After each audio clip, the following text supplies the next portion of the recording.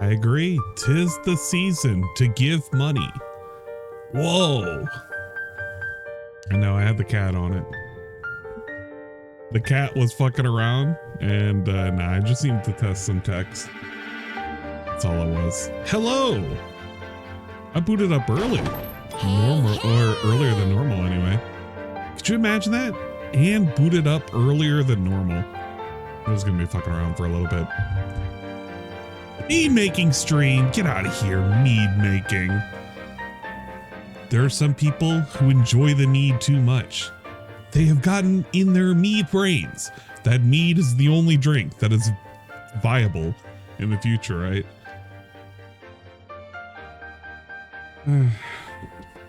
One sec. I'm already at wit's end. Give me a sec. Right back.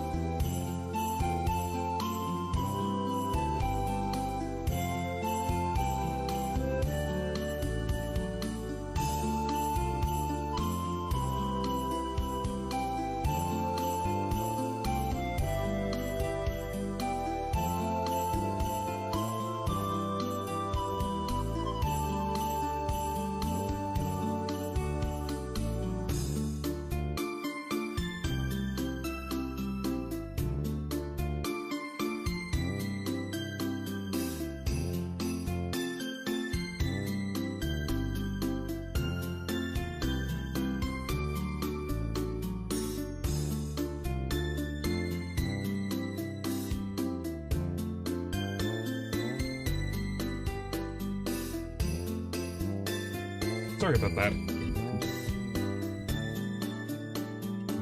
I have, unfortunately, visitor at the door right as I'm ready to stream. Could you imagine that? Man. Just when I thought everything was set and I was ready to stream, I wouldn't have to worry about shit. First thing first, we got a visitor.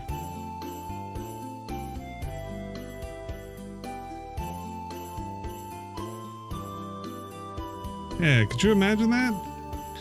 I got, what is it? I got one of those services that they come by like every other month. They do, it's like the outdoor spraying for like insects and shit, just to keep, I guess all the repellent and everything up to date.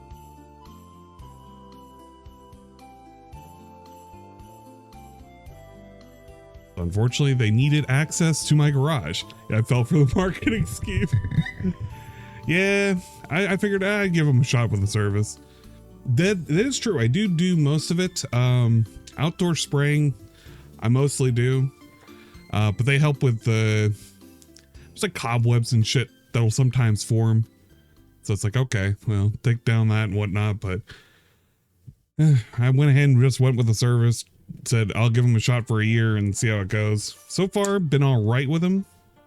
I don't have to do shit for myself, so that's pretty good. I'll just kind of keep it going for now. It's not very expensive. It's quite inexpensive since it's a local place, and they're local guys in the neighborhood too.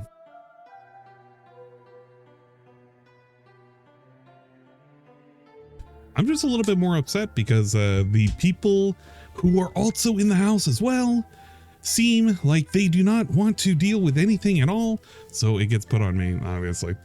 It's whatever. I don't care. It's their weekend too, I suppose. So I can't knock them for wanting to enjoy it. But hello and welcome. I'll probably have to step away one more time to take care of making sure that they're done, I suppose. Pop over to this. I see the Mutahar destruction of Boogie on RTU's stream when Rich was baked. No, I did not. And you know, part of me is kind of thankful that I didn't. I don't know why, but I just think that any of the Boogie nonsense, I wouldn't say it's not worth it. Oh my gosh, I gotta restart that thing again. I have to do the thing where they automatically refresh, and for some reason they don't refresh anymore. What the fuck is up with that? I have it at shout out Twitch. Yeah, mix it up overlay. I gotta refresh the cache on it. I wonder if there's like a way I can globally refresh the cache. There probably is. I've just never looked into it. Let me see. Let me do the redeem. If it'll let me.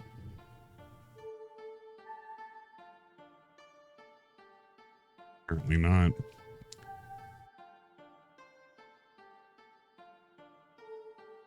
I put it as ungrouped. Oh, it's not a command, it's a redeem. Give me a second. I'm kind of still waking up, if that makes sense. I'm kind of glad that today's Saturday. This whole fucking this whole week has just been ass. Like hyper fucking ass. Like I can use Hakusho trailers out. Jeez, thanks for the chug, I appreciate it. I don't know why, I just can't be excited for anything related to Yu Yu Hakusho. Yu Yu Hakusho, I feel like, why are we getting anything extra for it? If that makes sense. I'm not sure what sussy game we're going to be playing today. I know later is going to be Monster Hunter, obviously, but I feel like I should do something in the interim.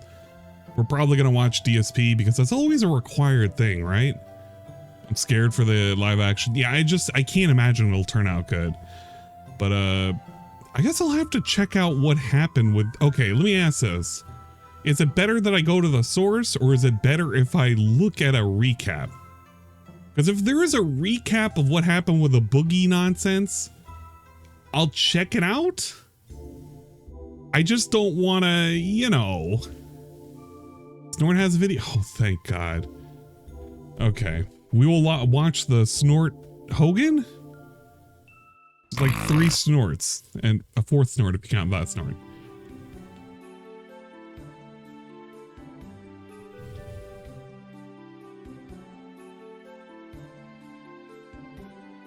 Okay. Let's see. 36 minutes? How long was the actual thing? Was it also 36 minutes? Because I feel like this is going to be just full of nonsense.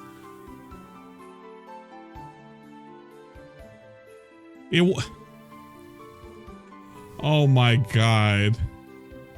Way better on Snort. Snort vid, yes. Okay. 1 hour. Okay. All right. Well, that does recap it. Okay, we'll listen to it on the side. The question is, what do I want to play on the side while we listen to this? Because I can have it on a mini player. I'm tempted. Do you guys just want pain? I could spend an entire hour. No, I can spend an entire 30 minutes in pain. I could stack pebbles. There was also finishing up, you know, I could finish up, as dumb as it sounds, I could finish up the one other game. What is it? It's the Lighthouse one. I could finish up this game. We always want pain. Yeah, Wardog, but you enjoy me being in pain. That's a difference.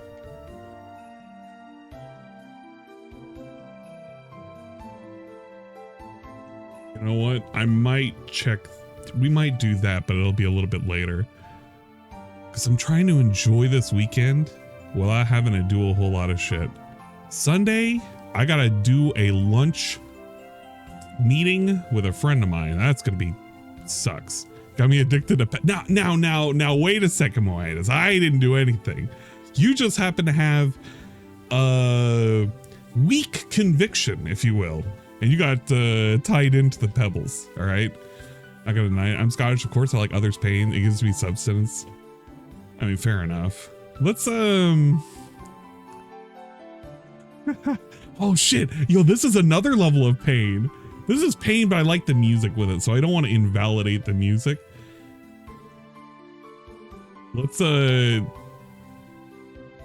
Let's climb for a bit. I feel like I can listen to the pain while also being in pain with the Imomushi. Okay, let me see if I can fucking capture this correctly. Because it's gonna be a fucking in the middle of nowhere kind of thing, and it's gonna be yelling at me in a second. And then we'll have it on the side. Where is it? I want window generic gain capture. Please capture Imomushi. Please. Okay, I can hear it. Look how gigantic it is. What happened? Oh my god, it got like way too big and it's on the other side of the moon.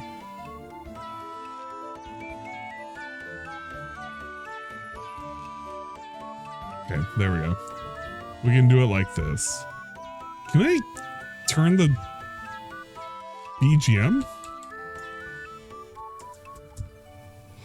Oh my gosh. Okay, we can have him sitting around there and then we can listen to this and enjoy both at the same time. I know he was just here, and Muta is here. Muta is here. He is, or I admitted him anyway. It is connecting right now. What's up, Muta? Oh, we should I am glad probably you add are this here, because I am not equipped to handle this right now. Thing. Hello, sir. Yeah, what's up? How are you? And Nah. Boogie is here as well. Boogie night, just working. You guys were high or something? Yeah. So nerve is me, dude. Zero contribution. Let me turn that off for Dr. the moment. Sexy Coco donated $15. I'm over on Twitch you playing, missed my $50 super chatalization. Have you played this mood? It's excellent. I'm sorry. It's so good. This is like contender game of the year. There are things I'm assuming that Muta wants to discuss as I'm getting shirtless to be the professional that I am. Shirtless. Oh, I'm so glad I don't have this full you screen. Did not give a heads up, or Muta Can you didn't give imagine you this a in heads full up screen? because you blocked him apparently. Yeah, well, wait, no, how what could, I'm you, saying say, how is, could like- you say that I gave you a heads up? That doesn't make any sense. Because you've been mad at me for like a week. I knew it had to be coming. I'm not mad at you. I Well, mean, you're just like disgusted with my behavior. To be mad at you would mean that you would have to like matter to me personally. Well, that's true. I don't get mad at you. I can't. right. I don't have the time. It's just like I think you're a compulsive liar. Is sort of the.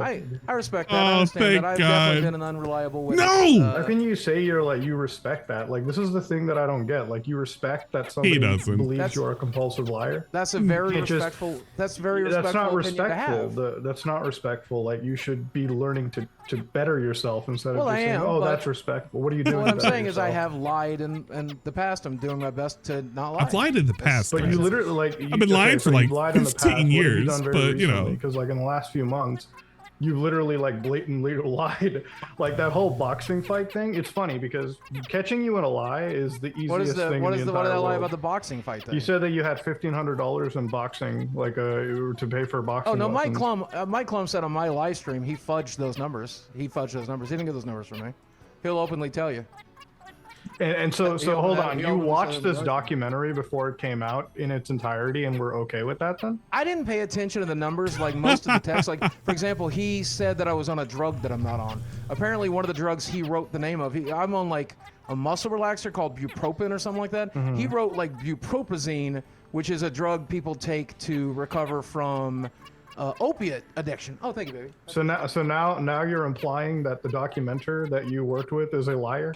So No, that I'm just brings up saying his. No, that I'm just brings his saying. entirety into that brings his entire like integrity One sec, and one the sec. future of this channel. Guys, one sec. I gotta go ahead and deal with the guy as he's leaving. Give me a sec. You're back. I don't want to miss it.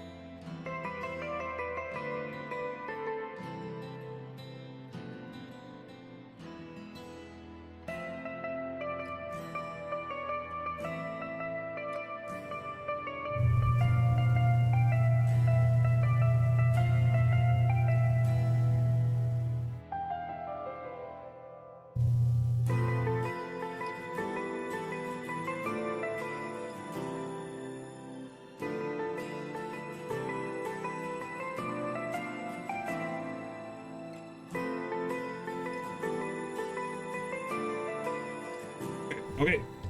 Back. I'm back.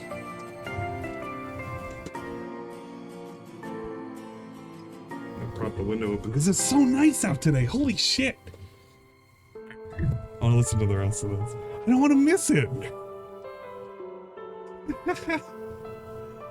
Okay.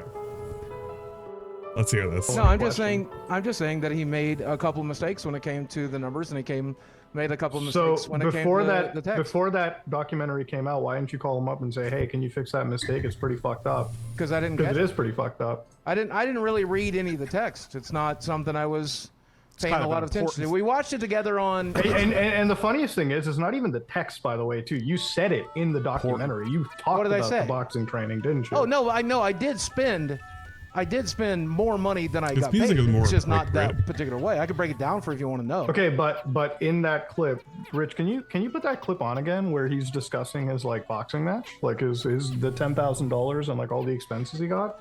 Yeah, We're go all ahead. here, so we might as well just watch it together. Yeah. Where do you know the point it's in your video? Also, Boogie, do you still have 30-something thousand in crypto right now? No, I did at the beginning of the year. I've got about, well, crypto's up right now, so I'm up to about 9. But about last week, I had about 6.7. But I got about. I don't understand why you don't cash that out. Because you only take the loss when you sell it, and what? Like, I guess the $6,000 could disappear tomorrow, but that's not really gonna make or break me. But if it goes up, I could definitely use the money. You know, if it goes down 1,000, it's probably not gonna make a huge difference. But do you understand if it goes how up fucking 10,000, wild that is? Like, you're complaining about money, and how much is it worth right now in asset-wise, like according to your app? About 9,000 or so. So $9,000, right? I cash it out as He could use it. He was talking about only having like a couple $100 bucks. Of December, I'll pull out 2,000 and pay my mortgage. It's like a savings account. I just treat it like a savings account. Except this savings account makes me money sometimes. It's not a savings account because it's literally the most negatively volatile asset you have. Right. Just cash out. Yeah, because it lost 99% of its fucking value. Right, so how low can it go? Exactly. What do you mean? That's why I leave it in there. How low can it go? That's exactly my point. Why wouldn't you put that in? Take that money out and maybe put it into like index funds or well, like if I had taken well, no, I'm going to need it in like 60 days. Here's what I don't understand. You have $750,000 and you just decide to put all of it in when you win it and you win it at the beginning. No, I did not have $750,000. I had $200,000. Tailspin. That's what Tailspin. the documentary. I understand. That's the most I had was $700,000.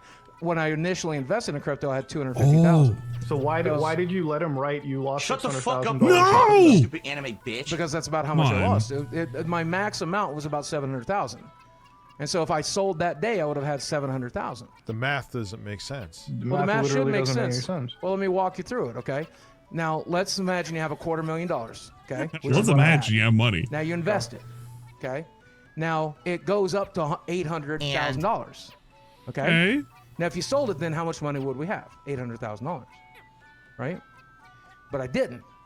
No. I sold it when it was considerably less than that. So you're telling me you put $250,000 in, you made like $750,000. That was your peak, right? Like the asset that was valued.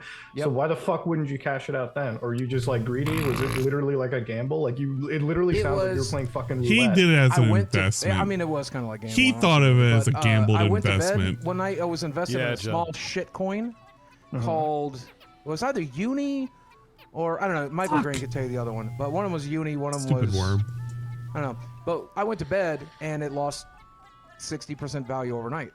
I woke up the next morning, and I sold what I had. But that didn't really matter, because I lost... I went from about $700,000 back down to about $200,000. I mean, this is just... I don't even, like, really... Like, first off, the math is incredibly... weird. I feel like what's weird about that? We'd probably like 250,000 doubles. That's true. Nobody knew it was going to fall 60%. off, but he took a gamble, and he should have really just decided I went to bed, and the what he was lost really needing to 80%, do. He should have paid off a lot of his crashes, debts with it. And so the market instead crashed, of just thinking he was just and, going to ride the high forever. At one point, they're worth different than another. So I woke up the next day. Yeah, I know how the stock market works. You're in the crypto market. This is a completely degenerate operation, but yes. Well, I understand. You know. So after you got so hold on, you put in 250,000, you got up to 750. How much did it drop to? About 200,000, 250,000 over. And you didn't fucking decide maybe I should cash out then? No, you let it go all the way down to 30 after that. Well, I did. I did cash out then. So but you cashed out $200,000? Yeah. What do you think I've lived off of since 2000? So I would have cashed out too, but I would have cashed out knowing that I had. Okay, if he had $250,000 to even sink in this in the first place, the question is how much did he owe on the property that he had where he was just willing to gamble $250,000 in the first place? Because it's not like he was making a whole lot of money anyway in the last 3 years. He had been falling off and his content was pretty ass. So he admits that he had like all of these financial obligations on the side anyway. I get it that you're wanting to gamble it, but you gambled it and you already took a W. I would have at least took out half of that and just paid out all of my shit that I owed on at that point. Fuck it, don't have a house payment and don't have a car payment. If he had done that, at least I would have said, okay, well, you lost your money, but you at least took out half of that and you paid off what you would have had to owe in taxes, your house, and all of that shit. But he was treating it like a gambling machine. Bro did not need to do that at all. And he did not get out even with what he had put in. Dude, if he had just taken out what he initially put in, then he could have just said he made a net zero. But he was riding that high. And that's why he made that video bragging about how I was never going to need to fucking stream ever again. And then what happened? He ended up losing it all and he was like, I'm back in the hole literally a year later. That was his fault. Also, if you don't want to cash out, you can set it to sell if it goes down too much. That's true too. He could have set it up where it would have at least auto sold. But he just wasn't paying attention at all. He didn't care at all, and he just thought, I'm gonna ride the high and I'm gonna ride the low until I can ride the high again. That's how he's rationalizing right now. This is lame. Actually lame. I've had to live off something. So what was Mike showing in his documentary where you had 30,000 in assets still remaining in a crypto account? Well, I put it back into Ethereum, which is a really safe investment.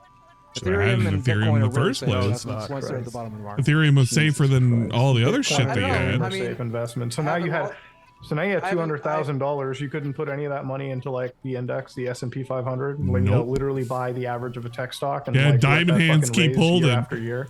I mean, this isn't financial advice. Hang in there, baby. Most financial advice is no, I could have, and that obviously would have been the smart thing to do. Or maybe you could have put it into the house because that's clearly a very safe, appreciating asset.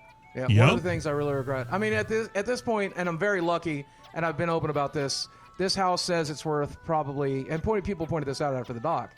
I wasn't aware of this, but this house's value is closer to like $450,000. I paid $250. I owe about $150 on it. So theoretically, after closing costs, I could. The math that you just told me makes it sound like you put in a value of money into cryptocurrency, it raised, and then you lost, but you cashed out roughly around the same value you put in. So it doesn't really sound like you lost $600,000 in crypto, then, right? It just sounds like you're gambling. Again.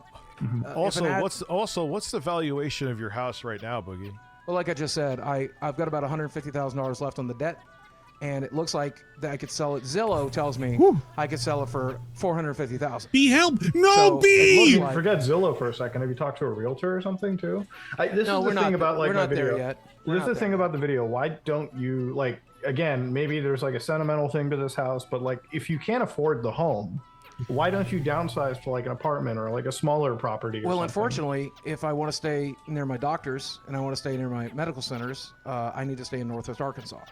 And Northwest Arkansas doesn't have any like apartments for you to go do. get? You can get apartments here for as cheap as $900 to $1,000, but then I would have to kick out one of my roommates, who's very close and dear to me. We've lived together for 25 years. He's my best friend. He's like a brother to me. I don't want to lose him, so then we're gonna have to pay more for a second bedroom. Why don't you and him split the rent with each other? I don't talk about that. Wait, what? He's got his personal life and his oh my god, fucker. He's got his personal issues. And I mean, but it sounds like you feel like you want to support this person, and it's great and all, but you can't afford to keep yourself afloat, and you can't. So how can you add on a dependent is the thing, right? That's a big problem. I mean, at the end of the day, he does bring in. Again, his life is personal. Let's leave his life personal. It's very important to me. It's very important to him that his life is personal. Yeah, I'm gonna blame it on Boogie. It's a null sum. Right now. He's currently a null sum game. I don't spend any money on him. And so. But you don't make any money off. If I had to move into a smaller apartment, though, I might have to and have to work something out. But if we can keep this house to $2,100 instead of paying $1,100 somewhere around here, I think it's nice to build equity rather than just give it all to a landlord. And also, renting in Arkansas sucks. You guys may not be aware of this, but renting guys anywhere probably sucks. don't know. Yeah, but especially guys don't know about this, but in reality, the worst state in the nation. But just think about it like this, okay? How much is your? You don't know current, about home renting, mortgage? guys. Let me explain to you what rent is. Okay, well, so in reality, rent is like $900. this. That is fucking slashing your that is slashing your housing costs by at least 50%. And if and when the time comes, that's obviously something I'll do. But I'd rather but here's the thing: live stream more. I'd rather try to make more YouTube videos. If you don't do it now, more money. Then if I stream more now, and if I make more YouTube videos now, I'll just make more money, and it'll just work itself out, dude. Okay, but you're not doing that now. You're not doing anything now. You're just kind of humble bragging about you having a bitch that's suspiciously younger looking, and now you're banning you're blocking a whole bunch of people on Twitter.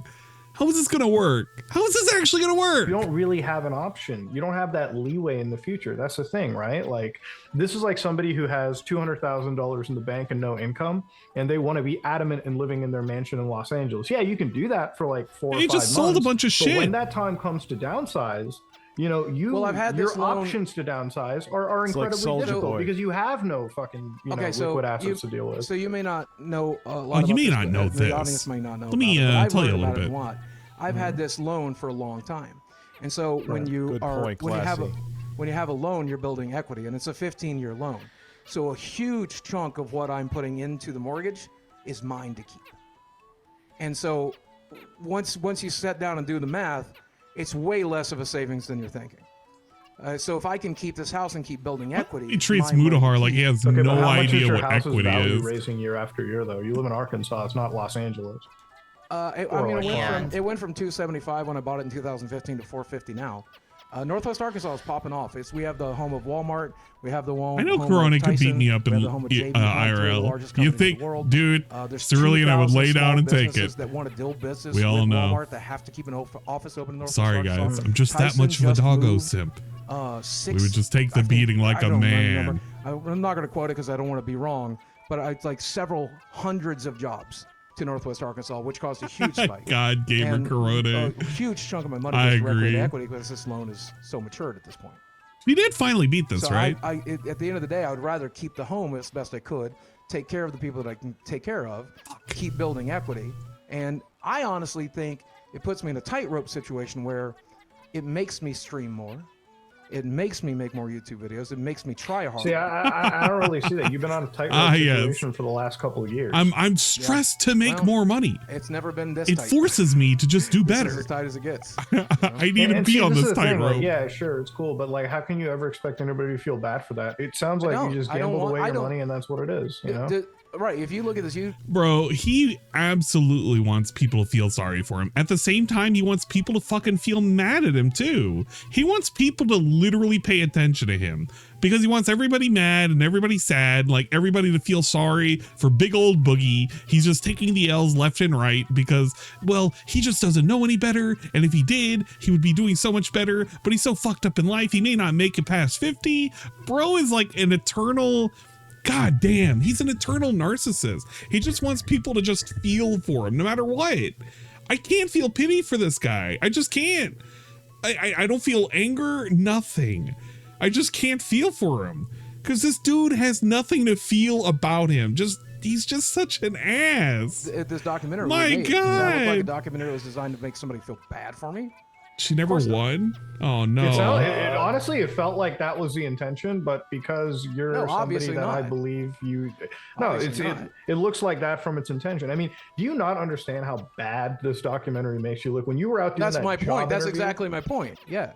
Because shooting, what's up, club, whatever, get a rating sub, you're not going to go like this. When you were out trying to get a job... When you were out trying to find this job or whatever... Like, what happened with that? God. Like, why did you absolutely throw away that opportunity? Like, so we went in. You took a dump all over that. We went into the job interview. That is not a job interview. It's a staffing agency. Okay, exactly. You're doing a marketing. Yeah, but hold on. Cool, exactly. Hold on. So it's a staffing agency, and we talked a little bit beforehand. You got to be staffable, though. Right. We talked a little bit beforehand and made it abundantly clear that there was not anything this company was going to be able to do for us. See, I can talk. So, I decided to have fun with it. Well, we decided that there was no staffable jobs that they were even going to potentially offer me to make this make sense. So I decided to just go ahead and bungle it and say a whole bunch of ridiculous things to make me look like a goddamn clown. I don't know if anybody saw that segment of the documentary. Probably most of you did. But if you didn't, he was like, yeah, well, you know, if you look online, people call me, you know, terrible names. They call me a fat, pathetic piece of shit. They call me a PDF. They call me like a rapper. They call me this, that, and the third. And it's like, bro, so why are you gonna say that? Like, because at some point that's gonna blow back somewhere, right? Oh my God, what a fucking clown. Like, I guess, you know, yeah, if this is for the lulz, but you know what, Boogie, your entire documentary is going to literally make you look like shit. So maybe you shouldn't just have done that. And I just went into my Andy I Kaufman don't mode, trying to know. have fun Fuck with it, whatever. And that's what we put into the doc. And the extended scene, I hope, shows that very clearly. But walking into that staffing agency in the first 5 minutes, we knew there's nothing this company could do. We knew. So They why not couldn't have give fun me with like it? $1 Also, million did the same job. thing- I couldn't be a like the CEO, attitude dude. you have when you walk into anything that could change your life? Like, Yes. this couldn't happen. There's nothing to do with Yeah. it. Well, no, once they tell me that it can't, then sure, yeah. Once they tell me that, no, we're not. No, in that video, like, she pretty much said, hey, if you have the mentality of I can't, then you won't. And she was right. Right, but that's after she told me. It was after we were abundantly clear there's nothing this company would be able to do for me. So you walk into an interview. And Yeah, you the tell them, royal okay, we. listen, I this is love all the royal negative we. things about me. By the way, if you look up me on the internet, you might hear me beat my wife or I'm a pedophile and all this shit. Right, It's like, yeah, you know, yeah. like that's gonna fuck. Like that is that. Right, I would literally- never have done that. I would have never So- done that if there was a chance that I could get a job there, obviously. Okay, what about the time when Meta PCs offered you a job? Why didn't you take that? Because that was a bit. How does people not realize that was just a bit? He never offered was a a job. bit? I'm one of their affiliates, man. We were trying to sell PCs. You guys have to know that, right? Like, ask Sounds like Zach. that. Ask Zach. That was never an offer. Zach will confirm that. I don't even know what the fuck the bit was, so I can't. say. Yeah, it's like these are like some insanely like retarded bits that just fly over everyone's head for some reason. It's kind of cute. Like, what the fuck? I don't know. I don't know I what that is. haven't seen it. It could very well be a bit. I'm just saying I haven't fucking seen it. Which is why I respect the opinion But that people please, think I'm a compulsive liar. don't, because don't, sometimes don't, this stuff okay. is. But yes, Zach wasn't actually offering me a job. We were trying to sell some PCs. I wasn't actually getting offered a job that day. If I did, I would have taken it very seriously. But we knew there was no job to be had here, so I decided to Andy Kaufman it a little bit. Why not? Have This fun is what I wanted to bring up. Classy Tech actually brought up a very good point. You realize the housing bubble could burst, right? What Yeah. happens if it bursts? Then your housing price is worth less than you actually. Right, but like I said, if I sell tomorrow, I clear $225,000 after. This is his exact argument that he was using for the whole why it is that I didn't let go of the earnings that I got from his crypto. It's like, yeah, I could sell today and make a lot more than what it's owed right now, but I could hold on to it and it could get even more. Yeah, that is true. You could just hold on to it and it could go up even more, but he's crying about how everything is putting him underwater. And he's taking no steps to solve it other than to continue the same thing that he's been doing, just begging harder and maybe making a few extra videos. Yeah, he's literally dive enhancing his own fucking house right now. Oh my God. Turkey Tom just uploaded the DSP thing. It's 2 hours. 2 hours and 10 minutes. Oh my God. Is it on his main channel or on Tom Dark? It's got to be on the actual main channel, isn't it? If it's a Turkey Tom and it's 2 hours, fuck me. No, it had to be a Tom Dark. It has to be a Tom Dark video. There's no way. I'll check it out eventually. We'll watch it. Repairs, closing cost. Maine? New paint, all this stuff. Oh, fuck me. And I do need that money. I'd love It's to gonna have a bigger audience. Where do I go? You Where do I go? downsize into like an apartment or something, man. Like Like I said, I something condo small. or a Like I small said- condo. Yeah, like a condominium, exactly. That Like a you 2-bedroom own. condominium. That's But not if going to you- be too much. But if you look in Northwest Arkansas, there's not a lot of options. In a price range that makes a lot of sense. We sat down. I know you guys. It don't just believe I sounds ha- like you I- want hold on. to- Hold on. yeah, Hold on. sure, I know go you guys ahead. don't believe I have friends. But I sat I down with my believe you. CPA. Who said that? A lot of people. Like people. Every time I mention I have a friend who has a job, they're like, "You don't have a friend." But Who like, says that? I don't say that. But like I had a friend in that. PR, Who's and they're saying like, "You don't have a this? friend in PR." I have a friend who works for the feds. You don't have a friend that has a fed. So when Cool, I tell okay, you, I know we're not those people, so I believe you have a friend. Well, Now I do go have a ahead. CPA Sure. friend who's been helping with some tax shit, and we sat down one day, and we've discussed a bunch of different things. The most promising thing, and this is something I don't want to do, and I talked about this when Tom was here.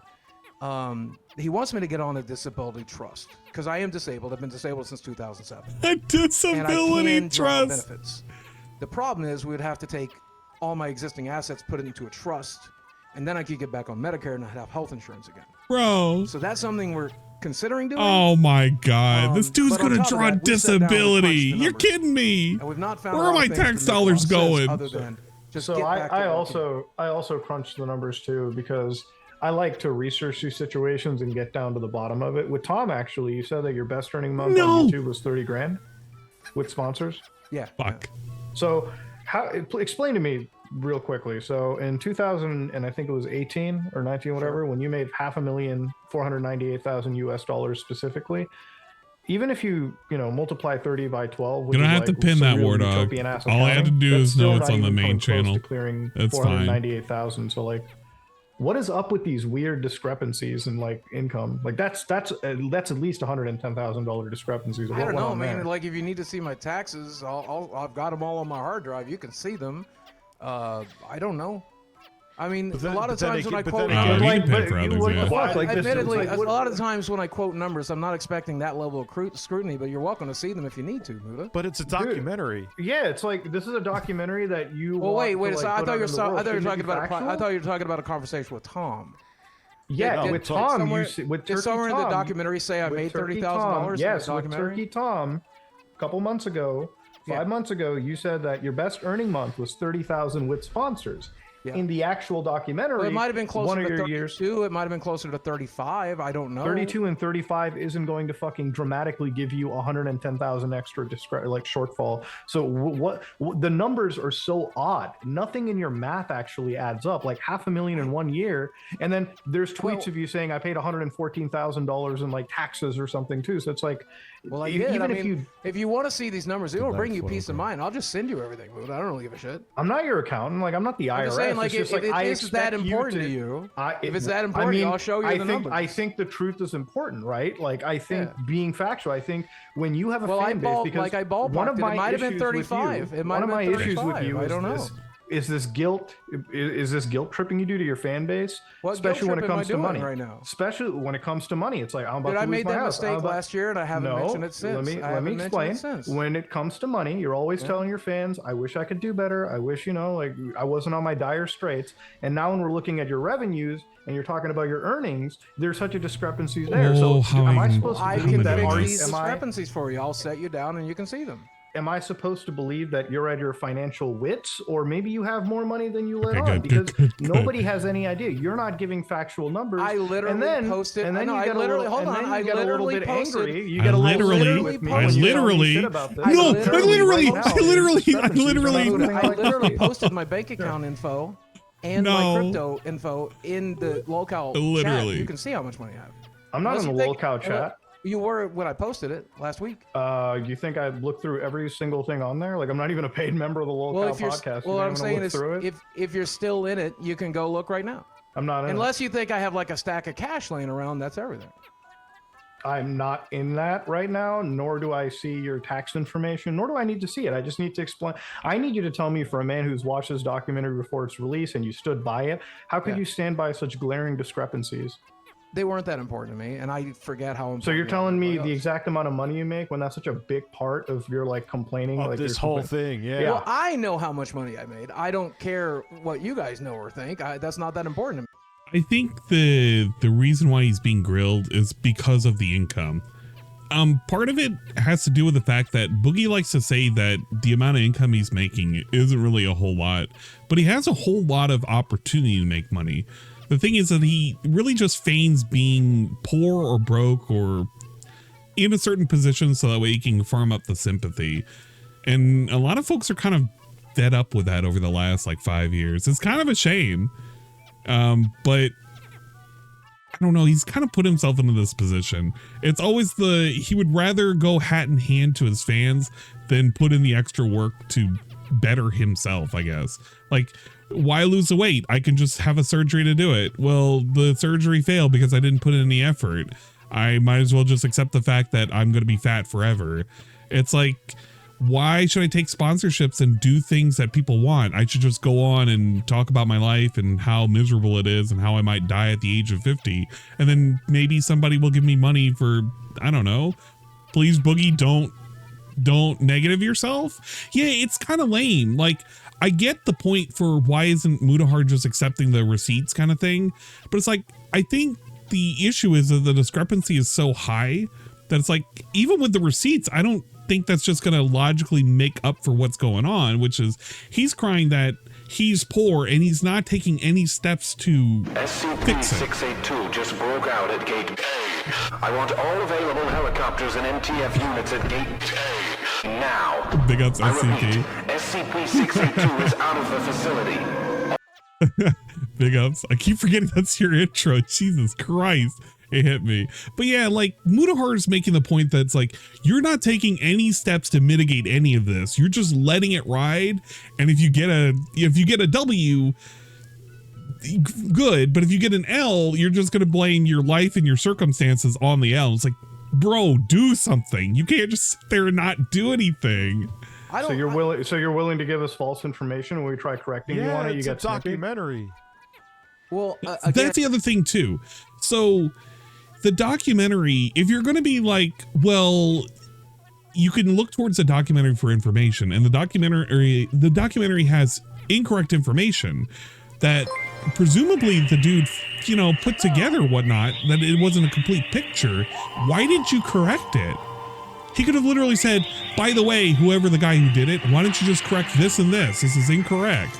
I bet you he would have done it too. But he was okay with the numbers looking like that because it just makes him look like he's doing worse than he actually is. So long. Thank you so much, Baka. Will there be a watch party for the turkey Tom DSP vid later? It just went up. Probably. We'll watch it. I gotta make sure I gotta react to it like hell for reacting, because I can't just take it and then just absorb it into my own content and pretend it's mine. I gotta react to it properly, and I can't be a substitution for people. But yeah, we'll take a look at it here in a bit.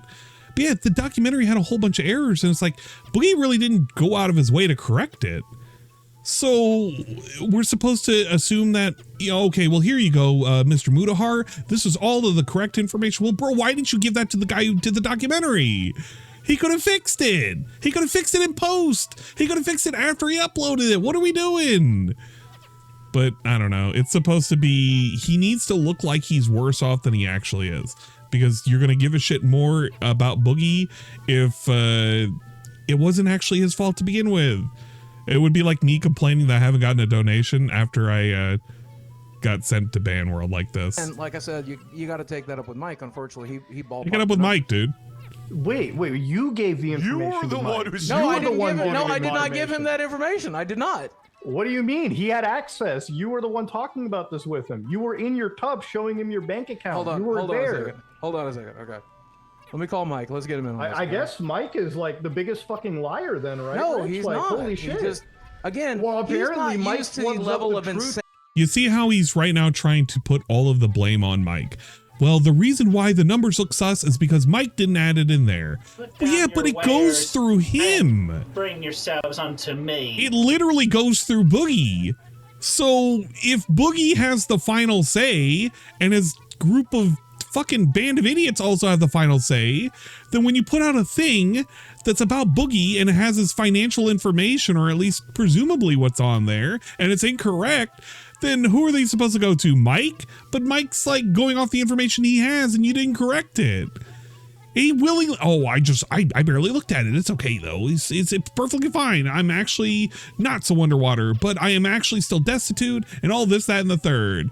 Bro, he didn't care until it became a point of contention because, you know what? Boogie is really poor with his money and he's poor with his fucking acting and his lying because he just wants you to feel bad for him, so you give him some money so he doesn't actually have to try and do anything. That's his MO for the last like decade. More scrutiny that you guys feel you need to have. I guess Mike must like absolutely, what the fuck? If Goes to the if automated anyone voice else made a message. documentary No, like Mike, this that no! had big financial discrepancies, they'd be. Yeah, you'd be fucking mad. You'd be yelling at us. You'd be like, "Where'd you No, get I your wouldn't. I'm so information?" used to you being wrong about me. I'm numb to it at this point. How am I wrong about you? I called about these discrepancies. That's what I'm talking about you. in the past, man. And how have I been wrong in the past? Please explain exactly how I've been wrong in the past. My 18-year-old girlfriend's a good fucking start when she's not 18. That's I never made a public statement. You tweeted that. Yo, you tweeted it. Fucking last week. You tweeted When did I that tweet last about? week. When did I tweet? What You did I said tweet you're exactly? telling people she's 18. I never fucking no, did. because I never was did. the one that talked about it in that leak. No, group but chat, you and I tweeted it. talked It's to him. on your fucking feed right now. You tweeted What out. do you mean? When you tell people your girlfriend is 18. mean? When Yeah, you tell when you me, were I telling never Team did. Stars, I you did. never did. That's what he told us I before never we made did. here. But I That's didn't. what he told us. But you are factually incorrect because I never did.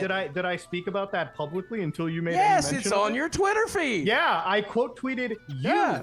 Because you were bringing you it up didn't. publicly. Yes, No, I did. you didn't. That was Yes, something. I That was a did. completely separate Yes, tweet. You were. Okay, do we show the tweet? No, we don't. I actually have to see this because I'm almost positive Mutahar did not. He did not. There's no way he tweeted out this nonsense. I refuse to believe this. I refuse. He does? Oh my God. They show the tweet. Thank God. You're the one that brought it up. The point that I'm making is you are still so you're fucking literally wrong. lying I was about to The point pull that it I'm up. making is you're still fucking even wrong. In there, I never You're still claimed that your fucking wrong. I have her girlfriend was ID in 18. my wallet. I never I know claimed how that old you What? she is. Why does he have her ID in his wallet?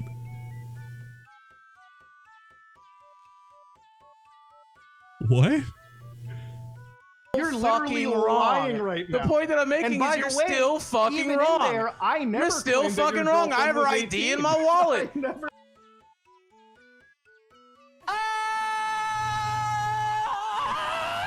Why is Boogie going around with her ID in his wallet? What happened? I know how old she is. You literally just She's lied not- she's so 20 years hard. old. And now you're so mad that you got caught in this lie. It's Because not a I lie. It's quote- on your Twitter I feed quote- right now. Yeah, Go I check your quote Twitter feed tweeted- right now. I'm looking Go at it. I check your quote Twitter tweeted feed right you. now. It's on there right now. It's on there right now. It's on there right now. Go look at your Twitter feed. It's on there right now. I ain't lying to nobody. It's on there right now. Go look at it. It's not there. I'm not lying about Boogie. anything. It's fucking on there. Boogie. You I'm said it. looking at it. You're the I quote tweeted You said it. talking You about said it. that I said that, and I Your- never your did. quote tweet I said, never I don't did. wanna Boogie. I never Team and did. Muta group I chat. never did. Yeah, you did. I never You're the did. one I that got a said, question. I don't never trust the did. Team I and Muta never fucking- did. I never did. But you I said I never did. did. Bro, I need a sound clip of that. I never did. I never did. That's part, you when being you wrong catch about him in me. a lie, That's when you you catch him being in a wrong lie. about When me. did That's you you being wrong about me. I never did. Fucking That's prove you I'm being not. wrong about me. Oh, what? How's Like, it feel, you're Muta? legitimately, How's it like, feel, Muta? wavering. How's it feel, Muta, to be caught in the lie? Sure, Woo, man, I guess. how's All it right, feel, we'll wait Muta? for you to calm down, I guess. Jesus Christ. And then I can deconstruct exactly how you're wrong. How am I quote-tweeted wrong? Did you tweet that I I- said that she was 18? Yes, I did. I quote. I never tweeted did. No, I never quote-tweeted did. I you never talking did. about the- I okay, there never it is. did, though. I've never said it. 50-year-old I've man that never said literally it. cannot fucking I've admit to never his said fucking it. man. I've never said it. 50-year-old man, dude. Jesus Christ. I've never said it. Man. I never will say it because she's not. She never was 18 when I knew her. Yeah, So I why would I quote-tweeted ever the say fact it? that you were talking about me in some group chat. How long were you talking to her God damn, dude. for? We just celebrated their 1-year anniversary today. We officially started talking November 10th My God. Let's November jump. 10th of what year? last year. One year. Okay. Okay. Yeah. Which would have made her 19 at the time. We started dating when she was 20, when she turned 20 in March. And we've met for the first time in June. And she legal is legal, and that's all that matters to me. But you don't think? No, I that mean, it you're- matters to me. I wouldn't want to date an 18-year-old. Why? Don't you think that's like kind of dumping? I your hear trauma Muta on back her? there laughing. I mean, he doesn't care. He was sitting there telling her every single health issue that he had, and she started to cry in front of him. What do you think she's going to go through? So this is my belief. I believe, and you might disagree, but I believe that if someone is going to be in your life, Fuck they need to be- no! And so that's why I you're want to gonna let make him sure cry that she and basically fully. remind them that you're basically at death's door.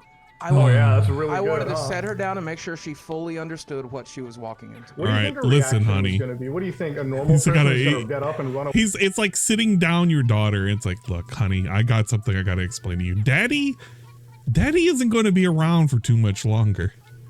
Daddy's very ill. Daddy is it's gonna be going away, and Daddy's not gonna be able to come back. And you gotta understand, Daddy just wants the best for you, honey. And you have to understand that Daddy loves you. Like that, right? Or do you think they're gonna get, forcibly attached to you because shit, I'm a real bad person if I run away when this person's dying? She's got to great place to go. I don't know if you're aware of this, but do you know that one of the biggest causes of divorce is people getting sick? Did you know that? Really? Did you know that people who have cancer, their significant others leave them very frequently? Did you know that? Yeah. So Wow. Yeah, we know this. One of the most common responses to someone being as sick as I am would be to leave. She chose to stay, and I think that's awesome. but she's psychologically damaged though. Yeah. I That's mean, She's got daddy issues. so I mean, am I. shit. She even sat there and was like, "If you cheat on her, she'll still let it go because you're a YouTuber." Yeah, we had That a sounds like really good normal moment. response, We by had the a really way. good moment on the live stream the other night, and she came in there. I'm like, "Baby, if I ever cheat on you, you got to promise me you'll cut my dick off." And she's like, "Of course." Yeah, she's got social anxiety. She's like me. She says silly shit sometimes when the pressure's on. It's really She just says silly I shit, didn't guys. even realize that for her Bruh. to say that she would still be with you if you cheated. Like it's just. She immediately regretted saying it, like we talked about it that night. And obviously we talked about it since but then. Really? Freudian slips are Freudian slips. Yeah. You know, it just doesn't seem healthy. Yeah, I get that. At the end of the day, she's got loving parents that'll take care of her, and when she's ready to go, she can go, and I'll be glad to help her. You know, at When the end of she's the day, ready to go, she can go. What are you waiting What for is- her to leave? I'm Yeah. saying if that's something she decides she wants to do, she's You don't welcome think? to do it. You Bro. don't think you don't think you're necessarily being selfish, taking away these years from her life? I think that she is an adult. I think that she has agency. I think that she knows that she has multiple places that she could be. She knows that she's got plenty of people that would pursue her. She's got a loving family that would take care of her, that miss her very much. We're going to go have Thanksgiving with in a couple of weeks. And she knows that she has options. If she chooses to be here, then she has every choice to be here. And I'm going to make it an awesome time the whole time she's here. We have a good time. We watch her shows. We play our games. We take what little time together we can. And she's happy and I'm happy. And if she's ever not happy, I fully expect her to tell me so we can solve the problem. Simple. Hey, Rich, I'm gonna send you something in the chat. You think you can put it in the stream? Oh, I so can't that's say weird. that. This is the Show me. Can you read it to me or old whatever it tweet. is? This is the actual tweet that Boogie is saying that I mentioned about him 18. I want you to tell me who I'm quote tweeting in this. Who started this contest? Who started this first? Who Please. started this Were you content? Read the were you tweet. sending Read the it tweet to Zoom us. or are you I sending sent it to you in the Zoom meeting chat. Yeah, read the tweet Okay. to us, please. Yes, I can't read the see tweet it. exactly. And I sent you an image as well too that shows you the deleted tweet from the individual I quote tweeted. Just tell me who that individual is. I mean, I'm not going to say I didn't start the conversation. No. Shut the fuck up. You Okay, started. go ahead. You were literally hiding that. You were fucking screaming like a baby. I'll keep streaming it, baby. You said that. Buddy, I don't privately shit talk you, but I'm very open about my dislike of you. I think you're one very manipulative person who loves to take advantage of your fans. Grass about your weird relationship when you publicized it. We all thought it was creepy. She The was. I Twitter said that she post. was 18. All I right, so never did. there's that. I can't. How do I it's see not- it? Can I? Is there a way to see it? In Hold the on, I'm Zoom gonna chat? get that too. I'm gonna get that too. Sorry to do this to you when you're high, man. It's okay. I was just gonna play with the tape deck like a nice little middle-aged man tonight, and here I am. Where the fuck did I just save that to? Oh, I saved it to my desktop. Hold on, because that's also very boomer of me. Oh my lord. Everything. What? Here it is. Oh. Can we talk about this? Look, I know my desktop is a little messy, but can we talk about this? Because that's like, bro, just put it in a folder. There's so many images. There's so many like MP4s laying around. Oh my God, there's just so much nonsense over here. What the fuck? Here it is, I believe. Jeez. And I will zoom in. Yeah, who am I responding to there, Rich? Who started this? What did you say though? Isn't that Y'all important, too? y'all expecting me to go wild about these Keemstar Muta leaks where they shit talk me. I wouldn't have expected anything else from that type of It's all group right chat. there. Y'all expecting me to go wild about these Keemstar Muta leaks where they shit talk me. I wouldn't have expected anything else from that type of group or chat. Mutahar quote tweets, but I didn't privately shit talk you. I'm very open about my dislike of you. I think you are one very manipulative person who loves to take advantage of your fans. Creators asked you about your weird relationship when you publicized it, which you very much did, Boogie. We all thought it was creepy. Now, again, before Boogie talks over, when he's talking about group chat is a private chat that creators have between each other. This is not a public statement of fact. Under it, I said, when you tell people a girl you met just turned 18, because Keemstar was the one that told us about this in a group chat, and we were kind of a little bit grossed out. But I didn't make a public matter-of-fact statement because that's just Keemstar's word. I'm not going to publicly defame somebody when there's no hard proof. So before you go, I never did, there you go. That's your lie that you got caught up in. So wait a second. fucking talk your way through it. Read the tweet again. Your tweet. tweet. I'm so sorry. I'm dealt with some shit. read your tweet again, if you don't mind. Y'all expect me to go wild about these Keemstar? No. His tweet, the one where he says that I was telling people that she was 18. Can you tell me that part again? When you tell people a girl you meet just turned 18, it creeps us all out.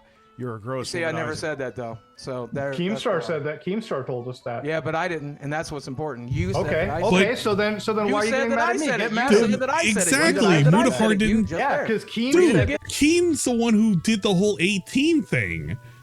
Mutahar is saying, "Oh my god!" Like you could split hairs with this, and it's not even to defend Mutahar 100%, but Mutahar's not the one who fucking said this. It's Keem that made the statement. Just get mad at Keem. You're getting mad at Mutahar for no reason. Yeah, you said it to him. But I never what am did. I gonna do? Well, okay, anyway, then fucking, so then Keemstar. There you go. Lolcal chat. Why do you work with a guy that just slandered you? What the fuck? You're such a bitch. I'm a forgiving guy, man. Why? Fuck it. Keemstar's gonna make me money. I'm just here to make money. Oh, now it's about the money. Make me money. I'm here to make me money. You're the one. Yeah. You hear this? You see how quick it changed? Oh, well, it was Keemstar that did this all along. I forgive him because he's gonna make me money. Guy, man. Why? Fuck it. Keemstar's gonna make me money. I'm just here to make money. And you're okay with it. Keemstar just wants to make me money. I'm here to make me money. You're the one who tweeted it. You point out that it was a private chat? Didn't you point out it was a private? You're the one that mentioned it. You brought that private chat up into the limelight. You mentioned "Be My Name" in that post. That's why I quote tweeted you. I wasn't going to mention a private chat. Keemstar's asking me to save it for the Lolcal podcast. I'm going to save it for the Lolcal podcast. But have a good one. You did say that publicly. I said that she was 18. I didn't say shit publicly. You did. I didn't. You did say that. You did right there. I didn't make a public matter statement. The tweet that he just. Then you need to go back to a fucking school and relearn how to read properly. Because my Rich, God. read that to me one more time, could you? Yeah, please read it again. The part where he says that she's 18. Could you do that again? I say that? I said people said that she was 18. No. You were referencing. Read it again for me real quick. When you tell people a girl you met just turned 18, See, I never did though. When you tell people a girl you just met, but I never did though. That person. I never did though. Keemstar said it to us. Have a good night. Okay, so you're saying, all right, cool. Then he just fucking leaves, I guess. Did he really just leave? Oh, he really did. He left because he gets rolled. That's what happens. He gets fucking bodied. Like, you want to fucking call me out? Cool. You can call me out for a million. Oh yeah. No. I'm aware of that, War Dog. So for those of you who aren't aware, there was a tweet about the whole Lolcal live. Apparently, it's currently having an issue between one of the creators and management. So go figure who the fuck that is. Boogers is probably not so happy about this little whatever the fuck this was. So there you go. This is what happens when you cry for attention all the time. You literally have, okay. He's been sitting here and he's been parading around his girlfriend because he knows what everybody's going to think. He wants everybody to hate him and he wants everybody to spite him and he wants all of his viewers to feel even more pitiful for Boogie right now. Like, that's all it is. And then when he finally gets his wish, when people actually fucking hate him and also feel pity for him and also feel weirded out by his girlfriend situation type deal, now he's like, well, yeah, but you're being a piece of shit, bro. Real talk, real actual fucking talk. Stop being a piece of shit. Stop being a piece of shit to your fans. Stop being a piece of shit to everybody else that is around the content sphere that you do. Literally stop doing that and you wouldn't have half the problems that you do. Boogie, you're gross. You're gross just like fucking Rich. Fucking Rich right here being naked is gross. Like, you're all fucking gross. I'm not gonna feel sorry for your ass. God damn. But to say that I just said in that statement that I called his girlfriend 18 when I said other people said it in that group chat that he was referring to. By the way, he deletes tweets like a bitch.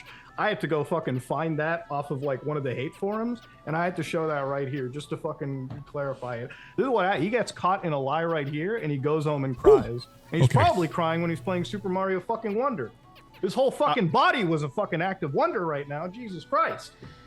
And yeah, dude, he's made way more money than I don't understand how he was pre-Adpocalypse getting huge numbers for years. So he's made more money than he's letting people know about. I don't care what he says or what papers he shows me. There's no way. Man. There's no way that he did not have more zeros in his bank account. Unless there's something I'm missing. If we can't apparently trust the documentarian, Boogie or the audio person clips being, added on like, Discord. documented, I guess every fucking statement that we read are just bullshit. I don't know. Okay. I don't fucking know. Honestly, like, it's just insane. This is like, and here's the thing, okay? When anybody's like, I get mad, it's just like lying fucking pisses me off. It really does. It really just angers me to the point that like, and you know what pisses me off more is when you bring my credibility in action. I fucked up in the past when it comes to credibility, even when it with like Ethan Klein and everything. Since then, learning is the most important thing, especially when it comes to facts like this. I try to like triple check everything. So like when you like question me a million times, at least put some effort. Don't scream like a fucking baby. I literally had to find this quote. It took me 5 minutes to find the deleted tweet and show that, and that's why I left. It's like, what are you gonna do, you know? No. Anyway, yeah, thank you, man, This for is coming truly on. pain. No, it's great to be on, dude. Thank you. Yeah, you're welcome. Have a good night, and I appreciate it. Okay, was that Take care. okay? That's basically all of that clip. How much? We got a little bit longer before DSP starts up. Let's look at Turkum Toms, the turkey, the legend himself, the Turkums. 48 minutes ago, 16,000 views. Oh no.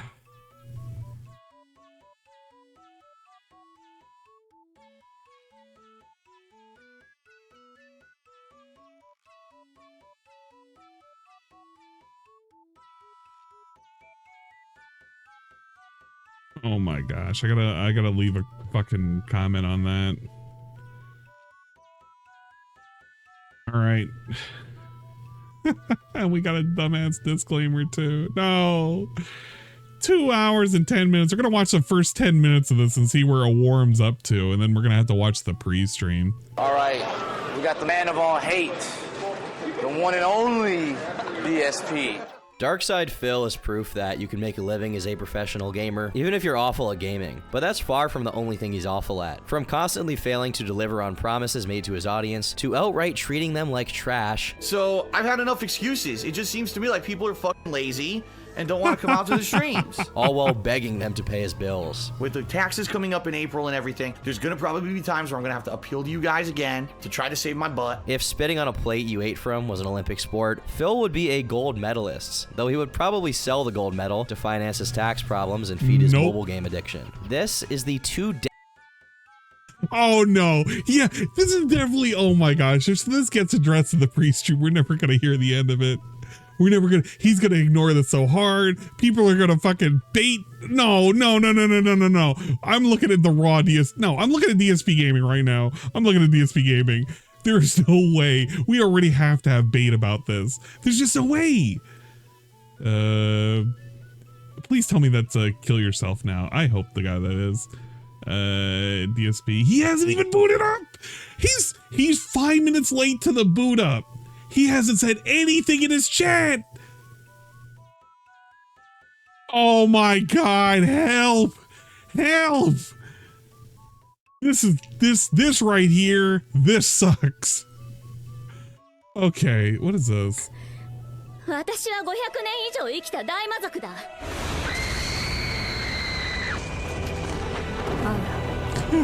自害しろ。You should kill yourself now. Fucking hell, I hate this. Decade-spanning story of the self-proclaimed king of hate, Dark Side. God damn it. I hate this.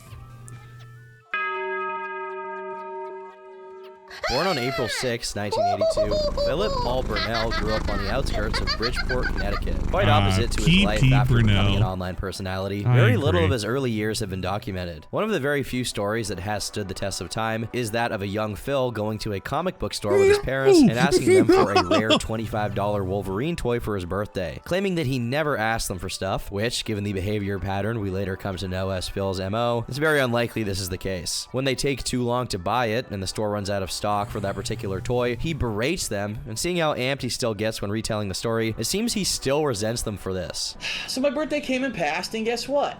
My parents go, "We're very sorry, Philip, but we couldn't find the action figure." I said, "I told you to buy the figure. Why don't you listen to me?" If we can take his word for it, he graduated from Catholic school, St. Ambrose, in 2000 as the valedictorian of his class before going on to study business at Fairfield University. But before studying business, DSP was already getting busy in the competitive fighting game scene, with a particular interest in Capcom's Street Fighter series. In the 90s, he actually traveled across the United States to attend tournaments. Mind you, this is at a time when gaming was still seen as somewhat of a loser thing to be engaged in, so to be dedicated to it as much as he was pretty rare. However, this dedication didn't manifest in exclusively positive ways. Phil often lost his temper and was a generally toxic player, which turned many of the other attendees of the tournaments he participated in against him. Now when I go to these tournaments, I say, "Hey, guess what?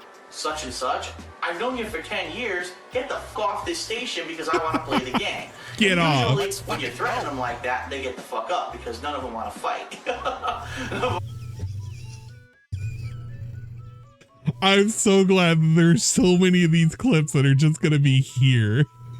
Because these are such good clips. Don't want to step outside and get their ass. God damn. What's worse is that for many years, despite his dedication to the point of toxicity, he consistently lost every single tournament he was in. For a while, that was true.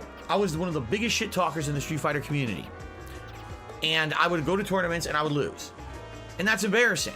As he tells the story, when he finally turned this around and started winning, it was to the general chagrin of everyone involved, which earned him the title of the King of Hate, because everyone hated him. The competitive fighting game No, he's gonna take so much of this, bro. Actually, in reality, I was the King of Hate because I would take that hate that was used against me and I would fuel it. It would fuel me to make better content. Bro, he's gonna do so much of this, not realizing all of this is just general tomfoolery. Get it? Tomfoolery? He's good. Oh my God, we're gonna never hear the end of this. Unity by 2005 had largely made the transition from the use of arcade cabinets to console ports. Evo 2005, however, proved to be a bump in the middle of that transition. A PlayStation port of Super Street Fighter 2 Turbo was particularly divisive in the fighting game community, with various bugs and technical details that would mar its reputation. The port fell so far short of minimum expectations due to the differences in this particular port that, as a result, various high-level players would end up boycotting the event in protest to its use. While they went high, however, Phil went low. On his credit score, to be more specific, in perhaps the earliest manifestation of his ability to handle his finances in anything resembling a mature way, a 23-year-old Phil was living in a 3-bedroom apartment he knew he was going to move out of within half a year. In the meantime, he had no idea how he was going to pay his bills, let alone find and pay for another place to live in. With his only job prospect being an entry-level position at a Best Buy, Phil applied his business diploma to the best of his abilities. Instead of buckling up and being frugal, hoping to scrape by until his conditions improved, he decided to take cash advances on every single one of his credit cards, which ended up being about $3,000, so that he could travel to and attend Evo. This decision mangled him financially so bad that he spent the next 5 years only managing to pay off the interest. Was it worth it? Well, he placed not third, not second, not first, but fourth in the tournament. However, since the top 3 players were all Japanese, Phil rearranged this win to mean he was the best American player. That's not factually incorrect either. That's the thing. Oh my God. That's literally how he did it. So you can't erase history. Oh my, I feel like DSP is going to focus so much on the very, very beginning, not understanding it's part of the joke, that everybody makes fun of him for this shit.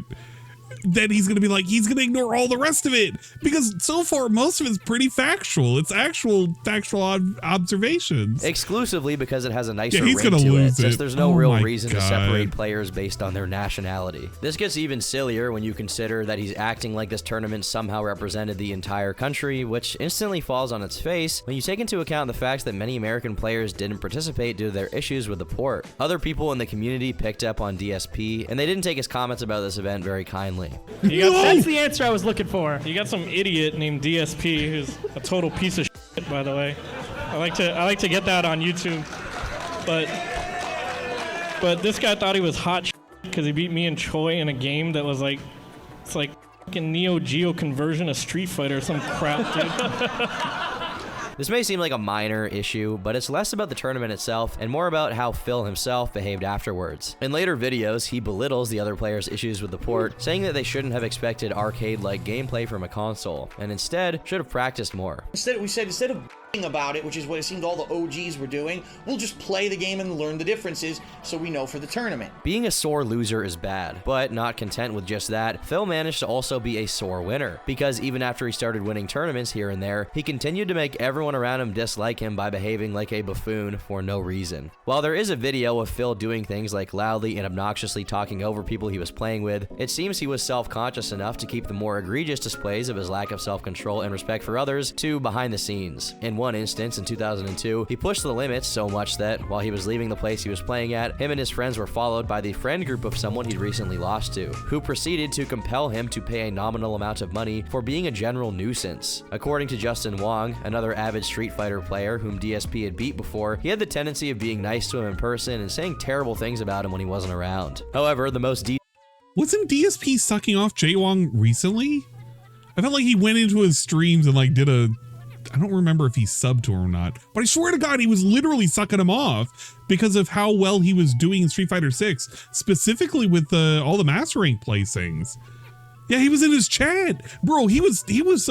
I felt like he was giving him a rim job, one of those pre-streams where he was talking about Jay Wong and how like he's now Master Rank on all these characters. I felt like he was doing Master Rank on the new lady, the Poison Lady, Aki.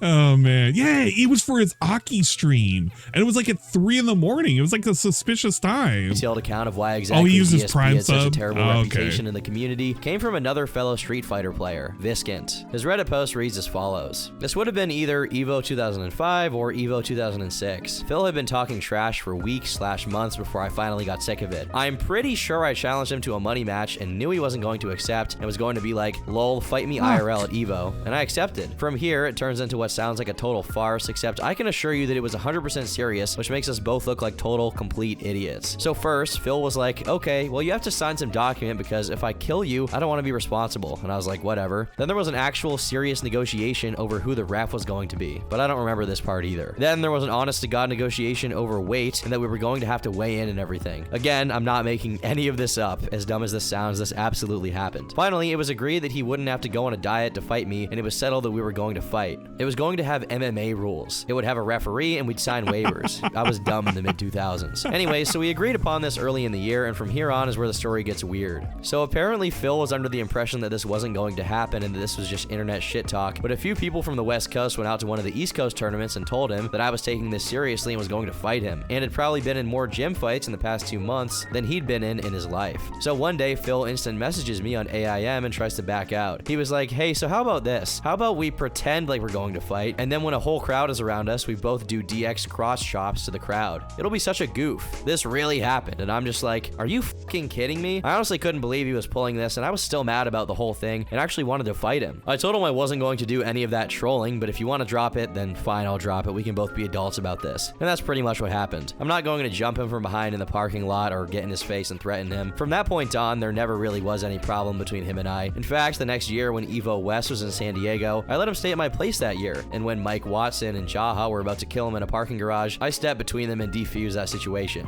He later would go on to have more serious problems with Watson and Jaha, but I made sure it wasn't going to happen when he was staying with me. I generally don't hold grudges, so even though I remember being really pissed off at the time, by the time the parking garage thing happened a year later, I was over it. The parking garage situation Viskin is referring to is the aforementioned shakedown, but enemies weren't the only thing Phil made in his time as a competitive Street Fighter player. He also made some friends, however unlikely that may seem, and they went on to collaborate with him in the future.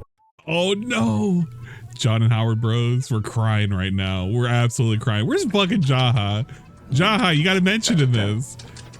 You gotta put on the turkey Tomules. Oh my fucking god, I hate this fucking game. One such acquaintance was Mr. John Rambo, who sought Phil out after his victory at EVO because he wanted to get better at Super Street Fighter Turbo. He'll come up again later, so keep that guy in your mind. Despite his infamy in localized gaming communities IRL, Phil found a way to circumvent this by tapping into the realm of online gaming. Even if word got around about his excesses at the competitions, it wouldn't be enough to prevent him from making a name for himself based exclusively on what he chose to put up online. He created a YouTube channel in 2007 where he uploaded random vlogs related to the real question is whether or not Turkey Tom will say anything about the fact that he was on the entertainment category. That would be wild if he says it. Yeah, no, he does show it. Yo, no, he does. He actually shows it. Look, comedian, Dark Side Phil, subscribe under the tab comedian. Not even gamer. Comedian. What a fucking clown. He loves to forget about the fact that that's what he put his channel under back in the day. DSP wasn't a guy who was making gameplay footage. He was being a clown, professional. I'm being an improv guy, dude. Come on.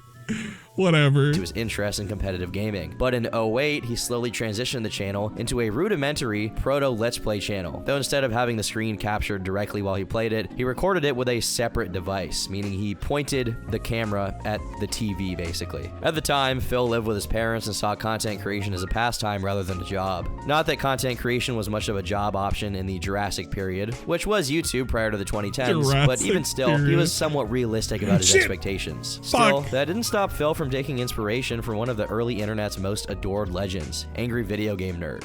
Now, as I was a Street Fighter player, I used to travel with a group of friends, and it was actually in a hotel room at a Street Fighter tournament where we were just hanging out and having fun, and one of my friends said, "Did you ever see this guy called the Angry Video Game Nerd?" I was like, "No, I don't know who that is." And then his content changed forever. He looked like very much dressed up like a nerd, right? He had a button-down white kind of shirt, thick glasses, right? Even talked kind of a little bit high-pitched or whatever. And here he is, ranting at a video game, making funny lines, talking over the top, swearing like a sailor.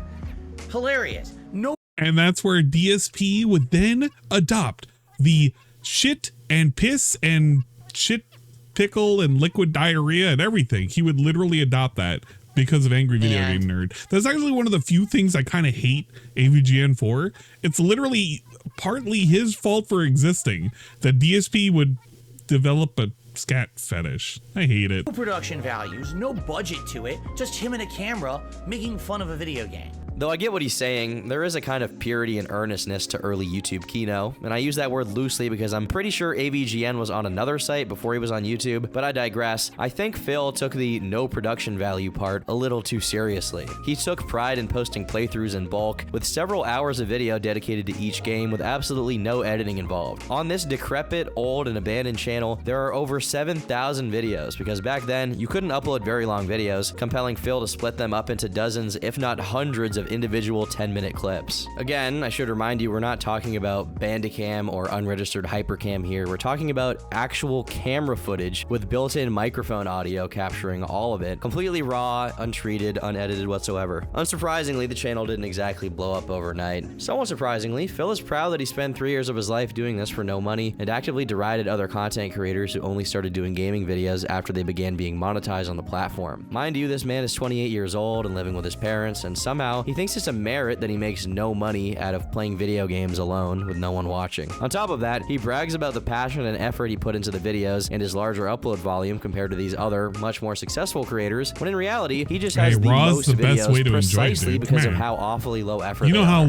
It's a perfect example of quantity over quality. Once again, it's not what DSP is doing that's the issue, it's that he brags about it in a really grating way while putting others down. My God. Oddly enough, Phil's first conflict with someone else to be documented online, it wasn't a result of him disrespecting other YouTubers who are trying to make money off of their content. Instead, it was during a recording of his playthrough of Spider-Man Shattered Dimensions when he was— Okay, I'm gonna pause it there. Let's see if DSP's ready to stream.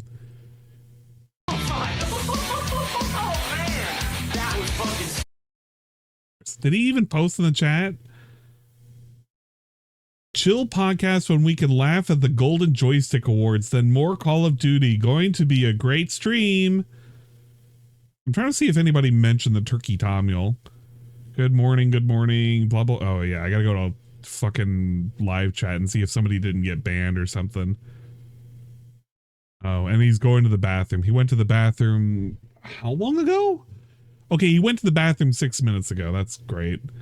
And everybody's like pretending to care. That's great. Whatever. He was making too much of a racket, and his neighbor decided to interject. Being the good Samaritan he is, Phil took his neighbor's advice. As it turns out, however, his neighbor wasn't the only person getting annoyed at Phil. The running jokes surrounding DSP's online presence actually had a running start, as they were already going on before he had enough detractors and people in general seeing his content in order to pick up on it. Though if you are to go okay, well, hold up. Is he? Oh, he hasn't started yet. I just realized we need to have a bet, guys. We can actually set this up right now. We can set this up before he actually starts. Guys, we're going to run a quick prediction. All right, we're going to start this. Will DSP have a, what do we call it? What is it called? It's the, fuck. What is it called? It's the, cold open. All right, there we go. Yeah or nah? You guys have 2 minutes to vote. 2 minutes to vote. Or predict. You have 2 minutes. 2 minutes. 2 minutes to get it in. Get your points in right now. We're betting, does he have a cold open? I'm on the raw, or not the raw. I'm on the actual live thing. All right, and we're going to look at a sus video really quick. It's totally sus. Sorry, what? That was not the tires. That. What the fuck? Sorry, that was not the tires. That was me screaming. Bruh, how did she scream like that? Get out of here. This lady. Oh, I gotta close it.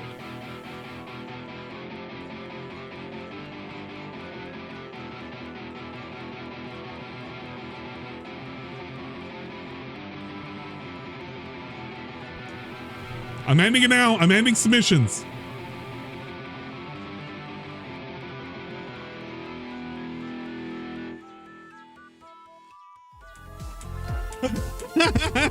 No. Oh, no cold open. Oh, that was close. No cold open.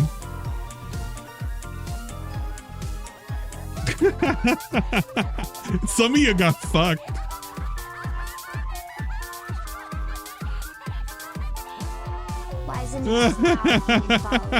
Welcome to the secret club, Sassy Baka.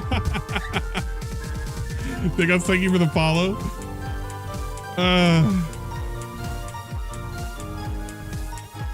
Alright, well, let's we're gonna enjoy this, guys.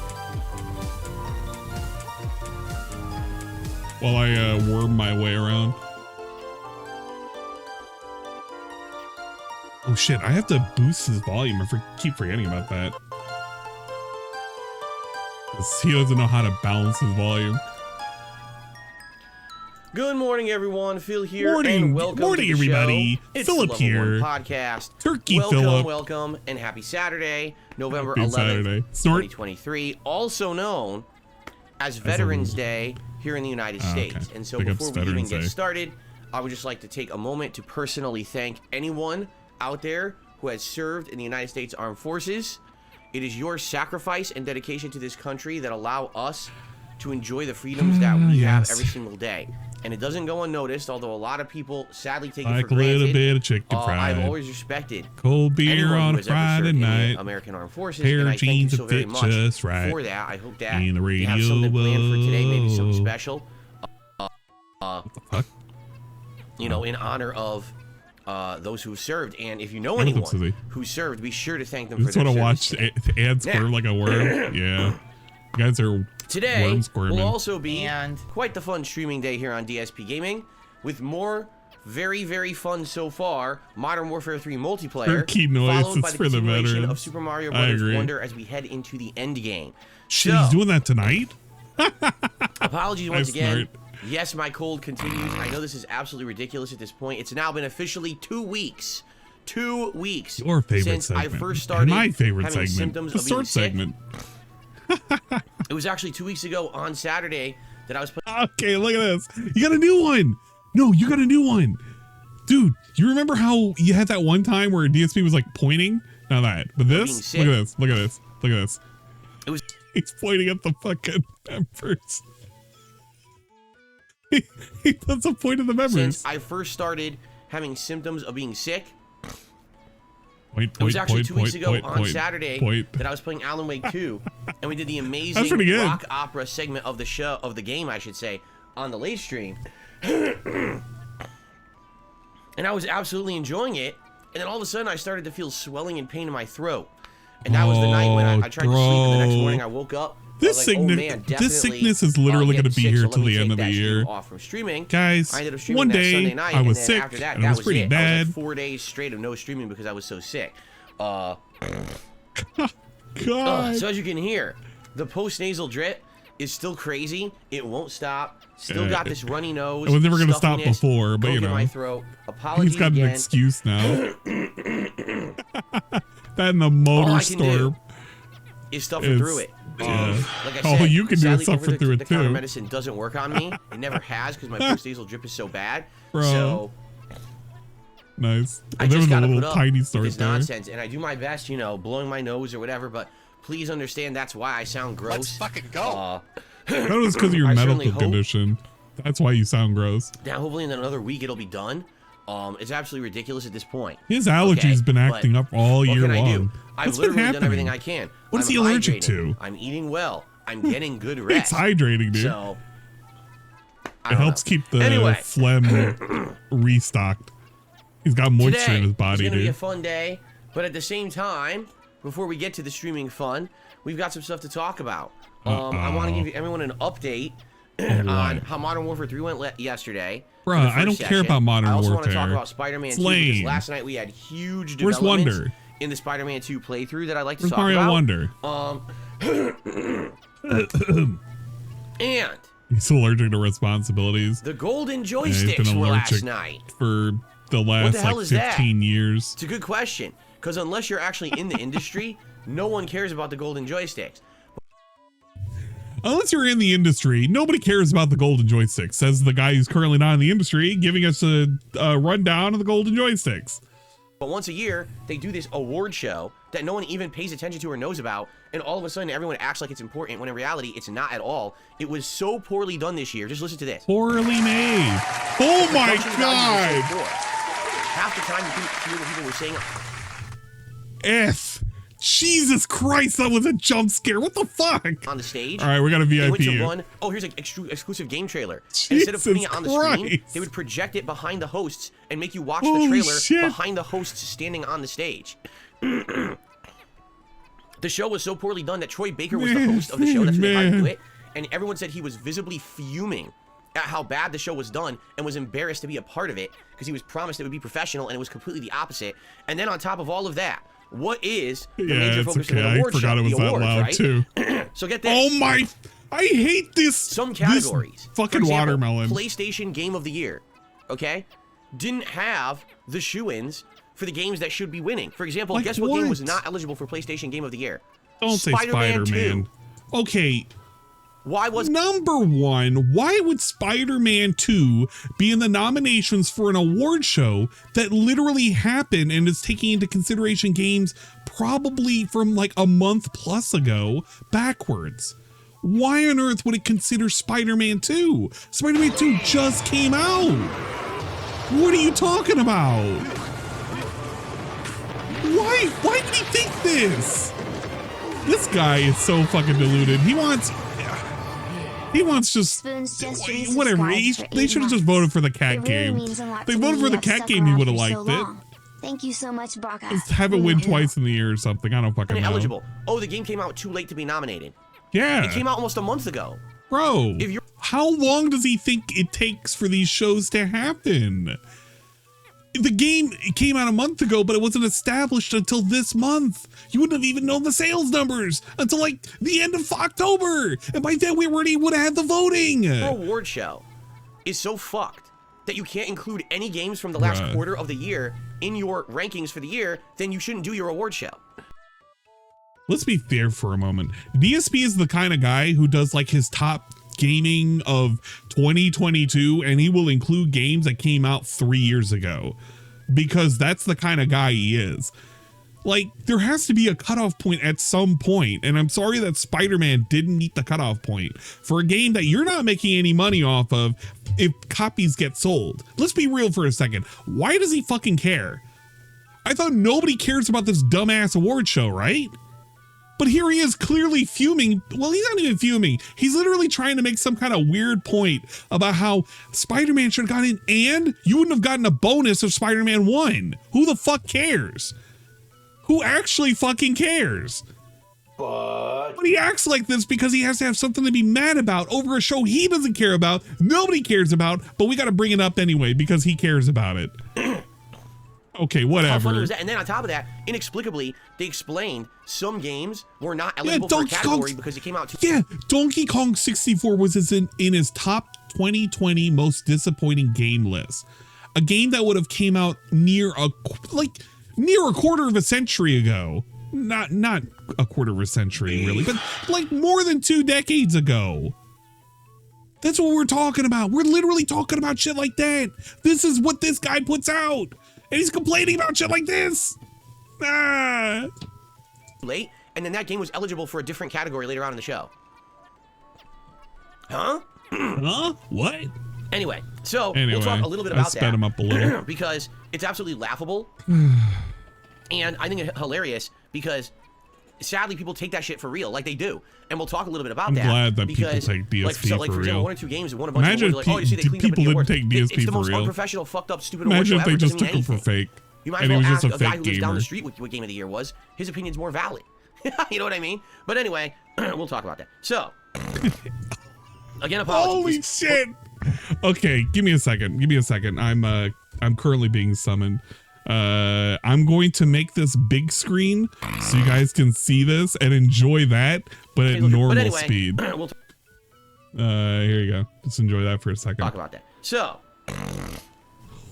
again, apologies. Whoa, This man. post-nasal drip is disgusting, and I can't stop it. So, first of all, before we get to any other topics, okay, I'd like to talk about yesterday's streams, which went really well.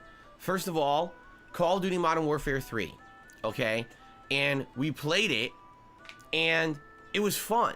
But admittedly, one of the things that made me scratch my head was that everyone says that every map in this game is a throwback map to Modern Warfare 2. And I'm playing it, and I'm like,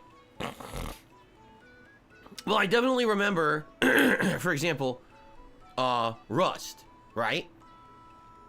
I definitely remember Terminal. I definitely remember. Okay, sorry about that. Like some of the other maps that have been in the beta. Like I remember those from Modern Warfare 2. What about the one with the crashed airplanes in it? I remember. I didn't remember that this is a fun actually one, right? Modern Warfare 3. So I'm playing these, and I'm map like, okay, I get it. And then I'm playing certain stages, and I'm like, why don't I remember these at all? Were they just not notable? Were they maps that people always voted out of the rotation back then in 2009 and didn't like in the original Modern Warfare 2, and that's why I don't remember them. Because I'm just kind of scratching my head and I'm like, I genuinely don't remember some of these.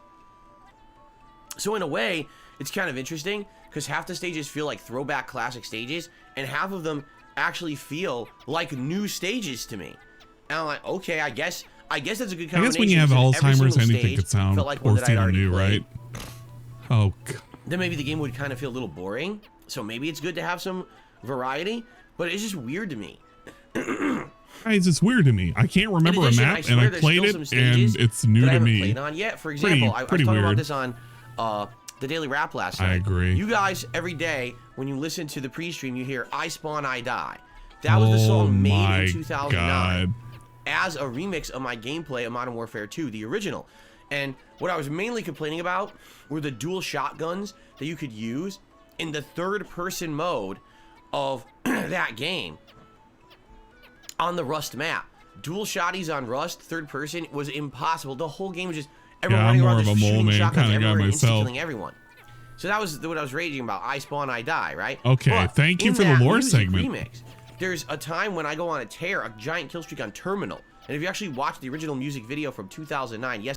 Bro, nobody is going to watch the original music video from 2009. Nobody cares about that. Legit, nobody cares about any of this. I kind of want to skip the segment. You know what? No, I'm skipping the segment. Fuck it. I'm vetoing this. I'm actually vetoing this. That stage. This is a worthless segment that serves nobody. Literally, it serves nobody. 90 minutes of my 3-hour stream to do it. Oh, okay. Young Lepke says the map with the grill was called Bailout. That was a DLC map, and that's why it's not in the base game. There you go. All right. Well, that's why. God. Maybe they'll add it later on as a DLC or something, right? Thank you for telling me. Okay. So, excuse me. So, I spent 90 minutes trying to do these. It was like, get 3 headshots with a battle rifle. So resupply your teammates 5 times with the resupply munitions box. And oh my God, it's Sarah. I didn't even realize it's Sarah. I was using didn't have explosive.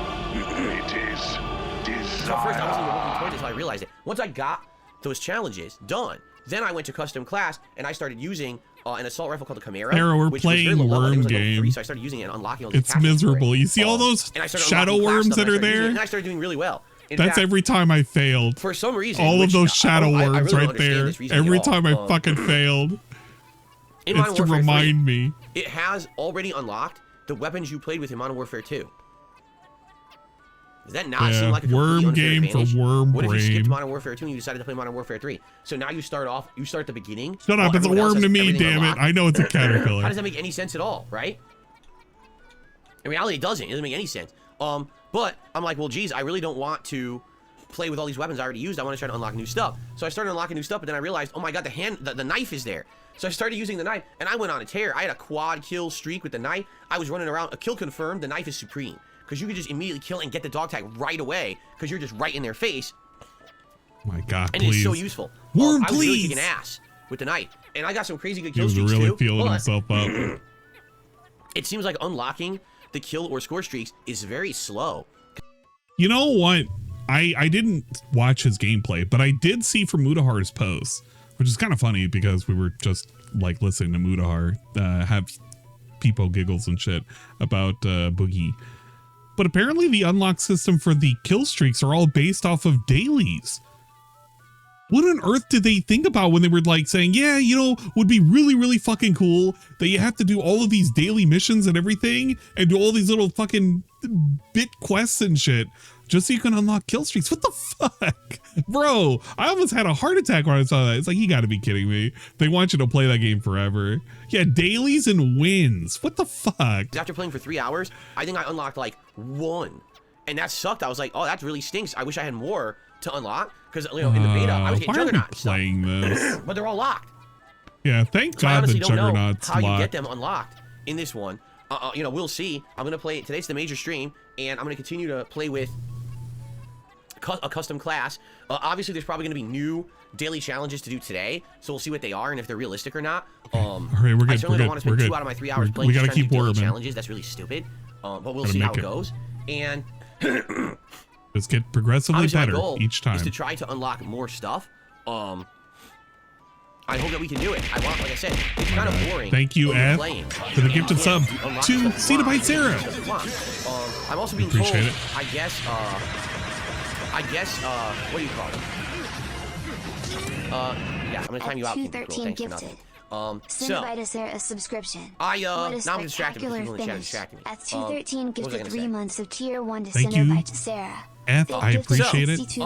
In regards to the game, Okay, I'm we're hoping to have getting fun up today. there. I'm hoping to unlock more, and I'm hoping to continue on with the fun. Like yesterday, I had a crazy good kill streak. I had Okay, some we're really good. fun- We're By the way, good. there was this weird bug at the end of yesterday's stream. All right. We're getting up there. We're getting up there. Just to show that, I guess this really is one of the most unfinished Call of Duties ever. Please. Apparently, you can spawn inside of a vehicle in the environment and instantly die. My whole team did that. At my final match yesterday, all 5 teammates, we all spawned inside of a car, and our bodies ragdolled, and we all instantly died. No. So our whole team was at a disadvantage. I was like, what the hell happened? No. And no one could explain it. It was like, yeah, the game must be a buggy match. I'm like, oh, that's great. Oh my God. Oh, I that's what I was hate gonna this say. fucking word. Apparently, you have to hit level 25 in the game to really start unlocking stuff, which I don't understand. Right now, after playing 3 hours yesterday, I'm level 17. So hopefully by the end of today's stream, I'll hit level 25 and I'll be able to unlock whatever I want. I don't know what they were going for doing it. Gotta do it What's the again. benefit of making you grind and not be able to unlock anything you want till level 25? It's back at the apples again. I don't get it. Anyway. Not even at the bananas. Not even at the watermelon. The Let's see how it fucking goes today. apples. Yesterday was very exciting. Tons of action. People loved it. Let's go for more today and hope for the best and hope that it's a good stream. Okay. Now later on in the day yesterday, we played more Modern Warfare. it was time for more Spider-Man 2, and without major story spoilers. What I can tell you is last night's Spider-Man 2 stream was by far the most eventful story-wise. Everything basically came to a big head, a big culmination. We had showdowns between Miles and the villain who murdered his father in the original Spider-Man game. We had the culmination of the Kraven the Hunter plotline, the culmination of the symbiote plotline. Like Thank you, everything Chuck. came I to a head appreciate it. in the 2 to 2.5 hour stream that I did last night of Spider-Man 2.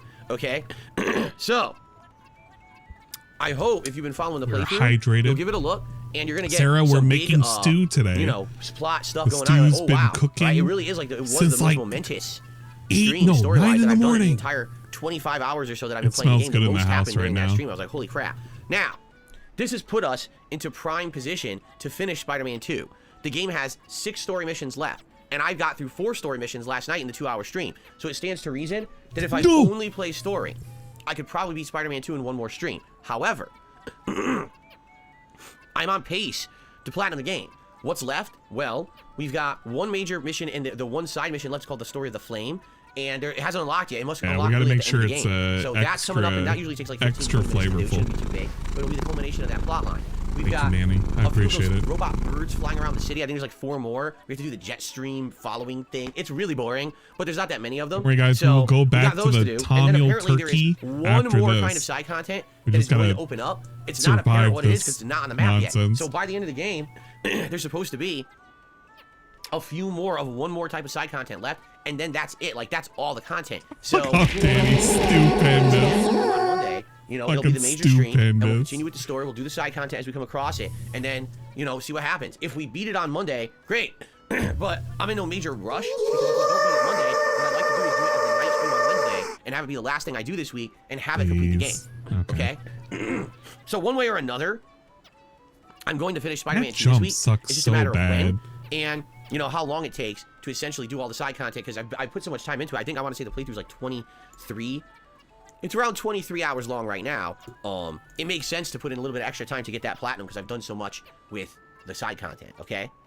Okay. Am I gonna stream Super Mario RPG? I gotta blow my nose. It's killing me. And I'll be right back. Wait, he doesn't play that till next week. I don't know. Maybe it'll probably be on Twitch. I don't even know if I want to do it on YouTube. I kind of just want to play it for myself, but like even I'm not even in a hurry to play it. All these shadow worms. They're ghosts of Christmas past. They're going around. They're reminding me about the mistakes I've made along the way. Fucking shadow worms. These nose blowing sessions just get me more and more worried every single time he does it. It's like for actual minutes at a time, which I'm thankful he does it, but then he does all the other gross shit at the same time. So it doesn't really negate it. Cold at this point. It just kind of obfuscates it for like a little bit. And you see his jams. And yes, Adam, I'm aware of that. He says one of the side quests doesn't open up until after you beat the campaign. Actually, I know. Did he have jams on? I actually didn't see. His shirt's a little long today, so you can't really tell. Like you could if he stood up a certain way. Yeah, I think he has like the weird gray ones. It's like the beige ones he has on today. Tired of this cold at this point. So it's not anything to note. If it was the Zelda jammies, that would have been different. And yes, Adam, I'm aware of that. He says one of the side quests doesn't open up until after you beat the campaign. I know. So once we do that final story, yeah, we'll look that's for what that I'm glad for, Sizzy. It's very so, super faithful. Now, in reality, let's talk about the schedule. Today is more Modern Warfare 3 multiplayer on the first stream. I'm excited for this. I want to see how well I can do. What kind of kill streaks I don't care about the schedule Apparently, part. there is we have one no skip more juice. stage. Fuck. We have no skip juice. We got to just enjoy this for what it is.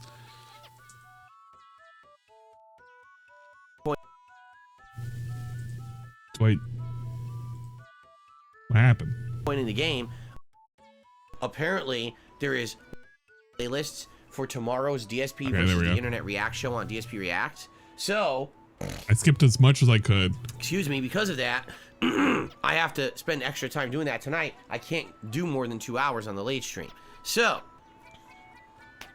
what I'm thinking is tonight, 2 hours, and see where we are, and possibly do one more stream of it, maybe like Monday night, to wrap up the playthrough. So if all goes according to plan, okay? Yeah, he should have already finished Mario Wonder. It's definitely looking like this week, all the lingering playthroughs we've been doing will wrap up. We just finished Alan Wake 2, we're going to finish Spider-Man 2, and we're going to finish Mario, which allows us now to fully move into new playthroughs and content moving forward with nothing lingering, okay? So that's good.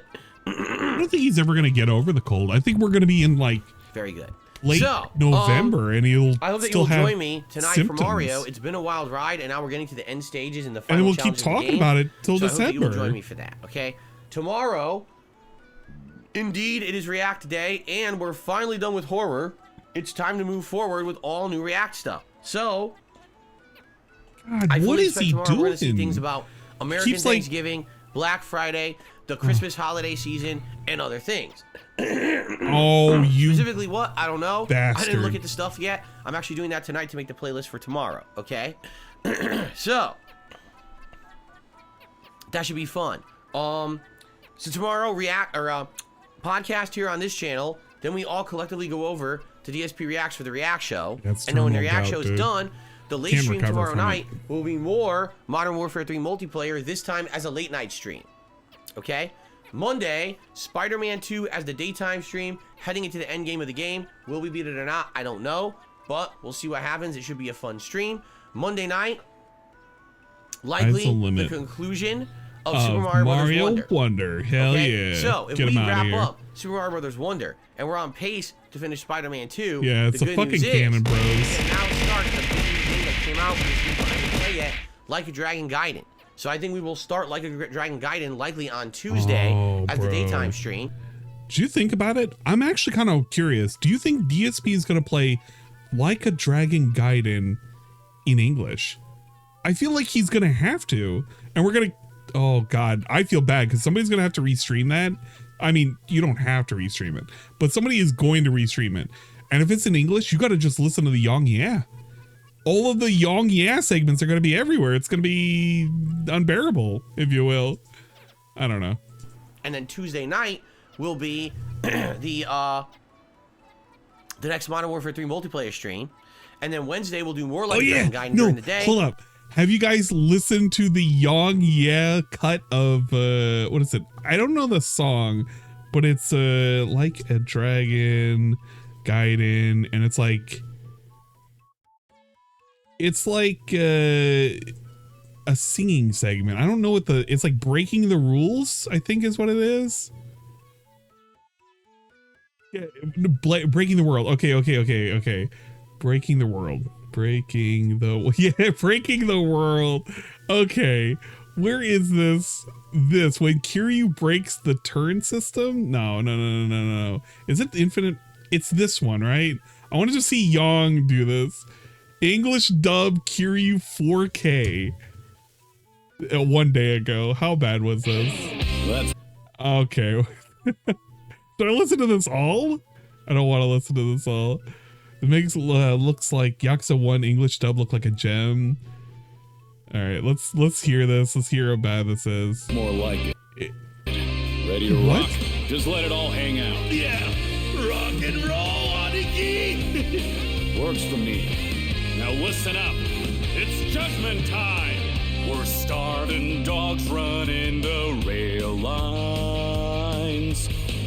Just getting by on any scraps we can find. The hand that feeds means nothing to me. This tail don't wag for no one else. Yes, man has his day. That day is dead and gone. We are bad boys. Young man left to meet his maker. What is this auto tune? What is this? I haven't heard this entire thing.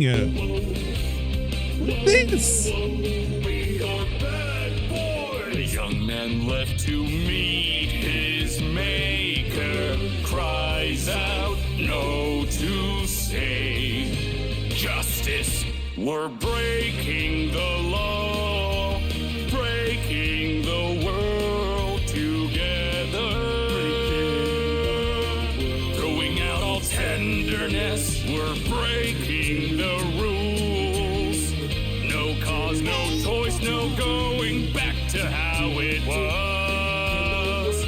No slowing down because oh no. We'll keep our heads high. Our fists race till we die. We're living by our own judgment. All right, this is why I don't want to do karaoke. If I did karaoke, I would be butchering everything that I would do. So no, never ask me to do karaoke unless you just want to. Okay, number one, I got to be drunk. Number two, you got to accept the fact that anything I touch is going to sound like trash.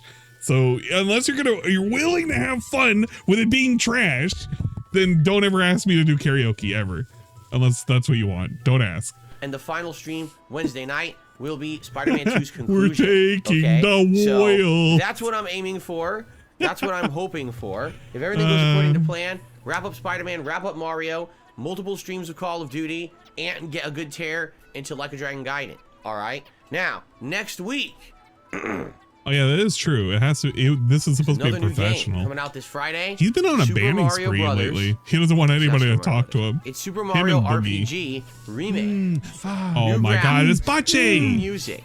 Gameplay elements. Karaoke stream night. No. To be a more modernized game. I played Super Mario RPG karaoke stream about 2.5 night. years ago. I suck at and singing. I really liked it. I loved it from back in the 90s. And oh my God. Don't make me do this over and over again, please. I just want to get to the D's. And I know it does kind of suck that I had played it, and then just recently they announced, the remake, because, I did play it a few years ago. But you guys seem to want it. I'm down for it. It should be really fun with the better graphics. He's kind of not wanting to play this right now. Why is he pretending it's not a game he should play? Week. So it'll be a balance between Like a Dragon Gaiden, a short 25-hour RPG, maybe less. Multiplayer. I'll probably next week for the first time try out Warzone, and depending, or maybe we'll bring Street Fighter 6 stream. back to the mix next week. We'll see. Oh no! All right? Hey, what's up, Dwight? Oh, another thing we can do, I can bring back Starfield and just focus on the story and just try to finish it. Shit, I'll be honest with you guys. At this point, I don't think you care about Starfield. I really don't care about Starfield, but we did invest a long amount of time into the game. That's not and it really the would be a command. shame if I didn't finish it. No, it is a command. I had a space though. Here you go, mod. Or mod? Dwight. There you go, Dwight. You're mod now. What are you trying to share with me, Danny? Oh my God. Little fucking piece of shit. Please, no. There's no. I felt like we did this song. No, we did. I was probably partly inebriated when we did this. Now, lend me your ears.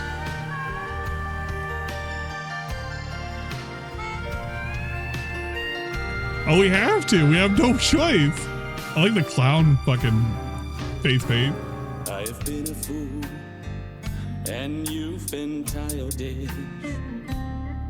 You fell down, you got hurt chasing sweeter dreams. Never could hide the truth in your eyes. That's how I knew that smile was a lie. I love you is something you never say. Couldn't get it out, always just pulled away. So then why, please won't you tell me why you could find the words to say goodbye. I'm such a mess, I'm lost, I'm no good at this. I am in love, still in love, still in love with you. Hard as I try, can't even drink this pain away. Memories of you, twisting my view. I've been a fool. Oh God, what a oh, it still goes. Oh, you requested the longest version, you son of a bitch. You did this. I gotta watch the entire thing. It's required. It's part of the redemption. No, if it goes any longer than this, no, that's it. I don't want to see the rest of this. Is there any point for the rest of this? I don't need to see the ranking. Is this just... Why didn't you just tell me to do it from this point? I'm not rewatching this. God damn, that was fucking awful. Thanks for wasting your points on fucking watching that nonsense. Hopefully you feel like you've accomplished something, Danny, because you managed to piss me off. Oh, what well. the fuck? Click, you fucking YouTube piece of shit. It sucks. Okay, back to Worms. It was real good. It was real something. We put 40 hours into Starfield.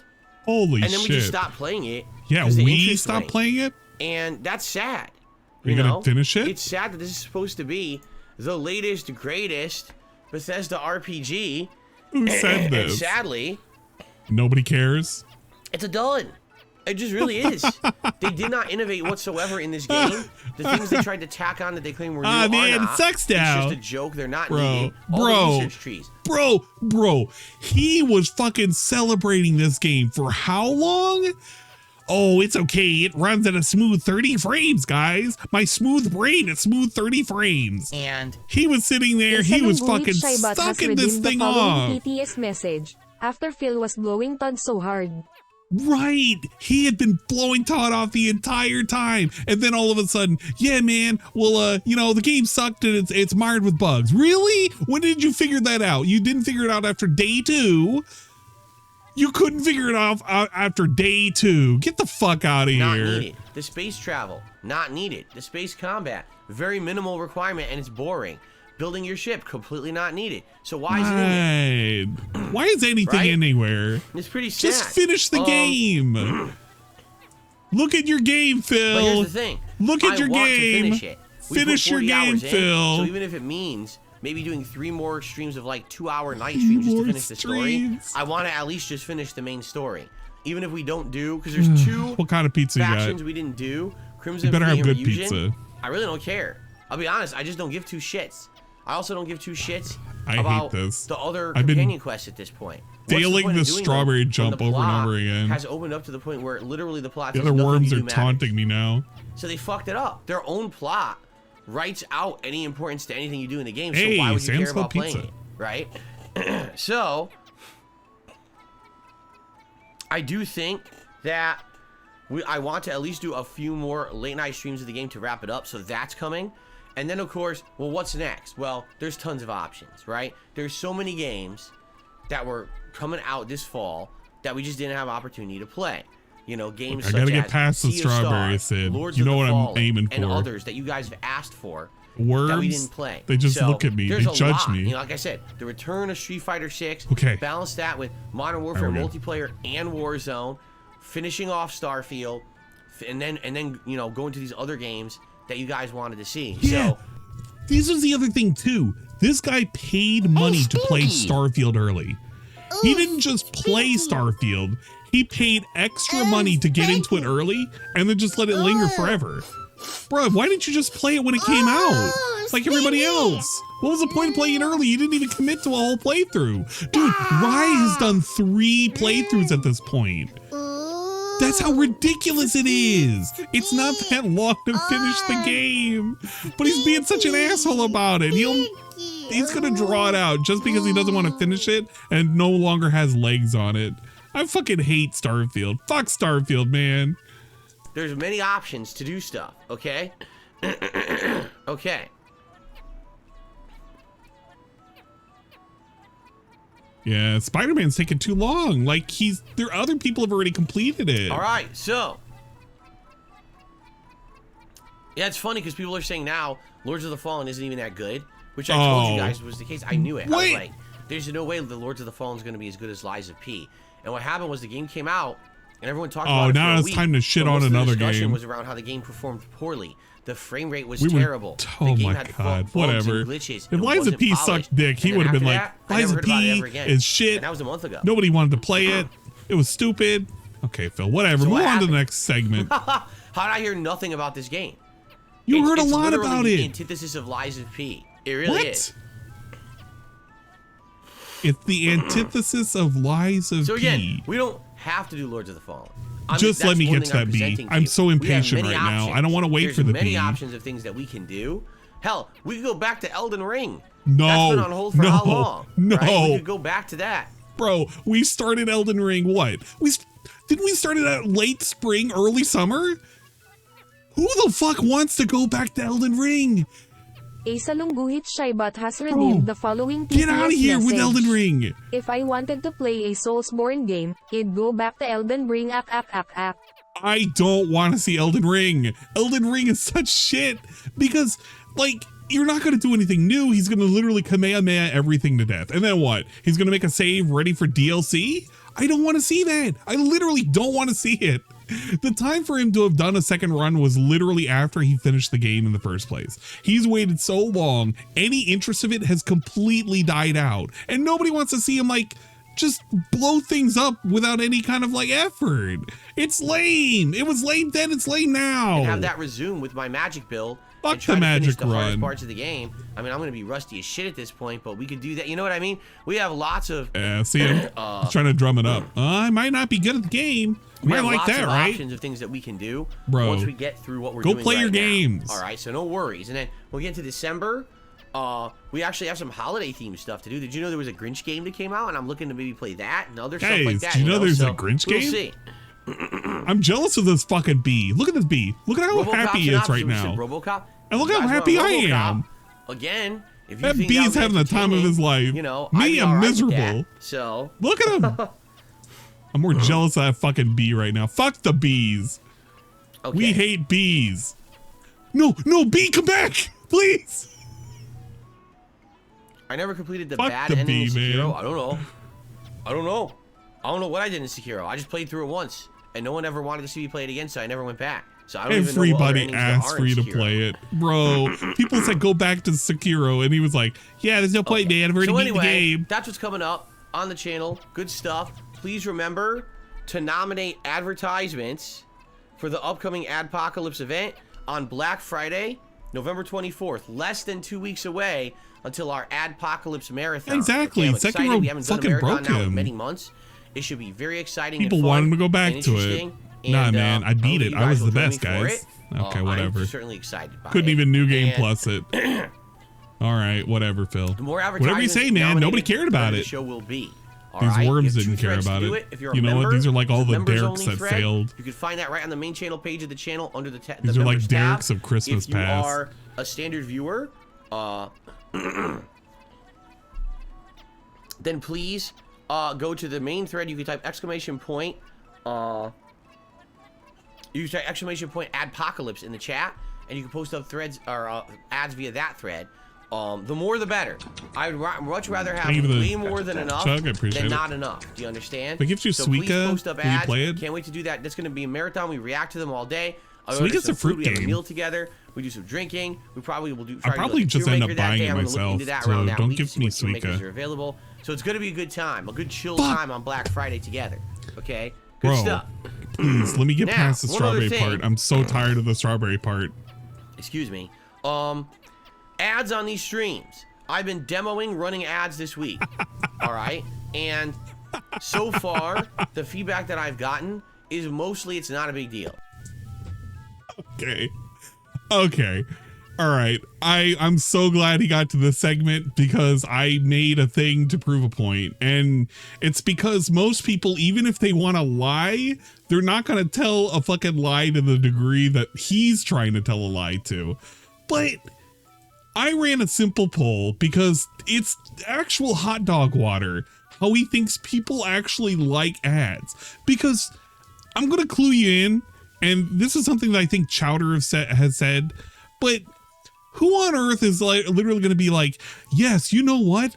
I love ads, and I really wish I could watch more of those ads. Nobody in their right mind is like, yeah, man, I like fucking ads. At 31 has redeemed the following TTS message.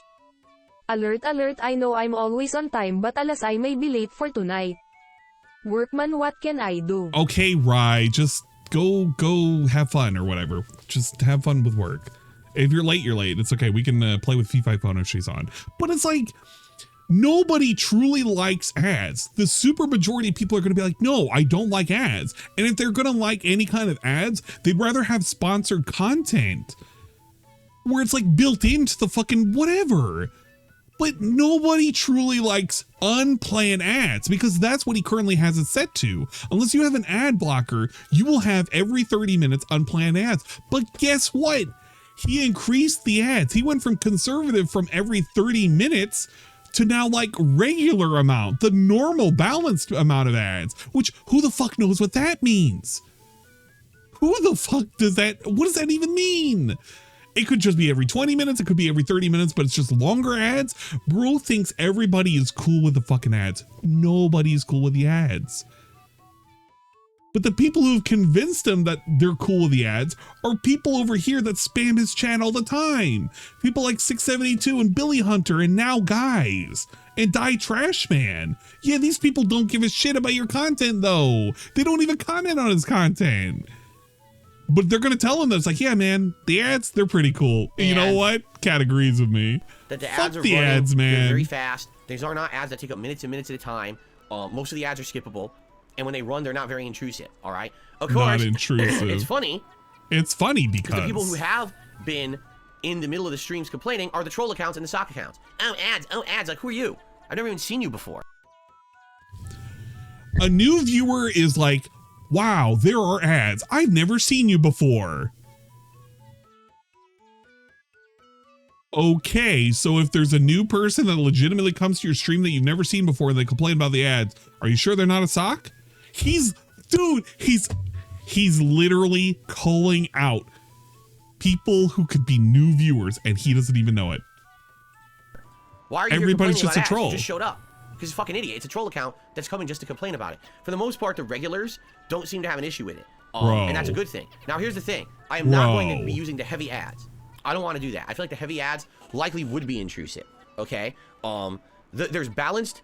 Well, first there's conservative slash. I forget what it's actually called, like sparing. Then there's balanced. He's and then been there's calling conservative heavy, the entire okay? time. I don't think I would ever going want to on give you guys balance. heavy ads on the streams. I don't think so. He's giving All you balanced ads. Balanced. If you guys don't mind it, I might try on all streams. I've been doing conservative on all streams, and only yesterday on the Call of Duty stream I did balanced. Bro, and people didn't seem to mind you've the only balance. been doing it for 3 days. Although I feel like it might be a pain. Like, what if I'm playing a narrative? You've only been doing it for 3 days. Of course you've only done it for 1 day. You've implemented it 3 days ago. Narrative-based game, and then the balanced ads interrupt something important in the game, right? So he's gonna do it regardless. I don't know. I'm still care. on the fence about this.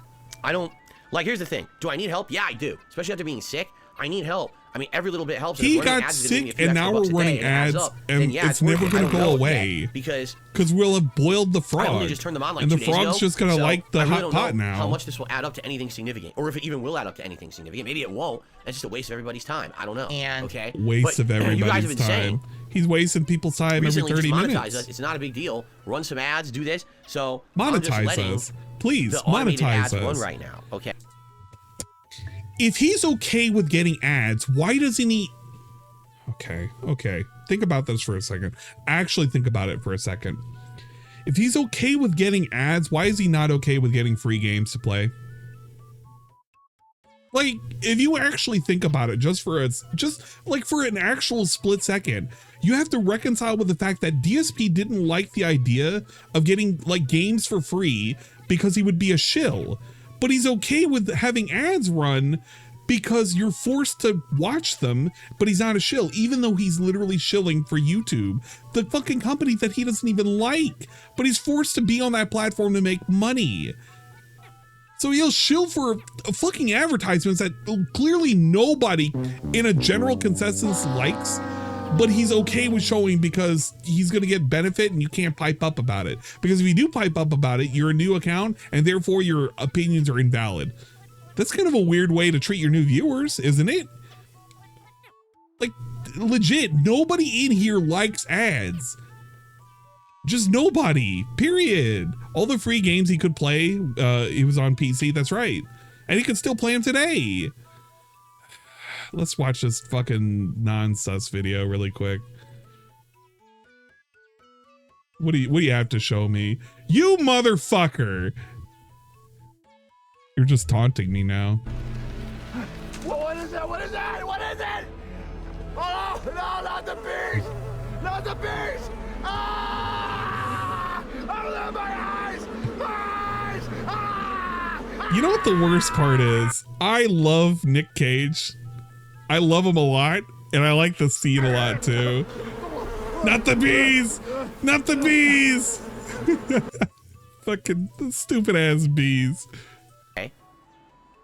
So here we go. Dabhand says, one thing I don't like, we might miss up to a minute of what's happening on stream if we can't skip the ad, but it is very infrequent, so I don't mind. Well, okay. There you go. I actually got a quick question. You know what I pulled? I still have my ads turned off on Twitch.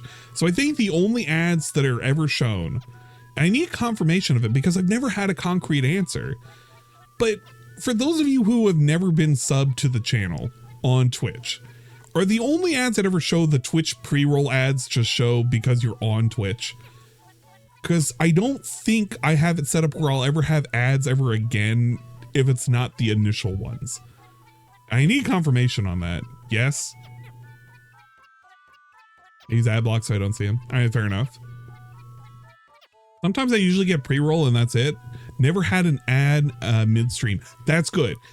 As long as it's never an ad midstream, that is all I've ever needed to confirm. Because on Twitch, I'm never going to... I don't feel like it's ever a necessity for me to click on that the ad incentive program because I kind of just don't want it.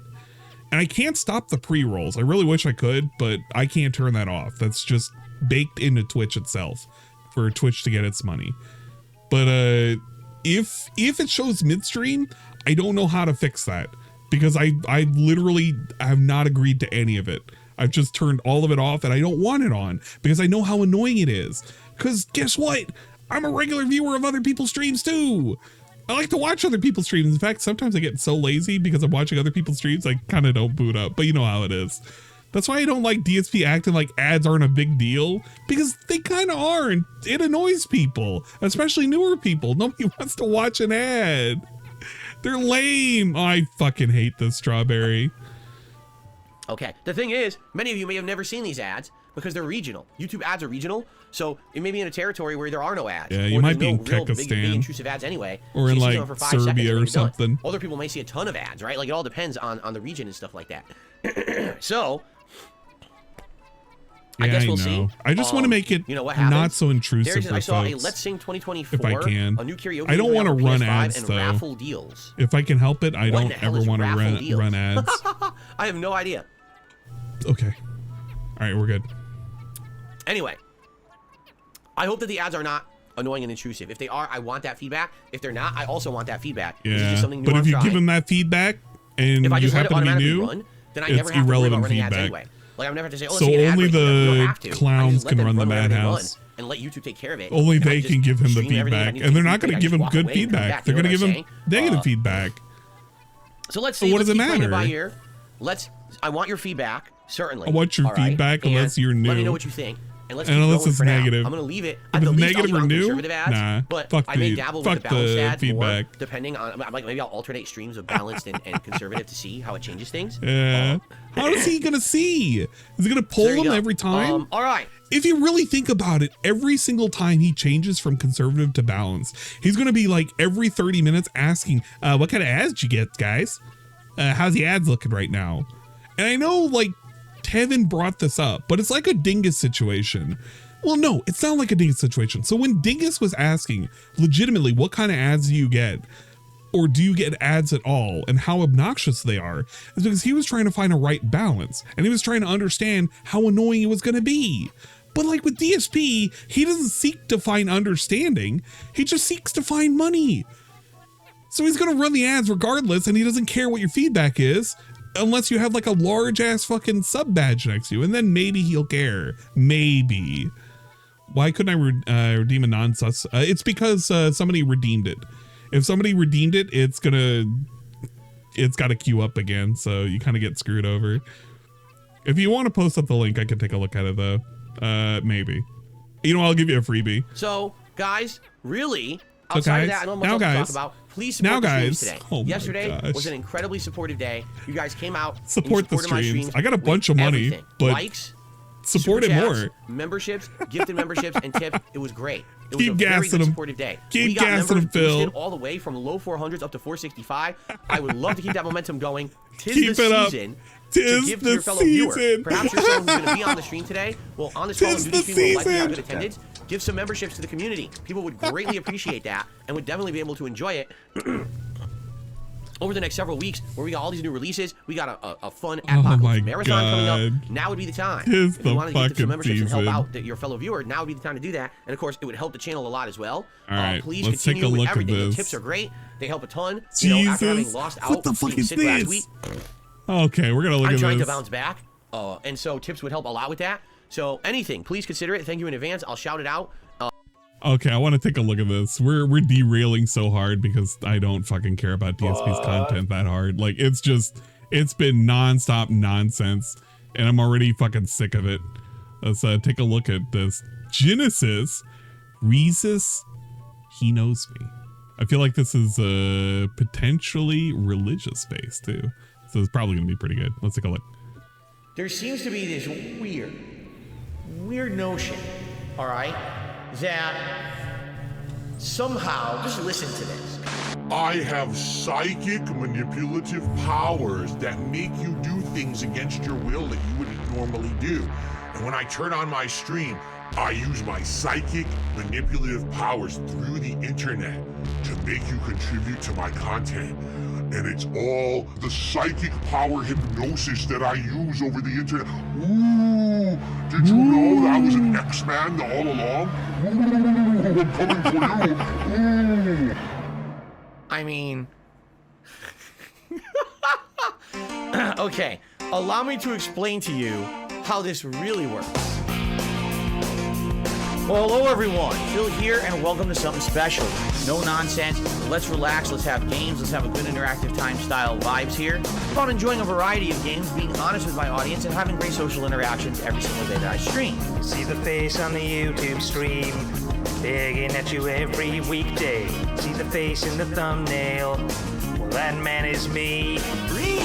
My content is my legacy. Forget the time that they caught me wanking. Oh, camera's on. You won't believe that this all started with a helicopter company. It happened to me. You may have heard troll rumors, Jin-WWE. You don't need to believe in their slander, just believe in Ree. Cause viewers, you know me, and you know I'm right. I've been working my ass off for you all day and night. I did nothing wrong, I did everything right. It's not my fault. You just keep on tipping me. Sound good, alright. Sounds good to me. I protect my family. I'm a mature adult who operates a household. I work so hard I don't have time for friends, and I sleep alone at night. Don't believe the conspiracies. Don't believe the done style theories. Watch me and only me, cause I deserve the damn spotlight. There's no doubt you're pignatized. You believe in everything I'm saying. If you wanna see my new vest, let's interact and start paying. Cause viewers, you love me and I know I'm right. The fame and fortune is all I dream about at night. I did nothing wrong, I did everything right. By the way, I'm just gonna start banning people right now because I've had enough. I'm just gonna ban like 10 people. Alright? I need funds to do things in the short term. If we hit a Tibbs goal tonight, that would be superb. I know you guys love me and what I do. Financially, things are rough for me. Fuck you! Won't find me begging when I've hit that Tibbs goal. Crack open a bottle of gin for the night. Just make sure to check my daily gaming schedule. Cause if you can support me, please swing on by. I'm not trying to guilt trip you. Eat a lunch meat sandwich. But I'm begging you, please, my bills are overdue. I need that money, I really do. I need that money. My bills. Don't look at the detractors. Don't look at the trolls.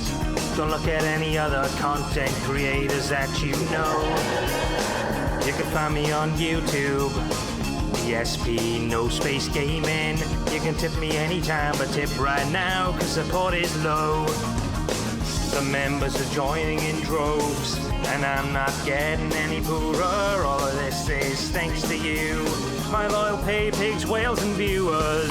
Cause viewers, you love me, and I know I'm right. Thanks for the money, My meaningful content is the meaning of my life. Meaningful to me. I did nothing wrong, I did everything right. I did nothing wrong. I just can't wait to pull some Hogans tonight. Alright, cause viewers, you love me right. You love my content, right? I'll be doing the same shit for the rest of my life. Every day of my life is the best day of my life. I still do nothing wrong, I do everything right. I did nothing wrong. You just keep on tipping me and everything will be alright. Viewers, you love me. Viewers, you love me. Anyone who supports the stream anyway, there'd be a like, a super chat, a membership, a gifted membership. That was so good. A tip. How have I never seen this before? Viewers, you love me. This was really good. I like that cover. That was pretty neat and very robust and flavorful. Anyone who I got a lot out of it. Contributes in any way, thank you so very much. All right. So, the golden joysticks were a joke last night. That's all I really have to say about the golden joysticks. I don't think that they're worth paying attention to. I really feel like they're a huge joke. They're not run professionally. The categories are not fair. How do you not have games that came out 3+ weeks ago not eligible? Oh, well, because our eligibility ended like a month ago. Dude, it's fucking November. How can you say that's the end of the year? Are you stupid? Yeah. Whoever runs golden joysticks, they're fucking unprofessional morons who are doing it literally just for ad revenue and or for popularity. They're not doing it for any kind of glad we're back to this segment. And that's why it's funny, because they're like, oh, did you hear this game took this golden joystick like the award worthless, yeah. most and worthless also, segment. Starfield won Xbox Game of the Year. I want to go back to him also, bitching Spider-Man about 2 a wasn't eligible for PlayStation Game of the Year. That, no games know. that came out in the last 2 months were eligible at all. Why the fuck would you watch or care about the golden joysticks? They're a waste of everyone's time. A bunch of fucking idiots, right? Okay, so, thank you, Don't Phil. watch them. Don't care about them. Personally, for me, I don't really care anymore. But it seems like it really is the Game Awards, which are coming up in less than a month now, that everyone pays attention to. That's the Jeff Keighley Award show every year. And even that show, I feel, is not run well because... I'm very curious. Did Baldur's Gate win anything? Because if Baldur's Gate won something, it's going to make it a little bit more obvious the reason why he's mad. So, I don't know. Does somebody have like a summary? Is there like a summary page of who the fuck won anything in the fucking Golden Jimmies or whatever the fuck it's called? The Golden Jimmies. It won a bunch of stuff. It won like 8. Holy shit. It won like 6 things. Okay. This explains a lot Yep, this explains a lot. He's mad because the game he didn't play got a whole bunch of awards, and the game he did play wasn't eligible for him. Because then it's never eligible for next year's Game of the Year either. I never understood that. But yeah, we'll see what happens. You know, the it doesn't matter. Apparently they're going it's pretty stupid, to guys. announce their Game of the Year contenders this week. Like coming up this week will be the big announcement of these are the games, you know, contending for Game of the Year this year. And I guess we'll have to talk about that and see if you guys agree or not. Why does he need to talk about it? He doesn't care about that either. The freaking golden. All right, if you just want one reason to completely write off the golden joysticks and never pay attention to them ever again, they gave Mortal Kombat 1 online Game of the Year. What? Mortal Kombat 1, the game that on release had atrociously bad netcode. The game wasn't even balanced with player 1 and 2 had an unfair advantage over each other. Oh yeah, he's really mad. Yeah, he's actually mad. Never mind. Fans had to find it. The game that's ridiculously unbalanced. The game that has no fucking crossplay. That's the online Game of the Year. I'm not disagreeing with him. What a bunch of fucking I'm not disagreeing with him. I'm just having fun with it. What the fuck they're doing, and no one should give a shit what they say. I actually kind of agree with him. Like Mortal Kombat 1 does not deserve some accolades right now. Anyway, well, all right, so ladies and gentlemen, guess what? Are you ready for something special? We're continuing with the suggestion box. No we way! haven't done this in a week, guys. And you guys, yo, the suggestion box has somehow or another made it to day 2. No way. Fucking big ups. I didn't think it was coming, but here it goes. We're gonna enjoy day 2 of suggestion box nonsense. Hopefully prepared your anuses. You know what? I gotta bring up the suggestions. I gotta make sure he's not skimping out on us. We can't let the terrorists win, damn it. We can't let the terrorists win. All right, where's the DSP gaming? We gotta pull it up. The DSP gaming community fucking page, and we gotta scroll forever because apparently you can't link to it, and if you could link to it, it doesn't stay linked. I don't fucking know. I'm gonna put a favorite post somewhere here. You know what? He has to have a link to this. How else would he have been doing this? It's feedback. Feedback? No, it's not called feedback. What the fuck is it called? It's suggestions. Okay, suggestion box. No, the other one, please. All right, here we go. 117. Fuck me. All right, we're gonna keep this. This one is gonna be handy.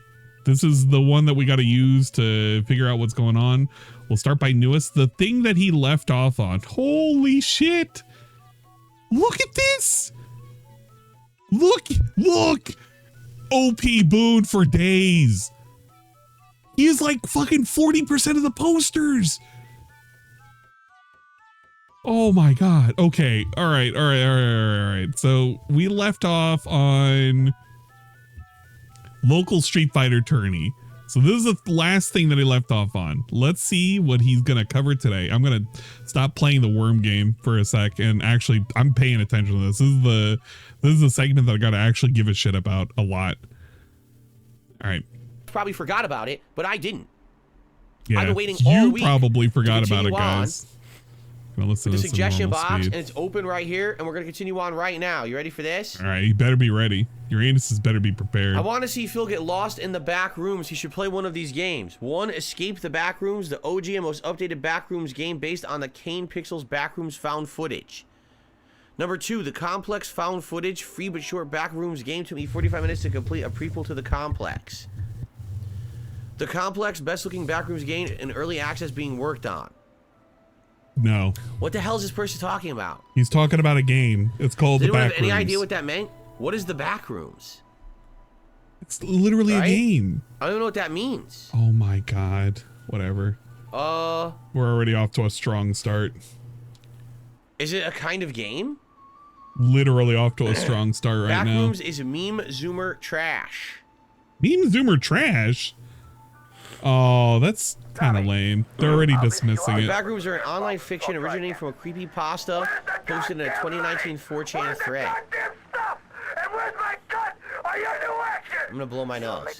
Oh my God, and he just goes off to blow his nose. Great. Now I have a mini PC, so I could play these games if I wanted on Steam, and apparently they're all $10.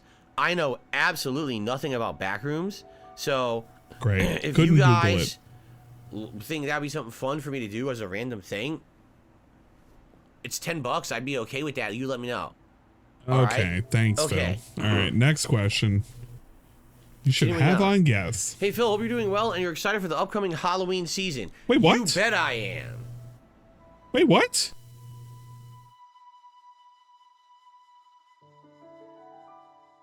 Where's that one?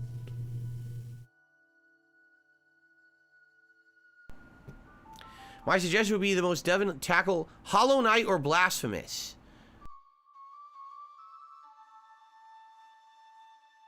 Hold up. Hold the phone. Wait a second. Where the fuck are we?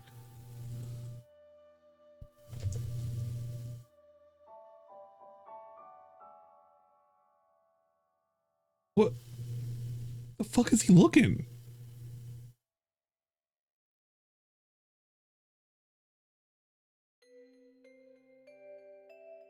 Where is it? I don't. This is in chronological order. Nobody said this. There's only one person that mentioned it, and it was Night Lunar. Nobody else, dude. Is this like unapproved comments? What is this? They'll generate stream, chat, involvement, and discussions. There's lore and options on how to approach them. The Hollow Knight sequel is coming soon, and Blasphemous 2 released in 2023. Both will have ongoing momentum. The game can be frustrating at times. It will satisfy Souls fans, but it's highly rewarding and satisfying. This should be the next one up. In general, please both the modern and retro viewers. Well, if he's not lying, but I can't traditionally tell where every single he's time I play a pulling this Metroidvania from. game, they don't work. People complain that they're too boring, and They've too been much begging exploration for and not that enough for going so on in long, them. by the way. Although I would say Metroid Dread was the exception to the rule. So, okay. You should have on guests. Screen them. Yeah. Okay, so it's an invisible person. It's literally somebody he has hidden. So he didn't approve this comment. He's looking at his studio, and he's looking at comments whether or not they're approved or not approved. So that's actually more hilarious than anything else. So this is the thing that should have been next. To avoid trolls. If they start trolling you, dump the guest. Have them pick a topic you both agree on to discuss. Have an honest, good faith discussion with them. This would be a natural progression of DSP React. You can have someone engaging with you in the audience. You don't have to go on someone else's channel. You can have this content on your own channel.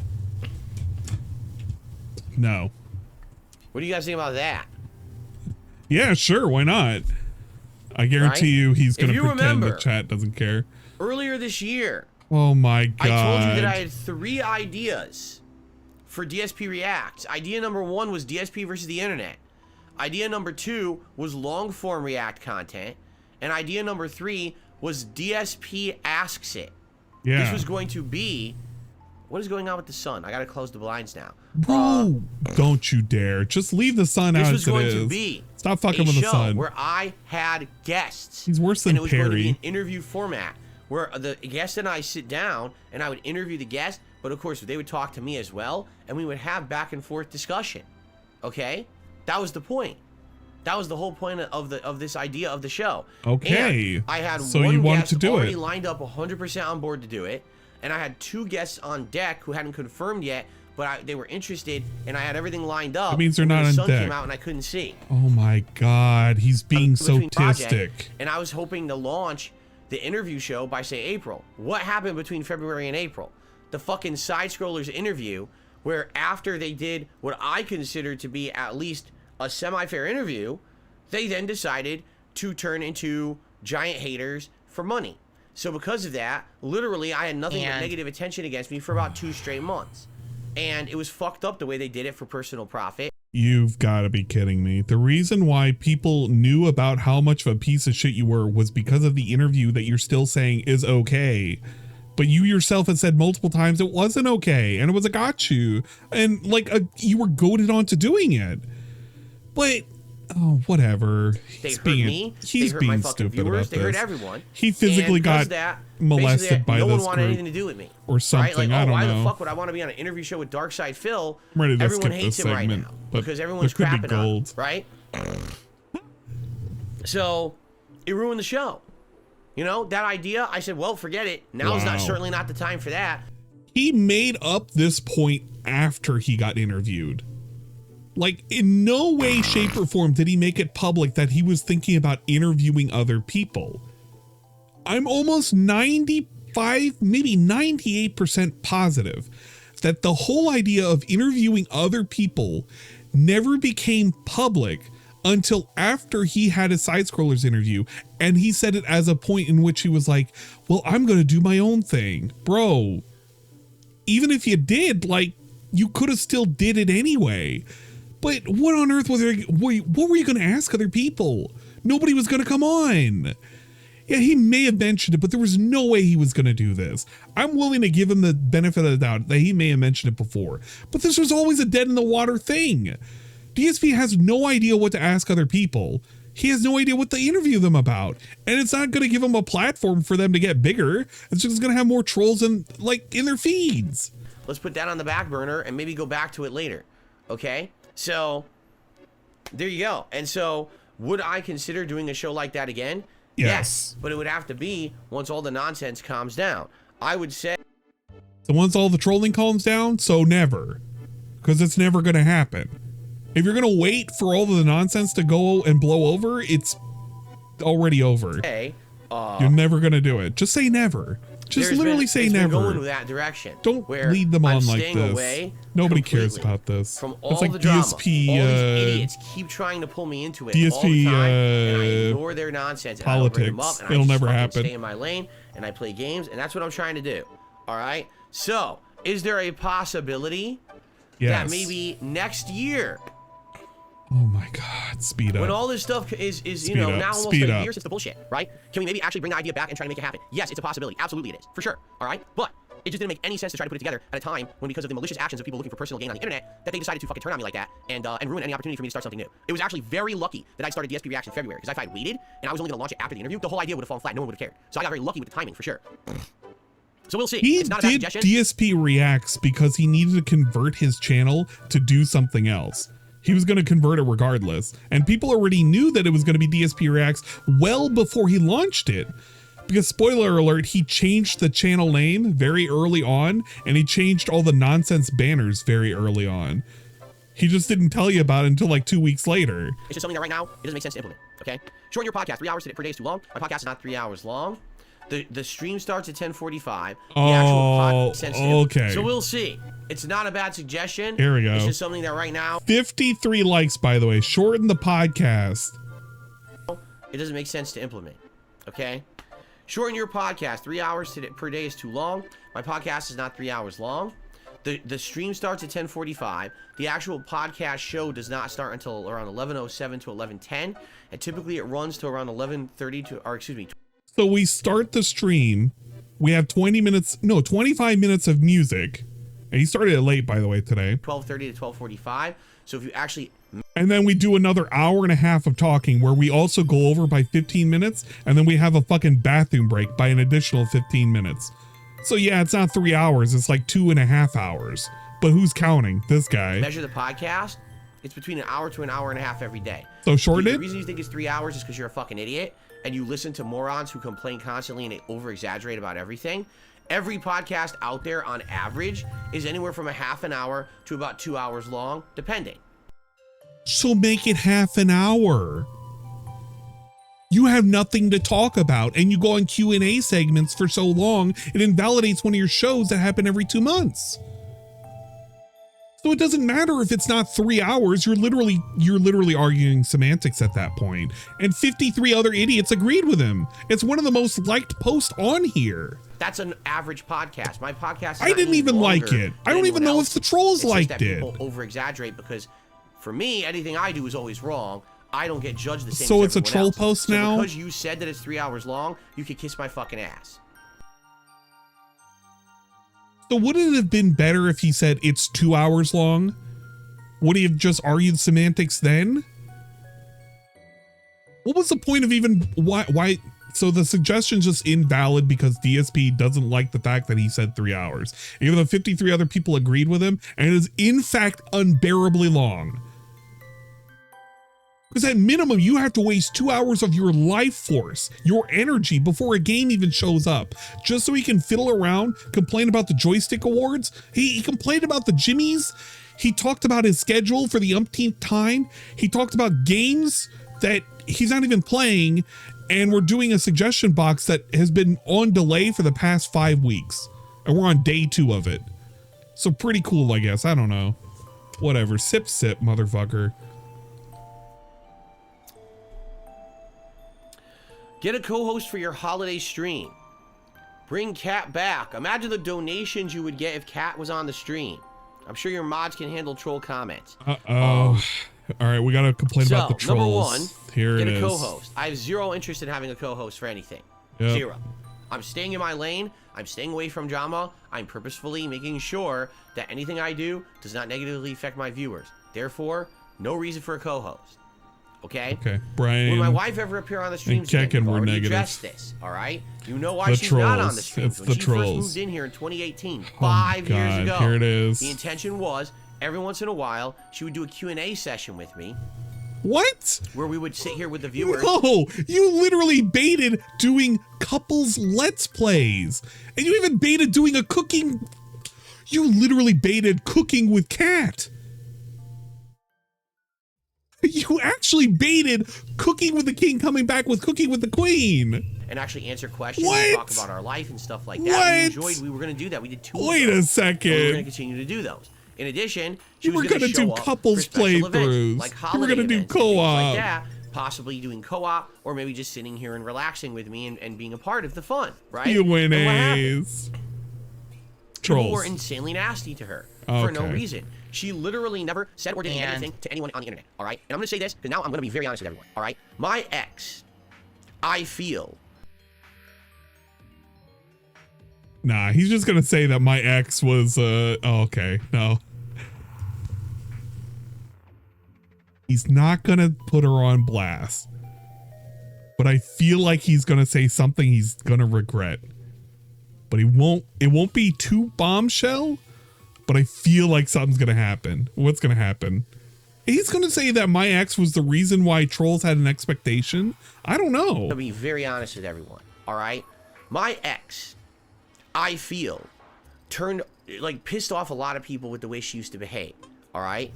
I get that. That was a lifetime ago. My wife is not my ex, all right? Nobody but it seems like people thought that. rubbed that onto her. Like that negativity towards my ex went onto my wife, and that's not fair at all. They're two completely different fucking people. We're well aware that Leanna is not Cat. I don't think anybody's that stupid. But the reason why they wanted more Cat was the fact that you would parade around Leanna for everything. This wasn't a Leanna was toxic, because Leanna was fucking toxic. You both were 2 peas in a pod for being toxic pieces of shit. But by God, did you sell your girlfriend as much as you could? And now you sell your wife, who you call your mother, over and over and over again with these little Freudian slip-ups. And you tried to sell her the moment you could, not once, not twice, but 3 times. And then when you saw it went negative, when it went south, all of a sudden you realized that you put her in the same position that you did with Leanna, which she never even had to have that. You included her in all of your shit. And you tried to prop her up as a proper gamer and whatever. And she rubbed up on all of those fucking, the little things that you would do. All the little negative Nancy stuff that you would do. It rubbed right off on Leanna. So what are the chances it would have happened with Cat? Probably. But you knew you couldn't make the same mistakes again. She couldn't have a gaming channel. She couldn't have a persona. She couldn't have an online anything. You couldn't subject her to the same shit. Because you know, if you did that, I don't know, maybe the trolls would convince her that she doesn't have to have you and you could she could go somewhere else or something. I don't know. All right? My ex used to cause a lot of problems. She used to talk shit.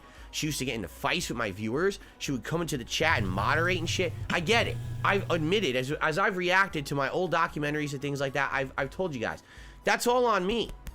Uh-huh. You understand? That's it my always fault. was. Because I allowed her to permeate my content in a lot of ways and to negatively affect certain parts of my content. I should have had a separation between business and personal, and I didn't do that. That's my fault. All right? That's literally you self-reflecting over the fact that you lost your first love of your life, obtained a new lady, and is trying to not make the same mistakes by restricting her. Very, very weirdly, by the way, where she cannot have any kind of public-facing social media or anything, for that matter, to do with anybody in the outside world. Just so that way she can never realize what?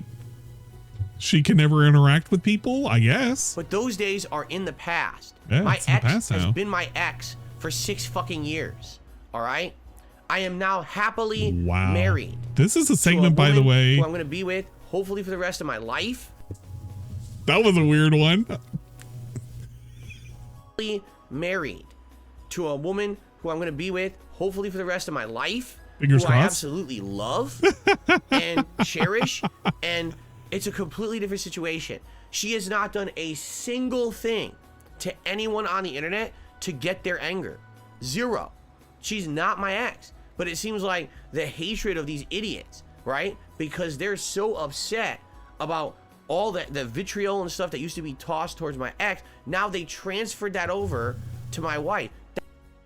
He's literally blaming his ex for the trolls behaving the way they do. You have got to be kidding me. You have got to be kidding me. He is throwing the weirdest shade over on Leanna because she existed, therefore the trolls existed. Because of her fucking up the content, I have trolls. Yeah, it's a hate transfer. He's literally doing a hate transfer. What the fuck? That's fucked up. She is not my ex. In any way, shape, or form. But immediately when she started showing up in my videos, let's hate on her. Let's make fun of how she looks. Let's make fun of how she acts. Let's make fun of how she talks. Let's make fun, everything. Just destroy her. Why? What did she do to you? Nothing. That's why she's not in my content. Because since the day she stepped foot on stream, no one gave her a fair shake. Instead, it was just, let's be really fucking nasty to her. So that's why she's not in my content. That's why she's not going to be in my content. Do you understand? She doesn't want to put herself into a place hate where she's transfer. going to be unfairly hated Actual on, hate transfer. either because of association with me or because you guys were so pissy about my ex and you transferred that hatred over to her. All right? It's bullshit. Did he even believe that when he said that? Look at his face when he said that with the hate transfer. Did he look like he believed that? Bro, he's looking like he has a fucking smile in his fucking eye. That is not somebody who's like believing what he's saying right now. He's trying to like hide the fact that he's trying to bullshit his way through all of this. Holy crap. Over to her. All right? It's bullshit. Yeah, it's liar's delight right now. It's that simple. All right? She has zero desire. Why? She doesn't want to put herself, her own words, why does she want to put herself in the line of fire to give people ammo to just say more nasty things about her? She literally has not said or done anything negative on the internet. She purposefully has stayed away from having social media accounts and things, so she people used can't to say that she's done bad things for reason to hate on her. You understand? So why would she want to do that, right? So there you go. So again, any person, literally, every time you have the question, well, will your wife ever appear in your content again? Here's how you can answer the question. Talk to my detractors and say, when will they grow up? Bro, how about this? I don't care about your wife. I don't care if she ever comes back to your content. Stop talking about your wife. Stop talking about anything that she's ever doing ever. I don't care about your fucking wife. Just stop talking about her. Literally stop talking. Just move on to the next question. Get out of here. Because the moment they grow up, just agree, get out of here. We're not going to attack Phil's wife because she has nothing to do with anything that we don't like. Yeah, that's not going to happen. Just keep going. Next segment. Have they done that? Next or segment. have they systematically tried at every moment to try to get any piece of information about my wife from her past and stuff that has absolutely nothing to do with our life today, trying to stalk her and her personal shit and accounts? They're losers. So, bro, you literally told us about how she had a restraining order on her fucking ex. We didn't even need to know that. We didn't want to know that. Why did you use that as a piece of defense during the stupid fucking interview that you did? As a closing argument. Well, did you guys find out this? My wife has a restraining order on her ex. No, Phil. Thank you for telling us. As long as my haters and detractors are losers and stalkers and waste of life, she will not be my content. The moment that they grow up and they change for the better and they agree to not do that shit, she can come back. So never. So there you go. From now on, don't ever ask me the question. And that's how I'm gonna respond from now on. Literally from now on. If anyone just asks me, hey Phil, when is your wife gonna come back to your content? You know what I'm gonna say? Ask the He literally challenged the detractors to find her. Wait until the second income shows up to the house. I challenge you to find out anything you can about her. You literally called her a second income. So don't come at me with this dumb shit. I don't want to hear this. I don't want to hear this. This is literally how I feel every time DSP says something about his dumb horse of a wife that I just clearly can't give a shit about. This is the face that I make every single time. Fuck out of here. Next question. Next fucking question. direct cause and effect. Dude, just get on. Talked about this, so I'm gonna tell you guys. Okay, next. I keep telling you guys, suggesting random games is not gonna help. You're talking to people 6 weeks in the past. He's literally... He's getting mad at a person who suggested a game 6 weeks ago. I'm almost positive in this, he says, nominate games to play. And he's mad that people, I don't know, looked at number 2 and said, I'll nominate a game to play. You know that's the kicker, right? DSP in his stupid thread says, please tell me new features, games, marathon project suggestions for hardware, tips, and improvement. And then he sits there and he gets suggested a game and he does this. Watch. All right. Thank you for that suggestion. I keep telling you guys, suggesting random games is not going to help. So what's the point of listing it as a prerequisite of what you can suggest in the suggestion box if the thing that you're told you can do is not something he wants 6 weeks later? It is literally, oh my God, this is madness. This is actually maddening. How this dude pretends to act. And he thinks that he is justified in the way he acts to his fucking fans. They legit give him a suggestion. They do it by the rules. And all of a sudden it is negative because DSP says so 6 weeks later. We've already talked about this. So I'm gonna stop reading these random game suggestions, okay? Excuse me. Next one, games I want to watch DSP play. I've noticed certain YouTubers opt for limited supply runs when it comes to merch. Typically, they last a couple of weeks to a month. This approach effectively creates a sense of scarcity and urgency, drumming up demand, all without the need for permanent merch speed service. reading this, by the way. Additionally, since the limited supply run only lasts for a few weeks, any attempts to sabotage would be a non-issue. The run would be over by the time the trolling could take place. Would be a non-issue. The run would be over by the time the trolling could take place. A non-issue. The run would be over by the time the trolling could take place. Excuse me. I don't know about that. I don't know how it works. Yes, when I used to use Teespring, they would allow you to have a run that would be like limited to a certain amount of time. So it would be like, oh, you can have merch that will last for 2 weeks and then the campaign closes and no one can buy the merch anymore. Right? Do you want me to get that? You know what? I kind of want that. Hold up. Excuse me. The run would be over by the I want to get that clip. I want to have that clip for future posterity. Time the trolling could take place. Excuse me. Excuse me. Yeah, it's pretty good. I'm gonna snag that. That one's gonna be a keeper. I don't know about that. I don't know how it works. Yes, when I used to use Teespring, they would allow you to have a run that would be like limited to a certain amount of time. Get you a man that can snort like that. So it would be like, oh, yeah, you can have merch that will it. last for 2 weeks and then the campaign closes and no one can buy the merch anymore, right? But I'll be honest. No, I don't think that would work. I think that literally the moment Me that I personally announced that just any merch chatting. store was open, I the don't trolls wanna would immediately go there and put us bombard in a that business bad with spot. bullshit. Oh my And as much as it Jesus Christ! really go there and bombard that business with bullshit. Oh. And as much as you say, oh, it wouldn't affect it, I think it would. We I got think so these many of these businesses today. would react within a matter of a few days. And what's to stop them from just freezing the store, canceling orders? Nothing. Like I said, if I'm going to work with a merch company, I need to absolutely be sure they're on board that they're not going to kowtow and bend over to a bunch of trolls trying to employ falsified cancel culture. Oh, we're so up in a tizzy because this content creator said this. This thing you're quoting is 10 years ago, 15 years ago. Hello, NTC That's not dude. something that I do now. Hello, fellow But you act like it's today because you're trying to get me shrugging canceled for shit cock I did 15 leader. years ago. The That even leader back of the then wasn't shrugging that bad, cocks. NTC right? dude. Yeah, like, what are you talking about? What's but up, that's dude? it. These companies are dumb as dirt. Do you know that They just there's don't want a to deal with any kowtow? complaints. So the moment a complaint comes in, we don't want to deal with it. Cancel it. Get They rid look of like it. this. Right?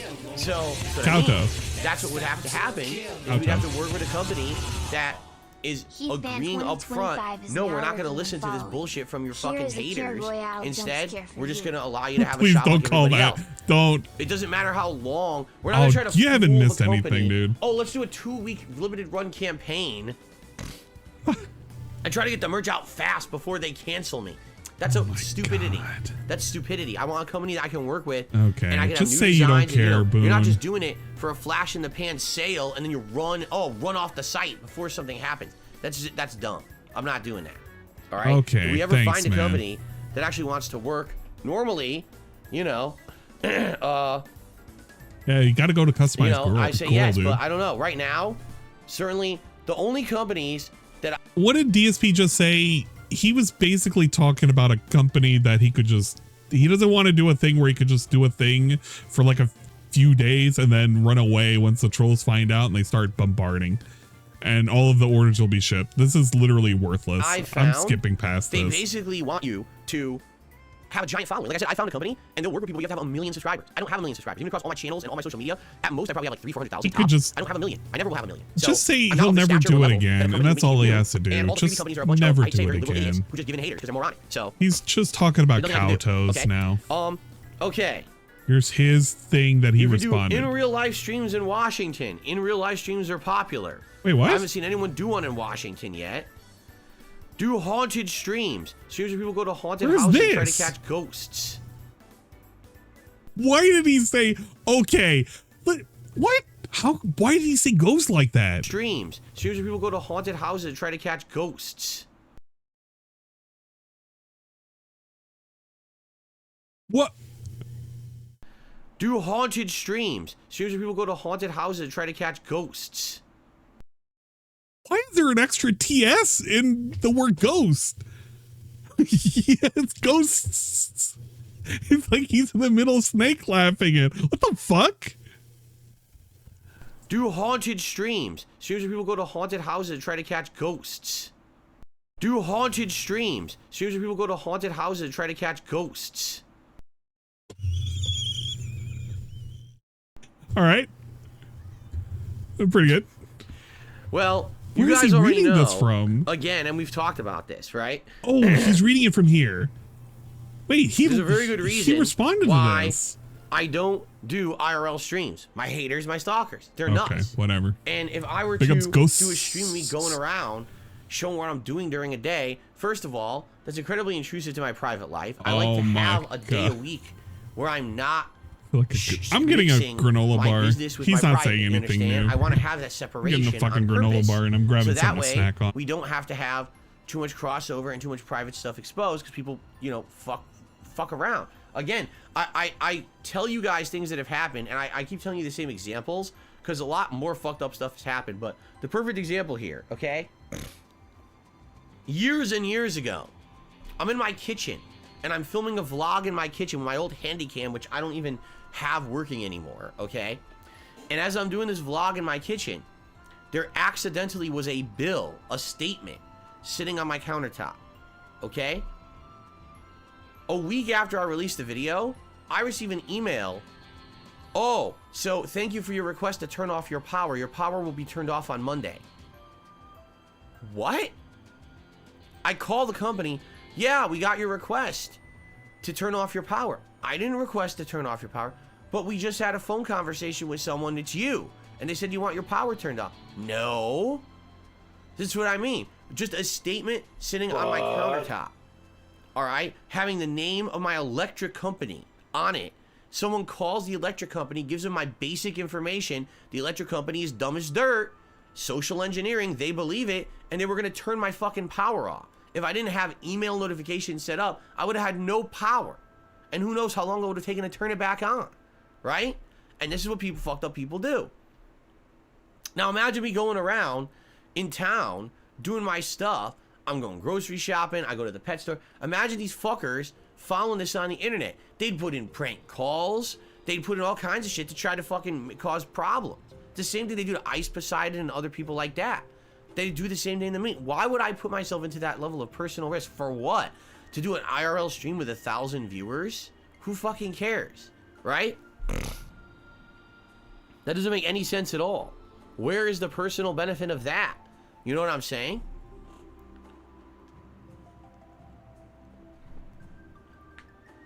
And again, that example, the reason that I keep telling you that example is because that's something that happened many years ago, and that's just an old example. People have absolutely positively tried a million things to fuck with me since then, but I'm not going to talk about those because giving them attention just spurns on more bad actions. You understand? So, yeah, it's not worth mentioning anything else these idiots have done. Okay? Okay. Okay, continuing on. DSP React Suggestions, a pop culture podcast about movies, TV, and books in place of the Level 1 podcast every Sunday.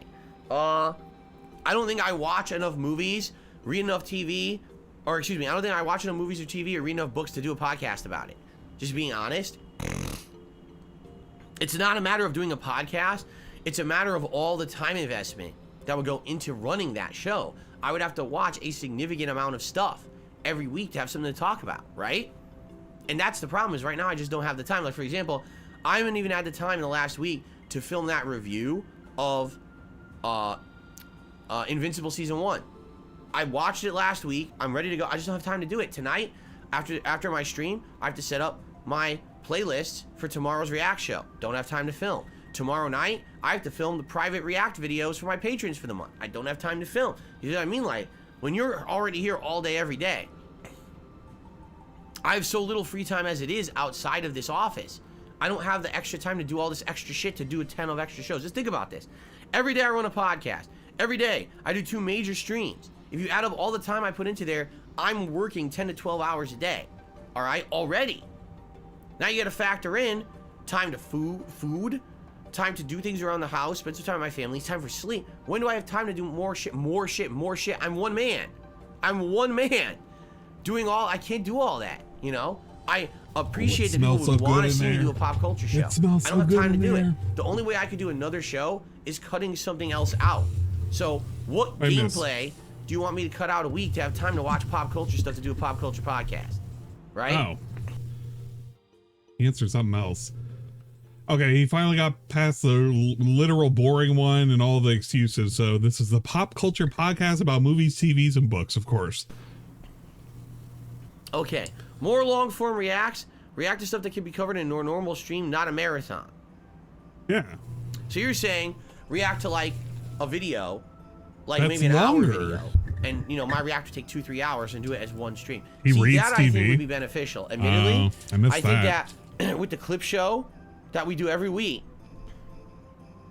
because we limit myself. You limit myself? Essentially, You mean he limits doing himself?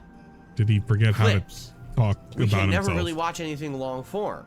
I can never really watch a documentary or anything. And that's why we were doing the marathons. We were doing the long form react shows. And they were working. But then when we did them, they took away from the streaming and people complained, oh, you're not streaming games enough.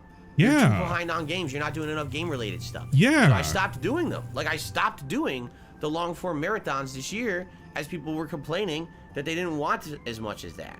Okay, so people are complaining right now that he's. What the fuck is this, Rye?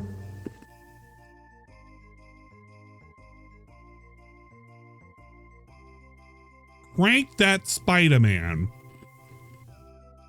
I swear to Rye, what the fuck is this? I'm already mad at you because you're not even gonna show up. You sent me some nonsense. What the fuck is this?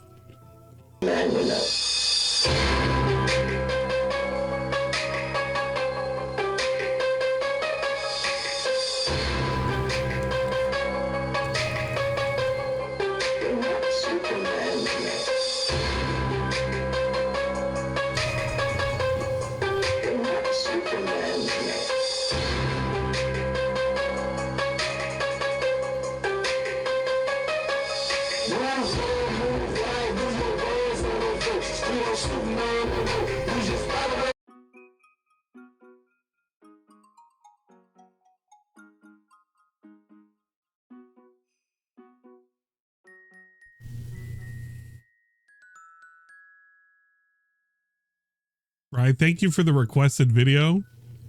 I don't know how to feel about any of this. Am I literally just... Does he at least, you know, crash into a building or something? No. Just do that the entire time, huh?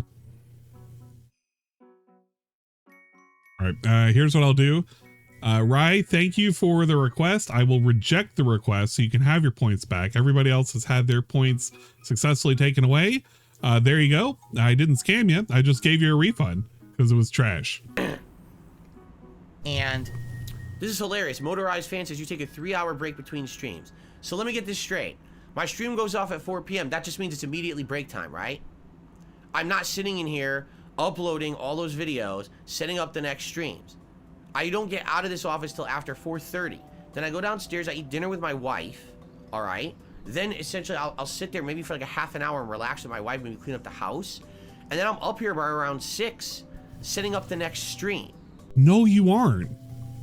It doesn't take, dude, it literally takes you no time whatsoever to set up a stream. You can literally copy the settings. If I wanted to set up a stream right now, I can just go live. And guess what? I can just schedule a stream and it copies over whatever I want. So no, it doesn't take him a whole lot of time. He just picks a previous stream and he's like, yeah, I want to do that one. Reuse the settings and it'll auto load everything in there, including all of his tags. So no, he's not taking forever to do this. He's just lying to you. So you don't take 30 minutes to set it up and you're still late to those streams. So I basically get a 1-hour break between streams. 1 hour is what I get between streams. Look at this lie he's trying to perpetrate. That's because you're a fucking idiot. Look at him trying to perpetrate You're this. just a complete fucking mouth drooler moron who just wants to belittle. Just like the idiot who says I run a 3-hour podcast. You're also a moron.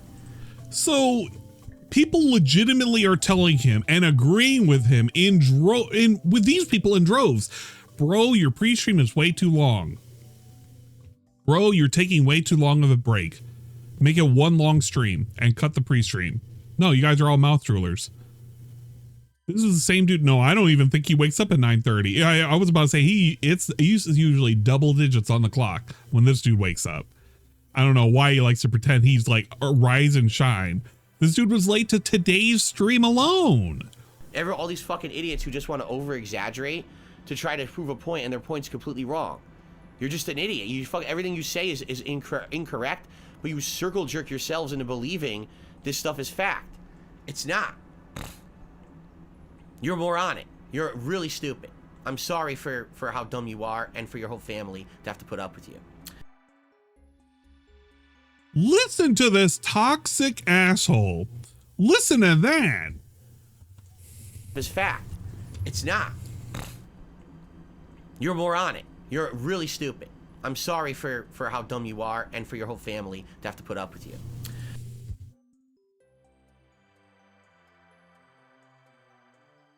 I have never heard of somebody do shit like this and retain an audience like this. This guy, the actual mouth ruler that sits there and is toxic every single day to his average audience. They give him the feedback and he doesn't like the feedback. And what does he do? He sits there and he belittles them. Jesus Christ. I'm going to record that. That's a good thing that I can tell people whenever I need to tell them off. I can just say dsp.mp3. It's fact. It's not. You're moronic. You're really stupid. I'm sorry for how dumb you are and for your whole family to have to put up with you. Okay. Patron. It's not. You're moronic. You're really stupid. I'm sorry for how dumb you are and for your whole family to have to put up with you. Okay. So I like that. I can use that eventually. I'll put that as a redeem or something. Reaction should be uploaded to the channel. That I cannot do. When someone his fans are all trolls at this point. It's their legal property. I kind of want to actually respond to what was his name? He was on Twitter recently. And he was bragging about all the gifted subs and all the gifted money he did. What was his name? It's like Jay Styles, I think is what his name was. Man,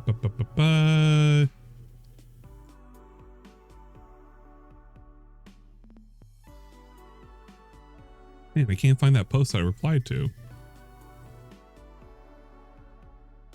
Oh, man. Is it J Styles? K Styles. Oh, K Styles. I hate it because I don't know what his Twitter is. I'm half tempted on just setting K Styles. It's not. You're moronic. You're really stupid. I'm sorry for how dumb you are and for your whole family to have to put up with you. Okay. I feel like he would respect a post like that if I just sent that to him as a response to anything he says. I wonder if that would earn me a block. I wouldn't even really care if he blocked me, honestly. He's a bit of a mouth drooler too. He really doesn't understand what he's doing, and he's totally okay with him berating his fans like this. I could send him, hey, K Styles, do you like when DSP does this to his fans? Be like, no, they were trolls to begin with. How do you know? I don't know. He figures it's got to be the case, right? You do the $50 DSP said so. To my Patreon, I should say, and you get a private video, whether it's a Q&A video, a React video, whatever it is, that's your legal property to do whatever you want with. I don't have the right to own that. You bought it. So I don't have the right to do that with that, sadly. Okay? Okay, one last thing, and then we'll get to shout-outs. Use a simple on-screen promo to easily promote engagement of the channel. Let me...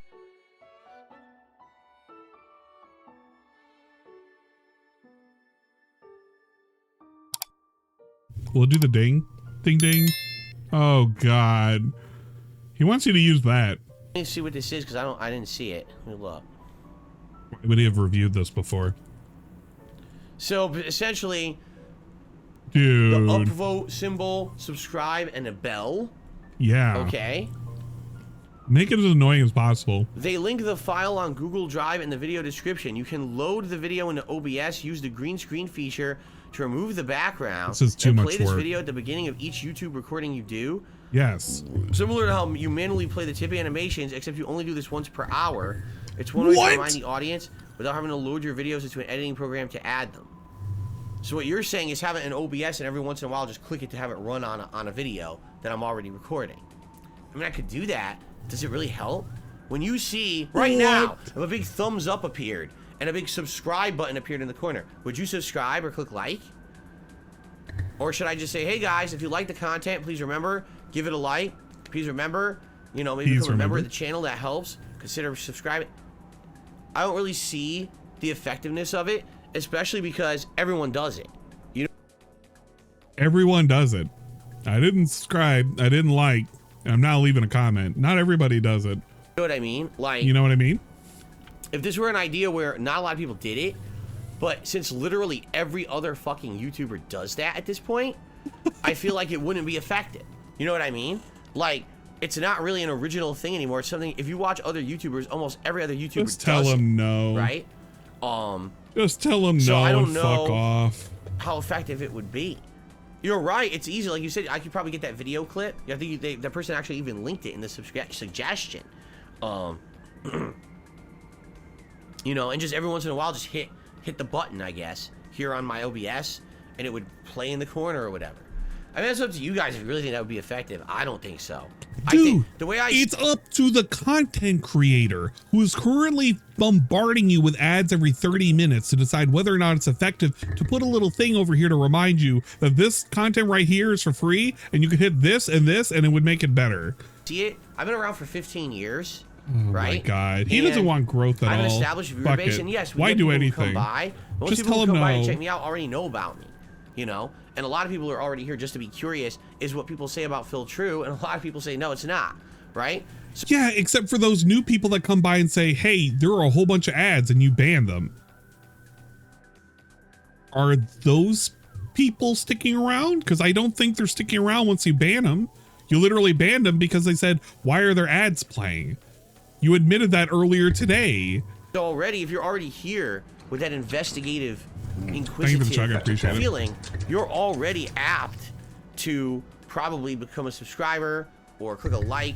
If you know, you're already here for that, right? It's not like, oh, I was just randomly searching on YouTube and I discovered DSP Gaming on a whim and I don't know who they are. Oh, look, I'm being reminded that maybe I should subscribe if I like this video. I don't think that happens. My video, because my channel's been around for so long, you know?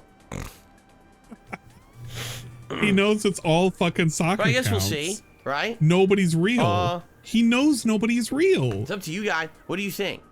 So anyway, that's going to conclude our suggestion segment for this stream, because we got to get the shout outs now. All right. Let me know what you think about those Get past suggestions. that. We got And if you no guys think any of those- suggestions. We had, well, okay, we had 1, 2, 3, 4. He literally skipped this. 5. No, you can't count this. So he actually skipped this. 5. Even though he barely even acknowledged it. 6, 7, 8, 9. He literally had 9 suggestions he walked through. And Well, 1 Phil, invisible one. So you 10. treat your viewers like they are too dumb to hit the like and subscribe button already, so why the fuck not? Yeah, actually, you know, if you really think about it, he already treats his fans as viewers like they have low IQ. So you might as well just remind them how it is that you could, like, engage with him. Maybe they'll hit the subscribe button over and over and over again. Who knows? But he actually went through 10 suggestions today in very autistic detail, got nothing done, and dismissed every single one of them. Actually dismissed every single one of them. And one of them was literally an outline in his little fucking give me suggestions in the first place. He's arguing with somebody from 6 weeks ago. Good, that anything we should implement or could implement, let me know. All right? All right. Let him know in the comment section he might consider it. But if it has too many likes, like the DSP Okay. shorten the... You know what? Let's get the tip. No, if you actually wanted to be an actual person, you should be like, yes, DSP, shorten the pre-stream. It's way too long. And you should do it in the pre-stream thing. Because then it's going to send a message. Because it was read out twice. And then he knows it was read out twice and it was heavily liked. And if it's heavily liked here, then it's going to say, Phil, you really need to consider this because people actually are saying yes. But there's no YouTube side He'll dismiss it, things. though. There's no super chats, no memberships, no gifted memberships. So I have nothing to shout out on the YouTube side right now. But we have tips, okay? All right. We start Got off today tips, with a guys. $15 tip All right. From Captain Kirk? from Dan the Man. Oh, Thank you, Dan the Man, God. for a generous Get $15 out of here, tip to Dan. get the day started. Let's get that going.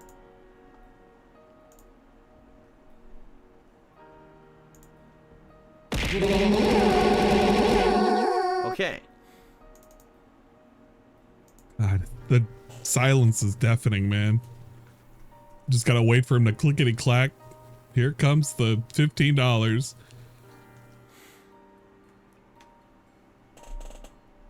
Look at him smile. Look at him. What is he smiling about? Dude, did you see the little grin on his face? He starts grinning. Like, look at this. Look at this. He has this little cheeky grin as he's doing it. Look at him. For some reason, he was cheesing. What happened? And like he said something really, really funny. He said something that tickled his little funny bone right there. It's like, yes, I see. What is he gonna say? Is he gonna say something stupid? Okay. Thank you for Dan the Man. I received. Never mind. A $5 tip. Yeah, maybe he farted. Who knows? Someone says, here's a couple quid to support your stream today. Here's a couple quid. All right, cool. And also, he's going to Remembrance Sunday tomorrow to buy a red poppy. It's a thing in the UK. Just move on to the next segment. You don't tip care. From Mitch. Watching you for 15 years. You're funny as hell. You work hard for your $1 tip. I'm also a fellow vet. Well, thank you very much for the $1 tip, Mitch. Happy Veterans Day to you. Thank you very much for your service. Hopefully you liked it when he celebrated those guys at one time during WW2. Big ups to $1 tip from Snow Carl. I agree and understand why Kat is not on stream. You guys talked about her appearing in co-op or via voice chat. No, she has no desire to do that. She never really wanted to play games. She wanted to show up, like I said, our intention when she first moved here 5 years ago was that maybe every 1 or 2 months we do a stream where we just sit here for a couple hours and talk with you guys and do Q&A. Talk about our lives, talk about stuff like that. You know, we thought it would be fun. Talk about our lives. And then she would appear for holiday events like that, Halloween marathon, right? That was the plan. It wasn't about co-op gameplay. Like, we don't really care about that. We don't care about it, but you advertised it. It would have been nice to have her be a part of the content. And that you was literally advertised it. These pieces of shit acted like pieces of shit, and now she won't be in the stuff until they decide to not be pieces of shit. Okay. So all they got to do is grow up and be civil and stop acting like pieces of shit. So literally never. Move on. Good luck getting a piece of shit. Get go. $3 tip from Super Snow Carl Turbo HD Remix. All right, the it's fake unfortunate one. your wife can't be on your show. It's so fun to watch you guys play co-op in Mario Brothers Wonder. And again, he's a Cuphead DLC. Again, we're not interested. Okay, next. Session with 0. Sit down and allow them. That's perfectly fine. Dude, let it go. Sure. I did not miss anything, but I think that is covering everything for now.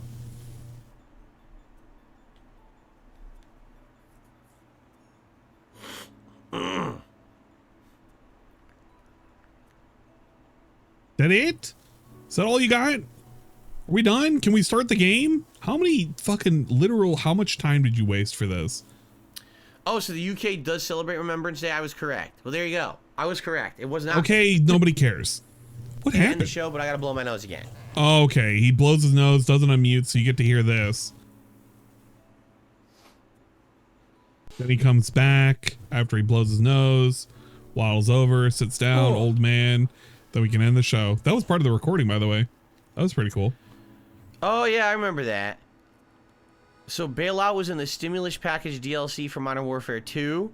Yeah, bailouts were also in part of the stimulus package for the economy. Sadly, I hate to say it, I'm not gonna have any money.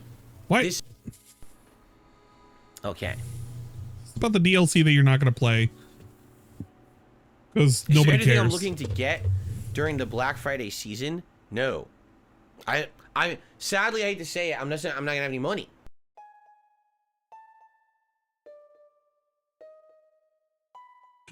Phil, do you have any money? Sadly, I don't have any money. You guys don't understand how much it sets me back to be sick like I was. He was sick for 3 days. He acts as if he lost out on $4,000. He factually was not that far behind. But because he is literally Chicken Little about everything, he's going to run this into the ground. It's going to be fucking January of next year. We're going to talk about that one time we were sick back in October. Mark my fucking words. I'm coming for you. That was 4 days of streaming I missed, including a marathon that I was counting on. That he canceled on purpose and never actually did it. To help the business, and none of it happened. So it's been playing catch up. Wait. And he even admits himself that marathon wasn't even guaranteed to give him money. And he wasn't expecting it to be a lot of money. But now he's expecting if it was going to be thousands of dollars or something. But if you really think about it, if you actually factually think about it, bro, what was he expecting? Was he expecting somebody like the Dutch brothers to come back and shower him the whole bunch of money? So then they all had that money that they'd been saving up for that marathon. Where was it? They didn't come by and support him after the fact. They just didn't give it to him. So what, did they all just withhold all of their money that they were going to give him magically because he was going to do it, but he didn't do it? They could have gave it to him today. Bro, I was holding this $1,000 for your fucking monster marathon on October, but unfortunately you couldn't do it. Here you go, Phil. Here's $1,000. It didn't happen because it wasn't going to happen because nothing happened. And I haven't caught up. You know, the one thing that I think I should get is another Xbox controller, simply because this is the only one I have. Okay. If this breaks, I have no controller for Xbox. But it's not broken. Yeah, my other one already but had it's not broken. Problem, so that one I can't use, and that's it. So if anything, if I can maybe, it's not get, broken. Dude, why are you trying to get another if I one? can maybe get another controller or whatever, but that's about it. I'm not thinking about anything else like that at all. A new. I don't have money. You know, I have zero to spend. So. He spent how much money on a sushi, by the way? Chat. It says, if you got your doctorate in gaming, would you be Dr. Phil Gaming? I have no idea. What a silly question. If DSP had a doctorate, would he be a doctor of anything? Maybe. I'd imagine he would be a doctor. If he was an actual, like, medical doctor, it would probably be something around people's butts. Like people who deal with gastro whatever. It would be one of those. Just because they would like the prospect of being next to butts. That's my feeling. What about a Switch controller to have a proper D-pad? Nope. What, outside of Mario, what Switch game would I even need a D-pad for? He's not going to play the Switch. Like when you think about you games donated on the it, Switch, he hates 99% of them are thumbstick games. It's rare when you play a game where you would want a D-pad. Like I'm playing yeah, I guess so, huh? for Mario Wonder. Like every single franchise would be D-pad. Oh my God, Tevin! Mario, so I don't think I really need one. No. Yeah. Tevin, go back to bed. This was a shitty session. I hated it.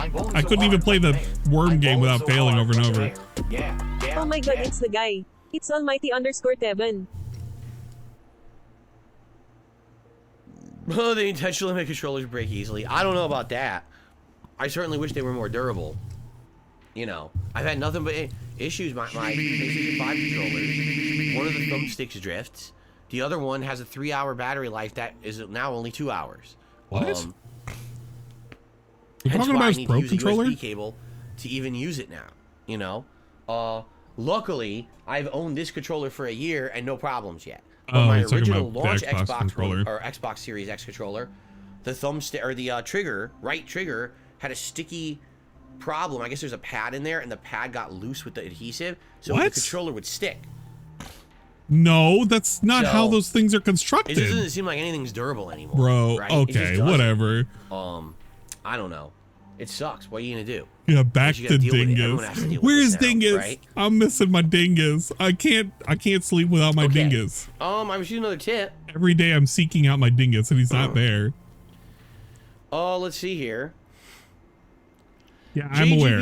We were already like 12 minutes into the Turkey Tom Mule fucking video. We're just waiting for this to end so I can redo and continue watching the Turkey Tom. With a $12 tip, as trash as the golden joysticks are, I'm happy that Larian Studios won 7 awards. Larian Studios is who made Baldur's Gate 3. Remembrance Sunday tomorrow in the UK. Have a good and I'm not stream. rewinding it, so you're gonna have to start at 12 minutes. That's what we figured. You're gonna Thank have you already much. missed jokes. JGB, appreciate that.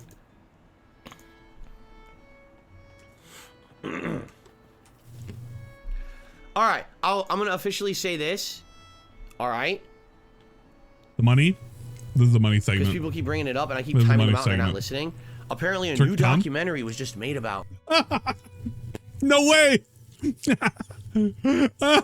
Yeah. Oh, he acknowledged Turkey Tom right there. Okay, that's the frame right there. That's the has frame. redeemed the following TTS message. That's what I'm gonna so use. So we're gonna starting the hunts early. Also, where is Ask the King? Yeah, where is Ask the King? It's never coming back. About me by someone named Turkey Tom. I know nothing about Turkey Tom. I can't say anything positive or negative about them. But I'm sure maybe they'll want to hear what do I think about their documentary. Oh shit. I'm not gonna watch it right I now. have to shout out. I'm busy. I'm super busy with my gaming season, with all my normal regular shit. I've been it happened today. Staying Big ups Chowder for the $7 donation for the charity event. I do appreciate it. It is going to be ongoing. I'm just having that message up there, but I will take a celebratory shot. for Chowder, getting us to the $600 goal. It wasn't really a goal, but it's like $600 now. So we're at an even 00 number. That's pretty cool. Did you know that some people literally thought my name was Joshua Walker? I could have named myself like Penis. Probably would have been banned, but you know, some people thought I was named Joshua Walker. Could you imagine? Jeez. We'll do a shot for that. Away from drama this year. We'll do it in the Better Belize It glass. To keep my viewing audience away from it. Okay? So I want to say this up front. I have not seen the documentary. I know nothing about it. I don't care. All right? This is not a slight. Oh, you got me. I'm a real Josher. I don't know who they are. Been Joshy guys and for I don't years. want them to think that like, oh, I'm talking shit about their documentary because I haven't seen it. I don't know if it's good or not. I don't know how valid it is. Don't sound like a Joshua Walker. I don't know. Holy that's shit. That's disgusting. I'm sorry about that. I have no plans on watching it right now. Okay? So, I think it was because we were watching, you know, I'm not Doug going to Walker watch it. Maybe I will watch it in the future. But right now, with Ludwig at I'm the just time. going to And I was relax like, yeah, I guess we can be Josh. and do my thing. I'm too busy I'm to not care a about drama Ben. right now. And I made a commitment to my I hope audience I'm not this a year. Ben. I I don't would stay think I'm out a of drama. Ben. I'm staying out of drama. All right. In the future, maybe I will watch it and react to it. Maybe it'll be something to do. Some people would like to see that on my React channel. I have zero plans on doing that. Okay. We will take a shot of the Captain Morgan. It's that simple. Our second bottle. Of course, what will happen is the entire. I'm sure, if it's someone who I don't know about, the entire thing will likely be all about negative stuff. It will not actually highlight anything positive or anything like that. It'll probably just be the usual reiteration of slander stuff, right? No. It's probably what it'll be. Feels bad, reiteration man. of what the haters all right, say, what the big ups. That's always my assumption. Big ups, Chowder. One of these documentaries. So what's the point? Right? This is the celebration of the. This is to the years of slander, dude. So there you go. Appreciate it. 7654 321. Okay. Any last minute stuff, guys, before we adjourn and we get ready for Modern Warfare here? Nice 4 p.m. shot, dude. Smucker's Uncrustables and a Best Buy ad, says Derek. That's what he just got. Get out of here, Derek. So there you go.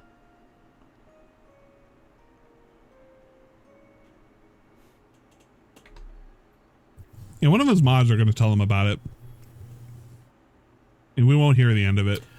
I will just say this, all right? There's one thing you always have to understand about people who do these YouTube documentaries, all right? Not once. They don't ask me, dude. Not once. Why don't they ask me for feedback? YouTube documentarians contacted me. Except the one guy who's doing one on you, June the King. And presumably it was also the guy who did the Down the Rabbit Hole. But you didn't respond to him. So that's factually incorrect. DSP just likes to pretend that this is actually the case. I don't know. Not once. Not once have they said, hey, we'd like your input because we're doing a documentary about you. We'd like to ask you questions and see what your answers are, see what your take is on this. Or this. I know what state Ann is because of his accent, even though he didn't grow up there. If you're not going to talk to the person, or at least make an effort to talk to the person you're doing the documentary on. Okay, no, out of curiosity, Baron, or Barry, DM me which state my accent is from, because I do my best to suppress my accent. But it does slip from time to time, and I'm actually kind of curious. DM me of the area in which you believe I'm from. Is it really a documentary? Right? You're not even going to try to attempt to get any information from them whatsoever, right? Zero. Like, you know, that's pretty ridiculous, don't you think? Now, how is it that there's so many people who want to do these documentaries, but no one reaches out to the person who's the subject, right?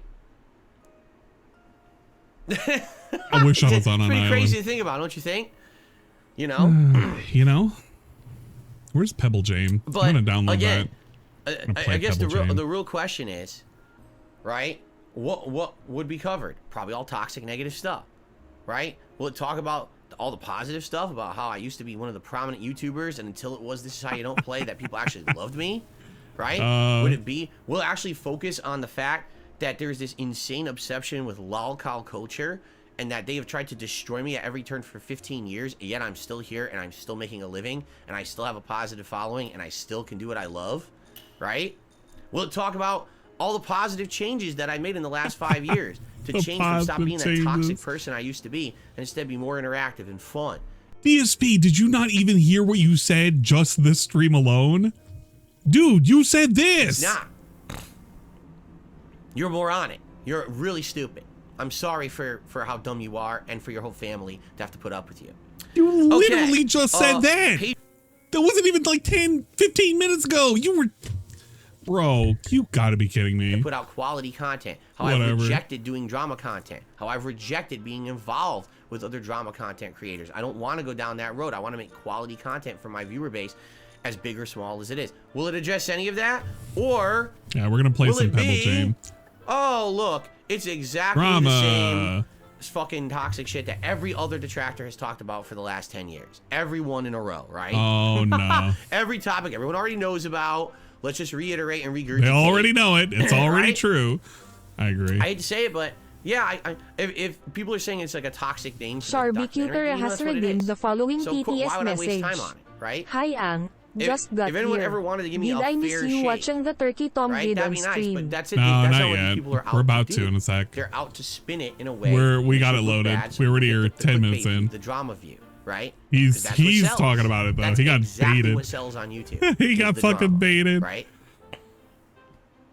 And he also covered like 10 questions, one of which was like, or 10 suggestions, and one of which was hidden. So yeah, I'm not gonna waste time on it. Like I said, and I'll give you a hint. He did not respond positively to the ones that told him shorten the pre-stream down. He responded very negatively.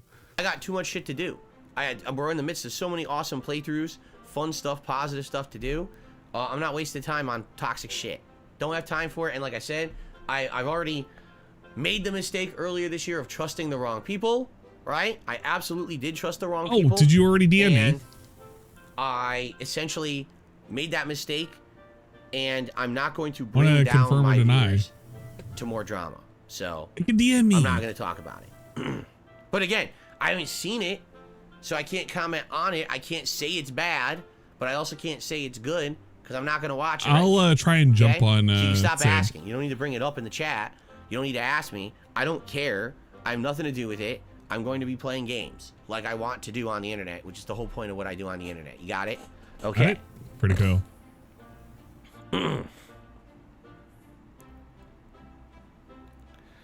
All right. Are we good? I think we should end the show and get ready for Call of Duty because I'm ready to do my duties. I don't know about you guys, but I'm ready to do my duties today. Yeah, he loves that joke. Hasn't run into the ground yet. He loves wasting time too. Remember, this isn't a 3-hour podcast. All right. Ladies and gentlemen, thank you for watching the Level 1 podcast. I appreciate it. I hope that you've enjoyed the show. Okay, I don't want to see him prattle on and show the turkey and everything. It's kind of funny because it's Turkey Tom next. Because I really don't have to use the bathroom. All right, no bathroom? I just wanted to start so that way I could know how much time he wasted in general. So he actually starts playing the game roughly around here 43 minutes ago. And the stream itself started around 2.5 hours ago.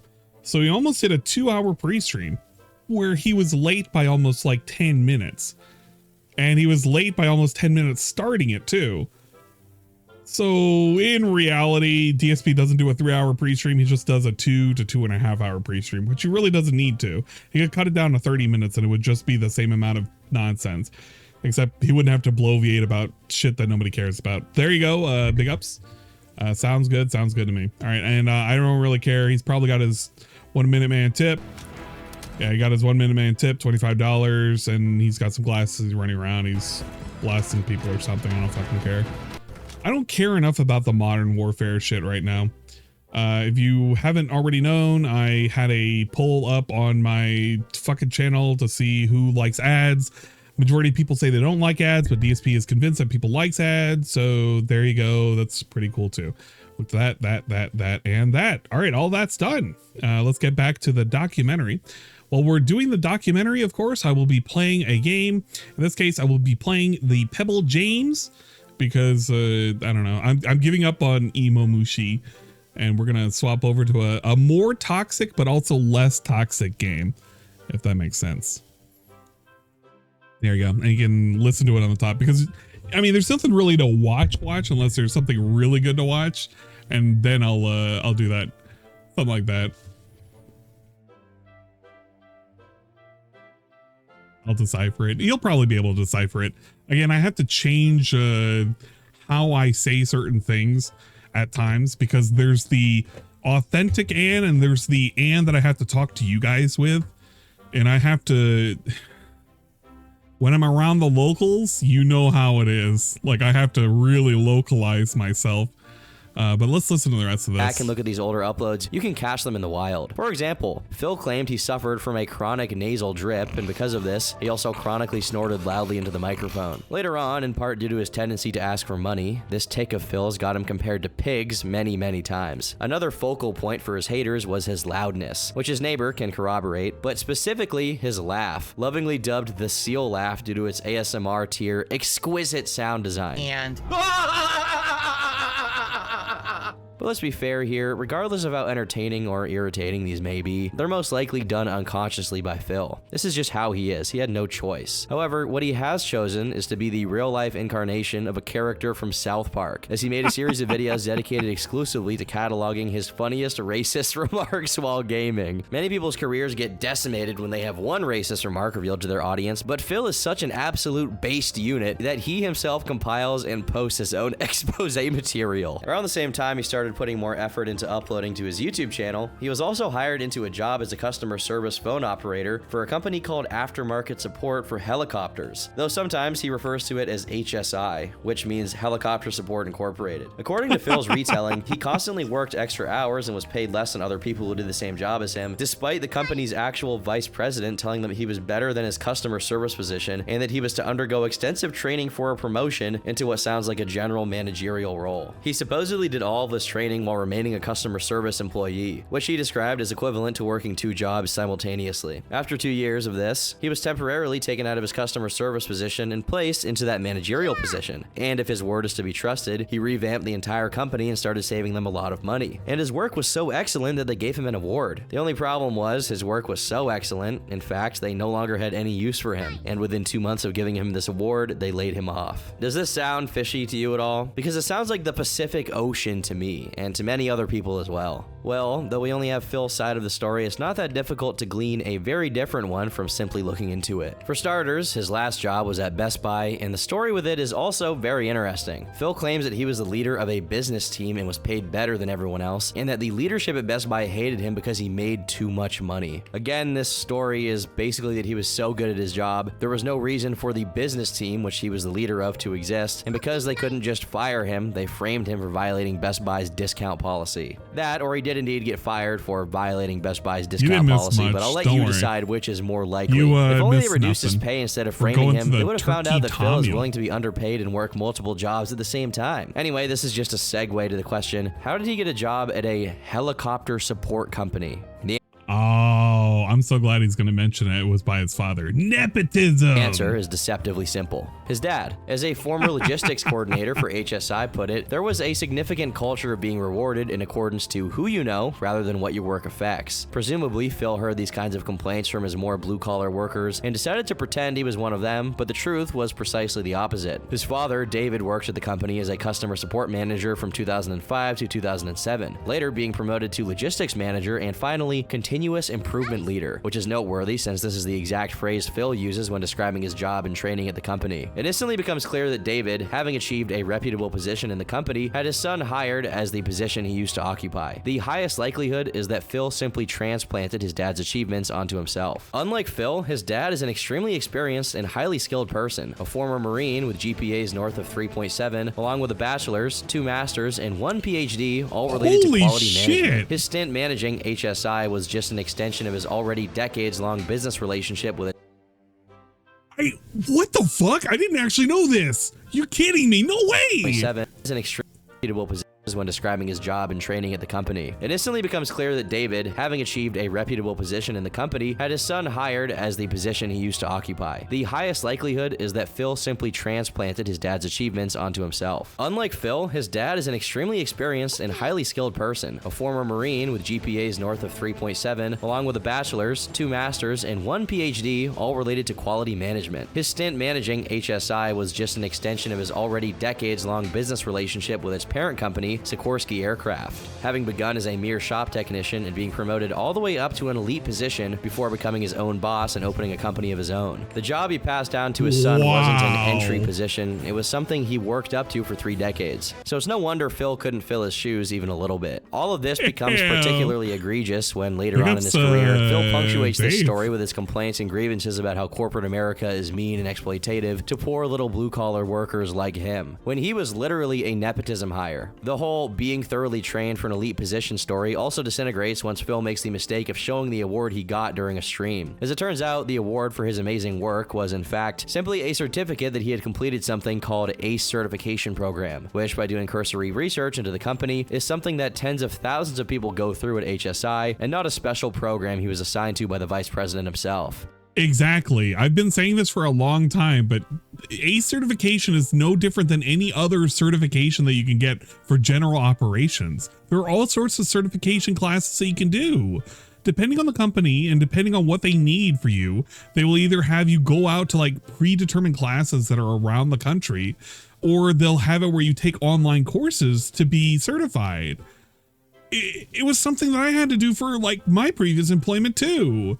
It's not that uncommon. You can literally pay to do the courses and be ACE certified. It's literally meaningless. In any case, his delusion about his job at HSI is so great that he actually believes that him being laid off caused the company to go out of business. At that helicopter company I worked for, within a few years of me getting laid off, they went out of business. Another very conveniently underexplained wrinkle in this story is the detail about him buying a condo so that he could live closer to the job. And I paraphrase, be the guy that shows up during a snowstorm when everyone else doesn't. The problem with his hustler's university tier motivational grind begins with the fact that he bought a condo while being supposedly severely underpaid. However, the real crux of the condo story comes when you find out that based on the intentional self-docs Phil gave out in a video tour of his condo and the public records of his dad's address, which are not going to be specified for privacy reasons, it was less than a 10-minute drive from his parents' house. He already lived near his job. All his move did was shave off a mere 5 minutes from the total commute, meaning he bought a $130,000 condo because he wanted to buy one. More avid followers of DSP have added to the in-depth analysis of his condo shenanigans, saying that part of Phil's motivations for buying property so close to his parents was so he could just go back to their house to get meals and his clothes washed due to him being too much of a man-child to do those things himself. And to be honest, I actually agree with that lifestyle choice because I am a man baby and I refuse to do anything. Last but not least, it's claimed he at one point admitted to buying the condo from a girl he worked with in hopes of getting with her, only to be notified she had a boyfriend after the deal was closed. However, a lot of the original Dark Side Phil uploads have been privated or otherwise unavailable through regular means, so these footnotes have yet to be verified. But regardless of the whys and hows, despite his father's best efforts, Phil once again found himself unemployed, and it was during this period that he decided to pursue content creation full-time, and his hobby turned into his profession. There was only one pesky little issue with this plan. Phil had his AdSense account preemptively disabled for directly begging for his audience to click on the ads that appeared on his videos, something that went against the terms and conditions of the standard AdSense contract. Please go to my partner channel, The King of Hate HD, and click on the ads that show up on the videos there, because hopefully, fingers crossed. Phil would later try and distract people from this fact by saying that the real reason his AdSense was suspended was due to a video of his being so successful, YouTube thought he was cheating.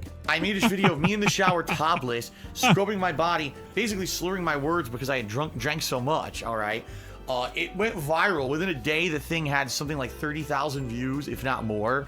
And honestly, because I was making so much, there were ads on it and people were going crazy for the ads.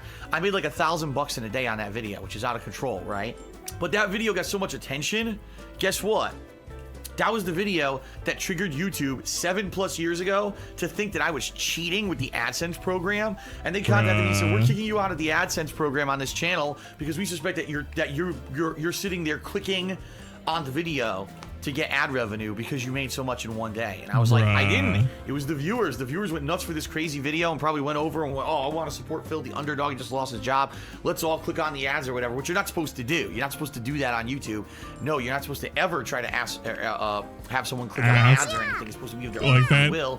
So YouTube falsely accused me of doing this myself. That sounds very, very real. In the very same breath, he lets it slip that he asked for people to click on the ads, confirming that this was the violation in question before proceeding to haphazardly justify it. This wasn't the only blow Phil suffered, as a series of playthroughs he was in the process of completing were being uploaded to his channel for the game Splinter Cell Conviction. He got copyright striked, which made the original Dark Side Phil channel screech to a halt. In response to this, he created DSP Gaming, his longest running and currently still active main channel, even after the original channel was reactivated when YouTube decided the copyright claims were indeed false. Since his AdSense account was still not working, the prospect of being a professional gaming content creator on YouTube was still squarely outside of Phil's purview, so he went to another website, which at the time was one of YouTube's main competitors, Blip.tv. Blip was considered laxer on copyright issues, hence why creators like nostalgia critics Doug Walker also re-uploaded their content there. However, Phil's time on Blip was very short, as the more relaxed terms of service made him a little too comfortable. How comfortable?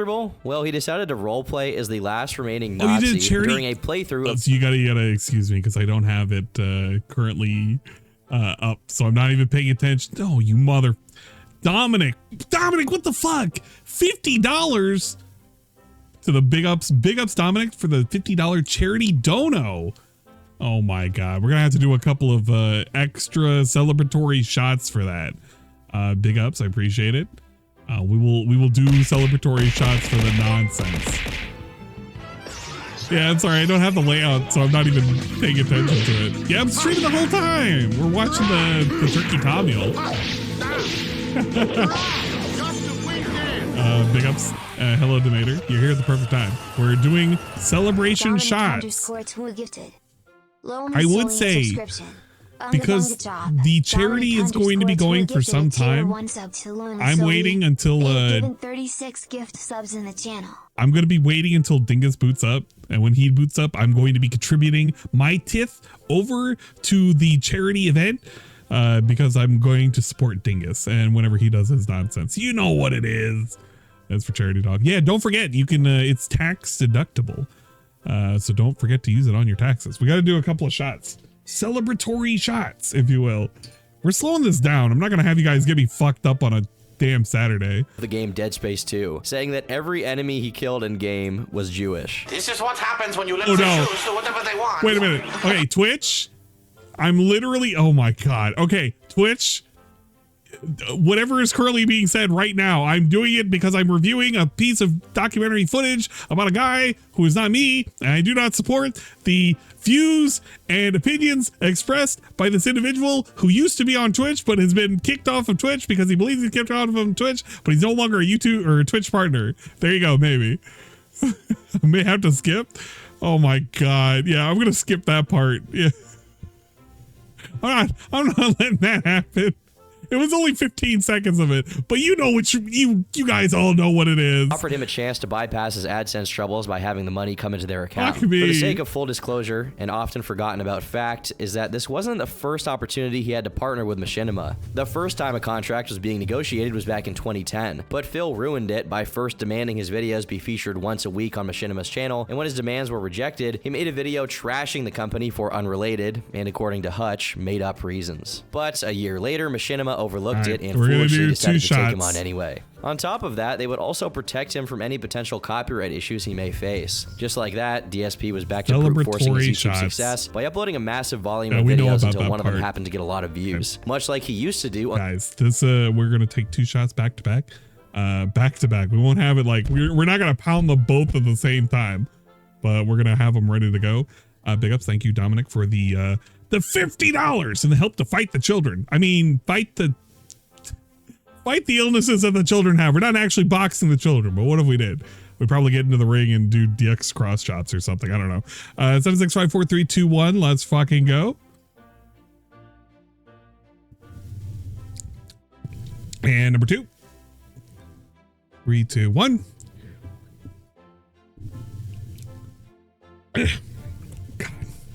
the original DSP account. Alongside the gameplay videos, he had other segments such as Ask the King Q&A, the Week in Preview, which I suppose covered DSP-related news, and the most notorious DSP Tries It, where Phil would, as the name suggests, try new things of all varieties. Eventually, it was canceled, however, due to the negative effects it was having on his health, due to how often the trying involved eating extremely unhealthy fast food. Despite the very rocky road he took to get to this point, Phil finally approached something resembling stability, and even a fan base who tolerated his attempts at humor and the incessant burping and snorting straight into the microphone. Okay, that's a little facetious. The Dead Space thing was honestly pretty funny. If you were to scroll through the comments on his condo tours from 2011, people were genuinely happy for Phil, many even living vicariously through him, wishing they had an entire condo to be their man cave full of gaming memorabilia. For every person annoyed by Phil, there were many more that enjoyed watching him. There was a moment in time in which it could be said the general audience wanted to like him, and there was a reason to be optimistic for the future of Darkside Phil, but nobody could predict how fast this reputation would sour. Hate worthless humans? If you worked on this part of the game, you're a worthless human. Worthless humans, no! In the early 2010s, Google reformed its AdSense system, and now it rewarded viewer retention instead of sheer numbers of views. Essentially, the longer someone watches your video, the better. Just getting a click is not enough to make as much money as someone who gets people to stick around on their video for an hour. This was an issue for Phil since he had a penchant for splitting his videos up into dozens of little tidbits, rarely cracking 10 minutes, often being as short as 2. He also refused to improve the technical aspects of his content despite how much money he had already made out of it and how many of his actual legitimate fans were begging him. By 2011, PewDiePie was already soaring to insane heights of popularity with relatively good quality, a decent mic, and even a face cam, setting a new standard for gaming content, while Phil was still languishing with his busted camera filming his screen with little to no editing to speak of. The problem became more and more inflamed as time went on, and Phil's viewers let him know that if he wasn't interested in evolving his format, they would move on to newer and better channels than his, to which he either responded with derision, a ban from his channel comments, or both. In short, DSP made it clear he didn't want to treat YouTube like it was his job and his only source of income. 2 years ago, it was about me, waking up, putting my camera down whenever the hell I felt like it, recording for a few hours and uploading the footage to YouTube. Now, it's about having a schedule. Every day, getting up, whether I feel good or not, plopping down on the couch, setting up, live streaming on a schedule so you guys can watch live, then trying to figure out how to schedule out uploads. I'd say this, it's actually more work at this point doing what I'm doing because it is more like having a regular job. Every day I'm trying to do 2 streams because that's the kind of dedication that I put towards this effort. So, sitting down, streaming for several hours, uploading videos. How much was he drinking during this? Babysitting the videos, setting them up for uploads, putting them into playlists, tweeting, keeping you guys in the know. It's a lot of work versus what I used to do. Very rarely do you get this clear of an admission of laziness. He often bragged about how much money he made off of his channel, but clearly it wasn't enough for him to hire an editor, get a capture card, or basically anything that would improve the experience for the viewer. The viewer being the reason he gets any money in the first place. And if that weren't enough, even in hindsight, he sees nothing wrong with his attitude and actually blamed the negative responses he was getting on people being envious of how much money he was making. Due to his plummeting popularity and concomitantly his depleting AdSense revenue, Machinima sought to reevaluate his contract, renegotiating various areas of their partnership. Particularly, the amount Phil was paid for pumping out his content slop was under heavy scrutiny, since Machinima was receiving a lot less from advertisers. It seems that this renegotiation talk finally lit an ember under Phil's ass and got him to at least try and do different things than his usual stick. One of these things was a series called Project 7, which was purportedly made based on suggestions from Machinima and his fanbase. I know this era of YouTube, and particularly content adjacent to AVGN and Nostalgia Critic, which this definitely was, is typically cringy and corny, and that's part of the appeal, but I think this was cutting it a little bit close. That's right, and you'll never escape my clutches. Hey,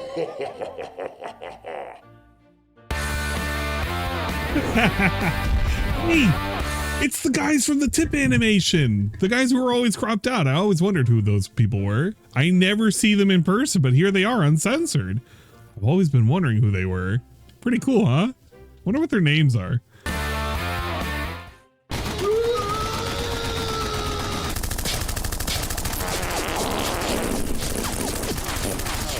That's just me being a hater though, because alongside with his panel at MagFest 2012, Project 7 was one of the very few instances of genuine positivity surrounding Phil's come up. And for a very brief period, it was almost as if he wasn't completely phoning it in for the money. However, despite Project 7 looking good on Phil's resume and giving his channel the appearance that he was indeed putting in an effort, the stories surrounding it behind the scenes were dismal. In an hour-and-a-half long video that eventually came out in 2015, only to be taken down by Phil due to it being a PR nightmare for him, his friends John Rambo and Howard, with whom he did Project 7, told the truth about how it was made. Mind you, this wasn't initiated by John and Howard, but by Phil himself, who, when asked about the rumors of the two no longer being friends with him, said that real men discussed their problems and suggested that the only feasible explanation for their falling out is that they were jealous of him. I'm so glad that Tom makes mention of the fact that the original video used to be around and it got taken down, because it didn't just go away. It didn't just mysteriously disappear. We all kind of know that DSP probably was the one to take it down, because it was a, you know, it's basically a PR nightmare. He's right. And we can't have negativity in the pig pen, I suppose. He wanted, yeah, exactly. He wanted it nuked. There's no way he didn't want it nuked. So it's a safe assumption that DSP was the one who got rid of it. Let's not mince words. As Phil tends to do. All of the videos of Project 7, which heavily relied on editing and storyboarding, were produced by two childhood friends of Howard's, Andre and Paul, who ran the YouTube channel Respect the Pact. As a matter of fact, they were the ones who had the idea for Project 7 and only brought Phil in, presumably because he was looking for ways to branch out with his content. Initially, Phil being the face of it meant that their work would get more eyes on it than usual, which is a good thing. However, they quickly realized Phil wasn't exactly someone who exhibited good faith. For starters, the editing and special effects, which again were the brunt of the series, was taking up a lot of Andre and Paul's time, especially since Andre was about to become a father. This prompted John to tell Phil to pay them for their efforts, to which Phil replied he had already offered to do so, and they'd turned it down. This turned out to be a bold-faced lie, which was instantly revealed once John mentioned it to them. Apparently, Phil had every intention of keeping every proceed from Project 7 to himself, and wanted to share it with absolutely no one. And before you think this is because of machinima renegotiations or what have you, during the production and publishing of the show, Howard noticed that Phil bought a plethora of expensive man-baby gamer toys, which he's known for decking his house out with. And if that isn't enough to invoke a sense of injustice, a BMW. Notwithstanding, everyone involved in the series contributed out of their own pocket to produce and sell merchandise for it, but only Phil ever saw any of the resulting revenue. The pettiness on Phil's part was so extensive that he didn't even tolerate positive comments about the other participants in Project 7. Upon seeing John Rambo's contributions to the show be considered funnier and better performed than his, Phil rushed to claim that everything, including their lines, was his idea, when they were not. They confronted him about it, and he apologized, but according to John in particular, Phil's apologies meant very little. Over the course of their friendship, Phil tended to either make a slight or tell a lie about John, apologize when confronted, only to do it again a while after. Ultimately, this is why their friendship broke down. They simply lost all faith that Phil could listen and care about what actions of his made his pretty much only friends uncomfortable or upset, and gave up on interacting with them altogether. Eventually, in 2022, Phil claimed that the reason no payment was made to them for their work on the project was due to the fact that, indeed, the project was losing money. Even if this was the case, and who knows, there's a fair chance it was, he could have just communicated that to them. The fact that he didn't talk about the project failing until 10 years later is at least a little bit suspicious, I guess. Just a little. While the seeds were being sown for the disintegration of Phil's relationship with his friends, he was beginning a new relationship with someone else. Leanna, also known as Panda Lee Games, or just Panda Lee. Immediately, people took issue with the fact that Phil was 30 years old while Leanna was born in 1993, meaning in 2012 she would have been 19 turning 20. Since Phil's life was indistinguishable from his content at this point, since he would spend most of his waking hours doing something or other to contribute to the pumping out of more content, Leanna coming into his life meant that she was bound to show up on the videos as well. However, some viewers took issues with this, as her presence was sometimes considered disruptive to the regular flow of content. Personally, I don't get this very much because as far as I can tell, she was basically the female version of Phil, and close to being as obnoxious and insensitive as he was. But anyway, yeah, you gotta like expose the Illuminati. They know everything, but I know more. Viewers attempted to negotiate with Phil regarding her presence in the videos, but Phil, like he always does, took this constructive criticism as abject hatred and responded exactly how you'd expect him to. When a commenter said, "Don't mind her doing playthrough with you, but these type of vlogs should just be you," he replied with a very gracious, "You're a f***ing idiot." The Leanna situation. Dude, remember how we just went through the pre-stream and he was talking about how in reality, Leanna brought all this toxicity and everything, and I shouldn't have had her in the content to begin with? And here we are just showing proof that DSP was actually being very, very toxic to people at the time. And in reality, he was kind of, you know, part the reason why people acted the way they did. That's pretty cool. Went on for a while despite the consistent grumbling of some members of the audience. Until one day, it scabbed over during a stream in which Phil was playing Kingdom Hearts. Panda Lee began provoking the chat by making a series of remarks about the game's quality. Kingdom Hearts is boring. All fanboys, please cry into jars so I can moisturize in your sadness and rage. Due to this somewhat inflammatory comment towards a beloved franchise, people fell to her goading and began arguing with her in chat. This is hardly a shock, since when people are watching Phil play a game, it tends to be because they like the game. This went on until the crushing majority of chat turned against her, not just because they liked Kingdom Hearts, but because she was actively drawing negative attention to herself for no reason. All of it culminated in her appealing to Phil to do something about people being mean to her in chat, and so Phil conceded. All right, and now I'm going to tell everyone in the chat, I've had enough of your bullshit tonight. I see everyone arguing with my girlfriend instead of talking about the game, and I've had enough. So we're going to put it in sub-only mode, and now none of you can fucking talk, since you can't act your age or act mature, and you all want to argue with my girlfriend. Now you can just have no chat. How about that? How about that? So, fuck all of you who are acting immature, this is what you get now. We're putting it into sub-only mode. Fucking idiots. If people had found her to be a slight, even if infrequent, annoyance before, now she had been seen as a bully and a coward who was prone to instigating conflicts with her boyfriend's audience, only to run back under his umbrella of safety when people treated her how she treated others. She also took on Phil's tendencies regarding participating in flame wars in the comment sections, saying things like, I get paid for trolls to watch and whine, so I don't see the harm in letting me get paid for them to cry more. Yeah, you clearly aren't getting any, but Phil is and has for over a year now. And let's be honest, do you think Phil and I care about what you or anyone else thinks? Because we don't. Man. If you were in front of me face to face, you'd get a nice helping of my fist punching you right in the balls. Perhaps the most ironic moment out of the whole situation was that years later, Phil actually threw her under the bus and described her as someone who was confrontational and always wanted to get the one up on everyone else. Wait, is Tom from the future? It's Tom from the future. He knew. He knew.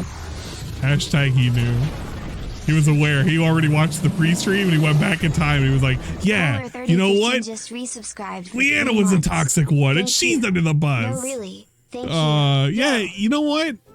It literally okay, Leanna was the perfect girlfriend for Phil because they had both the same fucking amount of toxic, stupid energy about them. So, I don't know. He should have kept her around or something. Yeah, Tom is a time traveler, confirmed. I mentioned it before, but that's exactly the same trait that made Phil so unlikable early on. So he's not even projecting it onto her. He's accurately noticing why they got along with each other so well. They were similar people. But Leanna did serve a purpose in the larger narrative of DSP. Her presence led to much more concrete displays of disrespect from Phil to his audience. Indirectly, she was the reason many of Phil's fans noticed how comfortable he was, disregarding their opinions and just doing whatever he wanted at their behest. Besides the beginning of Leanna's presence in his life and content, 2012 was also marked by even more examples of Phil being terrible at gaming, despite it being the core of his job. The most glaring instance was during a video of Half-Life Black Mesa, in which he failed to pay attention to the game's tutorial instructions, proceeded to struggle for 30 minutes in an area of the game because he didn't know how to crouch jump, and then claimed that this core mechanic of the game's movement was actually bugged. Up until this moment, Phil's haters were disorganized and disaffected, believing that no matter how poignant their criticisms of Phil and his content were, they'd just fall on deaf ears. But as 2013 began, this was fated to change. A YouTube account called Evil AJ 2010. That's him. That's the guy. It's him. I know that guy.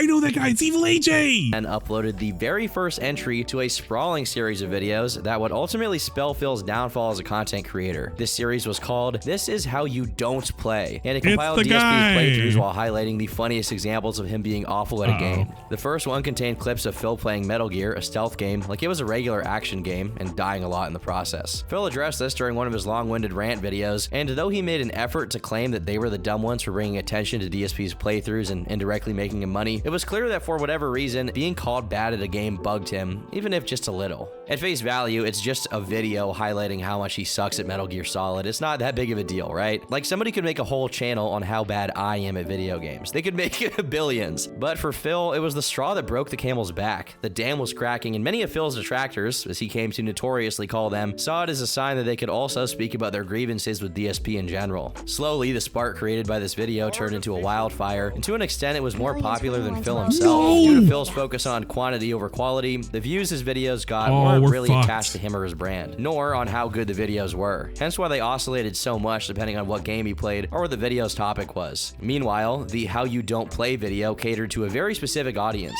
people who didn't like Phil, and there was definitely an audience for that. It seemed like Phil felt the shift to his public image happen in real time, prompting him to make 2 videos to address the negativity, though he acted as if people actually hated him just because he was bad at the games. The thing is, many people have marketed their gaming videos on them sucking at it and dying a lot, but DSP was the opposite. He had a history of branding himself as a pro player and of blaming the game whenever he sucked. Part of his ego, part of his persona was that he was good at games. Furthermore, he also had a history of putting other people down for not being good at games. Case in point, Tobuscus. Back in mid-2012, he made a video called Get Competitors Ads Off My Videos that supposedly was just him being upset that other channels were being advertised for in his videos. Putting aside the issue that he was still pocketing the money for these ads, in actuality, the video was a lot more malicious than Phil let on. For a significant portion of it, he did nothing but bash Tobuscus gratuitously. That being said, please understand, disclaimer, this video is not intended to be a direct attack on anyone. A few moments later. Your videos suck, you're not funny, and you're not good at gaming. Watch your own videos. You're horrible. When it comes to gaming, he's not funny. He's not funny. For starters, this was a straight up stupid move, since if you were into one gaming YouTuber back then, the likelihood is you were into a lot of the other ones. So all Phil was doing was angering the parts of his audience that he shared with Toby. But Phil also specifically and seriously attacked him for not being funny and sucking at games, both of which are DSP's whole brand, whether he knew it or not. Additionally, he suggested that Tobuscus, along with other gaming channels he chose not to name here, have found different ways to abuse the YouTube system to get big. This is coming from the man who purposely split his playthroughs into hundreds of different parts so that his total view count would go up, and asked for people to click on his ads so that he made more money from a video. Anyone with a cursory knowledge of DSP recognized he was throwing giant rocks from a extremely thin glass house. Last but not least, he says other gaming YouTubers don't put as much effort into their gameplays as he does, despite the fact that as of May 2012, he was still refusing to buy a capture card to properly record his playthroughs instead of pointing a camera at his screen. In his mind, his decision to not pay anyone to edit and improve his SEO by making decent thumbnails for him is justified due to how stellar his commentary is. So much so that he describes it as non-stop improv comedy. I'm not going to sit here and act like popular early 2010s gaming content was all comedy gold, but Phil's brand of comedy definitely managed to be even more obnoxious. All in all, it was very clear that Phil was simply seething because there was someone being more professional than he was and making more money than he did because of it. Okay? And then they hired Toby Turner to be the guy backstage. He's acting like an asshole. He acts like he's a goofball. He's self-deprecating. Complete, utter flop. This entire commotion was particularly rich due to how many times Phil accused other people of disliking him out of jealousy, including the creator of the How You Don't Play series. The wave of hate towards DSP coalesced into a decentralized group called Kojima World Order. Ah, yes. The Kojima World Order. Ah, yes. The things that we're trying not to do. The things that we don't eventually want to devolve into. The proto for the SOK. Order, whose intro can be seen in many of the Detractor's videos at the time. Unfortunately, there was also a downside to Phil being faced with all of these criticisms. It gave him the opportunity to play the victim. Despite his decline in viewership having begun all the way back when YouTube's ad revenue system switched to retention, he swiftly shifted the blame to Evil AJ and everyone who was on his side, if that could be said as a side to be on. Finally, in early to mid-2013, DSP did the unthinkable and bought a capture card, presumably his way of caving to the negativity. Also known as listening to reasonable advice your own audience has been giving you for years as to what they want to see, or maybe just like what the industry standard is. However, it was a little too late, and the tide had already turned against him for good. Undeterred, Phil went on to cause even greater controversy within his audience when he started the Hardcore Gaming Season giveaway of 2013, when rather than giving away actual games, he instead gave away empty boxes. This is Deus Ex Human Revolution. Yeah, we love the fucking boxes. Collector's box. He loved it. Everybody loved it. Actually, you know what, Turkey Thomas? This is a very negative thing to do right now, okay? I want you to know this. Everybody in the DSP community, both the fans and the haters, loved DSP giving away empty fucking boxes. People would clamor for literally eons about how cool it was that DSP was willing to give away an empty fucking box and show how cool and amazing he was and generous he was to the gaming community that he loved so much. You're being a negative fucking dickhead right now, and I'm beginning to think you're a fucking troll. You fucking piece of shit. That's how I feel anyway. Oh my god, we lose. I thought it was gonna roll to the other way. No, god damn it. Asa Lunguit Shaibat has redeemed the following TTS message. Though. That was pretty I blame good. Phil for there being games with no game cases at pawn shops, Madge. Yeah, actually, he's part of the problem. Shit that would happen in the future for GameStop is whenever you would like have that one asshole return a game, but it would never be with a game case, and you would always have the shitty GameStop cases. Those suck dick, man. It's people like Phil that perpetrated that kind of nonsense. Comes with a few things. First of all, collector's edition packaging. As you open that up, you're gonna see the game's gone because I traded it in years ago. This got him lambasted and unsubscribed from, even by many of his diehard fans. Besides his fans, he was also being ridiculed by his peers. Other YouTubers and gaming-adjacent celebrities anywhere from 2013 to mid-2014 were finding out who DSP was from the clips of him floating around online. PewDiePie and Minecraft's creator Nosh were roped into the DSP phenomenon. Even fellow Blip.tv adjacent lolcow Spoonie was roped in. Perhaps the most notable instance of another YouTuber chiming in with their 2 cents about DSP's situation was Total Biscuit, but not because it was the most aggressive takedown. As a matter of fact, it was quite the opposite. It was one of the most scathing pieces of criticism DSP ever received, precisely because of how generous and understanding it was as far as trying to see it from Phil's point of view. After being mentioned a few times by DSP, Total Biscuit made a comment saying, "If DSP is name dropping me a lot, I don't know why. It's really weird that he's doing that. He's not my friend or colleague. I've barely spoken to him. I dislike DSP's content and his attitude. I've done some terrible things on the internet that I regret, but nothing close to the stuff he does on a very regular basis. He is a really, really bad Let's Player, constantly blaming the game for his own mistakes, and I find that really distasteful. If you make your living playing someone else's work, then the least you can do is respect the work that went into it in the first place. I don't like to see someone harassed online daily. I've experienced it myself, and it's put me in some really dark places. But to say DSP brings it on himself is a massive understatement. His persona is the king of hate. He does it on purpose, and there's a lot of baggage that comes with being super negative. That's like his only defining characteristic. He's not good at the games he plays. He's a controversy machine, and that feeds his channel. Nothing I've seen him do has caused anything positive to happen. Here's the thing. Insulting your fans is often blown out of proportion. DSP is terrible for this, and most of what he says to his viewers is inexcusable, but let's not pretend that viewers are immune to criticism themselves. They often act like assholes, they're entitled, whiny, and provide a lot of subjective criticism with no constructive use. It can drain you emotionally and mentally to be subject to that kind of stuff all the time, and I really feel like part of that is why DSP acts the way he does now. Let's be honest for a sec though. This legit essay that was written, you think that fucking DSP listened to any of this? You think he read any of this shit? Part of the problem is if he understood what was being said right then and there, he would have said, yeah, you're right. Actually naming myself the king of hate and being a toxic piece of shit, even when people are being assholes, is probably not a good look, and I should probably change it. But the only thing he gleaned off of this was like, yeah, fucking TB hates me too. And then just kind of went on with it. I don't know. It's kind of lame. You know, yeah, R.I.P. Total Biscuit. Before he kind of went a little crazy with how the cancer was kind of eating at him. He was pretty cool. A good advocate for consumers around the globe, especially video game consumers. But yeah, no, it's DSP's immediate reaction was, nah, this guy hates me and he's jealous of me or something. I don't fucking know.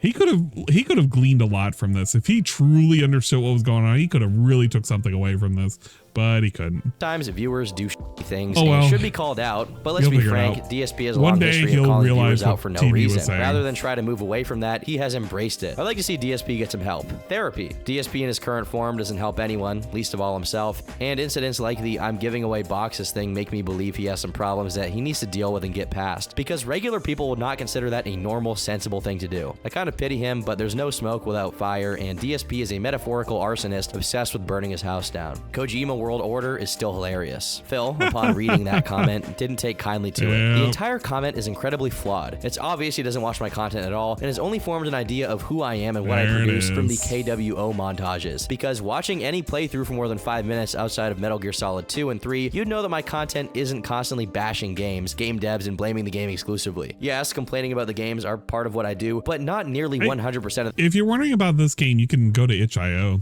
It's available there. Let me see. Let me pull it up.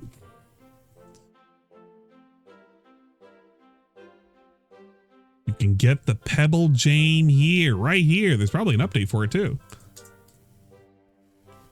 It's pretty cool, and it's for free. The content I put out. The fact he thinks that the king of hate means that I've embraced being negative about everything, and that's my hook, just proves he has no idea whatsoever what he's talking about. Total Biscuit thinks that his videos are some kind of godsend because he's informing people about new games that you might not have heard of, and frequently he rips the sucky ones a new asshole. He thinks his content is better than mine because people don't buy bad games when they see his stuff. Only I've gotten thousands of messages over the years saying the exact same thing about my playthroughs and or reviews. Just because he puts out one highly edited video and I play through an entire game from start to finish doesn't make him better than me. And honestly, one edited video versus playing through an entire game, which is really harder to do. Seeking therapy because I sometimes get upset over / baited by trolls. If I'd let it get that much to me, I'd be in a nut house by now.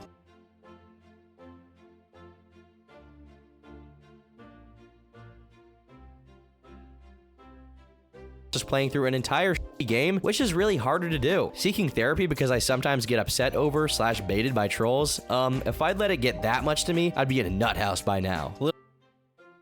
I wonder what he meant by that. I mean, DSP basically is in a nut house. It's just a self-contained area out in Seattle. But everything gets to him now. Like, literally everything. Every little single thing gets to him now. So, you know.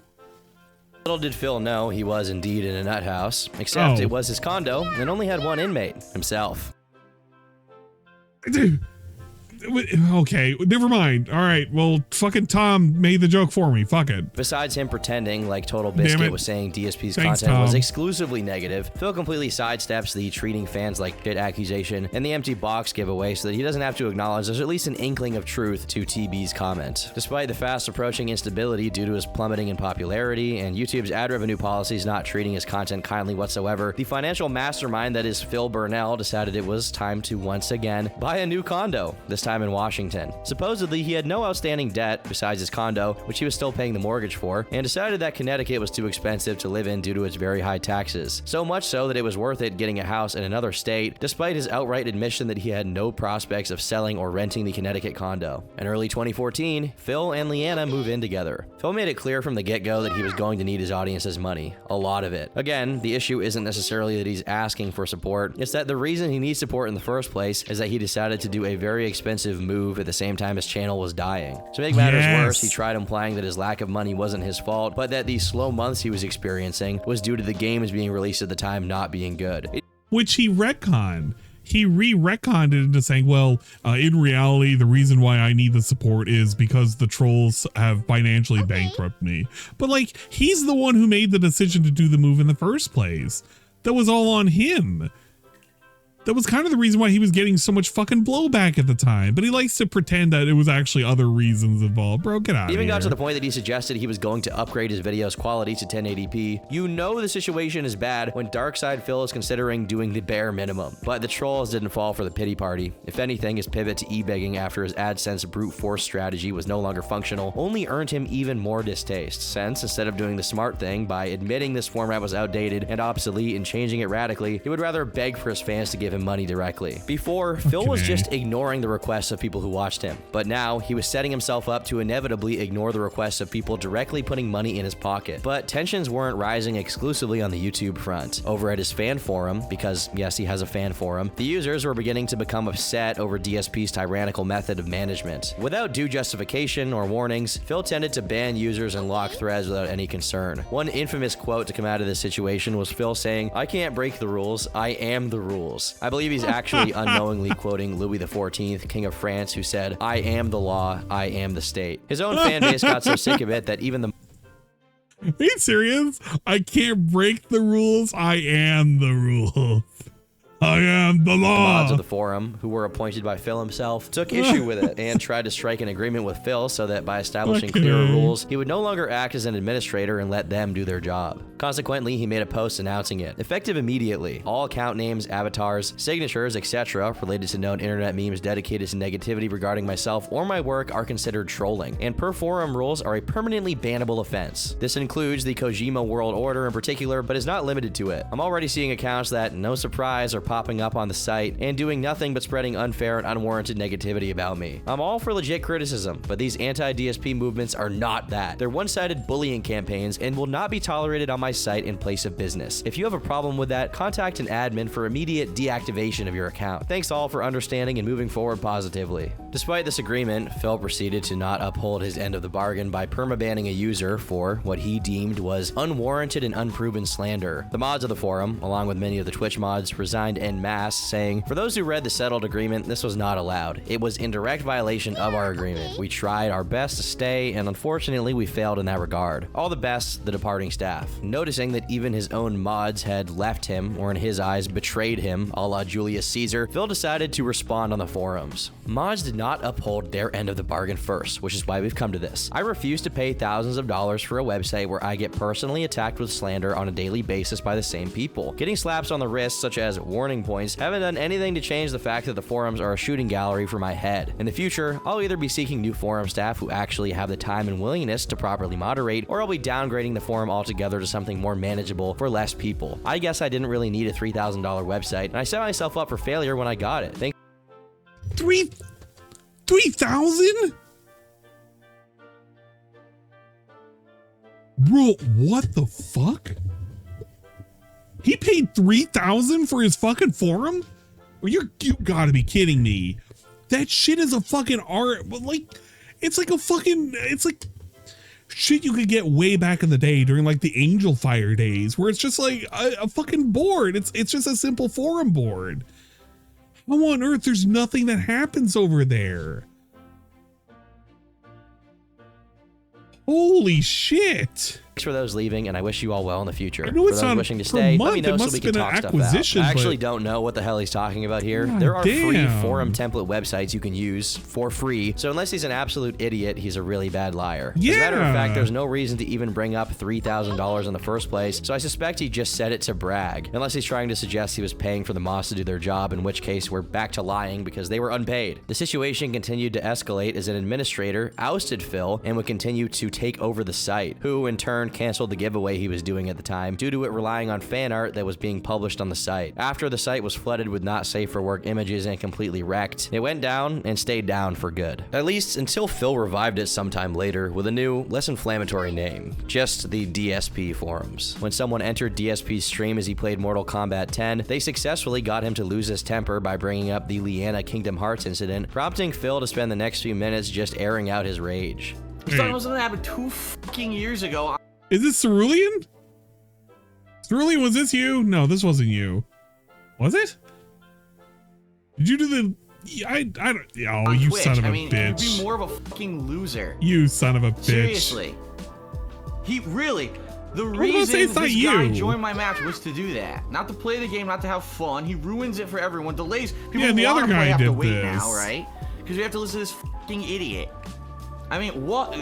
Ladies and gentlemen, you have found the epitome of a loser on the internet. Spam his The tirade inbox. alienated vast swaths of his audience, and he apologized the very next day in a video on his YouTube channel. For once, this was an appropriate response, even if he was pressured into doing it. Every once in a while, Phil does seem to we're exhibit a fucked. sense of clarity. For example, some of his trolls doxed his new location back in the summer of 2014, which wasn't a very difficult task to do considering how careless DSP was about it. It took a long time for someone to do something with that information, but after 5 consecutive days of being DDoS attacked, someone tried to swat Phil, saying he either had or was in the process of murdering his girlfriend and her family. I don't have to explain how absolutely unjustified and dangerous this was, but thankfully, Phil had already been in contact with the police because he predicted something like that would happen. Perhaps because something similar already had happened at some point, but that's just speculation. However, Phil took this as an opportunity to conflate the people who tried to swat him and falsely accuse him with anyone and everyone who had ever made a "this is how you don't play" video or mocked him on the internet, saying that it was the negative vibes divide people created around him that almost cost him his life. As bad as swatting is, that's just a silly thing for him to do, especially in the relatively serious situation he found himself in at the time. Obviously, not every hater is responsible for the one nut job that decided to swat him. The noise surrounding his name was getting a tad too loud for Phil's liking, but since he was too proud to start paying an editor and putting out decent content to quell the mutiny that the Kojima World Order had created, his strategy to deal with his detractors was to abuse the copyright privileges he had, in part due to being a member of Machinima, to strike the channel of whoever was bad-mouthing him.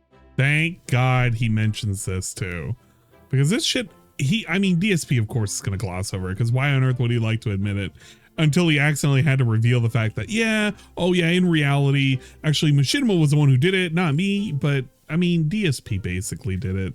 I'm not even going to let that one go. There's no way he could convince me otherwise. Bro, he was in control of his own channel. He had that shit done to people, and he knew he could, and he's done it already again.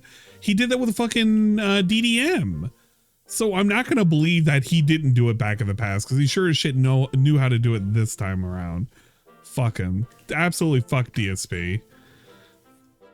Once again, Total Biscuit, this time along with Slow Beef, popped up on Twitter to address what Phil was up to with the abusive copyright claims. Ironically, DSP was soon going to suffer the same fate he put many people through at this time, when DSP Gaming began facing various copyright ID takedown notices due to his use of fan art in his pre-streams. The threat that this posed to Phil's livelihood was so immense that drastic action would be taken. Hundreds of playthroughs that featured fan art were deleted and privated in order to prevent further strikes. Consequently, the accumulated views on DSP's channel dropped dramatically, which, according to Phil, lowered his ranking in the YouTube search engine. Not only was his personality pushing people away from his videos and streams, now his privileged spot in the eyes of the algorithm was going away, and the house of cards was very quickly collapsing. Again, this is not something I wish on anyone, not even someone as annoying as Phil. Having your livelihood ravaged is a terrible thing. However, the crux of the issue is, despite having actively participated in bringing all of this upon himself, he simply wouldn't stop in blaming exclusively other people for the damage done to his channel. Additionally, he returned to directly asking his viewers for money, this time with a Patreon already set up, which around this period of mid to late 2015 was making a little over $1,000 a month. Like he always did when it came to asking for money, he brought up the topics of his taxes and bills, saying he had to pay off his house. But it was clear to anyone with half a brain that Phil was not exactly living frugally. He had nothing resembling savings to subsist on, and actually depended on things like the hike in revenue in the latter half of the year to keep himself afloat through all of the debt he had incurred. None of which is explained to the viewer, of course, because that would reveal just how financially irresponsible Phil truly was. Due to the declining ad revenue, Machinima once again renegotiated their contract with Phil and lowered his salary. Instead of looking inward to where he could improve on his content, he decided to strike out at people who watched his videos with an ad blocker, calling them thieves among other things. Though he'd previously pledged to never again ask for money online, saying he would rather get a different job than be an e-beggar, he presumably reconsidered this when he realized how good he actually had it in comparison to a real job, and he didn't want to lose his YouTube gig. He'd actually ridiculed the mere concept of asking people for money, saying he would feel morally bad to be in such a situation. Everything is a tax write-off. I don't need money, you know, I don't want that. That's ridiculous that I would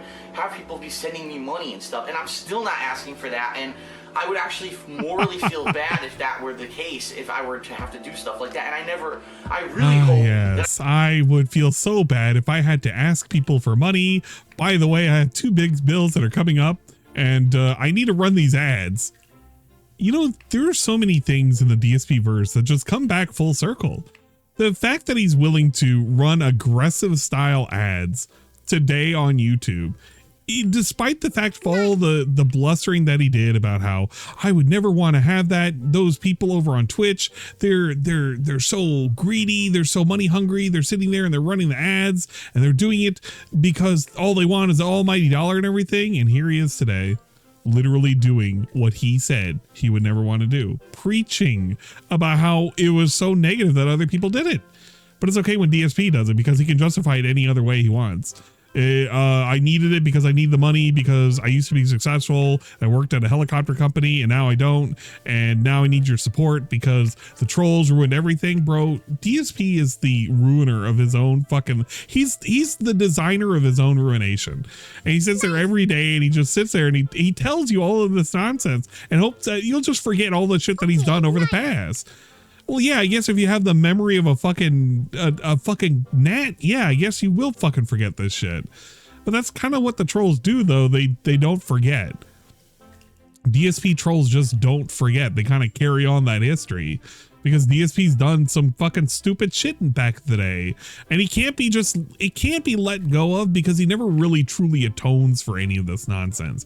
He pretends he does, but it's like what John and Howard says. It's empty promises. I'll never do it again. I got caught this one time, but I promise you, promise. I actually didn't mean it, and I'll never do it again, and I'm sorry for all of the bad things I did. No, you didn't. You're sorry that you got caught. You're sorry that you're facing some kind of level of consequence. That's all it ever is with DSP.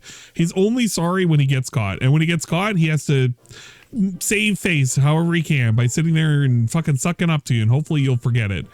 And so many people do fucking forget it. I never will. Of course, there's nothing wrong with opening up a Patreon per se, but when you try to guilt trip people into paying for debts that you chose to incur, there's definitely a problem at hand. This wasn't the only instance of Phil eating his own words either. He spent years mocking any Let's Player who did Minecraft videos, going as far as to say it was only widely played because it was free. The reason that people are playing Minecraft is because it is free. Guess what, Notch?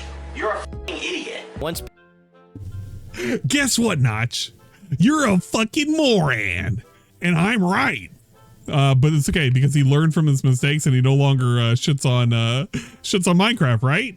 Patreon time rolled around, he changed his tune, simply having missed the game and said it as one of the tiers. However, much like any of the other obligations Phil made to his patrons during this time, he would fail to fulfill the extent of what was promised, with him only playing 1 of 4 prospective Minecraft sessions due to low viewership. Another incident came when users voted Persona 3 to be that month's Patreon game. After a 4-month playthrough, he reached the final boss, only to rage quit it and not finish, saying it was the worst designed boss fight he'd ever done. He only returned to Persona 3 later, though we'll cross that bridge when we get to it. Another tier on the DSP Patreon was yet another reboot of Project 7, which he promised to do if he hit $1,250 a month. The goal was met, and he took some time off of streaming to work on it. Just 2 weeks later, he indefinitely postponed production, saying to do Project 7 at that time would not make sense, all while refusing to refund the money donated for that specific purpose. It was also around this time that Phil decided he would only fulfill his pledge obligations if the pledges surpassed the set goals by several $100s, supposedly to counteract the abundance of false pledges he was receiving on Patreon. In addition to this controversy, the prospect of another Project 7 reboot reignited whatever was left of Phil's deteriorating relationship with Howard and John, who at this point were very mad at Phil for a variety of reasons, including the fact he monetized a video he made talking about their mutual acquaintance, Scott. The entirety of their back and forth adds up to several hours, but the short of it was that ever since his move to Washington, there was no longer a real friendship between Phil, John, and Howard. Since this time, Phil has made clear on multiple occasions how he simply doesn't have the time to invest into friendships, instead sinking his time into his business, something that apparently continues to this day. Much later on, Phil recognized that during this time period, it wasn't just his professional life that was tumbling down, but also his personal life. His relationship with Leanna was deteriorating, and he'd completely lost touch with his best friends from his peak era, both of which are cited as some of the most negatively impactful moments of his life. He also recalls doing nothing but eating fast food and drinking to such an extreme point that he describes himself as being an alcoholic at the time. Dude, he was an... Oh my God. I know he's trying to craft a very specific thing, but it's like, oh yeah, the stars aligned and told him not to do Project 7. Yeah, that was the story that he wanted to tell us. It was like, yeah, the stars aligned. In reality, it was a sign that I should not do Project 7. But the whole nonsense with DSP not having time for friendships and like, this is all self-inflicted. This is all purely self-inflicted. And in reality, he decimated his own friendships. He decimated his previous relationship, all because he was trying to like work things out with trying to pursue the almighty dollar. He made so many bad decisions, all because of this move. I think if he had never moved, and he had moved maybe somewhere a little bit more sensible, and he didn't upgrade as much as he did and put himself into so much debt, he probably wouldn't have half the problems he has today. I mean, that's an obvious, of course, but like, I think Leanna would still be around, and he probably wouldn't be begging as hard. He would probably have not even had to have done bankruptcy. But this is all because of his like big head getting like way too overinflated over a bunch of money that he made over like a 2.5 year period from Machinima, the people that he trashed in the first place. Machinima should have never took him on. That literally fucked him up. From then on, he got too big of a head on him, and he thought he was hot shit. He thought he was a bigger fish in a larger ocean instead of a medium-sized guppy in a tiny pond. Pretty sad, and despite everything, you can't help but feel pretty bad for the guy. DSP began 2016 with a three-pronged plan. On his main account, DSP Gaming, he'd continue posting playthroughs like he always did, while his vlogs went to the King of Hate Vlog DSP, and his edited videos and montages were uploaded to a third account called KO Gaming. After a rough 2015 that introduced Phil to the consequences of behaving the way he did, he was angling to outwork his lack of manners and the audience of trolls he had attracted. It was supposed to be his year. Phil would finally become Himothy, until one foolish mistake sapped his momentum right at the very beginning. No! One of the ways he found to make up for his past shortcomings as a content creator was to return to Persona 3 to beat it, as he was supposed to do a long time before. However, just as his live stream for it was about to begin and the screen was set on a message informing people that it would start shortly, he mistakenly left his webcam on and visible to the viewers. In doing so... Wait, was it really for Persona? It wasn't wait, I thought he was playing something else at the time. I think it was Persona. Somebody fact check this? Yeah, I didn't think it was Persona at the time. Yeah, it was Neo. Well, okay, Turkey Tom Mule, you got most of it right, but this one's not so much. He exposed his audience to what appears to be his pre-stream preparation ritual, if we can call it that. I'm pretty sure I can't really show it on screen, even though it's not explicit per se, since you can't see any of it happening, but it's fairly obvious based on the fast-paced jerking motions and his facial expressions that DSP is cranking one out immediately prior to beginning a stream. As soon as he's very visibly done, the live stream starts and he says, "Oh, the camera's on. The camera's been on the whole time, huh?" Almost as if he was knowingly nodding to those who had the displeasure of witnessing the whole thing. As far as live streams go, this comes close to the mother of all of them. It was covered by Keemstar of Drama Alert, and potentially, it's the single most well-known moment of DSP's career to this day, however ironic and depressing that may seem. Phil's first response to the situation was to simply ban anyone in stream chat that questioned him on what exactly he was up to during that pre-stream. Due to the stream only having 20 to 30 people on it at a time, and since a lot of people watch live streams in the background while doing something else, like gaming, he probably thought this moment would simply sink into obscurity and be quickly forgotten about by those who had witnessed it. I wonder, in the hundreds, maybe even thousands of hours of DSP live streaming and unedited videos leading up to this, if that or something equivalent has happened before, and it just got lost, like tears in the rain. His next move was to berate those who suggested he was such a degenerate as to masturbate in front of his YouTube viewers publicly, before proceeding to claim he was simply scratching his leg. I don't know one single human on Earth that enjoys scratching their leg that much. And honestly, I feel like if he had just acknowledged what happened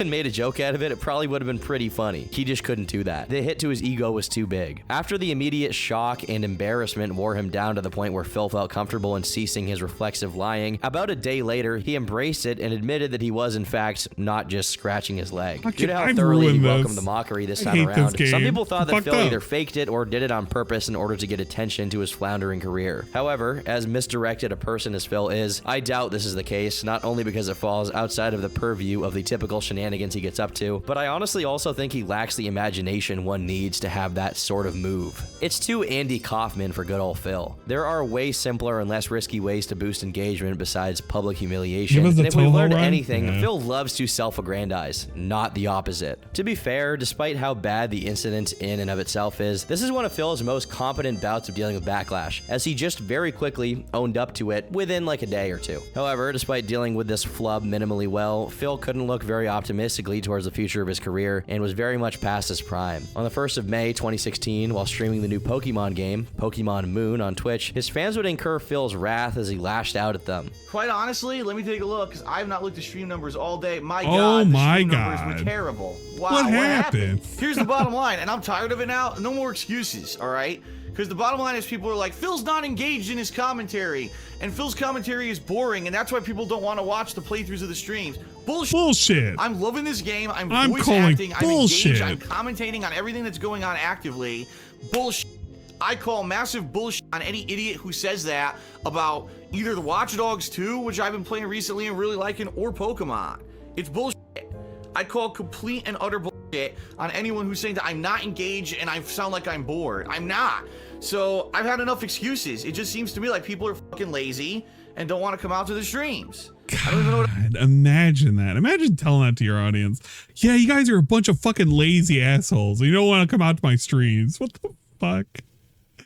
Bro, way to like shoot yourself in the foot, man. else to say, you know? There are few mistakes as easy to avoid as openly complaining you don't get more viewers. And while it's not a particularly grave one, it shines a light on Phil's perennial state of mind. He isn't open to consider that his lack of popularity is due to the lack of quality of his content, or better yet, the consequence of his behavior as an online personality. Phil received backlash from his fan base, which was then compounded by other creators like Review Tech USA, who covered his little tantrum on livestream. Phil apologized for calling his viewers lazy, but remained steadfast in his belief that the viewership drop-off has nothing to do with the content itself. At this Teru, give me the Toho game. Give me the link to the Toho game, because I can't find it and I need it right now so we can play it. Point in time, the How You Don't Play videos made with clips from Phil's content had completely eclipsed Phil's actual content as far as views and engagement, and Phil thought to capitalize on the community source content. He allowed other people to submit videos to be uploaded to the KO Gaming channel and promised to pay them with, you guessed it, exposure by having their channel's name in the description. I have to make a small note here by saying that he still hasn't tried hiring an editor to work for him to help make his Let's Play content watchable. It's actually mesmerizing. Anyway, the success of posting community source content on KO Gaming was short-lived, as in 2016 the channel was demonetized for reasons unclear. His situation was already dire as far as channel growth was concerned, but soon things took a turn for the worse. As the adpocalypse hit in early 2017, much of Phil's backlog on his other two channels got demonetized, meaning he could no longer profit off of them and depended even more on his immediate income. However, the potential for AdSense revenue was stripped away from Phil when his content was deemed advertiser unfriendly, mostly because of the years of content on each channel loaded with every offensive expletive known to man. Because of this quick succession of unfortunate events, Phil found himself unable to pay for the immense amounts of credit card debt he had accrued, the mortgage for his new home, potentially even the mortgage for his old home as well, since it's not clear that he stopped paying it, and last but not least, the medication he needed for his chronic back pain. This panic over his future led to even greater tensions with Machinima, who advised DSP to start uploading shorter edited content to try and amend the declining rates of viewership. However, at this point, DSP is almost a decade into phoning it in, and especially now that he's tight on money, there's no way he's paying for someone competent to edit his slop. Incapable of understanding how the business model of his own business operates, Phil thinks that Machinima, along with Google, is shafting him out of money after years of his loyal servitude. In his mind, they owe him something, even if the content simply is not working out. Strangely, he seems to believe that the changes in algorithm were somehow malicious in nature, and that they owed him an explanation as to why he was being treated unfairly. He released a video airing out his grievances and basically saying that he'll get to the bottom of it, as if there was something to get to the bottom of.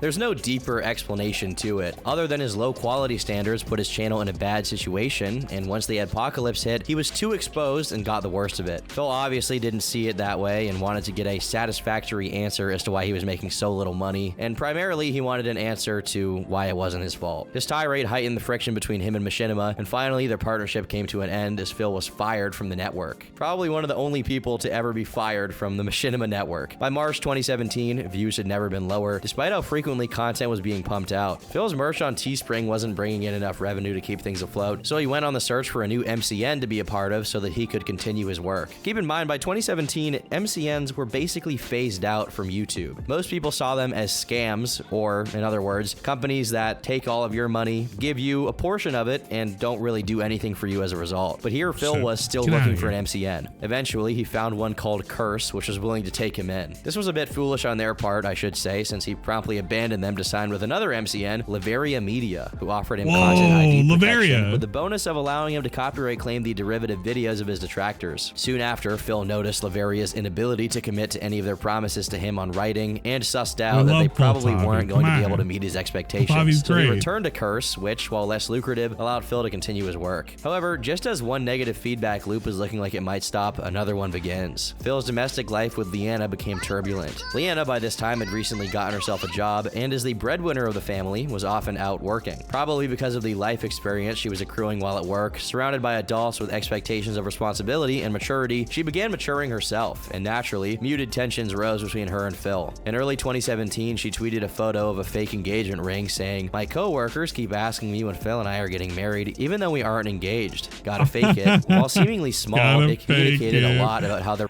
gotta fake it.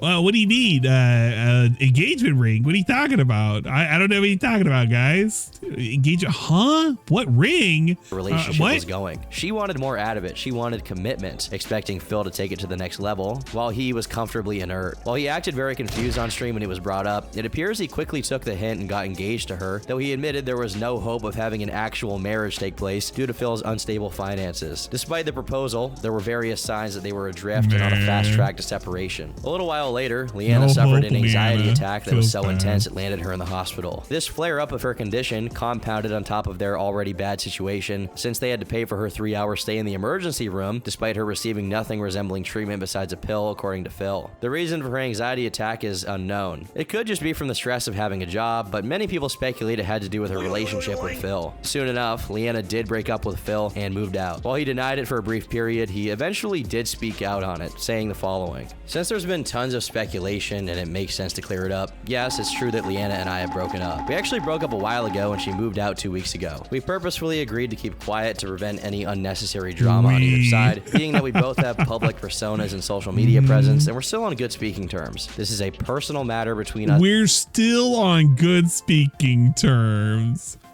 Ooh, what happened to that? I don't remember them speaking to each other at all. Dealing with behind-the-scenes occurrences and feelings that, quite frankly, are nobody's businesses but our own. I wish Leanna the best. I still talk with her regularly, and we'd both appreciate it if you'd respect our privacy on this matter. As in, don't bother asking for details because you won't get them. In fact, this is probably the only time I'll really address it, as I'd prefer to move on positively and focus on the future. There will not be any videos made on this subject. Thanks for understanding. Meanwhile, the trolls took this opportunity to make a phone call to the radio station 897 KACC and requested the song Baby Come Back on Phil's behalf. 89.7 KACC, we got a dedication in.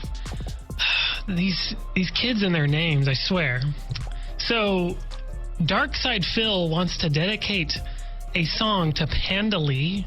He wants to dedicate Baby Come Back by Player. Regardless, it was clear that Leanna leaving hit Phil like a ton of bricks, perhaps even worse than his financial issues. He began sleeping poorly and began struggling to eat as well, as he used to eat after Leanna made him dinner. Along with the ending of his friendship with John and Howard, Phil has described his breakup with Leanna as one of the most negatively impactful things to have happened to him in his life. At this point, he was more of a Twitch streamer than a YouTuber since he was getting increasingly less results from his uploads, and still, the requests for donations to his Patreon kept becoming more frequent. His trolls found themselves at a crossroads, like a dog chasing a car. They didn't know whether to celebrate Phil finally approaching rock bottom or to mourn how low he'd come. But who?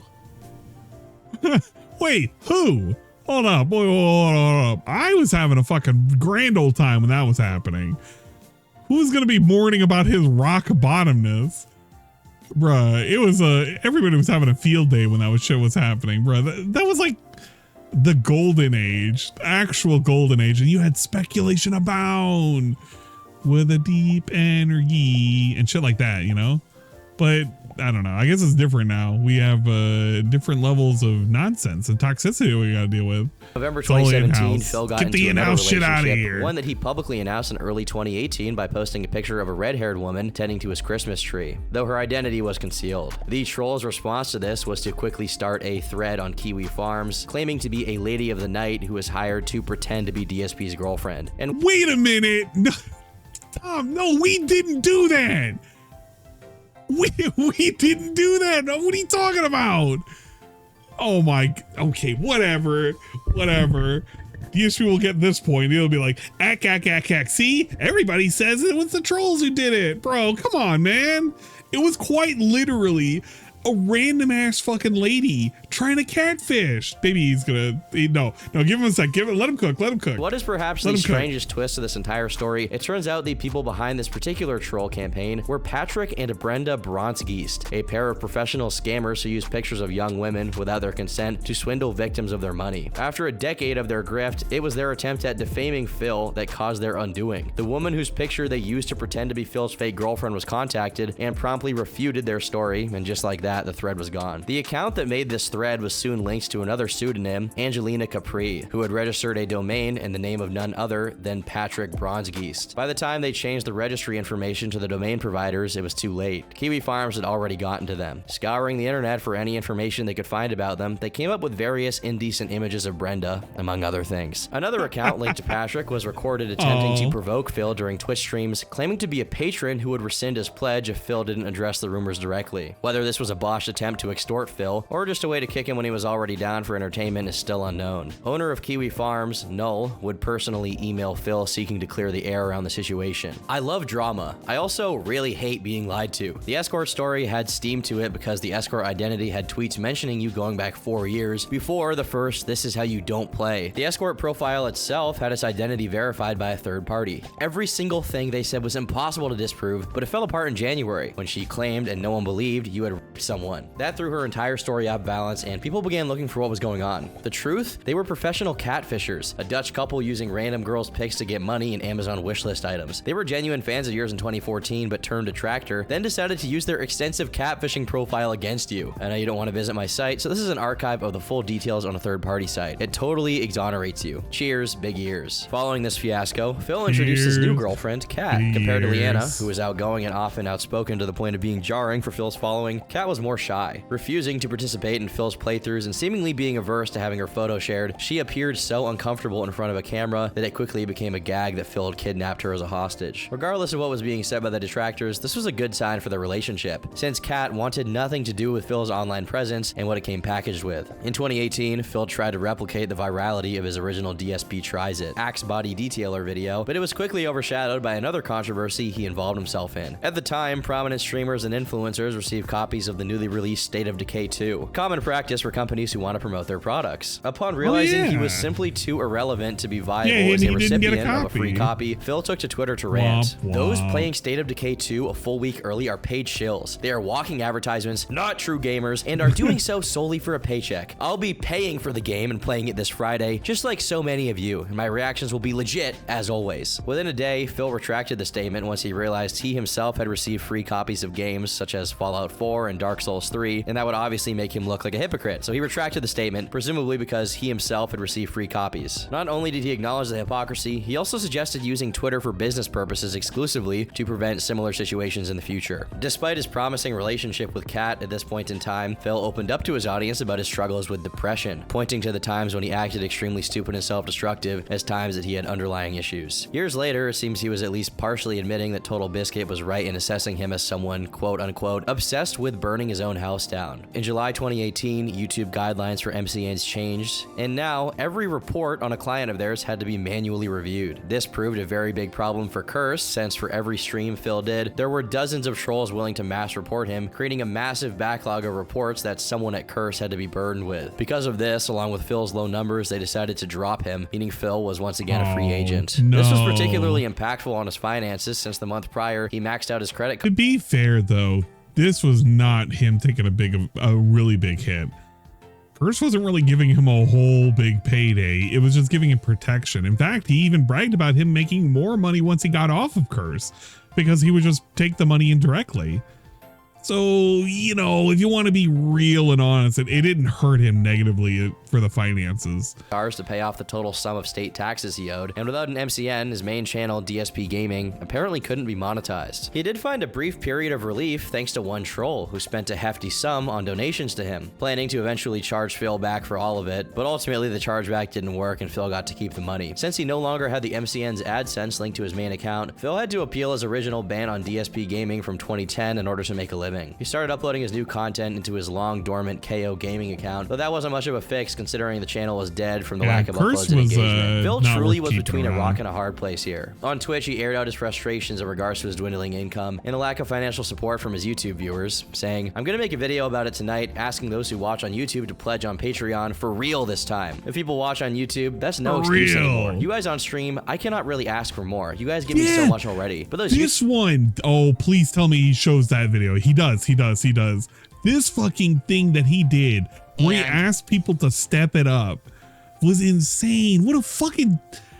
Oh God, what a shit show this was. YouTube viewers at this point are just taking shit for granted, and it has to stop. Those who have watched me on YouTube for 10 years and just take it for granted that I'll always be there need a wake-up call. How am I getting thousands of views on my video and having less than 200 patrons? In the video, he announces that from now on KO Gaming, he will be heeding to people's requests and uploading long-form content, almost as an archive to his streams, instead of hundreds of 10-minute or shorter clips that he used to do. Though this is a concession, it's done very begrudgingly, and it's not timely whatsoever. It would have been significant had he done this 5 years prior, but now it's just too little too late. I should make a note here that he's more than willing to press his YouTube viewers for wanting to watch something without paying for it. Meanwhile, he's not very eager to press himself to get a real job if his financial situation is as dire as he claims it is. It's almost like he's completely sidestepping his monetary burdens and placing them squarely on his viewers, like they're the ones in debt to him. Luckily for Phil, DSP Gaming did eventually regain monetization. During that year's Halloween stream, after participating on the stream for a couple of games, Kat abruptly left the stream to go out with her friends.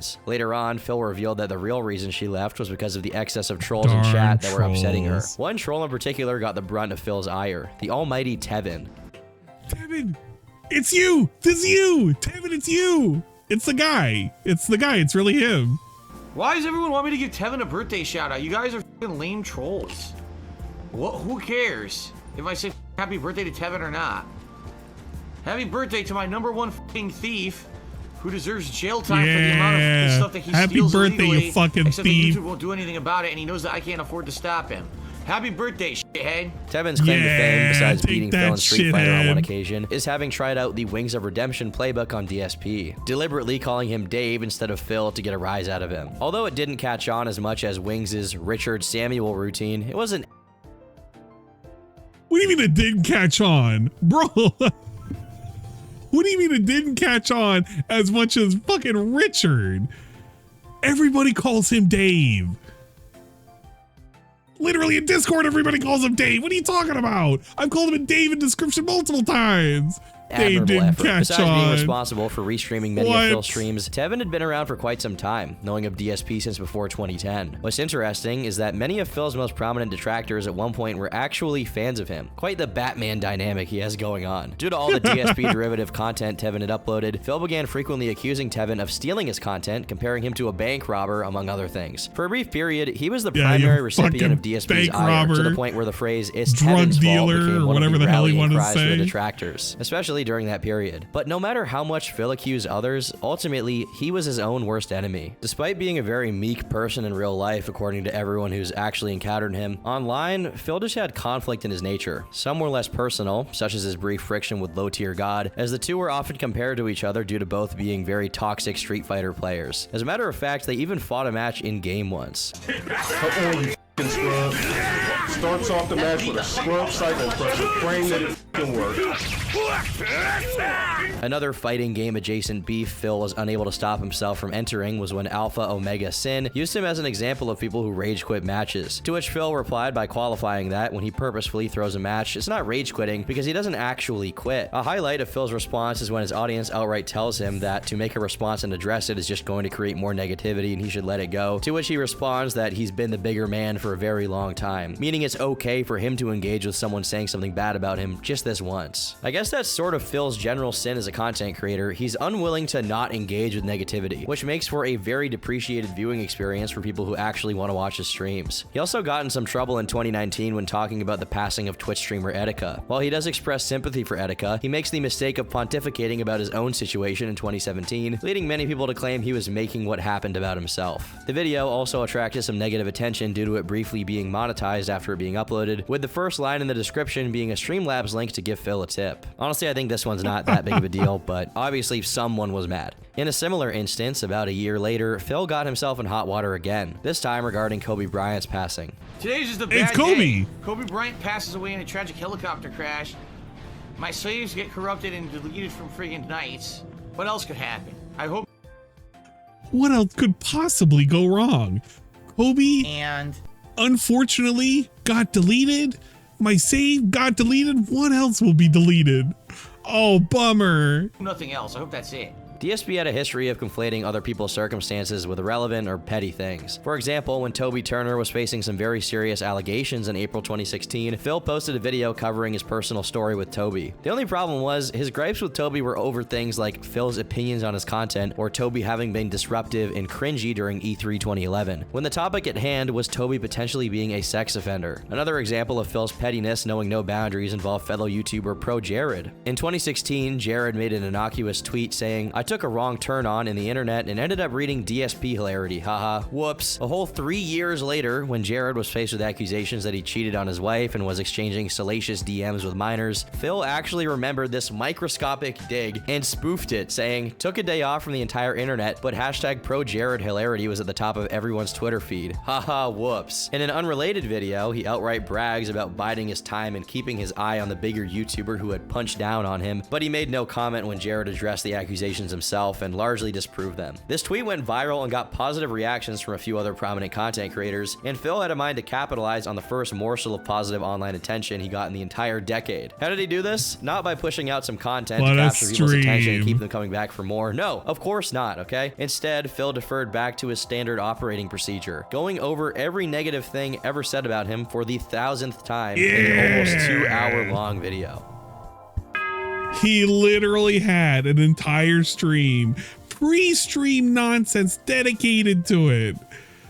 Oh man, if he had just, I don't know, if he had learned not to be a dick and just understood the situation, he could have came out a little bit better than what he did, but that's Phil. Phil can never really truly understand when he's fucking up. So what makes him fun? Hey, big up's fucking up. One of the claims he makes in this very long video is that he had less haters now than he used to in proportion to how many genuine viewers he has. Phil was right, but he had no idea why this was and presumably chalked it up to trolls getting tired of his shtick and moving on to something else. Unbeknownst to him and many of the casual followers of the DSP phenomenon, the main group of DSP detractors was about to implode. Wings had Sean Ranklin, Chris Chan had Liquid Chris, and Darkside Phil had the Sons of Kojima. Sons of Kojima was a group dedicated to discussing, reacting to, and memeing on DSP. Their name being an intentionally purposeful nod to Phil's complaints about Hideo Kojima's game design decisions in the Metal Gear game he was playing in the first This Is How You Don't Play episode. The first proper group with this purpose was the aforementioned Kojima World Order. I'm so glad that the fucking SOK is gone, but you know that there's some individuals that want to resurrect themselves to become the SOK 2.0. I wonder who made those statements. Pretty weird and autistic if you think about it. Don't look into it too much. If you start looking into it, you might start finding some rabbit holes or something. Some very dumb rabbit holes and cross-contamination from other places.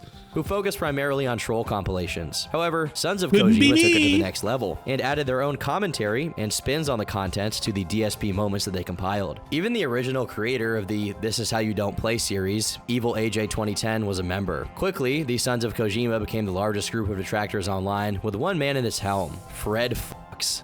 Wait, who's this? Fred Fox? Fred Fox? Fred Fox. Deriving his name from the AVGN clip you just saw, Fred sought to keep his real identity a close kept secret and tried to establish a strict code of conduct in other members of the SOC and even the general DSP trolling community at large. Many former members cited the group as an enjoyable pastime that was gradually ruined by Fred, who took it significantly more serious than everybody else. His #1 rule was that no one under any circumstance could profit off of DSP, supposedly because it would affect their capability of neutral and fair judgment of his actions. Anyone who attempted to monetize their DSP trolling begat a campaign of intimidation. No, Sons of Miyazaki are not a continuation of the SOK. Sons of Miyazaki are just doing what they want to do specifically against oh shit. I forgot I was watching Cobra on my phone the last time I had that booted up. But Sons of Miyazaki are specifically against Soma, which is okay. And it's funny because they're making fun of him in a good spirited fashion. There's certain people from different sectors that wanted to make a move over to DSP, and of course they wanted to make their name known, and they wanted to create waves, and they even stated that they wanted to be part of the SOK 2.0. It's okay, they can control the content if they want to. They want to be little autistic spurgs. They're more than happy to do so, man. Go ahead, go at it. Go make the content. See how well people are going to really take it when they find out that you just want to be the SOK 2.0. And you want to control the content and you want to keep it all to yourself. See how well that'll turn out, right? And sabotage from the Sons of Kojima. The most notorious example being Green Lobster. You know, well, Green Lobster, you may not have been aware, but you may also unintentionally be aware too. Stick around in the Discord, they may inform you. You probably aren't truly aware of the situation that was at hand. With the then up-and-coming YouTuber, Okay, Ardnos. I don't blame you. Ardnos was a rising star in the niche DSP detractor scene, uploading daily summaries of Phil's shenanigans. The one mistake she made was making money off of her work, something Fred and the SOK were quick to confront her with on Twitter when their content was used. The content in question was screenshots taken by Fred and images of DSP's content with an SOK watermark plastered on it. Ardnos claimed that her videos had ads placed on them by YouTube's copyright system against her will since they were DSP re-uploads. The incident split the detractor community. The thing is that I think what's happened within probably the last 5, 6, maybe even year, but the last 6 months, people have been forgetting to have fun. They've been taking the content way too seriously, to almost a degree in which they're even willing to create the content themselves. And there are certain people that go around trying to start fights, start a whole lot of weird internet beef, just because they are getting way too bored of Phil. They don't know how to take a vacation. I've said multiple times I don't like that. I never have enjoyed that at all whatsoever. But it's kind of starting to consume some folks. I've seen the nonsense that's been going around. I don't co-sign on a lot of it, or any of it really. And, you know, if you want to pretend that you're cool or whatever, that's fine. I just consider you a third party and I know what you're up to. And I've already said what my piece about that multiple times, so it is what it is. People were either subscribed to Fred's ethos or casuals who thought it was stupid to treat it with much more importance. And I would probably agree with the casuals. Ultimately, Ardnos got her account copyright struck into oblivion after her intro song, which was in multiple videos, was claimed in all of them. Ardnos and another former SOK member had a few exchanges about how Fred was worse than DSP. The particulars around who was responsible for the claims are very murky, but what matters was that this marked a tide change against Fred. For the roughly 3 years that the Sons of Kojima was around, it was involved in more internal drama than DSP himself. In 2015, Phil's main gaming channel, DSP Gaming, had been plagued by various copyright strikes over the use of fan art and pre-streams. Leaks from a former Sons of Kojima member, Kaz, revealed that it was an associate of the SOC, Be Awesome One, who had not only created the fan art for Phil, but revoked permission for its use in his pre-streams, with the Sons of Kojima giving him the authorization. The Sons of Kojima had gone from idly compiling and reviewing Phil's content for fame and ridicule to actively seeking to destroy his career. One user, the King of Divas, saw Fred leading the group as the direct cause of everyone in it becoming distrustful of each other, but he was pushed out of the community and punished for his betrayal after the fact with a feature-length expose. His private messages, recorded calls, and personal information leaked.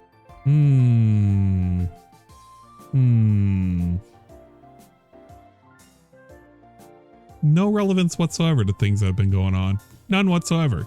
All for his non-adherence to the cult of Fred. Another user, Doper, made probably the best assessment of what the group was becoming in a twit longer. Let's be real here. Phil is not Hitler. He's an overweight, careerless 35-year-old man who spends his days walking from one end of his house to another while complaining about how hard his life is. I've seen way too many people act as if they're on some kind of mission to defeat DSP. Why? What's the end goal here? Get him off YouTube? Get his Patreon shut down? Why is this something that people would want? What exactly has Phil done to you personally that would justify that in your eyes? He blocked you? He banned you from his shitty-ass forum? He called you names on the internet? Take a second look and think about how little that matters in the grand scheme of things. If he wants to run the forums into his own little safe space bubble with extreme hostility to newcomers or folks that don't kiss his ass, well, he has the right to do that since he's footing the bill for its costs. He has no career future, no friends, no stable income. He spends whatever free time he has going to hotels in his own area instead of actually seeing the world and gaining new experiences. His health and lifestyle is nothing short of abhorrent. We'll find out soon enough how badly he screwed his life up. There's no need to try and hasten that process, and neither should you feel happiness about it happening. This isn't good. It's sad. It's sad that a grown man is wasting his own life by acting like a petulant child, crying about how everyone else is wrong and he's right, while banning or blocking anyone who challenges him in any sort of way. If you want to laugh at how shitty his life is or what an asshole he's been, go ahead. But don't pretend you're on some kind of internet crusade against him. Is going on and on about Phil really getting anyone anywhere? Is bitching about him for 75% of a podcast really helping anyone? Phil isn't changing from anything being said on them, and neither are his airheaded fans gonna stop pledging their money to him. What's there to even talk about at this point? Phil says something stupid about something he doesn't know anything about. Phil gets criticized and responds by blocking and then writing another wallow text. Phil whines about a video game not letting him win easily. At what point does it become obvious that it's just the same old boring crap from him? Fred did address this twit longer in the yes, it's funny how it just all comes full circle. I wonder if that will ever resonate with anybody whatsoever at all. making this a point on how annoyed I am with how people act the fool. People think that it's like some kind of like bigger game than what it is. What happened to just having fun? What happened to just having a laugh? I think some people have forgotten about that, which is why you got a whole lot of nonsense going around. And you're supposed to pretend that it's not going on, or you're supposed to cover your ears and close your eyes and shut your mouth. And, you know, it's not happening, man. Not in my neighborhood. It's in some other neighborhood, a seedier neighborhood, if you will. But I've been seeing what's been going on, and I've been very vocal about it. I've been very, very vocal about it for the last, what, 2 years? Before my fucking channel got deleted? Yeah, that's right. Most of you who've been following me around have noticed what I've been fucking saying. I keep saying it. There's a lot of people that are so willing to make the fucking content right now. They don't want to just have fun with what's happening right now. People forgot how to fucking point and laugh. They want to make it happen. You know what? Just sit back and enjoy the ride. If you can't figure out how to fucking do that and you want to sit there and like take the reins of the fucking content, you want to make it your own, man, you're fucking missing the goddamn point. Fucking crack open a Pepsi or something. 96 episode of the SOK podcast, but removed it due to the backlash it received. Fred at this point wasn't just after DSP, but openly talked about his plans to dox DSP defenders, which more and more just meant anyone who wasn't as dedicated as he was to wrecking Phil's life. An audio leaked of him mocking his own friends from SOK, and it was becoming extremely clear their operations were nothing beyond a platform for Fred to deify himself and his unhealthy obsession with DSP. Some people claimed he'd spend over 19 hours a day in calls, attempting to manage the increasingly murky Sons of Kojima. I love it. You know what? I love this. This is actually my favorite segment right here. This is actually my favorite segment of the entire thing. Not because it's, you know, bashing the Sons of Kojima, but how relevant it is to current shit that's happening. I wonder who's going to take this to heart. Nobody's going to take this to heart. Man. The details of this are extensive and documented, but get to the point of redundancy and how ultimately irrelevant they are. Basically, everybody was under Fred's suspicion of being out to destroy SOK. This is what happens when you don't have better things in your life to worry about. When the previously mentioned almighty Tevin had to pull out from participating in the podcast, Fred became paranoid about him to the point that he decided to release Tevin's docs. In an unexpected cameo, Mr. Mediker tried to intervene in the situation and give Fred some advice on how to avoid the implosion of his group and reputation. Mediker accurately concluded the group had become A-loggers, a term which originated with Chris Chan to describe haters who become so obsessive they end up significantly worse than the people they dislike. Beginning in late July of 2017, a series of leaks regarding the Sons of Kojima, and specifically his leader, Fred F***, began to circulate on forums. All you have to know is you can't know what's happening, because it's going to start it up no matter what. No matter what is said, it'll just start it up. I know the things that lurk beneath. I have to see it every fucking time. All the little clicks and everything. There's multiple things that happen. So they're going to think it's related to me or it's related to me. It's like, no, it's related to a lot of you fuckers. A lot of you fuckers floating around out there.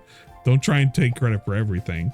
But yeah, there's a lot of nonsense that float around. A lot of third party shenanigans. They don't want to enjoy the content. They want to become part of the A-loggers. They want to sit there. They want to be like that one lady that got Chris to basically fuck his mother. That's what they want.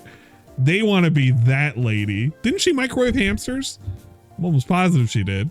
Continued his relentless campaign of enemy making in his own community. Gotta be careful about that. You don't want to microwave hamsters. Detractor called TXT for having a monetized Twitch emoji of DSP's face. He provided someone with information to use against TXT, who attempted to retaliate by doing the same to one of Fred's underlings before leaving the community. Surprisingly, this was the last straw that broke the camel's back and made people in Kiwi Farms turn against the SOK for good. Fred resented the whole situation and was still pushing for an expose to be made on TXT, but at this point, people within Sons of Kojima were turning against him. Soon, a massive prolonged leak began with the intent of exposing Fred, including recordings of him intimidating, blackmailing, and pitting members of SOK against one another. In a very strange turn of events, it turned out that in one of his random endeavors to terrorize anyone Fred suspected was a DSP fan, he used a voice changer to stalk and have cyber sex with an autistic man. If I had $1 for every time a lolcow hater manipulated an autistic person into cyber relations via a fake voice, I'd have $2, which isn't that much, but it is kind of odd that it happened twice. unsung hero bot, decided to leak a barrage of incriminating conversations between Fred and another primary member of the Sons of Kojima. On the 6th of September 2016, a former member of the SOK, Renegade Operative, posted a video called Responding to the Sons of Kojima and Conspiracies, revealing that not only had Fred tried to dox TXT and Tevin, but even Renegade's ex-girlfriend after she decided to join him on a competing podcast. A day later, Fred's closest acquaintance from the Sons of Kojima also came out with his story, and given their proximity, this is one of the most damning accounts. Che abandoned the Sons of Kojima due to the group's toxic atmosphere, but in his absence, he had largely taken up caring for his then girlfriend and fellow member of the SOK,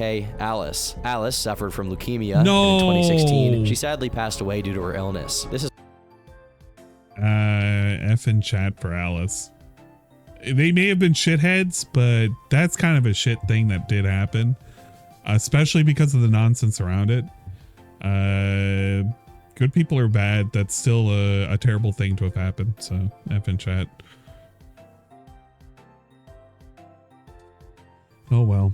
Is relevant because Fred thought her death was faked, and in scouring through a ton of obituary sites, he only succeeded in doxing Alice along with her parents. This obviously made Che very upset, and in the last episode of the SOK podcast, which was hosted by a member Fred was jealous of, no less, Che chimed in to air out years of abusive behavior from Fred. Null of the Farms would confirm a massive amount of attention being brought to the thread as users flocked to see the collapse of the SOK, as the thread about it hit 23 pages in just 3 days. But in the most cathartic moment of this entire ordeal, the man himself, Darkside Phil, caught wind of the situation. He addressed it in a pretty long twit longer, saying the following: "Tons of people are now messaging me to say that Sons of Kojima is being exposed for doing horrible things to me that they denied for years, and the like via a series of leaks. It was obvious the vast majority of the shit was always them, as they are the only group who delve that deep into my personal stuff. I would not be surprised if they performed the vast majority of negative things against me, including the doxing, DDoS attacks, false copyright strikes, prank calls, pizza deliveries, signing up my emails to hundreds of spam mail sites, signing up my physical mail to dozens of catalogs and magazines I don't want, sending me feces in the mail," yes, all that happened, "and even swatting me. And remember, Leanna's father also got swatted. We knew nobody was safe. When it came time to start making preparations to attend Leanna's brother's wedding in late 2015, we came to the conclusion that, ultimately, if we attended, there would be a strongly increased chance that someone would try to f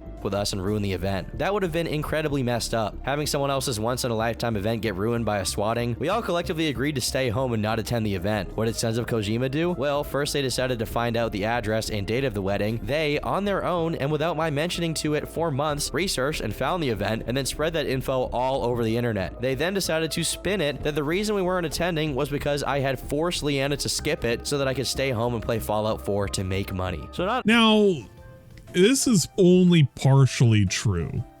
And I'm going to say it's only partially true because DSP, in fact, made it well aware that he was going to play it no matter what. I still find it hard to believe that his side of the story could be correct.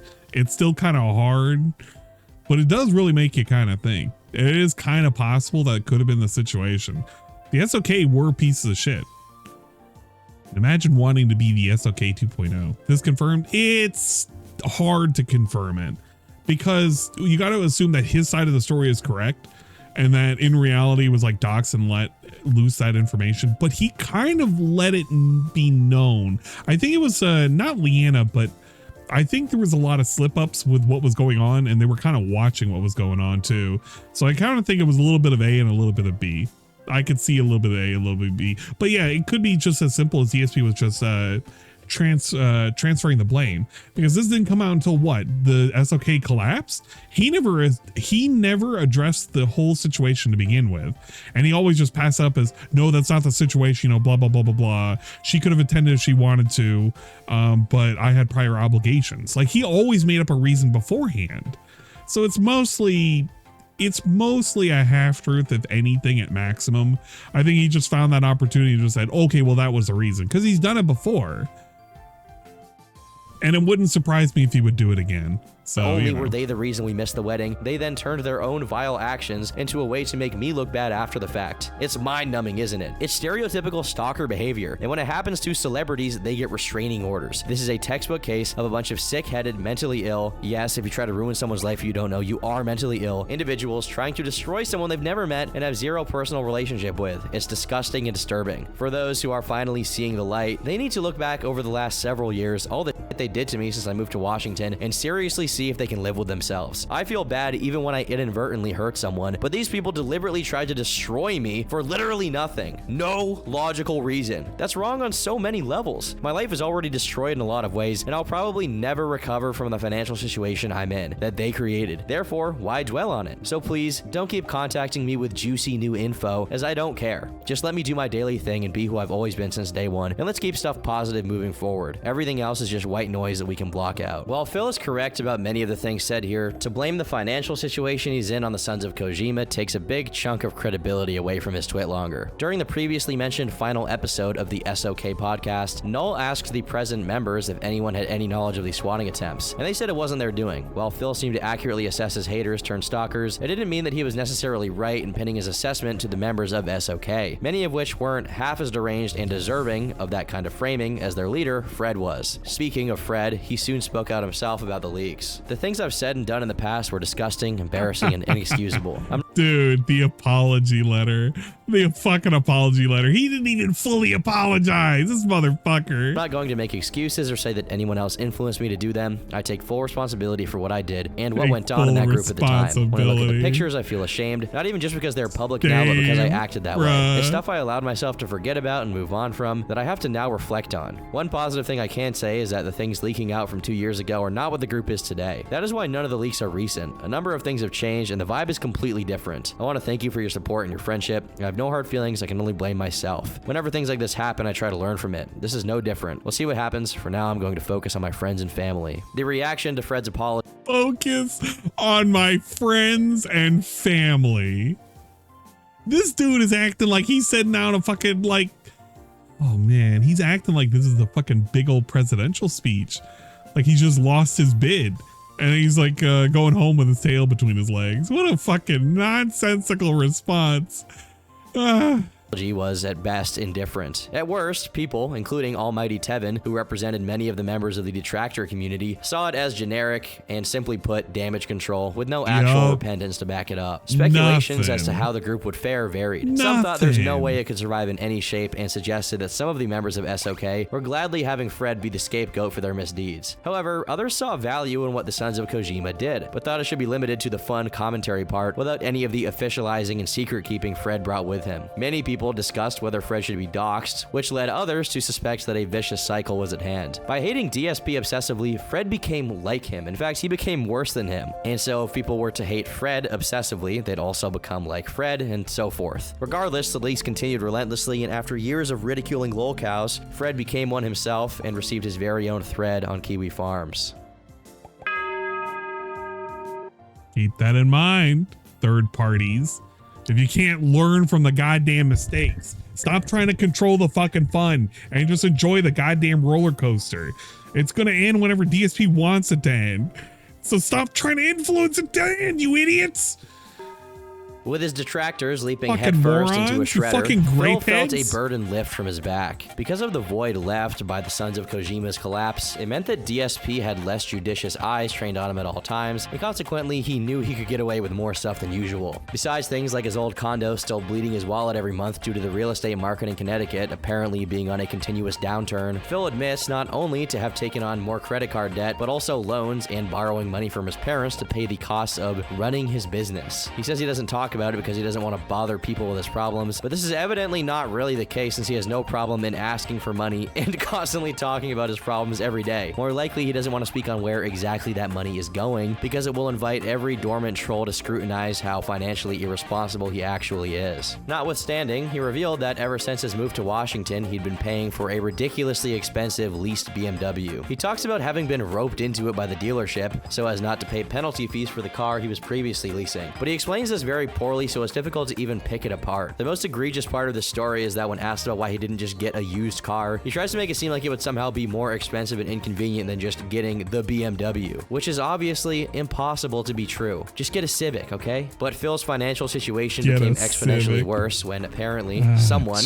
presumably one of his detractors, tipped off the state of Washington that Phil was an unregistered business operating in the area. Phil hadn't paid taxes for his business operations for the previous 3 years, and all of that was about to come down on his head at full speed. To pay off all of the back taxes Phil had accumulated, he did back-to-back live stream fundraisers on Christmas 2017 and February 2018. But despite having a minimum goal of $2,000, Phil only raised a little over $300. Undeterred, he tried doing even more special events, such as starting the annual tradition of having the entire week of his birthday having celebratory streams. Coincidentally, his birthday is in April, right around the same time taxes are due in the US. During this time, he held an impromptu fundraiser, again to the tune of $2,000, and this time getting a little over $400. By this time, Phil promised to not bring up his taxes anymore due to the amount of ridicule he was getting from both his fans and haters. Later, Phil confirmed he managed to pay off his taxes for the state of Washington, with only his federal taxes remaining. Only problem is his federal taxes amounted to $17,000. So during winter 2018, Phil ran 4 different fundraisers to scratch together some money to keep it afloat. Though his YouTube was simply doomed, as we've previously discussed, his Twitch account wasn't. During this period, he went from 517 subs to over 1,800, most of which the big nonsense. I know you know I'm streaming, but oh my god, shut up, Bacha. You know what I mean. Which is thanks to one user who gifted over 1,000 subs during his streams. The total amount donated through gifted subscriptions amounted to a little over $5,000, which Phil got half of, as is standard operating procedure on Twitch. This, plus Twitch bits, his Patreon money, what was left of the YouTube ad revenue, and the odd tip, actually made things look slightly hopeful. The only stain on this relatively positive moment was that Phil, despite his previous claims that he used to be an alcoholic, decided to spend the Christmas fundraiser of 2018 indulging in hefty amounts of alcohol, which prompted him to become noticeably more neurotic the drunker he got. Luckily, he managed to drift by without causing any major havoc online. Later, are you serious? Oh, he definitely drifted into fucking major havoc. I guess he glosses up. Well, he probably doesn't know because I guess not enough big deal was made of it. But that was the whole infamous stream where he played PUBG and he was like a bunch of cigarettes and a bunch of rainbow flag people are you go to YouTube to watch those two fight each other. Literally. Yeah, exactly. Cigarettes and home owners. You go to watch them fight on YouTube and all of that nonsense. I'm going to call them homeowners from now on. That's actually a really good name. Homeowners. Fucking big ups homeowners. He announced that the grand total he needed to raise was actually $17,000 as to cover the expenses for his tax attorney. April 2018 rolled around, and during the main event of birthday week, Phil managed to receive a total of $1,300 in tips. For the rest of the amount he owed, he made a deal with his parents. They would pay for his debts, but he would have to set out a 10-year plan to get his finances in order and keep them there. That was just one of many demands made by Phil's parents to teach him some fiscal responsibility. Another fundraiser was done in August of 2019, with the caveat that were Phil to get $1,000, a special positive announcement was going to be made. Once the goal was hit, it turned out he'd just gotten a cat. He alluded to a second goal reward, which was immediately hit when a user donated a whopping entire $1,000 in one tip, only for Phil to then explain that there was actually no second goal and that there'd been some miscommunication. Yeah, some people forgot about that. Some people kind of forgot about that, huh? The 2K mysterious goal that really didn't happen. Oh yeah, I didn't think we were gonna get it. It doesn't seem this was entirely malicious in nature, more so a manifestation of Phil's lack of communication skills. Soon after, Phil did an interview with fellow YouTuber The Quartering, though many felt that it fell short of expectations, since Quartering wasn't pursuing the more pressing questions and more so taking it easy on Phil over the course of it. The more success in getting people to donate Phil was having, the more he was seeing little bits of trouble start to surface again. In another situation, a longtime viewer and supporter of DSP, DJ Runo, donated DJ Runo, you're in here. Mom, get the camera. Mom. It's DJ Runo. It's that guy. It's you. the $20 that would be necessary for Phil to buy Untitled Goose Game, which Runo wanted to see him play. Phil thanks him very much for his generosity and eventually said he would buy it and play it the following week. However, the very next day, Phil took to his stream to say he didn't have the money to buy the game and was too poor to buy anything, asking for his viewers to donate him shop credits either for Nintendo or PSN. Unsurprisingly, this caused some commotion, and Runo tried to get his money back upon discovering that Phil wasn't going to play what he had gotten paid for. The more generous members of the chat deduced that since his PayPal was connected directly to his extremely overdrafted bank account, the money got swallowed up by Phil's debt before he could do anything with it. Confusion was only made even worse when Phil added Untitled Goose Game to his stream schedule for the month of October, following the end of his late stream at about 10 p.m. on the 7th of October. Later that same night, a post was made on Phil's forums titled, DSP pocketed my $20 for a game. You can tell when he fell asleep. This is when Turkey Tom was doing this at 3 a.m. in the morning and the fucking monsters weren't hitting right. Game. It read, I need my money back, but he's banning everybody that's bringing it up. I'm just gonna go through PayPal and save the headache of lies I will be told by him. I've long knew about Phil's dishonesty, especially when it comes to money, but I donated anyways because I wanted to see him play the game. I won't be an idiot again. Phil did not take kindly to this thread, changing the subject of it to entitled moron tries to fraudulently report DSP for something that didn't happen. The thread. Edited title. He also posted in it himself saying, so you've made an ass of yourself. You never contacted me directly about this, but instead apparently decided to post stuff up here, talk to detractors, complain to Twitch, and act like a general drama-filled dick. You're not the first, and you won't be the last. But you really blew it this time. I was checking my emails an hour ago during my break between streams, and saw that you'd sent me a message on PayPal. In the message, you complained that you'd given me $20 to buy a game, and that I'd now said I wasn't going to buy it, but that if people still wanted me to play it, you'd have to send Nintendo credits. And you didn't want to pay twice, so you were requesting your money back. I immediately returned your funds that I raised in tips on today's Borderlands 3 stream, because that's all I have, and apologize that this was the situation I'm in. All money I raise has to go to bills for important stuff, like keeping the electricity and internet on, to say the least. Oh my god, who did we get rated by? UNFW1! Big ups UNFW1. We're currently watching the Turkey Thomas. It's the current nonsense that we got to pay attention to, obviously. So hopefully you're down a clown. And it's Judgment Day. All of the references. It's Judgment Day. What the fuck? What game was this? And all these weird golems. I want to play this game. It seems like a buttload of fun. So then I check my Twitter and the forums and I see this. Instead of actually talking to me like man, you apparently are trying to report to Twitch using video evidence that was ripped from my streams by detractors. Guess what? That's not what a man or a fan does. You had a knee-jerk reaction instead of acting rationally. And now everything you've done was in vain because 1, you have your money back. 2, I haven't violated any rules or anything. Yeah, 3, we you got just the big exposed one. yourself as a complete asshole. The best part is I didn't go off when anyone asked about Untitled Goose Game. I didn't see anyone ask at all. I was angry that idiots kept asking for Code Vein / Astral Chain after I'd repeatedly explained I cannot afford any games right now. The subject literally never came, but you're a gullible idiot who apparently believes what detractors say about me. Congrats. DJ Bruno, it's an idiot. So you only contribute to me to get what you want rather than actually caring about me as a person or a content creator. You don't care about me at all. And you can say goodbye because I certainly don't need entitled toxic people trying to ruin my life and my business over $20 because you can't talk to me like a respectful human. During a chill stream where he played Minecraft, Phil would spend over 30 minutes ranting about the situation, including insulting DJ Runo throughout for his insubordination. About 8 hours after the creation of the original thread, the actual DJ Runo, as opposed to the imposter who made the first post about the situation, made a thread titled WTF is even going on, wherein he said, just to clarify what actually happened. Thank you, Revy, for the sus video redeem. What the fuck is this? Okay, we gotta watch this really quick, guys. It's mandatory. It's a mandatory redemption. So I gotta pause everything and check out this video.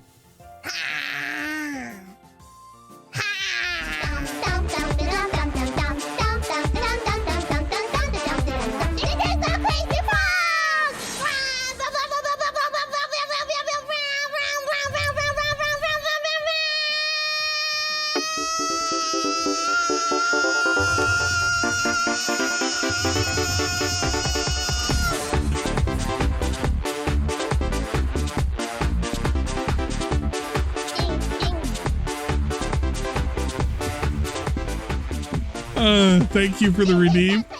We appreciate it.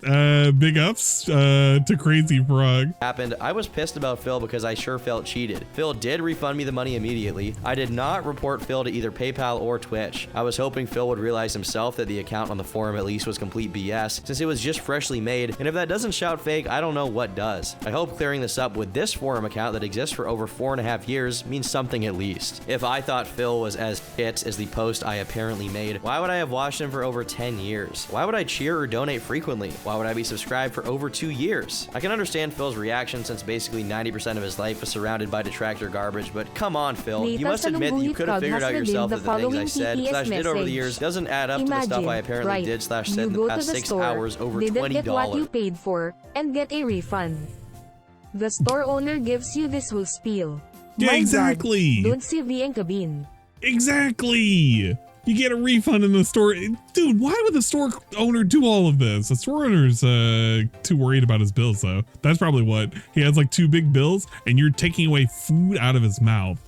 The real DJ Bruno attached a print from his PayPal to prove it was actually him. Upon discovering he'd fallen for a strategically executed piece of bait from a troll, Phil apologized and assured Bruno he wouldn't be banned anywhere. While this narrative was closed in a relatively satisfactory way, a bag of worms bigger than anything Phil had ever dealt with up until this point was about to open in a fantastic way. In November of 2019, the bank foreclosed Phil's Connecticut condo because he stopped paying for the mortgage, despite it still having $100 grand or so left to pay. Phil did not address this publicly, most likely to not give trolls any ammo. However, when the info made it to his audience, as it always does, trolls began saying that Phil should cash out some of his WWE Champions account to pay his debt off. Now, what could they possibly mean by this? Oh, no. As early as late 2014, Phil made posts on his forum about his addiction to mobile games, such as, I usually don't play any or at all unless I was during a break in my Twitch stream, but I would pick it up again on breaks and in between streams, etc. Quite honestly, I have no idea how much money I've spent as I was alternating between 5 and 10 points frequently. I can tell you it had to be in the hundreds though, and I won't ever be doing that again. Over the course of time, he occasionally dropped on stream that he still played them, but if he had already spent hundreds of dollars on it back in 2014, how much money did he spend on it if you take into account the following years? Yeah, well, that's exactly what some of his detractors man. set out to discover. Upon finding an account in the game called They Call Me DSP, the same as Phil's Twitter handle, they began examining when that account was active and when Phil was tweeting. Lo and behold, the times matched up. Given, that's no damning piece of evidence, but it was something. Next up was ascertaining just how much money that account had spent in the game over the years. And the figure they came up with was a gruesome $38,976. He spent just shy of $40,000, which, to put things in perspective, maybe for some younger viewers who don't know how much like things cost, 40 grand can be a down payment on a house. 40 grand is like a new BMW 3 Series, okay? This is serious money. And that's what he spent on a WWE mobile game. He tried to throw a little pity party over trolls annoying him about his absolute lack of concern with his money, but this time pity was something very difficult to have. Phil was having some serious financial and professional trouble since the very beginning of the decade. There was no justification at any period in time for him to have spent that much on a mobile game. That is, unless some of his detractors, like Tevin, were right all along, and Phil's claims of being poor were to some degree an act. And he wasn't as worried about his money as he appeared on streams. In perhaps one of the best and funniest trolling campaigns done on him for the entirety of his career, trolls began paying for cameos from pro wrestlers to call out Phil on his mobile gaming addiction.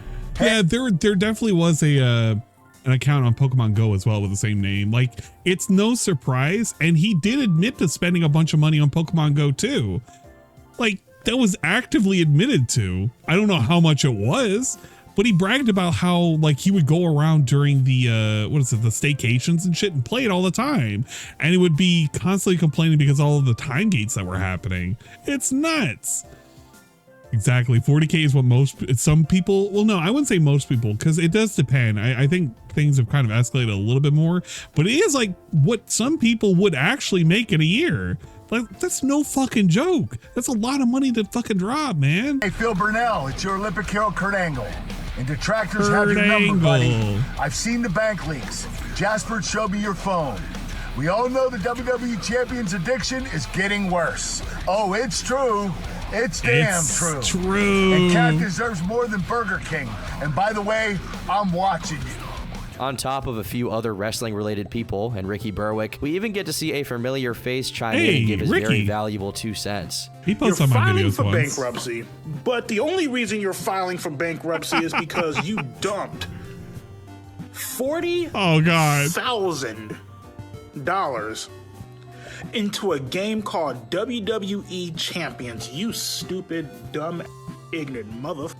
As you heard Mr. 445 himself say, as of January 2020, it was official. Phil declared bankruptcy due to being a whopping $500,000 in debt. Later on in the month, he made a video addressing it, explaining that $130K of it came from 15 different credit cards he'd maxed out, along with a multitude of loans, some of which dated back to when he was still a professional Street Fighter player. The rest was mostly made up of the mortgages he was failing to pay. As stupid as someone needs to be to put themselves in a situation like this, Phil put his business degree to good use when he decided that he'd rather owe money to credit card companies than owe it to the IRS. However, he wasn't savvy enough to stop himself from lying on his bankruptcy filing. As detractors scoured through it, they were quickly met with the claim that Phil had no pets, personal electronics, or collectibles, all of which were verifiably false. Additionally, his business expenses listed him as spending up to $9,000 a month on his streaming, something that seems unlikely to say the least. The general public immediately deduced that Phil was writing off the money he gambled away on WWE Champions as a business expense. Okay, this is why, when someone files for bankruptcy, that's followed by a hearing, which trolls made sure to get access to. While we don't have video of it happening, the audio... excuse me. Of course you don't have video of it happening. We have audio of it happening. I was one of the ones who recorded it. The track is available online for anyone to peruse. During the hearing, Phil misconstrued... I should have... You know what? The one thing that I regret to this day, I did not save the recording of Boat Guy. Because I had it, but the only reason why I didn't want to keep it was because it did have him announcing his social. And I kind of wish I just kept it and edited it out and just... No, I wish I got just a sound clip of him going, yes, we fucking did it. Yeah, fucking easy. Yeah, yeah. Oh my God. I'm so mad. I'm so mad I did not save Boat Guy.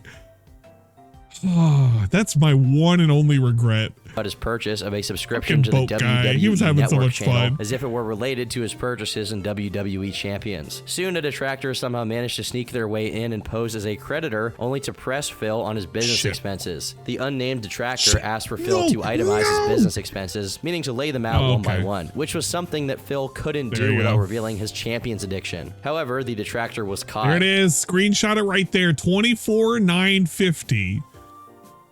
Did I beat your score, Chowder? Did I manage to beat your score? No, I'm not going back to the worm game. I'm gonna be doing whatchamacallit here later tonight. I just need to know, did I beat it? That was fucking easy. God damn it. Not good enough. Needs to be higher. No, I'm looking on the Discord right now. Who scored higher than me? Which one of you fucks scored higher than me? There's no way you did. I'm looking at the fucking chat right now. I'm looking. Look listening. No, I'm searching. I gotta make sure. Gotta make sure that I scored higher than you guys. That's the only thing I care about right now. That and that one time that I posted the gif of Kirby getting his ass salted by that one fucking guy. Yeah, that guy. Remember that guy?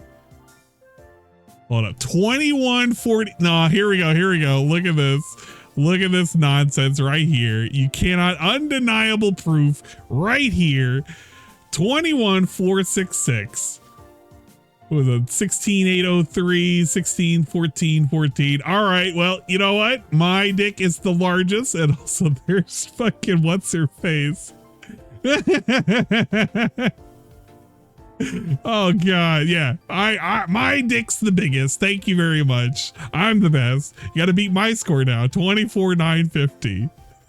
Yes, the Cobra sex doll. It was when Tevin was watching. It was pretty good. You're now an detractor. No. Okay, we gotta let me set this up on the big screen. That way you guys can enjoy this. I just need to take a quick pee. I have no idea if that turned anything on or off. I'm not going to worry about it because it didn't break anything. So that's pretty good. As his claim to be a representative of Citibank was scrutinized. Later on, another troll joined the call and began playing clips of DSP playing Dark Souls, which amused everyone present. Why am I poison? Why am I toxic? Sheffield, do you have the identification information with you? Despite attempts to derail Phil's defense, in May of 2020, Phil's bankruptcy went through, and $130,000 of his debt was defaulted as his credit plummeted into non-existence. While talking about his mangled credit score, he mentions that he's waiting until his credit gets better so that he can take out more loans. Again, what he means here is that he wants to transfer his debt from owing taxes to the federal government to owing money to creditors. While this is a smart thing to do in this situation, it's obvious that as soon as he gets his hands on surplus money, it's going to go to one of his addictions or needlessly expensive hobbies. And that's not even mentioning the fact that Phil is approaching his 40s right now, and eventually he'll simply be too old to work and will effectively be thrown into the wood chipper that is the infinite debt cycle he locked himself into. At this point, Phil was entirely financially dependent on the donations of a group of people, affectionately dubbed whales by his detractors. Just a few of DSP's watchers were responsible for most of the money donated to him. One man in particular, who went by King Tut, donated thousands by himself. Appearing suddenly in August 2017, Tut wasn't an old-time fan of DSP's, meaning he wasn't one of these stragglers from pre-lolcow DSP era who felt some parasocial affection for the man. So it's really hard to deduce why he decided out of nowhere to dump as much money as he did into Phil's black hole of debt. Being as much of a pay pig as Tut was had his benefits, so he could get away with pretty much anything, from being toxic in chat and insulting other viewers, all the way to trying to control Phil's streams altogether. While the pay pig privilege lasted for a good few months, eventually it did get to the point where the mods decided Tut had to go. Once he was banned, he became furious and demanded that Phil refund all the donations he'd ever made. This attempt at getting a refund was neglected by Phil, and Tut proceeded to file a fraud claim on PayPal to get his money back. The thing is, PayPal is so broken that this attempt actually posed a serious threat to Phil's entire operation. According to Phil, this was Tut's plan all along, and he was a secret detractor, so much so that he supposedly made appearances to DSP Hater podcast after the chargeback, claiming that he got all of his money back and screwed Phil over. Phil's story, however, is that he successfully kept all the money and Tut's PayPal shenanigans floundered, but there's no way to know who's telling the truth. Yeah, I know I was gone. Sorry. I had to take a quick pee. If I didn't take a pee, it's literally the King Tut saga. It's okay. I can bear truth in this losing situation. out on that. But while Tut's case is a clearer cut situation, there's another case where Phil took out some of his anger at one of his mods, despite the latter not really deserving it. Swaggins, another one of DSP's whale followers, gave a tip to Phil on how to beat one of the bosses in the Resident Evil 2 remakes, only for Phil to misconstrue it, blame him, and lash out. As a result of this outburst, Swaggins proceeded to deliberately unban a detractor to spite Phil. In a stream of Sekiro that took place soon after, Swaggins found himself extremely annoyed when Phil relapsed back to his old ways of complaining about a game when it wasn't easy enough for him to play it successfully. But DSP, having none of it... I can't even remember if Swaggins is still around today. I really can't even remember that. He could be. I just don't even know. But it's kind of funny that Swaggins gets his own dedicated segment. That said, I'm at a time in my life where I don't have time to deal with it. Swaggins is just mad that he told me to do something wrong during Resident He is from time to time. Big up Swaggins. You get your own stupid fucking segment for being an idiot. Evil 2 and got blown up for it. Then that I plain don't like the Okay, yeah, stream let's of go Sekiro back. that took place soon after, Swaggins found himself extremely annoyed when Phil relapsed back to his old ways of complaining about a game when it wasn't easy enough for him to play it successfully. Thank you for the gifted sub, Sarah, and thank you for the gifted... Wait, 5 gifted subs from F? I literally went to a bathroom break and you gave me subs. Sarah gifted. You didn't have to do that. Also, thank you for the gifted sub, Mr. Pun, to Almighty Goki. I know that guy. Gifted a tier 1 sub to Hermit_Gallows. I appreciate it. Thank you for being positive. You don't have to gift me subs. I'm just here chilling and vibing right now. That's all it is, dude.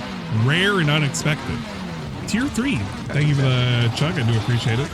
Don't worry, I'll have a chance to eat din-dins probably way late. We had a granola bar. That was like good enough, right? Oh my god. Thank you for the gifted sub. No, 2 gifted subs from Manolo Azul to Rainbow, Pony, U-Haul, and Sir Toastman. I know Sir Toastman. I've seen that guy around. How's this dude coming along? 3 out of the 4 house occupants have eaten it, and they say they love it and agree with it. So that's pretty good. So big ups. Hey, big ups Mitch for the resub. 17 months. Yeah, it's a hype train situation type deal, dude. We love those. Yeah, positivity is out of control. I wanted to watch this. Guys, you're ruining the content. As Stu is robust, confirmed. Obviously. Well, Thank you for the positivity. We appreciate it very muchly, very But deeply. DSP, having none of it, said, I'm at a time in my life where I don't have time to deal with it. Swaggins is just mad that he told me to do something wrong during Resident Evil 2 and got blown up for it. Then that I plain don't like the combat in Sekiro, and he's so hurt by that. So he was a fair weather friend who wanted to mod when I agree with him, but as soon as there's a major disagreement, don't talk about it to me at all, but instead freak out and leave. That is kitty stuff, and I'm far beyond it, to the point where I'm not having a second John Rambo situation, so he can just get out and stay out. That is literally what happened with Rambo all over again. Nope. Get out and stay out, Swaggins. You fucking idiot, you buffoon. What are you doing around here? Pretending that you're cool with me. Don't you know you're not cool at all?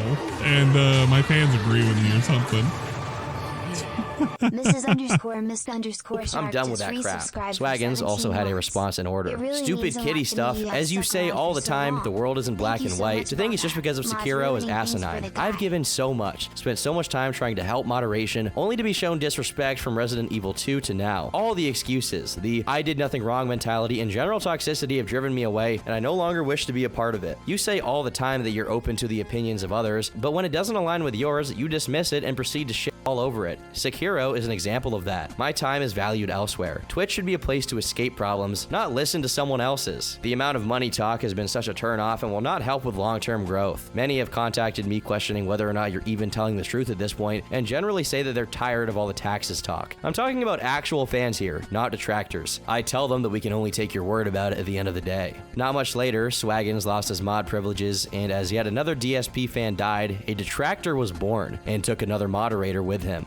No, he's still around, and he's still a fucking weird-ass supporter. He doesn't give the same amount of money as he used to, but it doesn't fucking matter. He's still around.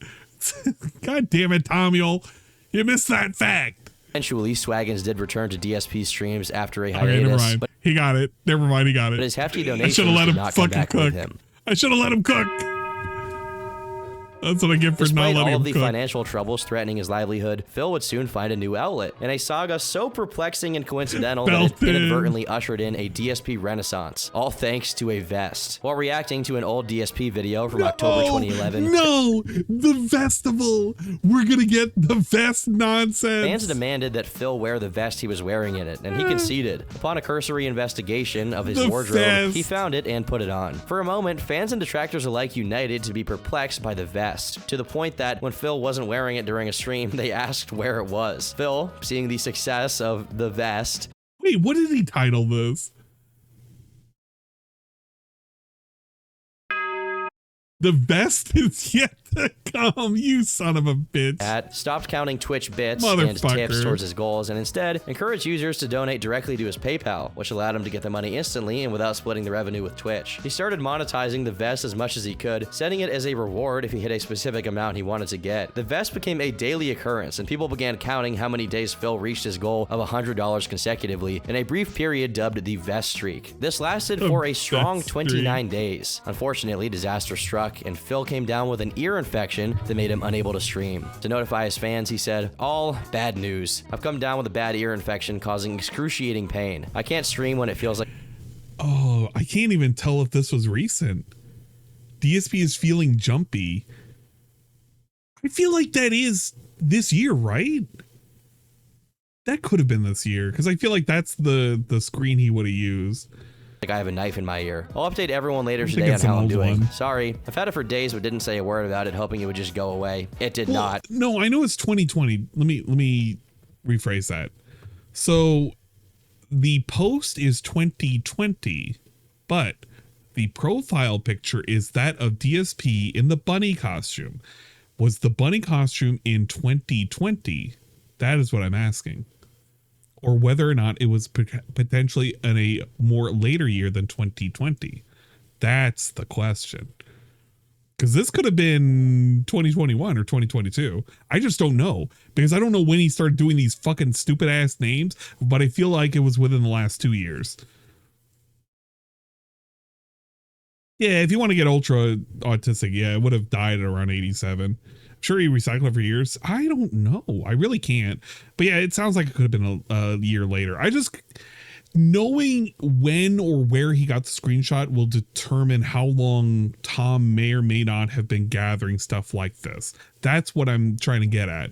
Basically, the tweet itself can come from 2020, but the picture might indicate where he may have been collecting it. It's stuff like that. Thank you. Thank you, Tevin. I appreciate it. Today on how I'm doing. Sorry, I've had it for days but didn't say a word about it, hoping it would just go away. It did not. It got horribly worse. While this seems inoffensive on its face, the actual disaster came as a consequence of that ear infection. From responding mean-spiritedly to someone on Twitch that presumed that the ear infection had healed a day later, to being extremely defensive and gratuitously engaging in back and forths on Twitter over the authenticity of this infection, Phil was giving people reason to doubt his whole story. Meanwhile, detractors were pointing out that hiding his ailments was something Phil had never done up until now, and that he continued to stream while wearing headphones without ever mentioning that he had an ear infection to his audience, despite having no reason to keep it a secret whatsoever. Regardless, despite the debate as to whether this lack of stream constituted a break in the vest streak, Phil continued to do the vest gimmick, eventually hitting a milestone of 73 days with the vest. This meant DSP earned at least $100 every day for over 2 months. On the 73rd, he miscalculated the tips by $9 and came dangerously close to not hitting the goal and breaking the streak. But lo and behold, it still stood. The vest streak bravely marched forward onto the 100-day mark, which Phil referred to as the Vestival. He also— well, there you go. He admits, he tells the fact that it technically ended a lot earlier than it actually did. Revealed that if another goal was hit, he would put on yet another hideous vest, this one a shiny silver, which he dubbed Platinum DSP. The streak raged on for another 50 days before finally DSP mentions that it was starting to become a lot harder to hit the tips goal and put on the accursed DSP vest. This was a few weeks after Phil was hit by PayPal with $800 worth of chargebacks, so as you can imagine, he got a little desperate. At this point, Phil's scheme was becoming irkingly transparent. There were times when the vest streak business overtook the stream entirely, with Phil coming close to guilt-tripping his audience about the streak potentially ending. When it started out— yo, this is an understatement. This is an actual fucking understatement. Because you remember when he was doing Animal Crossing at the time, I think.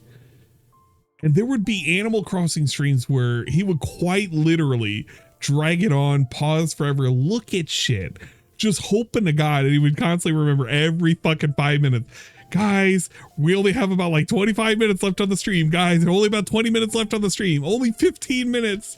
Just counting it down until like the last second you would get the tip. And he'd be like, oh, thank God, we can keep it going. Extremely positive, the vest was being absorbed into the general dark cloud of DSP's debt mongering and e-begging. More time goes by, and as DSP was approaching the 200 mark, an anonymous user would DMCA strike DSP's Twitch account, suspending him off the platform temporarily and pushing him onto YouTube. Eventually, he resolved the issue with Twitch and returned to celebrate day 200 of the streak. When the time came, Phil said that only now, with the vest's aid, was he able to start sleeping soundly at night without worrying about his unpaid bills.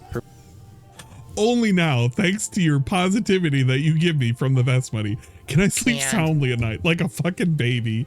That's the only— I can sleep on this pile of money to keep me warm and to keep me safe. From his point of view, everything was on a turnaround for him. By day 250, he starts talking about buying a PS5 with the money. No matter how much things seem to turn around, Phil continues to be Phil, this time wearing a valet uniform. For some reason, it was only after 276 days that the streak came to an end, as Phil streamed himself playing Paper Mario and the Origami King. Despite preparing for this day for months, it wasn't easy on poor old Phil, who probably made 30 grand by playing video games with a vest on for 9 months. He becomes extremely upset at his audience for not keeping the streak alive, but ultimately he accepts that it's over. Because there was a lot of support tonight, and it was mostly subs and cheers. So I don't know what, why people did that, but that's going to be— this is it. This is literally the end of the stream. I told you guys I couldn't go late tonight. So this vest streak is about to end. Unless we get a tip right now at the very tail end of the stream, and there's no time for a vest, the stream is over. So unless we get something right now, this is it. However, what wasn't over was his e-begging, which made many of his viewers wonder, what did he do with that nearly 30 grand he made off of the vest streak? What happened to the vest streak money? It went to pay for stuff. Bills, back taxes. Like, it paid for a tremendous amount of things around here. Yo, look at his face when he says that too. When he looks dead ass in the camera, he's like, what? I was supposed to be accountable for the money that I just made? Huh? I have back taxes, stupid. Why are you asking? Are you a Fed? Are you a glowy? How much they paying you right now? He's acting like it's a fucking actual IRS agent. Bruh, it went to Dingus Champions. Yeah, genius. God, so dumb. The nervousness and the vague pivot from bills and back taxes to a tremendous amount of things around here pretty much confirmed for much of his following that he didn't change even a bit in regards to how he handled his money. Phil's online inner circle would be rocked when a mod... I got a shout out! Yeah, take that, Anani! I get a shout out, you fucker! Named Anonymous leaked the logs and chats of his private server uploaded onto YouTube in early 2021. Anonymous, who had worked alongside Phil for years, would concede it was time to join the dark side, removing himself as a moderator of Phil's Twitch mid-stream, but not without changing the title of the stream to DSP Doxed Pew Dubs before he did so as a parting shot. Phil doxed PW Dubs? No, I didn't. I've never doxed anyone. As you heard, Phil claimed he had never doxed anyone. However, documented history tells quite a different story. Oh, by the way, I have your IP, I have your name, and I have your address.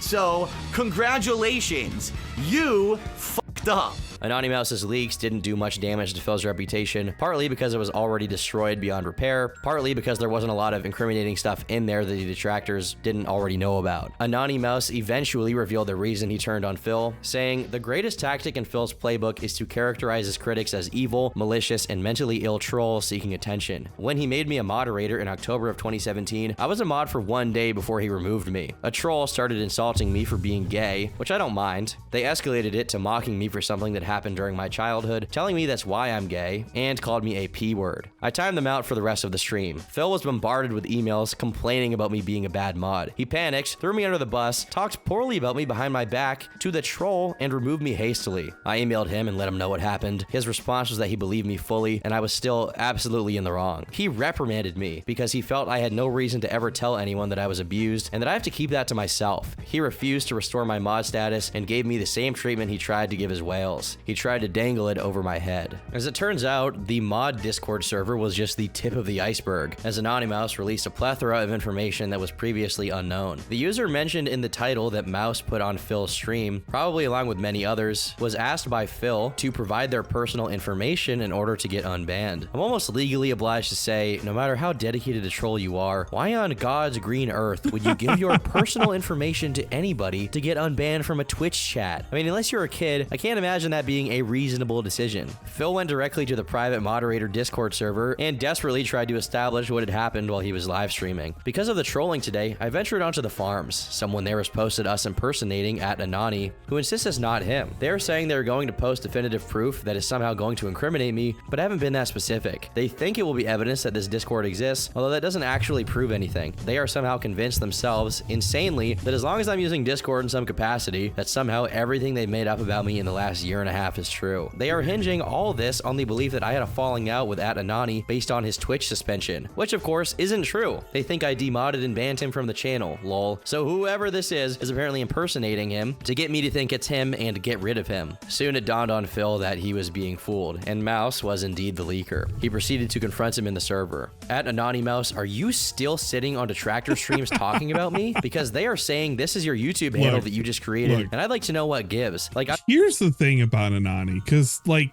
the nonsense that came from it was a lot of fucking nonsense. And technically, I also have some like level of responsibility because I was part of a fucking fundraising stream that they did. And I did have him modded for a while. Now, the whole me adding to friends list, that was during a time in which Discord, there was a lot of nonsense. And basically to talk to me, you had to be a friend of mine. Or you had to be in a Discord that was also like tangentially related. Else you couldn't message me. So at the time, I did end up being a friend of Anani, but I really didn't do it other than to accept the fact that he wanted to say thank you for being part of the fundraising event and whatnot. And I did have him modded for a while, but I didn't realize the nonsense they had going on back there It was kind of rough. I kind of wish he didn't. And I kind of wish he was just normal and he just kind of went away silently normally. But I am glad that I did back up a lot of his videos on his channel. I had a feeling that the nonsense that was going around eventually was going to disappear. So I had the foresight to go ahead and back up all the Discord leaks.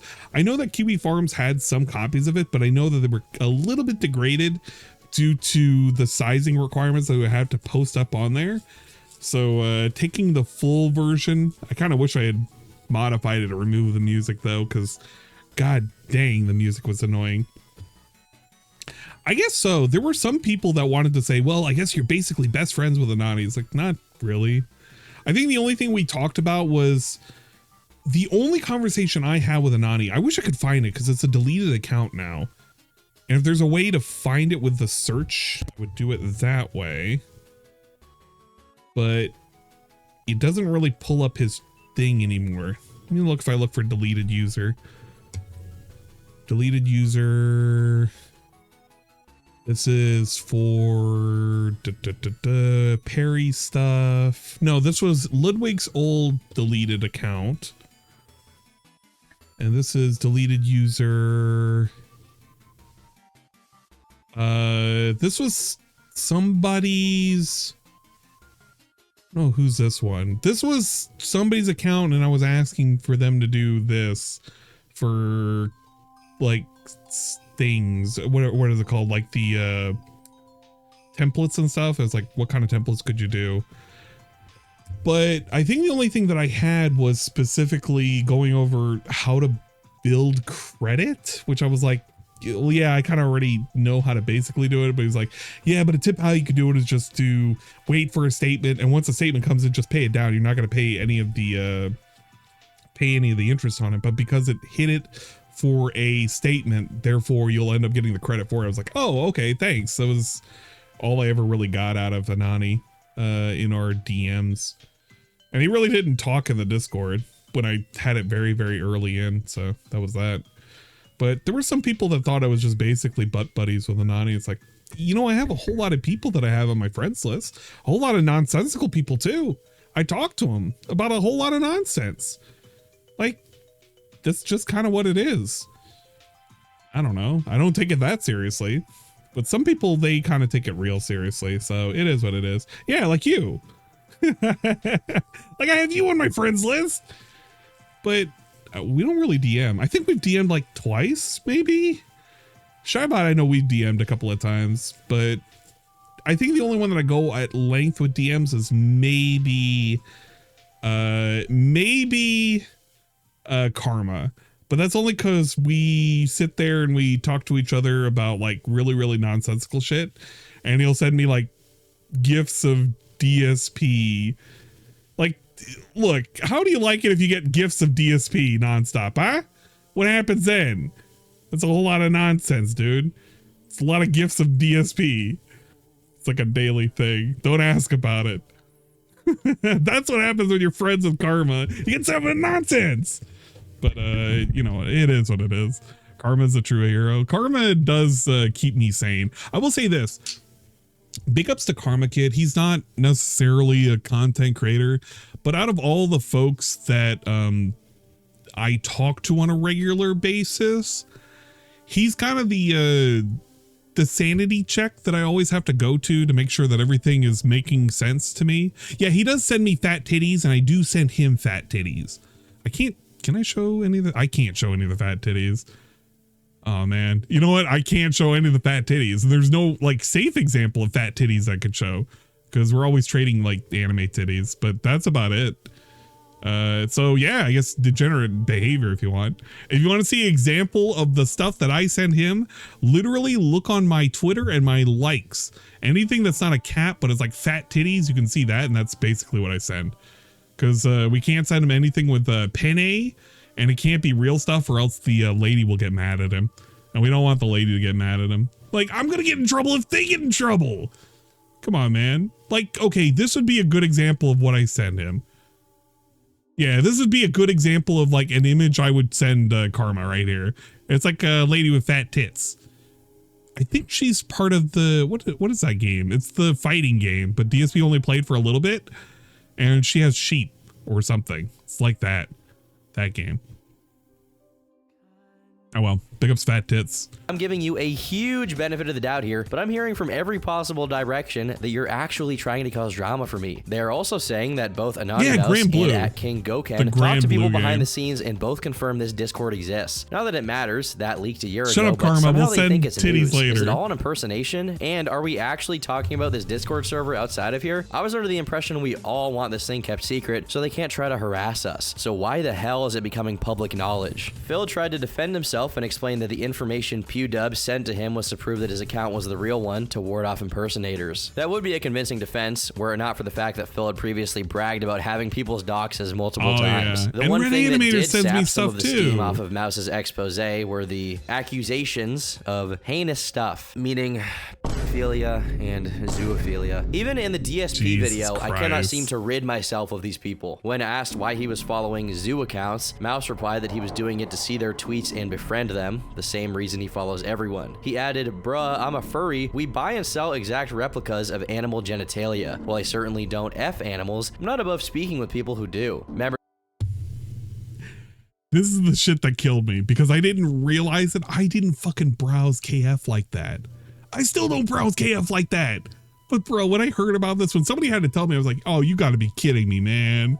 Bro, come on! Members of the Kiwi Farms would not take kindly to the revelations regarding Anonymouse's supposed predilections. I didn't know. Anonymous is into zoo stuff and likes stuff like this. Make fun of this stuff what you lot will. I told you ages ago he should be told to F off. He's an adult and he's following this teenager that claims he wants to F animals. Are we really going to ignore this but poke fun at our Canadian Coomer? Our side really isn't any better than Phil's. We are. Here's the thing about the whole Canadian Coomer shit.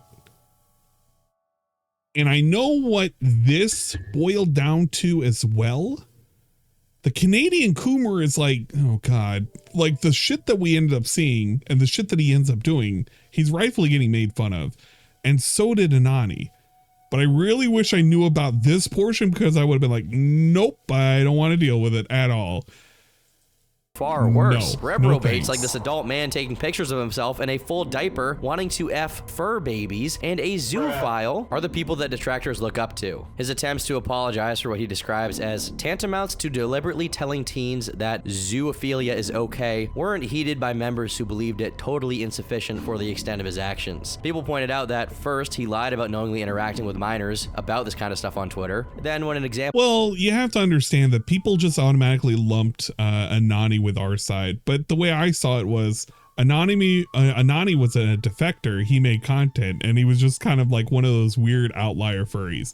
And granted, I don't really care if you like dressing up in fursuits. Go do whatever the fuck you want. Just do it over there and don't bring me into it. But I think there was this general misunderstanding that because Anani defected, therefore Anani gets full rights where he doesn't get to be made fun of. But it's like, here's the thing. If you're going after real actual people and real fucking animals, nah, bruh. Like you can fetishize your goddamn fucking drawn animals. I don't fucking care. If you're fucking a Pringles can, I don't fucking care. But the moment you're going towards actual fucking people, and you're doing this kind of nonsense where he's sitting there soliciting messages from a minor and talking about, no, man, it's bro, get out of there. Also don't know who looked up to him either. I don't think a lot of people looked up to him. See, I don't know. I know that I also take some kind of flack for giving him moderator status. But if you look at my YouTube channel, there are a lot of people that have moderator status. I've given basically anybody who was a content creator for the most part has gotten moderator status. Random ass people. Fucking Zambi had fucking moderator status. I think GBP still has moderator status too. But GBP doesn't come to my streams, and if he ends up doing anything to start shit, he's out immediately. Because my rule of thumb is you don't go nuking people unless I certify, yeah, go ahead and nuke them. I don't fucking care. It's got to be like an actual bot or actual nonsense that you're allowed to nuke people on my YouTube. Twitch is a different thing entirely. If you're a Twitch mod, for the most part, you're not really expected to do anything, but you hold a little more fairer discretion to do shit here. But YouTube is just whatever, man. I let all sorts of words fly over there. There was a person that was in there the other day that was LARPing as OIC and calling everybody rainbow flags. I don't fucking care. I'm not going to ban him for it. He can just say whatever the fuck he wants. The moment he crosses TOS, he can get banned. But he's free to say whatever. It's not a fucking free speech zone where you can't say shit. But quite literally, if you start acting the fool and you start going against TOS, or you're specifically trying to piss me off, and then I feel like I got to address you, yeah, I'll address you immediately on YouTube. But that's basically it. You got to really piss me off. You got to really have done something. That's why I took the pleasure in banning what's his face, King Goken. Because King Goken, he just wants the attention. So it is what it is.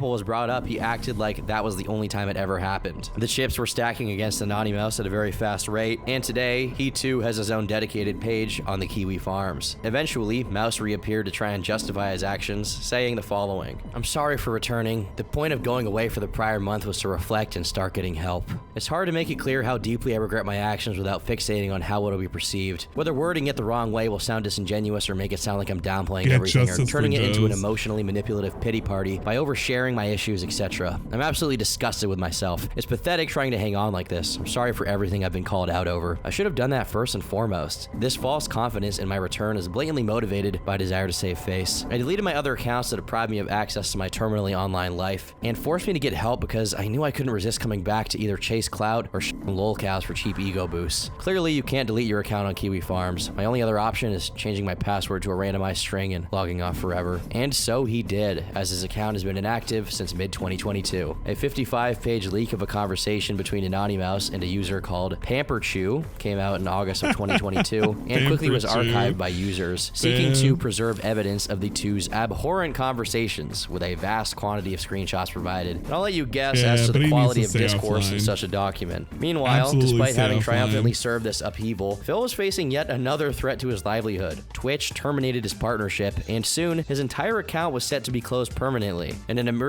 video uploaded to YouTube, Phil demanded an apology from Twitch regarding their treatment of him, despite detractors pointing out that the partnership allowed Twitch to ban users for any reason at any time. Honestly, even though that may be the case, I still feel bad for Phil either way. If it was up to me, his Twitch would not be banned. The official reason was that Phil had allegedly— But his Twitch isn't banned.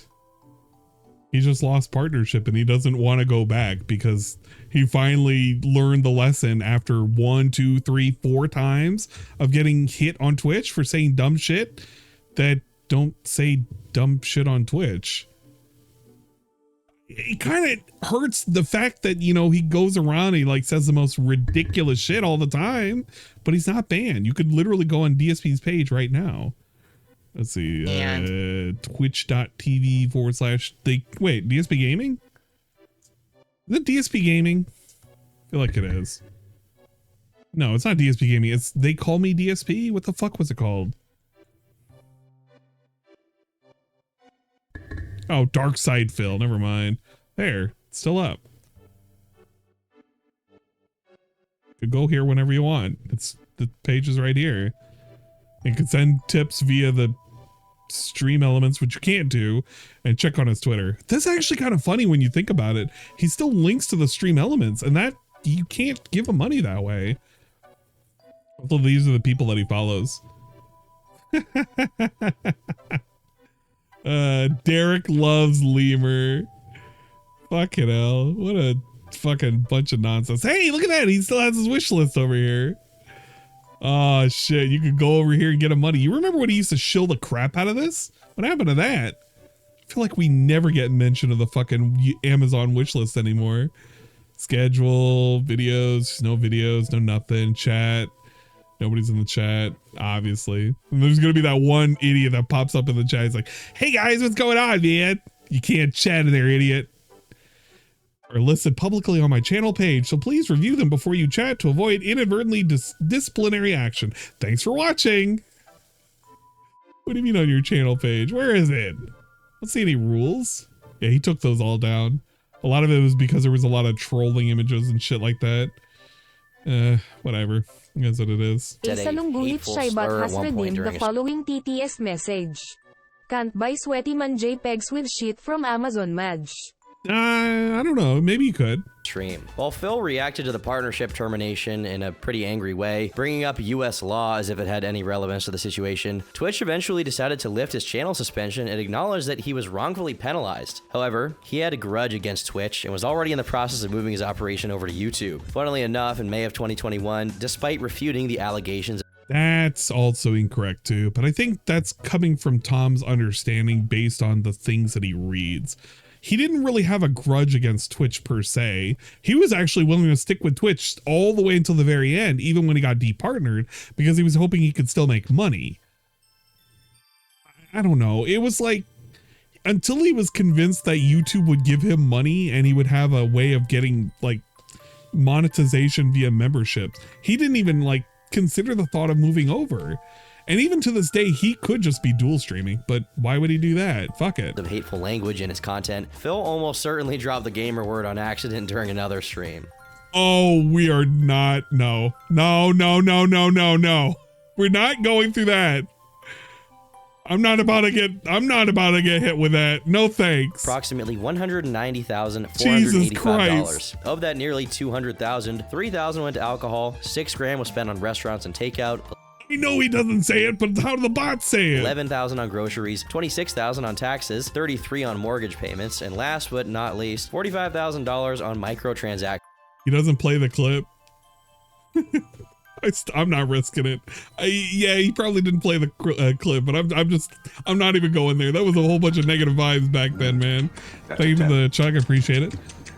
Not only including WWE champions, but PayPal and iTunes. It appears that the detractors, and most prominently Tevin, were right all along, and Phil aggressively played up his financial tightness to get more donations, while he spent it on stupid garbage constantly. When Phil did address it, he didn't actually. He just claimed he suffered identity theft, which is actually true, and purposefully left the rest of the details as vague as he could, as to not raise attention to the glaring fact that perhaps the most damning piece of information on him ever was now public. Now comes the end of 2021, and Phil decides to make some changes to his content. First and foremost, the biggest change would be dropping the King of Hate moniker that had defined his career, appearing on merchandise, his own forums, and even his vlogging channel that he'd also retired on the 3rd of January in a video titled, "Goodbye, this channel is retired. Head to DSP Gaming and thank you for 10 awesome years of vlogging." Today, the channel does remain online, but only as an archive. However, Phil's attempts at rebranding. That's incorrect. It's been rebranded to DSP Reacts as shown in your screenshot. And he now posts up a whole bunch of reactionary content. Maybe he addresses that. He has to. Branding would do nothing to curb the nearly 2-decade legacy of the moniker, and more widely his online reputation. A critique that underlined this decision of rebranding was that Phil only did it after he got the attention of Moist Critical. Despite Charlie saying the same things many people had said before, that Phil guilt-tripped viewers over money and branded himself on begging, Phil took the opportunity to do a Boogie 2988 and performatively embrace the criticism to look better. Yeah, and the funny thing about the whole embracing the criticism, he would go back on it quite literally a year later. Because guess what, guys? Beg tweets are back on the menu because he was able to do it again, like within the last week for Spider-Man 2, because he was worried that people weren't going to come by, swing on by and give him some support. We're literally getting begging tweets again. We're going to the begments all over again. Come on. Unfortunately, Phil then suffered another series of copyright strikes on his channel, DSP Gaming, after a detractor, Dayglow Hour, posed as a professional video editor, creating various intros and bumpers for Phil to use before his streams, only to then claim them once they were in enough uploads. Just a couple of weeks later, however, the strikes were cleared and his channel was back to its original state. Attempts to mess with Phil's income didn't stop there, however. In September of 2022, a user named MusicMouse7 tweeted to Stream Elements, the company who manages Phil's tips, who was MusicMouse7? Linking them to a Who is this? I don't know who the hell this was. Mysterious person. 13-year-old clip where DSP makes a pretty bold statement. But I hate the Oh God, thank God it's bleeped. So began the chain of events that ultimately led to Phil's termination from Stream Elements. Phil took to Twitter to message the company, telling them his tips page became a 404 and asked if it's all related to mass reporting that took place regarding the TF2 incident. Following day, Phil opened up a link directly to PayPal for all Stream put me in a donations, fucking and now bone Instant zone. manually manages PayPal account and the donation sent, further unable to have automatic animation pop-ups. He also has to play these himself. Phil also instituted a brand new policy, adding the disclaimer, no refunds to his account. Despite attempts by trolls to report the account, Phil continues to use it to this day. In addition to taking this L, it seems DSP was breaking his promise to not play look at that, Secret Limited, big ups. WWE champions anymore. The quality of the video is a little poor, but if you are familiar with the game, you can make out what is on Phil's phone. This is the Brawl feature within the WWE Champions application game. The rest of Phil's 2022 wasn't anything new. He raged, e-begged, and guilt-tripped his audience over lack of donations while playing Elden Ring, called his audience bigoted when they made fun of a conspicuously feminine Halloween costume of Ken from Street Fighter, among other charismatic and lovable activities. The most recent major situation in Phil's career started with a podcast called Side Scrollers. This particular episode of the show starred online personality Adam Krigler and creator of the Screw Attack video game network, Craig Skitzimus, otherwise known by his online pseudonym Stuttering Craig. And they'd be interviewing the one and only Philip Burnell. As he always does given the opportunity, Phil used this time to defend himself against the accusations of detractors, and like every previous instance of it, it didn't go that well. Some of Phil's shortcomings in the PR department were very familiar, such as him essentially admitting that he gave his viewers no value back for what they donated to him. However, some were novel. During the stream, the topic of WWE champions came up, and Phil instantly became a nervous wreck. The interviewers seemed familiar with it and effectively pressed him on the topic, eventually circling in for the kill and telling Phil that if he wanted to, he could prove that the WWE Champions account that he had spent tens of thousands of dollars on the game wasn't his. All he had to do was show his account to a neutral third party that could verify his claims to fans and detractors alike. But Phil was not open to doing so and preferred to stick with his theory that a detractor of his spent that money just to frame him and incriminate him, which... Imagine that storyline, right? It was a detractor that spent all... Okay. By that logic, a detractor spent like upwards of minimum 50 grand to just make an account that was so elaborate for the past, how many years? 5 years? Just to troll DSP on the off chance someone was to discover it. Can you actually rationalize that in your head, how dumb that sounded when it came out? I was so flabbergasted when he said it. And he thought like that was going to be some kind of gotcha. Like who the fuck was going to believe that? You have to be actually brain dead to just take what was said and just be like, yeah, man, no, that makes a whole lot of sense. And, you know, my fans agree with me, bro. Nobody thought that was real. Nobody. That was that would be the dumbest long con ever. Come on. Further solidified his guilt. You have my email. And this is a small ask. It's also a big ask. You can say whatever you want. Will you... And you can say no, and I'm totally fine with this, but just confidentially between us, will you send me a screenshot of your account?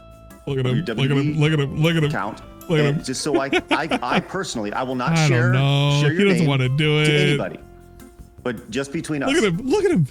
I don't know. I don't really want to do it. I think this is a bad idea. Look at him just like, he's ready to give a fucking pre-stream sigh. Man, I have to think about and vouch for you. Yeah, and I will vouch for you either way. I have to think about what kind of risk that. I don't want to say. Here's the thing, I'll consider it, but I can't agree to it yet. I have to see what's the risk. Another topic covered during the podcast was DSP's interactions with Keemstar, the official side character of every lolcow story, apparently. He has to pop up. Keem had recently decided to move past Phil's drama with him over the coverage of the incident from a couple of years prior to make him an offer. A total of $50,000 to join the lolcow podcast alongside Wings of Redemption and Boogie 2988. I got a brilliant idea. Why don't I take the three of you, put you on a podcast, we will call it the lolcow podcast. In an extremely unfortunate turn of events, Phil turned it down on principle and sought to make his thoughts clear on the matter during the Side Scrollers episode. This was some kind of like a big project he wanted to be involved in. I don't know exactly what. Let me explain. So he says, well, I don't want to talk about it in a DM. We got to have a phone call. I'm like, okay, that's reasonable, right? Let's have a phone call. Here's my number. Here's when to call me. I'm available at these times of the day, okay? I wait, the call never comes. It's been like 2 days, the call never comes. Maybe he's not serious about it. I don't know. I don't know what's going on in this guy's head. All of a sudden, I'm on streams. He starts calling me when I'm on streams. I'm like, is he, I don't know what's going on again. So I DM him after the fact. I'm like, hey, you want to, so basically it's like stupid telephone phone tag. The guy won't even contact me to talk about what he wants to offer me when I'm available. Imagine being so full of yourself that you think you're more important than a guy who's offering you 50 grand. And he doesn't even know it either. Just assume that he didn't even really truly know about the 50 grand, which is dumb because it comes up in this whole discussion how he knew about the 50 grand and him and Kat sat at the dinner table and said this was enough money to change things and to get him out of a whole bunch of nonsense. He admitted that within this stupid fucking interview. He said it was a thing. But then just assume he truly didn't know. He has the gall to pretend that he has some more importance than a guy who's a businessman, who's sitting here and he's taking all sorts of like requests from everybody, this, that, and the third, runs his own fucking internet company, runs his own fucking business and whatnot. Bro, if he's calling, answer the fucking phone or call him back. His time is more important than yours. And motherfucker, if it's on a stream, you can take a break. Who the fuck's gonna care? How many times has this dude literally taken a break for 30 minutes just to do nonsense? Like, when DSP took a fucking 15-20 minute break to quite literally take a crap, and he told everybody he took a crap, and then he was like bragging about it and how he had lost like 120 viewers because nobody wanted to stick around for 20 minutes waiting for him to come back. He took like long ass breaks to fucking check if Amazon had did a delivery. This dude has taken time out of his schedule to do the most nonsensical shit. Bruh, if Keemstar's calling, give him an answer.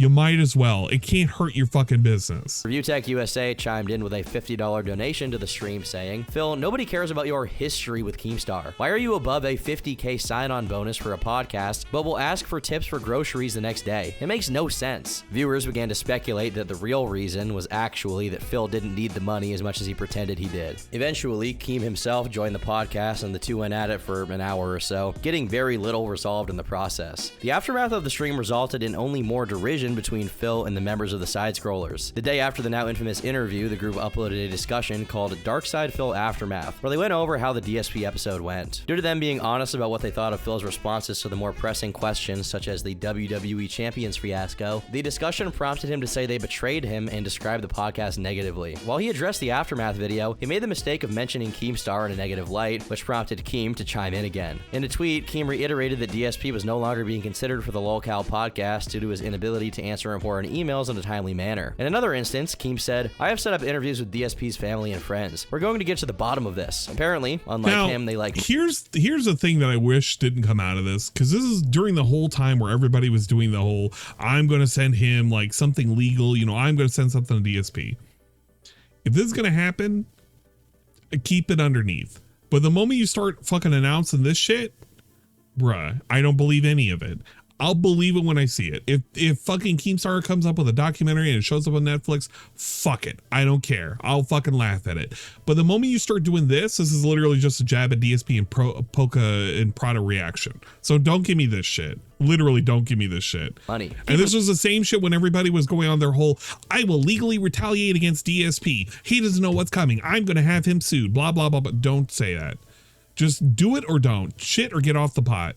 Because I know you're not going to do it. Most people did not even look in towards it. And if they did, they were fucking bluffing out the ass just to get DSP to do shit. And that was when everybody was getting struck. And I said it was fucking stupid what they were saying. And I still hold to it today. Everybody who participated in that whole Twitter nonsense where they were pretending that they were going to fucking lawyer up and go against DSP legally, all full of shit. Should never have been fucking saying that from the get-go. Now, I can enjoy your content after the fact. I don't fucking care. But I'm going to say that fucking move was dumb as shit. Full stop. Mine, DSP totally unprovoked talks ill about me when I was retiring. I barely even knew him, and he doesn't know me. After that, he was hurting for money, so I offered him $50K for a podcast job, and he disrespected me again. After that, I had a peaceful chat with him on Side Scroller's pod that settled the beef. 24 hours later, he was talking smack about me again. After that, he tried to steal my podcast idea. It was only so I don't want to Shinko. hear that I'm harassing him. I love Shinko. I thought the move was dumb, and I'll still hold to it. It was dumb. I'll disagree with him. I love Shinko to death. Man is a talented individual. His edits are fucking godlike. But it goes for every single person, because Shinko wasn't the only one.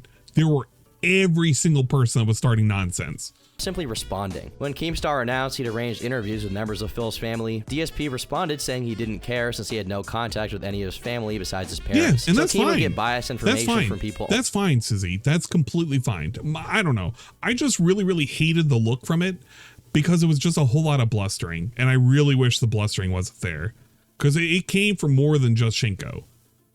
And I have no hatred towards Shinko whatsoever. Man is funny as fuck. Love his fucking edits. But it's just, yeah, it's bad optics. It's like, don't even fucking do it. Like, if you're going to actually do it, just fucking do it and just be over with it. Fuck it, whatever. Only interested in the money. During one of his periodic lamentations, Phil mentions having developed severe trust issues and having an inability to have friends. But he blames trolls for this instead of blaming himself. It's hard for me to trust anyone. You wanna know why? Because so many people have kind of screwed me over time. People who swear to me, don't worry, we're in it for the best of intentions, and, you know, we're here to do this or that. Yep, Doody. And, you know, then what happens, right? And it's like, fool me once, shame on you. Fool me twice, shame on me. Well, fool me 77 times, right? On June 24th, 2023, DSP celebrated his 15th anniversary of being a content creator on YouTube. 15 years, 64,000 videos on the DSP gaming channel alone, countless hours of live streaming, half a lifetime's worth of subpar content. It's hard to even believe it got to this point. Unlike other lolcows who have one or two gigantic character flaws that are like genuinely just making them unfit for society in general, DSP is kind of a different beast. He has no particularly grievous offense towards other people. Instead, he has an unending series of small offenses he has no interest in taking accountability for. He's not extraordinary whatsoever, and that's precisely the appeal. Disliking him isn't a race, it's a fucking marathon. His detractors will willingly sit through his content slop just to bask in how underwhelming it is. Every little self-serving lie, every e-beg, every insult to the audience, it adds up to the phenomenon known as pignosis, the inability to fully stop following what Phil is up to.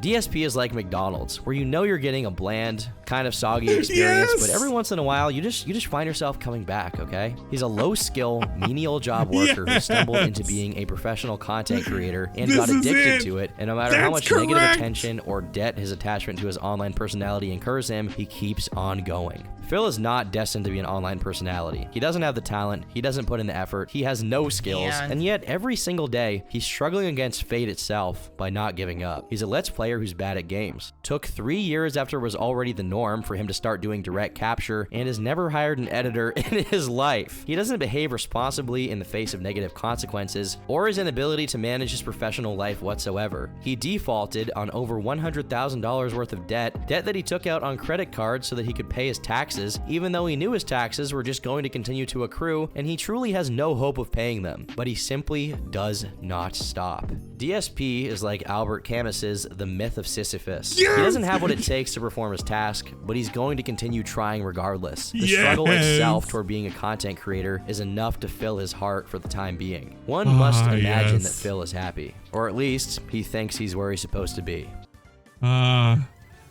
Like a Sisyphusian fucking effort, DSP will continue to keep struggling upwards and onwards for generations to come.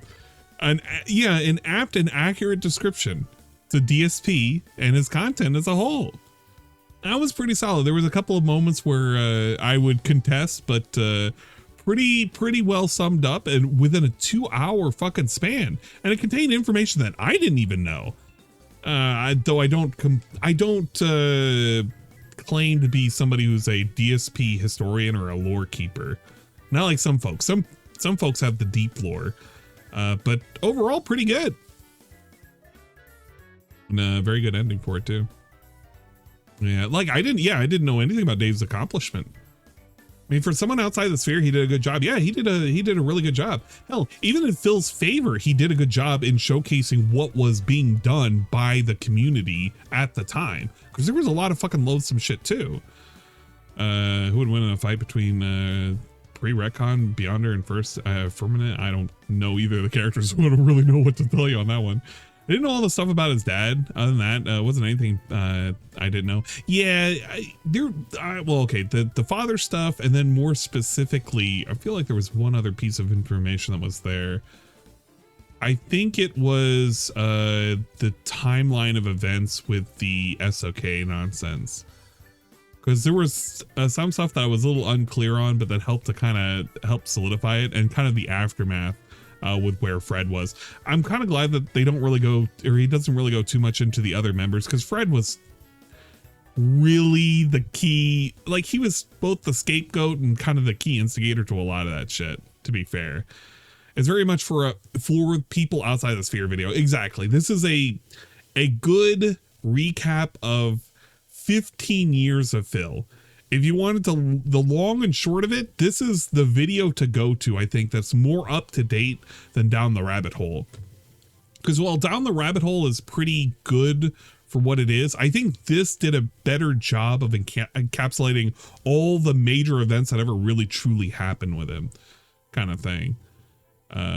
So yeah, Fred and Dr. whatever name were the worst of this. Okay, yeah, Freddy Faz. Dr. Faz. I don't remember that guy. I barely remember him. I can't remember. But yeah, there was a bunch of nonsense there, and they kind of had their own outs, and Freddy was the one who took the brunt of the bullshit. Dr. Fizz. I can't remember the guy's name. How DJ Runo got a shout out and my whole thing didn't. Yeah, I know, right, War Dog? You got put in the sidelines, unfortunately, War Dog. So I think in terms of lasting damage, it was a multi-day event. Okay, I hate that, because some people were like, well, War Dog wasn't really that important, but it's like, I don't know, it's like a stepping stone of like the people that were having to deal with all this shit all leading up to it anyway, if that makes sense. You know what? King of suffering, stepping up and wanting to suffer once again. Look at that War Dog leader. Why don't you, hey, how about this, huh? How about this, War Dog? How about you make your own stream on your own channel and you become the king of suffering there? I think that's what he said. I guess it was a momentary like blip in the radar. Oh, he did double down, didn't he?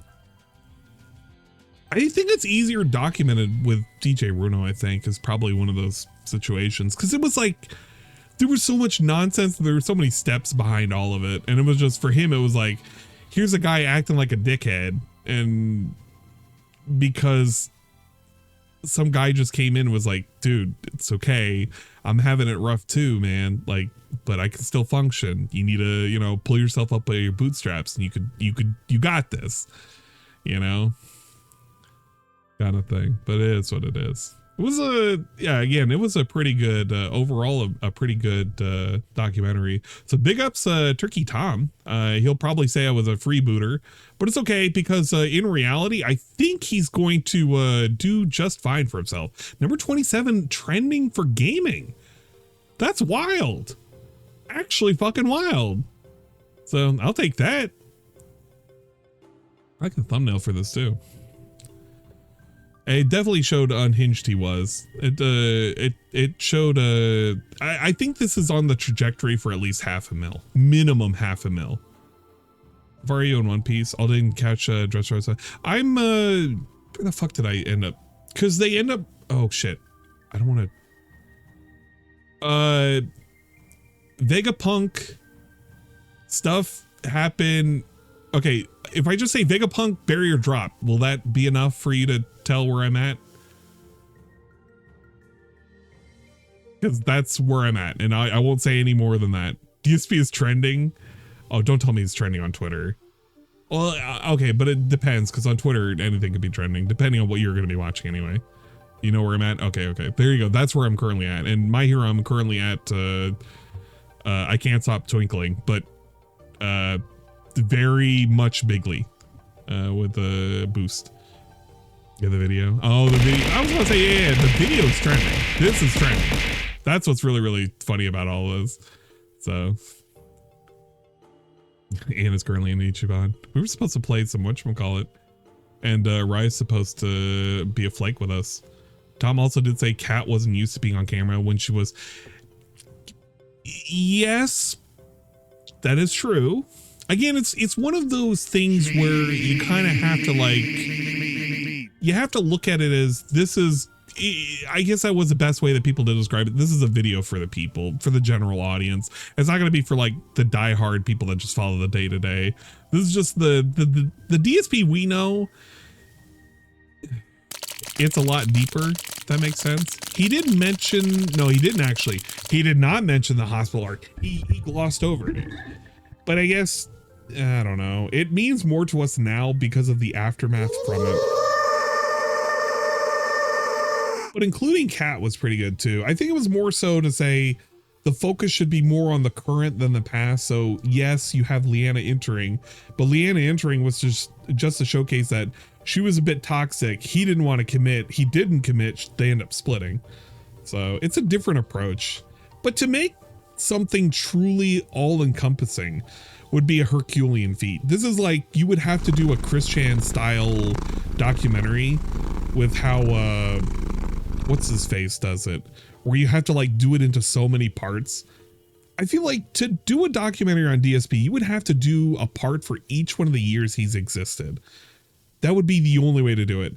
And the top 10 moments or the top moments of DSP, which was being done, was a good way of highlighting all the big moments of the year. But there's always been a lot of nonsense. Ex Mortis is, definitely has it in parts, but it's really hard to tackle. That is true too. He's the most consistent cow. So there's just so much content on him. That's why his Kiwi Farms page has so many. It's why he's on his second page. It got locked at, what is it, 10,000 posts? So, I mean, it is what it is. But yeah, it was overall a really, really good video. I say highly recommend it. If you haven't already, should totally subscribe to Thomas the Turkey. I find his content very, very watchable. I do watch a lot of his content on his second channel, Tom Dark as well. As you can see, I do watch some of his videos, even if it's just nonsense. And there's a lot of nonsense around here, a lot of fucking nonsense. But his main channel, I also do watch them from time to time if it's interesting. Foodie Booty, that was pretty good. That's a good recap, by the way. But this was truly had to be a massive feat. I don't know if Tom was one to expose Mimenko. I think he was I think he made a thing on him, but I don't really care too much. It is unfortunately it is what it is. So I think we're still holding strong with a 60% on the no, we don't want ads, which makes sense. And it's why I value YouTube, but I also devalue what they're doing specifically with the forced ads on streaming. There you go. It's annoying as fuck. Trying to watch streams on Twitch because of ads. Yeah, exactly. And I get that. That's why some people don't want to watch me over on Twitch. And that's okay. Like, I'm not going to fault them for it. It's why I try and do the whole, if I can, upload it over to YouTube whenever I can. If you haven't already figured it out, I do have my archive stream. So it's several days behind. Okay, I get it. It's several days behind, but I do upload the streams whenever I can. So they'll eventually make their way over here, and they'll get chopped up if they get way too long. So there you go. If you haven't already, there's the backup archive channel. You can check out the content there if you need to. I also leave them public on Twitch, so you can always check them out. I guess the real question is, do we want to still monster hunt? I wasn't expecting it to go this long. I thought, okay, I honestly, the way I planned out today was I was going to quite literally just play like something random, watch the fucking pre-stream, and then finish up this game and then play Monster Hunter. And it didn't even turn out that way. I wanted to finish this game and it's not going to happen tonight. So there you go. So you don't babysit me? Hell no. The way I do my uploads, I can show you. Let me grab this and make sure it doesn't show anything when I switch. Yeah, it doesn't. We'll go to the studio. But the way I do it is I just go to my content, and once it's uploaded and ready to go, I'll just take it and I'll just go into it and just do a little bit of editing. I'll copy and paste this because this is all the information I post from stream to stream. I have my set tags. I put the tags there and then just put nonsense, and then I'll either get a thumbnail from here or I'll go in and I'll actually do a thumbnail from the actual video itself. Like I'll do this where I'll play the video and then I'll hit the screenshot button if I want a screenshot from there, and then just take that and then edit it a bit or crop it if I need to, stuff like that. But that's basically all I do. It takes like, I'll do this at work while I'll be making some coffee in the morning, and I'll just set away like 10 minutes of my time depending on how many videos, and I'll just quickly just put in, copy and paste all the stuff and just set it to schedule upload whenever I have a chance to. Hey, look at that. There's that guy. The guy I was making fun of. One of the guys I was making fun of. Imagine that. Womp womp. Who's my favorite Straw Hat Pirate so far?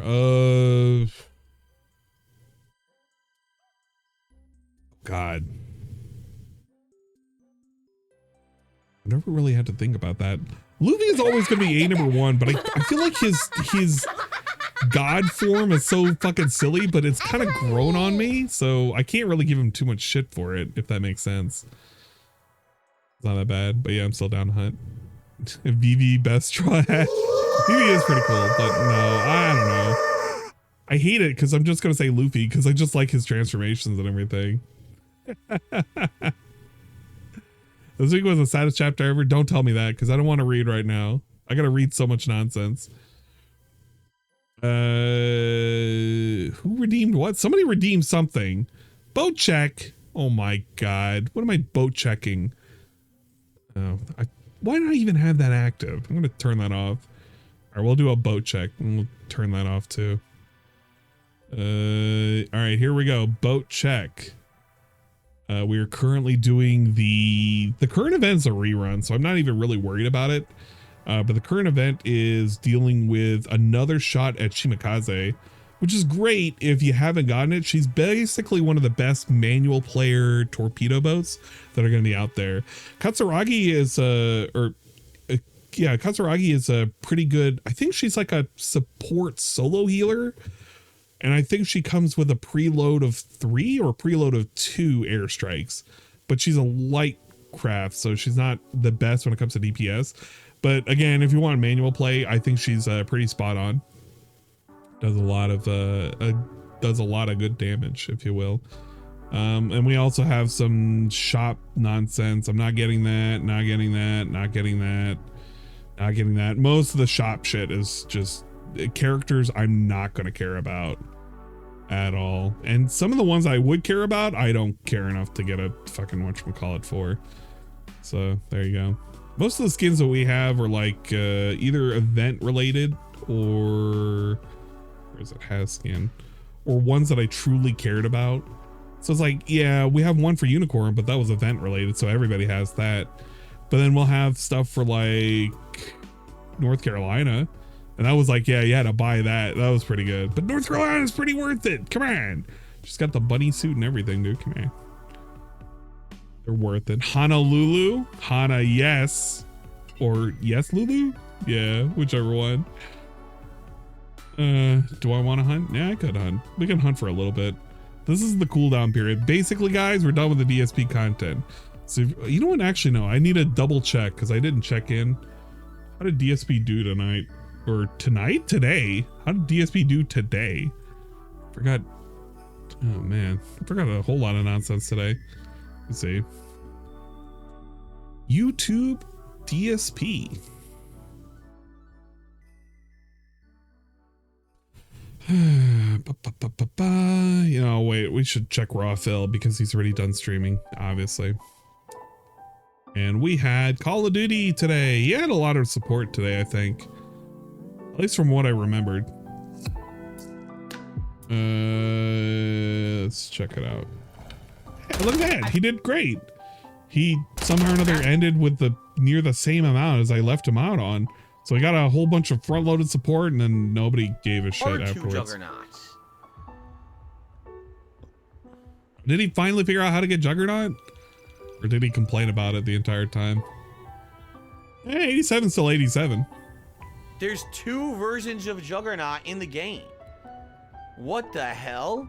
I don't even know why he's complaining about this, because, like, he's already known about it, and people have already been kind of trashing Modern Warfare.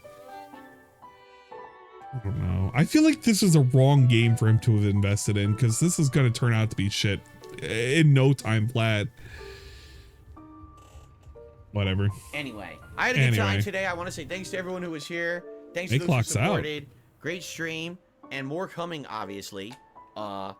Oof. After today, since now we Street Fighter has gone away, man. Starting tomorrow, we will. Yeah, exactly. You have to do dailies. Because I was looking at Mutahar had a post about this. Where is it?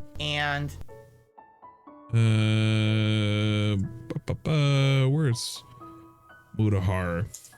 I literally watched one of his videos recently. He literally posted. Here it is. It was this post right here. I'm just gonna say it like it is. What unfucked asshole thought this was a great idea for progression? So you want to get this fucking care package, fucking DDoS, you know, the fucking DG shit rifle? Like, why would you put all of these unlocks behind shit like this? Daily challenges. You can only do like 3 a day. They literally designed it so you just fucking have to come back. Who locks behind progression? This is worse than fucking mobile games, dude. Oh my god. Fuck. Why?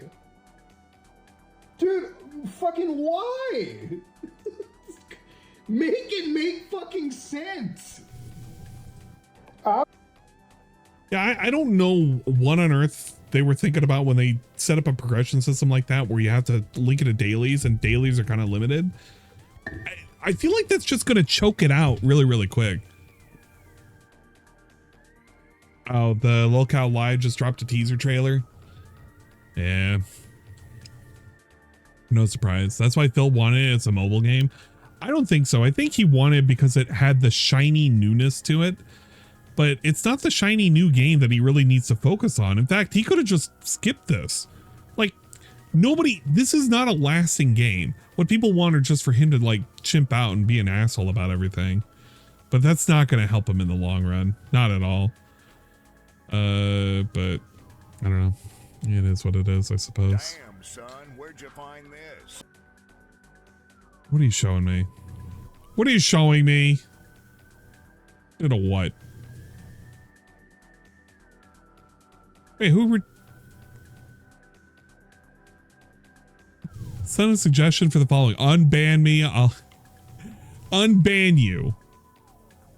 I don't even know who you are. So, did you try doing the unban request if I have you banned? Because I don't know who you are, and I don't care until you fucking do the unban request, and then we'll read it out publicly on why it is that you're being unbanned, so we can look at why you were banned. But I don't know who the fuck you are. So there you go. Pretty cool, huh? Send an email, dude. If it's bad enough, we'll do an email.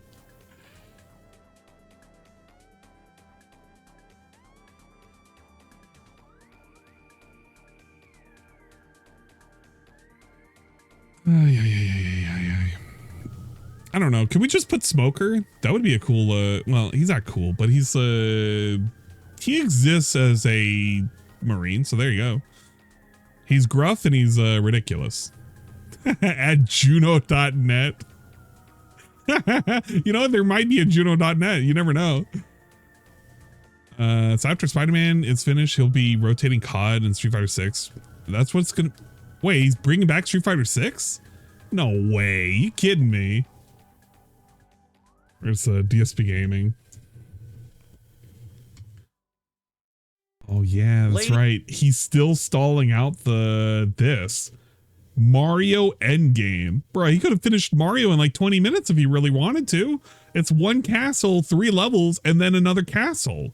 That's it. There's no more left. But he's making this drag on to such a degree that it's getting absolutely unbearable. Great stream, Modern Warfare. Nobody fucking DSP. Why do you even post these up? Nobody fucking looks at them. Call of Duty, Spider-Man, Call of Duty, DSP, Call of Duty, Mario Bros. Wonder, Like a Dragon Gaiden. Man.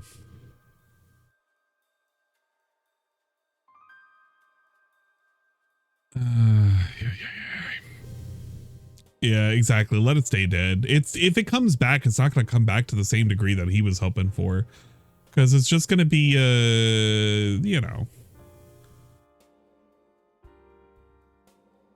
Let's see. I'm gonna say that. What are these fucking clips? The Boogie clips. Let's hear them. I never did. I never did. I never did. Go check your Twitter feed. It's not a lie. It's on your Twitter feed right now. Yeah, Go check your Twitter feed right now. I'm looking Go at it. check your Twitter feed right now. It's on there right now. That's too long. I never did repeating. You said it. You said that I said that, and I never did. I never did.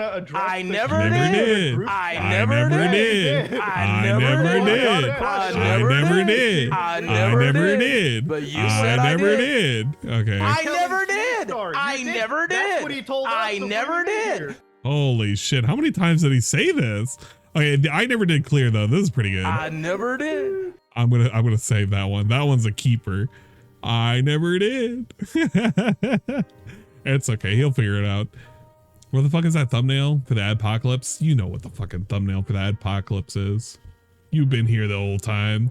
Bruno, you got your shout out in the whatchamacallit. You should have been given big ups and all that shit. Hey, look at that. An hour-long thing. Gotta send them out for... No, actually, I don't need to send them out for anything. I can check them when I'm doing the nonsense later. You know what? We have anime night too. Okay. If you want... Not if you want. Shy, are you gonna be booting up or no? If you want, we can play some Monster Hunter, but we can do it for like 2 hours. Maybe 3. You know what? We can do it for 3 hours. Start anime night right now. We technically could, but Monster Hunter is also good too. I want to do Monster Hunter too. I know you. Look, you just tell me which ones you want to watch specifically. And never reads my stuffs. I usually miss them. You know how it goes. Karma Kid has redeemed the following TTS message. Lobby is ready and throbbing. And the suite shall be a permanent rain. Nah, it's not going to be a permanent rain. I'm about to get rid of it here in a second. All right, see you later, Sizzy Mac. Yeah, we're going to be doing the monster hunting most likely. So if you guys are here for the DSP stuff, it's basically over with unless you want to ask general questions. So if you want, there's probably other cool ass fucking people that are going to be talking about the nonsense. I guarantee it. Let me see who's on Twitch right now. Talking nonsense. Is Marked One currently looking at it? I don't know. Yeah, Marked One is. I don't know how far he is. We can check out Marked One right now. You should totally follow him. Give him a follow here. And you can also check out his streams. Even though I'm basically giving him a shout out, even though he's here, getting a shout out right now. I don't know. GPM. I don't know what Terry Crews is on about. God damn it, GPM. That was mediocre as fuck. Okay, I don't know what Terry Crews was on about, but that was mediocre as fuck. I don't know. If you want to boot, you can, Chybot. If not, you don't have to. There's also. Wow, Frogga's still going? No way. Frogga is still going. You can also check out Fraga right here. And he just shat all over it. Fraga is also watching Nonsense. Depression 17, just like Leanna. Listen to that one more time. Let me listen to him say how mediocre it was. And I guarantee you, Tevin is watching this too. I bet you he's watching this. There's no way he's not watching this. Is that, no, does it kill? Yes. Oh my God. Yes. So you literally have all of the big players all here, ready to go. I actually won with a body splat. Check out Fraga, check out Tevin, check out Marked One, check out all of them. Let me see. Is Shroom Dukem also looking at Nonsense? Gotta see. Shroom Dukem is not looking at Nonsense, but he is playing. What is he playing? Like he's playing Skill 2. I don't believe it's like a dragon. Okay, he didn't want to play at all. He's playing something though. He absolutely didn't want to play whatsoever. Interesting strategy.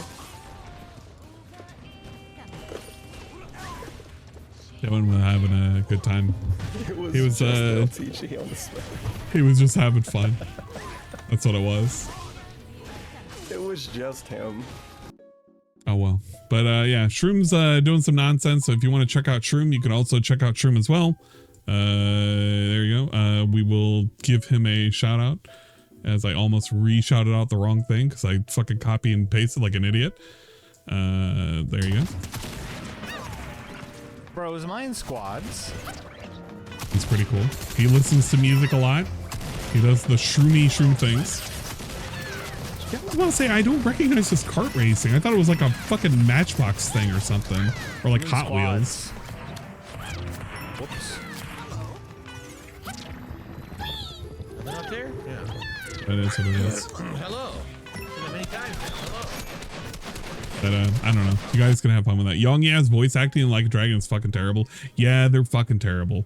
Speaking of fucking terrible, with everybody currently watching the DSP documentary, there's somebody else who's booting up. It's Shybot. We love Shybot. We love when he boots up, and he's a fellow contributor to the nonsense that we're going to be doing. So big up Shybot. I know he's going to be jumping in here in just a second, which he's cool to do at any point. Along with Karma, if you want to, you can. Can't believe how sensitive Yaz is being about it. Yeah, he's being a total bitch about everything right now. I get it. Like, he's got his big ass ego, just like his big ass head to fucking protect and everything. But it's like, bro, come on, man. You just got to take your lumps, man. You sound like shit for the English. Just get over it. You were a miscast. You were literally a miscast. That's just all it's going to be. So, you know, just stop crying, I guess. But big up Shybot. Look at him. He's got his loading screen right now. He's ready to hunt some monsters with us. And this is his drives when he's out and about. He's on a Scooty Puff Jr. right now, talking crap about me. Ah! Ah! If you want to give him a follow, you totally can. I'm giving a shout out to people that I work with. Oh my God, I gotta wait 5 seconds before I can give a shout out? You suck. You suck, man. I waited my 5 seconds. There it is. Let's see if we can get a fucking clip of his played. I don't know. I got a ring that makes me go invisible now. Too many shout outs, man. I'm like a ghost. I'm like, ooh. There you go. Thank you for following. If you can, of course. Some people talking about an AI voice mod, just bringing back the original voice of Kiryu. I don't think that would be good. Just keep it to the original voice actor if possible. Shybot's creepy and it's hilarious. Yeah, it's because of his restriction due to the surgery that he had on his throat. He really can't scream per se, but it's kind of funny when he does attempt to scream. So it's kind of cool. It's what it is. Thank you for the resub. Ben, the Rosa fan. We're ending the DSP level of nonsense, and we're going to be going to Monster Hunter here very shortly. With my cohorts. I think we're going to be having a space because I don't know when Rye's supposed to join up. We'll probably do it for like maybe 2 hours, maybe 2.5. I think it'll be fine. It'll be enough for content, I suppose. But you missed a lot of the nonsense, man. It was pretty good. He can't scream because he's at home. No. So he had a surgery with his throat that cut off a section of his throat. I can't remember the specifics on it, but because of that section that was cut out, he doesn't have that full range that he used to. So, you know, it's kind of unfortunate, but it is a restriction that he has on his ability to talk and scream. But I get it. So it is what it is what the kids would say.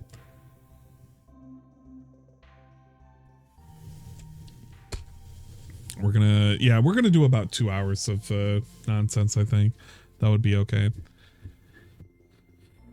And when Rye comes around, he'll be like, well, I didn't even get a chance to. I was expecting to, you know, play with you guys for Monster Hunter, but you guys already wrapped up. It's like, yeah, Rye, we know. It's okay. We know you had work. You didn't have to, but we appreciate the thought that you wanted to. The fuck is my controller? I'm like literally looking. Oh, it's on my desk like an idiot. I have so many things on my desk right now. I have 4 controllers, 3 mice, a remote to a thing that doesn't even exist anymore because I don't even use it. Oh my God. We got to clean up. I say that, but it'll never happen. But what if it did? If it did, it wouldn't look like a fucking trash heap. Did I clean the room? Yeah, I took out the whatchamacallit, the mat, but that mat's getting old. Like I've had that since Overwatch 1, and you could tell because of the drawing only having the Overwatch 1 butts up until a certain character. I think Brigitte wasn't included in that at the time.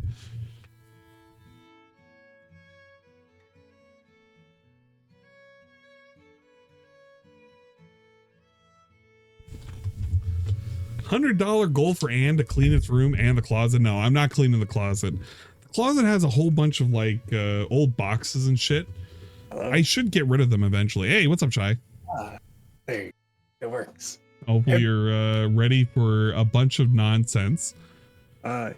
Hopefully. Hopefully. Yeah. I mean, there's lots of nonsense already. Oh God, that was actually a pretty good documentary. Yeah, it was good job. It was very satisfying to a degree. Man. I know it's always the time for a good time. It's always time for a good time. Oh, I was looking on Steam, and if you don't know, Lightning McQueen, yes, the Lightning McQueen is coming to Rocket League. Why? They gotta chip in all their meme socks. Oh yeah, they gotta get all the meme in it. Get out of here.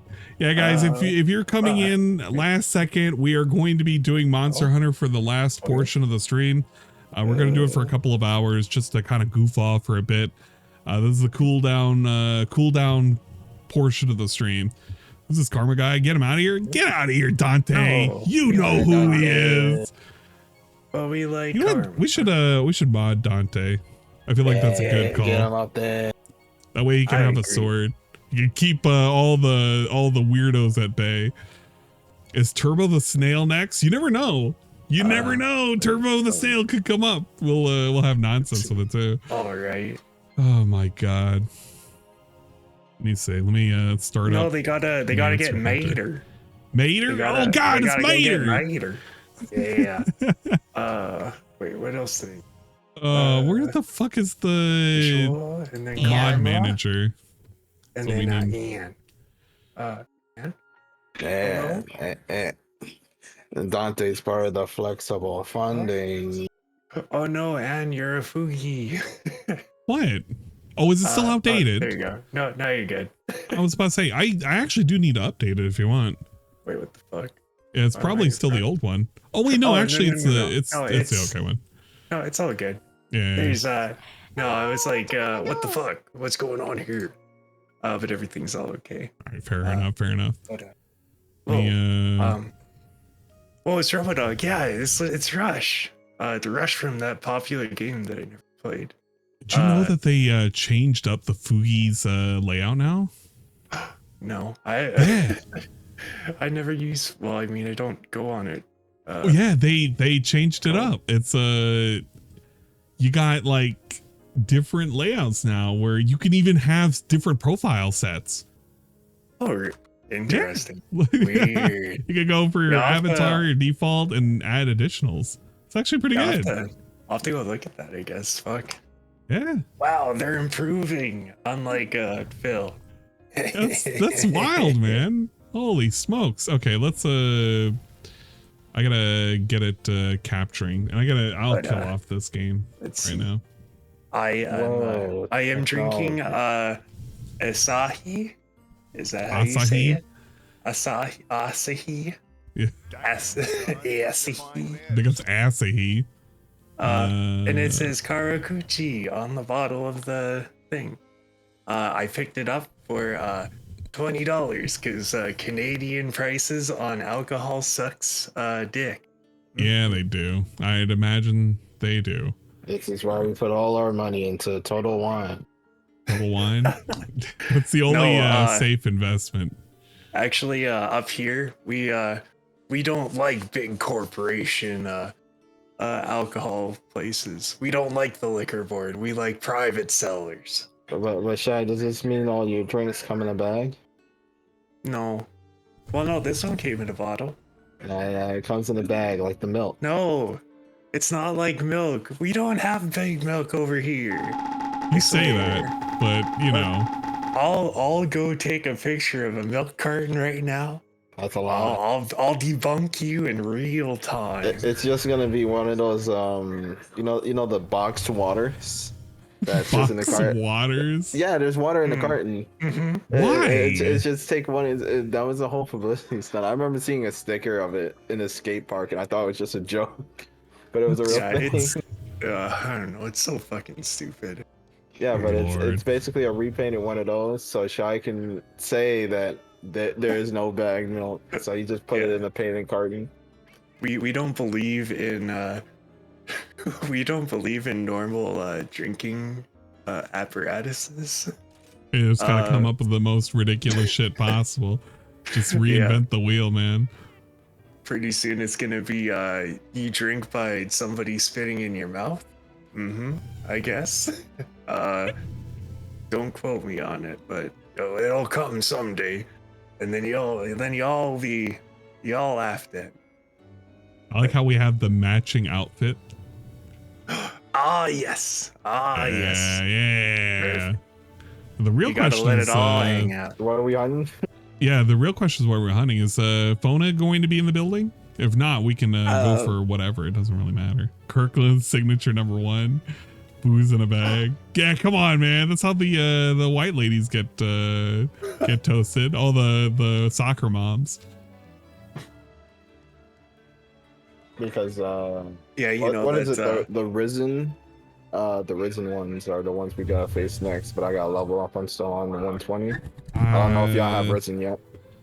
I still need I need afflicted everything.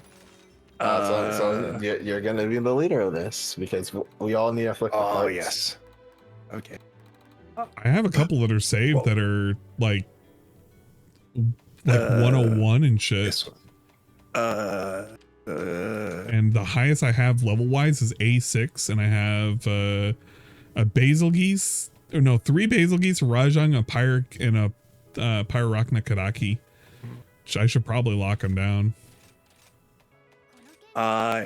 Depending on what I have, I got like I just need afflicted claws, that's all right. And pelts. I just need afflicted everything. I would say just grind the claws because because I'm at 200 investigations right now, so I think I'm maxed out and I can buy the lower parts for coins. I mean, I'm down for whatever. It's whatever. Yeah. So you say claws, right? We can go fight a Goss Harag. We have to finish it in 35 minutes, though. Okay, so no fucking around. I got the heavy bow gun. You all good? Ah, yes. Went back to the big boy. I'm gonna be doing hammer, so. Wait. I don't even know what my hammer's whatchamacallit is. Oh, blast hammer. Okay, we're good. We're good. I don't even have to worry about this. Yeah, just blast it real hard. Hitting it with the Baja Blast. Baja Blast. Baja Blast his ass. Man, those boxes are stuck. So I got pick me up a couple of pants. Cow pig roach. Oh wait, shit. Oh, too late. Way to fucking go without me. I'm excited. I gotta. You could have just ate the dongo in the tent. I ate it as quickly as possible. What the hell do you want out of me? Man, you're not eating a full feast like you do in Monster Hunter World. What the hell? What's the hold up? I'm just kidding. It's okay. Wait, hold on. I don't have your chat up. He's trying to quicken up everything, I suppose. We have to get all the hunts in now. I'm guessing we're skipping bugs, right? Since we're on the time constraint. No, I'm gonna. No, you need to have at least 2 or 3 minutes for bugs. You gotta get bugs. Yeah. Well, plus too, I'm collecting like the anomaly stuff. Yeah, we can do it in 30 minutes. It's not that hard. Yeah, it's not that bad. At least for this one, anyway. Maybe if Rive was here, then maybe it would be a bigger issue. Because that's extra damage that we have to do because of an extra person.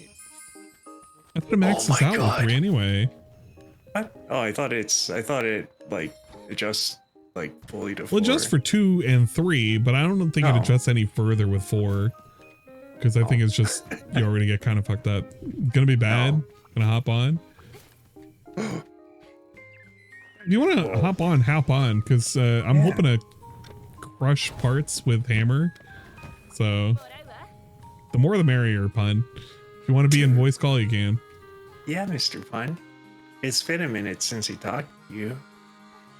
It's all up to you, man. Yeah. Give me them parts. I forgot to resupply ammo. What? Look at this. You were worried about rushing in, but you're already kind of half doing it. That's fine. I got doggo, so I can go as fast. Real talk, though. Holy fuck. This feels so You don't own much Rise? faster. Don't read this out loud. Karma will judge me. All right, too late. I've already read that out loud, and Karma's already judging God. Dante, get in here. Yeah, see? You were already going to get judged anyway. He's looking at my chat. Back in the Xenoverse days. Imagine not playing the hit game Monster Hunter. What are you? Actually, the second question is, what weapon do you use? Yeah, that's a big question. What weapons you use? It's time to judge. Hey, I assume Dante to be like a great sword user kind of guy. Either great sword or dual blades. He did. Well, wait, no. What's wrong with great sword? No, I just assume a great sword user. He has that Saiyan pride, so he is probably using the heaviest thing he can get his hands on. Ooh. Waiting in suspense. That would just be my guess personally. Spotlight. I mean, I'm okay with that. Wait, you don't think he would be like a lance person? I don't. There are not that many people who are lance people.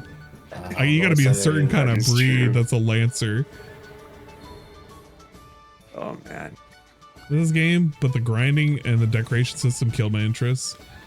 I guess it's because of the grinding. There's ways you can kind of cheat through that. Then you won't get in trouble. You can just cheat around the gun. I don't care if people boost up to the Katana run. dual blades, yeah. Katana dual blade. Oh, there you go. And no. Womp womp. That's saying. And to think, I thought you were gonna be cool. You use a fucking. You use What is a katana or a fucking long sword? Long sword. It's not a katana. It might as well be a katana. Get out of here. Nuh-uh. You sheath it. You say nothing personnel. Okay, I'm about to give up exactly. on this stupid fucking lizard. Nothing personnel. Please, just I hate lizards. Okay, whatever. I hate using hammers. Hate you know lizards. that you can throw kunai at it, right? Yeah, I kind of forgot about that, and I was just too busy trying to hit it with my mallet. Well, that's too. Think smarter, not harder, idiot. Yeah, that's true. I gotta think smarter, not harder. I was trying to slap Puff.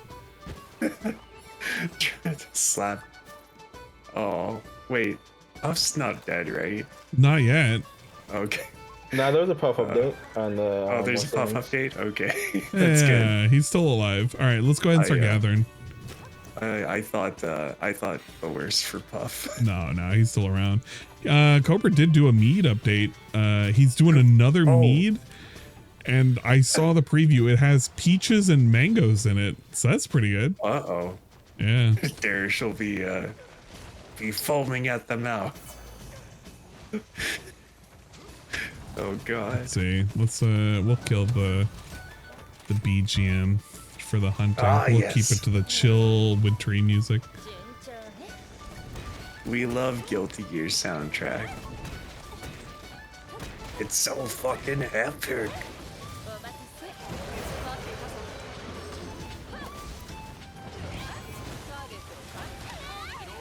Damn it. Just fall on my hammer. Oh shit. Puff mead flavor coming soon. Yeah, just give it enough time. Nah, Puff going on the staff. What y'all talking about?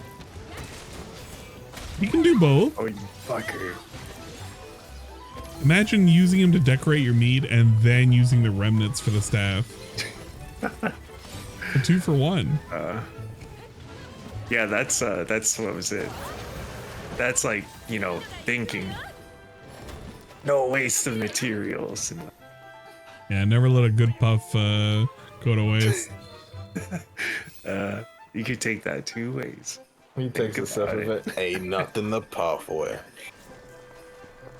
Kate. Exactly, Joe Blah. There's does Cobra smoke weed or no? I think if he has it, but he just uses kratom now and like the artificial cannabis sometimes, but he doesn't have the money for it. Oh no, you gotta give the Cobra answer. Whenever I'm in Dakota. Oh yeah. But I mean, he'll do like he's done basically everything. Okay, well, fair enough. Cause yeah, I was gonna be like, dude, what the fuck? He's like the perfect stoner guy. You'd be like, thinking about fucking stoner engineering and all that shit. Be like, whoa, man. Yeah, only in Colorado. Yeah, that's fair. Yeah, wait, what the fuck? I thought you guys whoops. Well, it depends where it's legalized. I think over there it's not, or at least maybe it's for medical. Yeah. I thought that you guys are like on the whatever you want to call it, the track to what was it? To like legalize it. Yeah, to legalize it all over. I think for the most part, it's like in controlled amounts. Most people don't give a shit. Like I don't fucking give a shit about it. It's like, yeah. Oh my god, it's just gonna explode. I fucked up. I hate this because I just want to bop it with me mallet. Oh man. Oh, this is like a sad. Well, no, it wasn't a sad song at the end of XR. Whoa. Dude. What the fuck happened there? I thought I was hearing. No, you are actually hearing Mario 64 music. I have the chill random playlist, and it's not so random. It's one of those video game, but like wintry themed. Oh god. Bro, dude, where the fuck did he come from? Oh, you're on it. Hey. Good, good.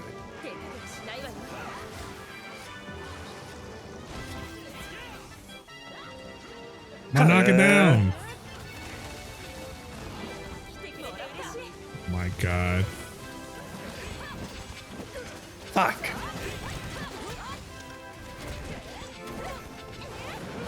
Wait, I just need its head. How did? What? I dashed into it. Oh no.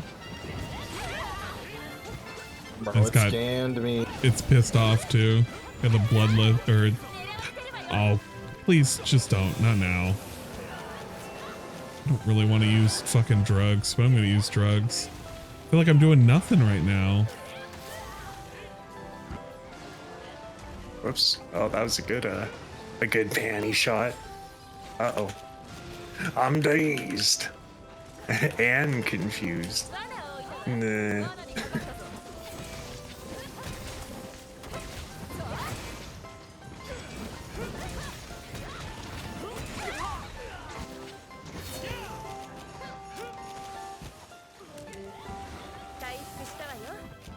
Fuck. Motherfucker. Every time I hear this, I'm just imagining a fucking penguin pushing me off. Yeah, we hate that penguin. Fuck the penguin. Yeah. I mean, that's why you throw them off the edge, right? It's either them or you.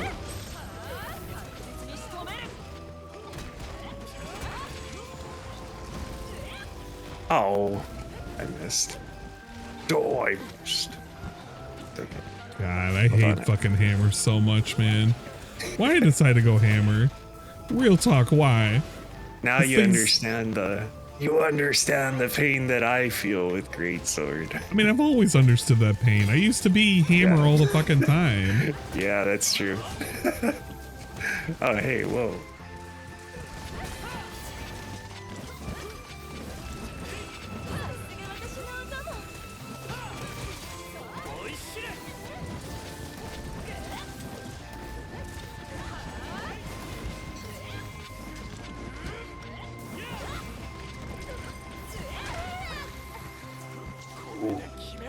Surprised to hear that Bomberman Heroes OSC last time. Few people understand how great that OSC is. The only time I'm going to hear something like that going around is going to be if it's on a playlist. And that's about it. Like, I haven't personally played that. Fucking Bomberman Hero. And then that wasn't a mobile game, was it? Yes. Oh, there was a Bomberman mobile game at some point. Man. Dude, you're not going to get over to it. I'm gonna get over to it. Dude, you're not gonna get over to it. Look at this. Look at how much effort you gotta put into getting over to it. It's like Tetris. Come in. My lord. You have to skate all the way down here. It's not happening. Yeah, I guess. Fine. But, my charge. Don't matter. Your charge is wasted now. Oh, N64. You know, I vaguely recall playing a Bomberman on N64, but I don't think it was called Heroes. Is that it's the one where you kind of like, it's like an adventure game almost. I don't know what, well, not trying to sound like a smartass, but wasn't it just called Bomberman 64? It was a Bomberman 64, but I think there was another one as well. I think there were two. Huh. I mean, I just remember it was like an adventure game. Was Heroes? Was it? And I really don't remember it. I was a kid when I played it. I don't even remember if I beat it, but I remember renting it. It was pretty cool.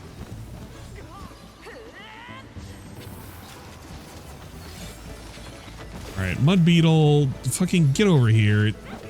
Into here. We're poisoning this fucker. I'm fucking tired of this. This is getting bullshit.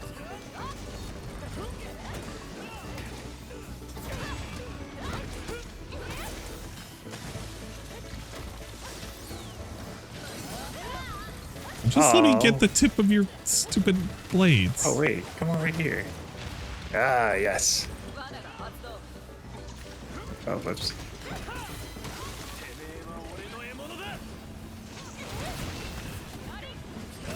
Bastard!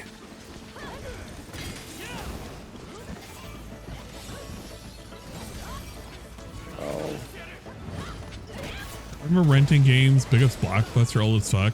You know, yeah, it took so far to get to Blockbuster that I ended up, we ended up just renting from a mom and pop shop, which was a little bit better because they weren't too anal with their return policies. Yeah, their return Hell policies. yeah. You could be a little bit late and they wouldn't hit you with like a ridiculous late fee. It was just okay. I remember like I would rent all sorts of stuff. Like that's how I rented Chrono Trigger until I ended up just buying it. What was that stupid the N64 game where you would shake people? Like the little robot lady or whatever, and you go around shaking people. That game. I need to play that game again. That's how I played both the N64 Goemon games.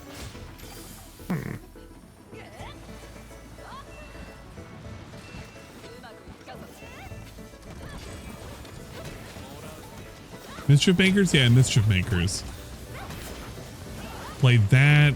Both Goemon games. The one that's the full 3D one and the one that's the it's like the 2.5D adventure game.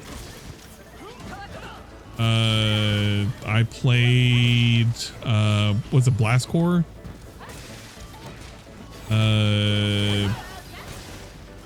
What is it? It's the one where you're on an alien planet and it's like a dude and a lady and a dog, and they're like the little stupid Ewok bear things that you had to help from the bugs.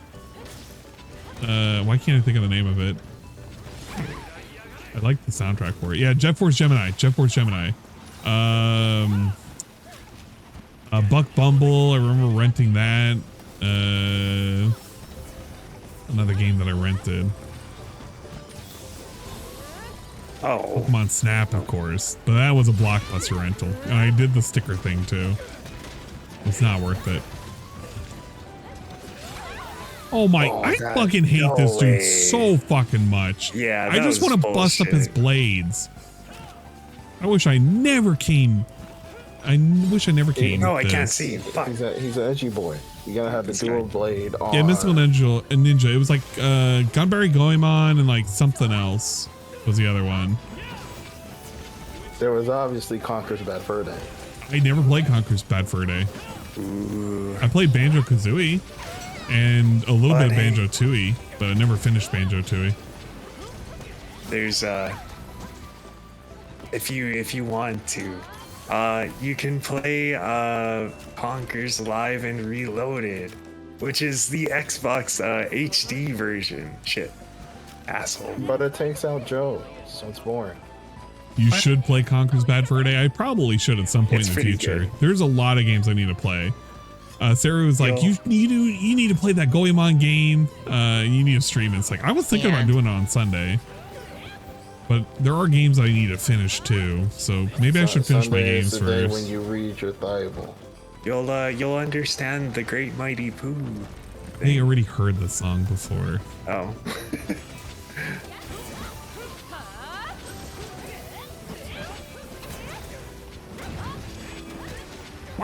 Why am I being pushed? Because this guy's stupid and likes to sit in a corner. Yeah, but I felt like I was actually just being moved the entire time. Oh, maybe it was, I don't know. Ah. Oh my. Oh, never mind. Fuck out of here. Can I just leave? Thank you. Rather not die just like that. Loved Ace Combat. You know, I only played Ace Combat on the PS2 because it was a recommendation in Ludwig's stream. And I ended up getting I think it was 4?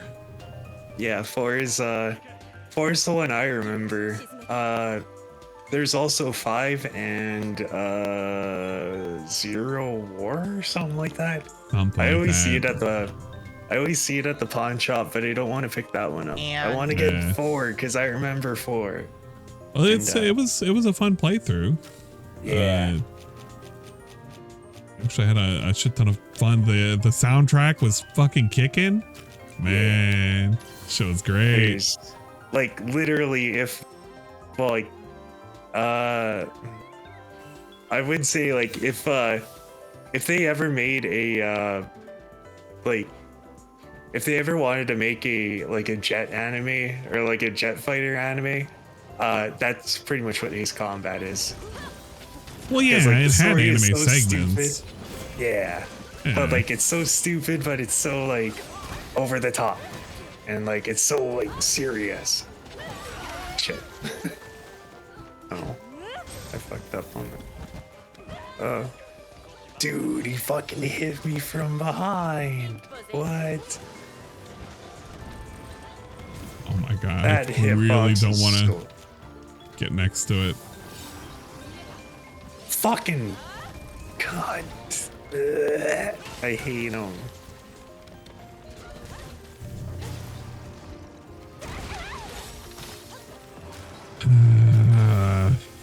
He just recoded. I realized what I forgot to drink my demon drug and my armor skin. Oh, jeez. Dude, what? He's not even facing me. What the fuck? This guy is literally cheating. What the fuck?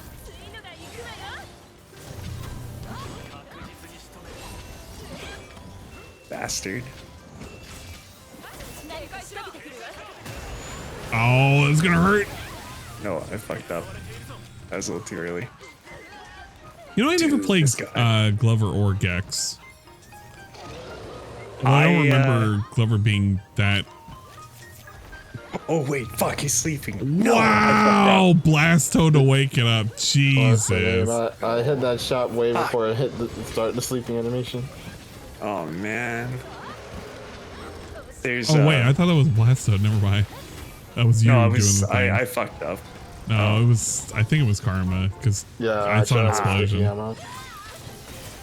But no, there's I found a copy of Gex 64, so I picked it up just to see what the hell it's all about. See what Tevin and Dingus like about it.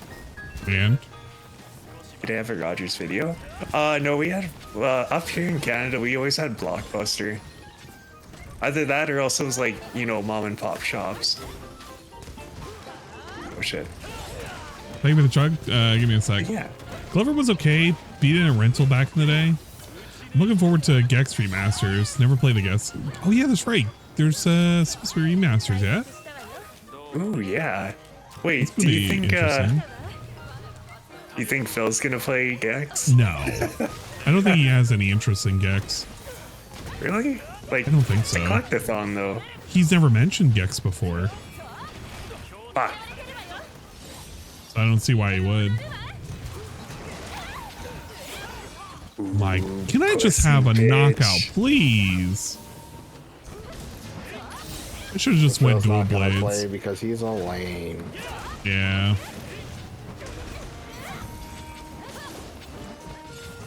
Only got about a third of time left, so roughly what, 10 minutes? I think I'm barely looking over there. Give or take, should be about 10. Fucking asshole. Wish I could just knock it down and it would just stay down. It's almost, it's ready to go to bed. Well, it's ready to go night-night, so it's like almost ready to die. Dude, I was right fucking near it. I gotta fucking swap that stupid thing. I hate how you have to be so fucking accurate with it. Oh, I hate it so fucking much. My God.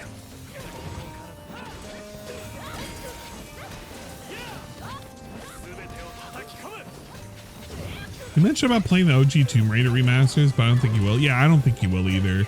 I think he remarked it would be kind of cool, but I just can't see him doing it. And I remember he kind of trashed it during the reveal for it. Oh yeah, yeah. He was like, "Oh, it's not really that good looking." It's like, okay, whatever, man. Just, I think it's fine as long as it's all on the disc or the cartridge. It's fine. Yeah, and all like that bullshit that they're pulling with the MGS stuff. I hated when I found that out. I was like, you gotta be kidding me. I gotta download this. What's the fucking point? Right? Well, and like, it's a game that, okay, sure, they were on 3 separate discs, but like, man, fucking, I'm pretty sure that a Blu-ray could like fit all the MGS games. Absolutely. Except for, like, well, maybe not like you know, 3 onward or 4 and 5. Yeah, you but could. Like, yeah, you could. There's no way you couldn't. Yeah, there's no way you couldn't. I think the shit that they're doing right now is just, I don't know. They're doing some kind of nonsense. It's killing the preservation. Oh shit. Wait a minute. I will do this. Yeah, you're full on items too, right? Yep. Yep. Let's see here. What kind of garbage? Let's see if I can get and put the resupply. Yeah, 4, 5, and Peace Walker on a Blu-ray. Yeah, it could happen. Blu-rays are pretty big. Yeah. They just don't utilize all the space nowadays. I was well, yeah, like mostly I was just thinking that it's like, well, wait a minute, those are on Blu-rays, so like maybe they wouldn't be able to fit Blu-rays on Blu-ray size things, but yeah, it's they totally could. They didn't use the all whole about thing. laser disc. Yeah, it's all about the laser discs now. Oh, whoops. Hold on. I have got word that the Mr. Pun is sitting in the waiting room. Oh yeah, bring him up. Bring him up. Pull him up. Yeah. Ah, yes. Hello, Mr. Pun. Oh no, sorry. I didn't mean to hit the mic with the beer bottle. Hello, Mr. Pun. Just clash. Yep. Okay, let me see if I can get your thing here. I'm gonna copy this. Oh wow, you can even do overrides if you wanted to. Holy snap! Oh really? Yeah, so I could override puns if I ever wanted to. That's ridiculous. Ah, yes. That doesn't sound good. Going well. No, it's just if you ever needed to redo a Fugi, you could just like if you could set up theirs depending on what you wanted to copy, like set up your own profile for them. That's actually pretty neat. Mm-hmm. Ah, yes, Admiral Gallius. Let me grab yours and put you up the here. deep voice.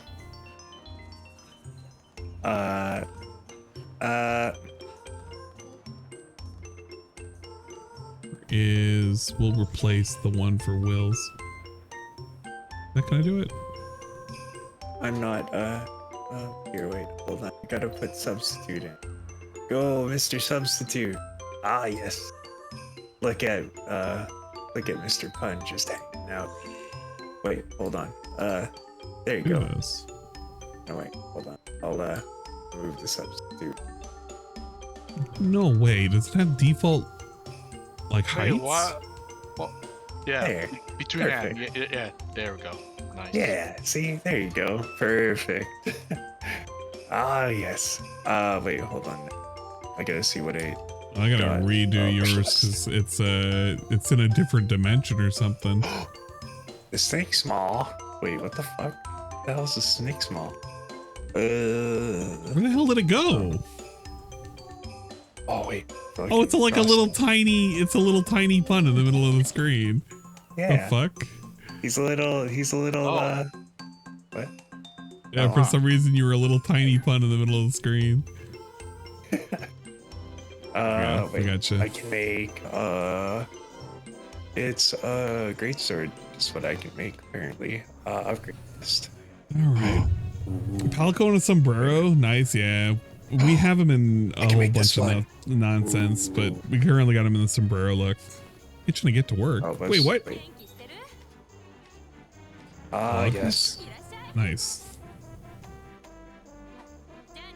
Alright, what do we have for our... Wait, I can make this. I don't need to do hammer no more, right? What are we fighting? What are we killing? Hold on here. I'm just upgrading stuff. Hold on.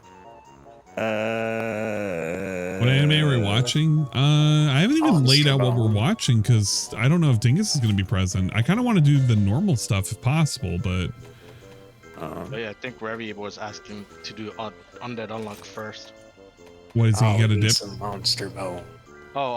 Yeah, he was saying that he has work in the morning. Okay. Yeah, we can do Undead Unlock first. The way I see it, I think we can go till... We want to do this for about an hour and a half, and then we can just kind of start at semi-on time, semi-early. All right, I gotta turn my stupid thing off. Uh-oh. What do you guys think? Yeah, I'm good with that. There you go. I'm gonna try spread.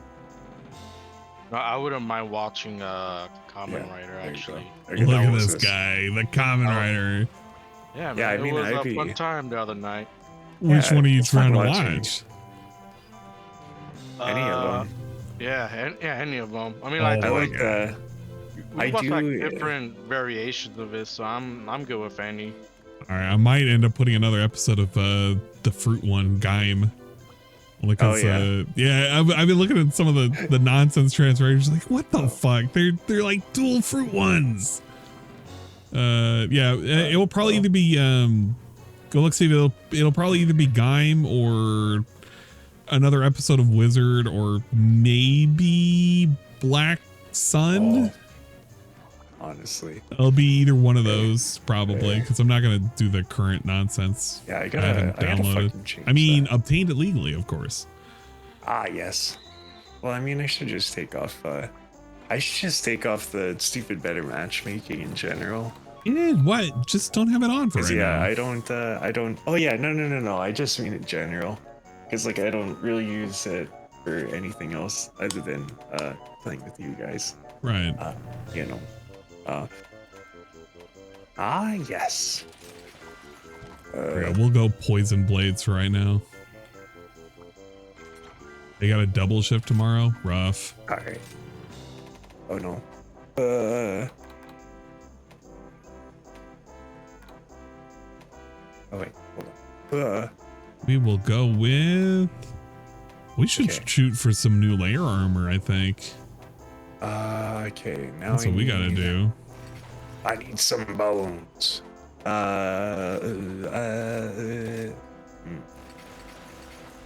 Oh man, my like bone game is my bone game. I have to hunt monsters that give afflicted bones because I'm only at level 21. What the hell? Go ahead and post up. I gonna wait. No, The we'll Elite do Kohoot this earmuffs. Look at these. Oh my gosh, they're fucking cute. Fucking earmuffs, motherfucker. Yeah, it's for when it's all cold and stuff outside. Am I allowed to wear this? Actually, I don't know. Hold up. Okay, good. This one doesn't destroy the fucking front. You know what? We're gonna wear this set, I think. Wait, it's layered? Yeah, it's layered.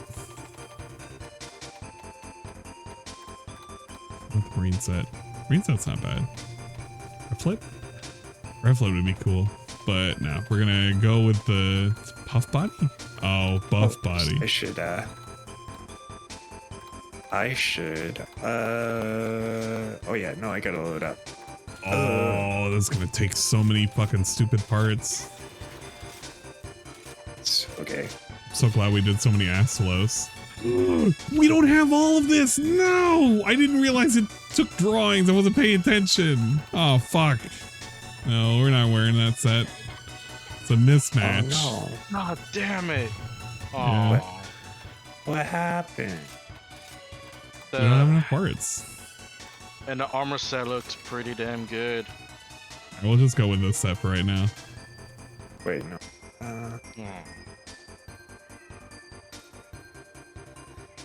Ooh, wait, no, I should do that. No, I don't. Well, let's see here. Actually, wait. You know, worrying so much about getting dressed. By the time you finish getting dressed, we need to like do anime. What do you mean? Come on, finish getting dressed. I am. I'm waiting for you guys to join. Oh, shut up. Oh, the quest. Oh, he did. And put pants on. What No. the fuck? Pants. You got like pure cheeks showing out on. Pants. Imagine not respecting the freedom of the cheeks. And pants. Look, there's a little tassel that's kind of blocking it. Can't really tell. To be fair, I guess after watching Gurren Lagann, what after Yoko, she says that you have to be not wearing clothes because you're sacrificing movement that way. Oh Lord. Yeah, hashtag free the cheeks, I agree.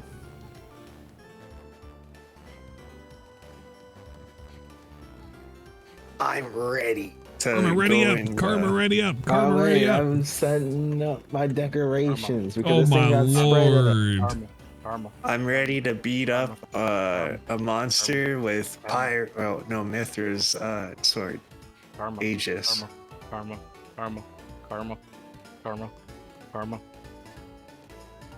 Hey, Karma. Oh my Lord. All right, we're looking at Layered. Wow. Tell me when he's ready.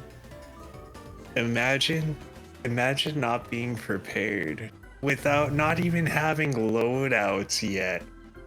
We can have that hairstyle. That hairstyle's pretty good. Oh God. Almost bare chested there. He's alive. Karma. All right, no. So wait, let me change my ammo. I gotta change the ammo. No. Wow, what a noob.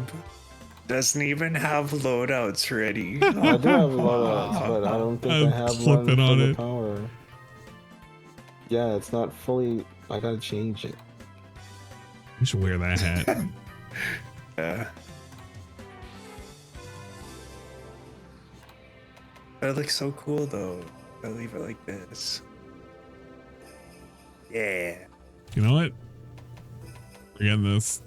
New hat. Band pants.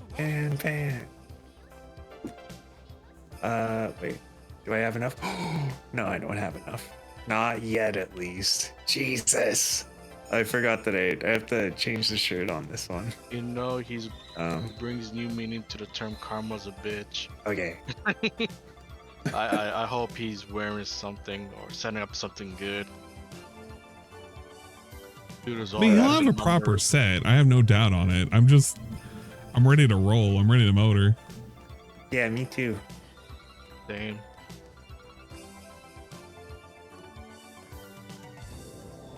I gotta learn more of the swords, dude. Come on. Whoa, look at that booba. Whoa, it's so springy. All right, there you go. I had the Ed sleep ammo because it's gonna have sleep ammo on it. Wow, Karma. You don't have to put it to a sleep. Band pants. Yeah. Band up pants. You got so on my screen, okay, on Elden Ring, do you remember that like stupid crazy guy, like the crazy Ronin guy that's like in the he's like in the ice area, and then he's just like talking about how you should go and burn the Erd tree or that. Vaguely? But do go on. He has like that stupid big like it kind of looks like a hollow bell, like a bell with like holes cut around the edges. Like, I mean, I'm not gonna remember this because I don't know who it specifically is. Oh, okay. Well, anywho, you have that on as a hat, so you look like you're running around bare naked, pretty much. Well, not bare naked, but you have like stuff exposed, but you're wearing a big ass hat. Well, there you go. Yeah, pretty cool, huh? I almost jumped off the edge.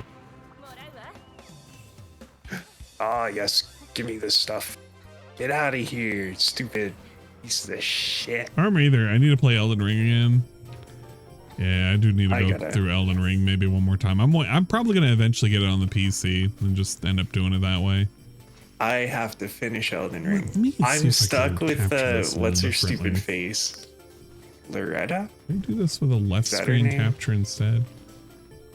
there's I'm stuck on the Loretta and Mo. The stupid blood guy that you have to fight in like the underground thing. And then I'm stuck on those two bosses and I can't do anything.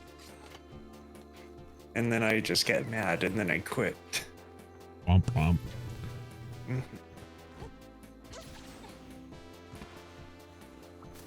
Yes. Mog?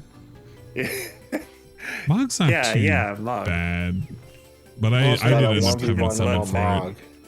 I hate the stupid blood AoE thing that he blood has. pulse that he does. Yeah. And then like But whenever can he survive attacks, it. he leaves. Yeah, but well, no, not even just that. But the whenever he attacks, he leaves like a trail, and then it like that trail always fucks me up because it covers like the whole stage, and then I'm just like screwed over all the I feel like at a certain point there was like a really specific pattern that he started doing that it wasn't too bad to deal with.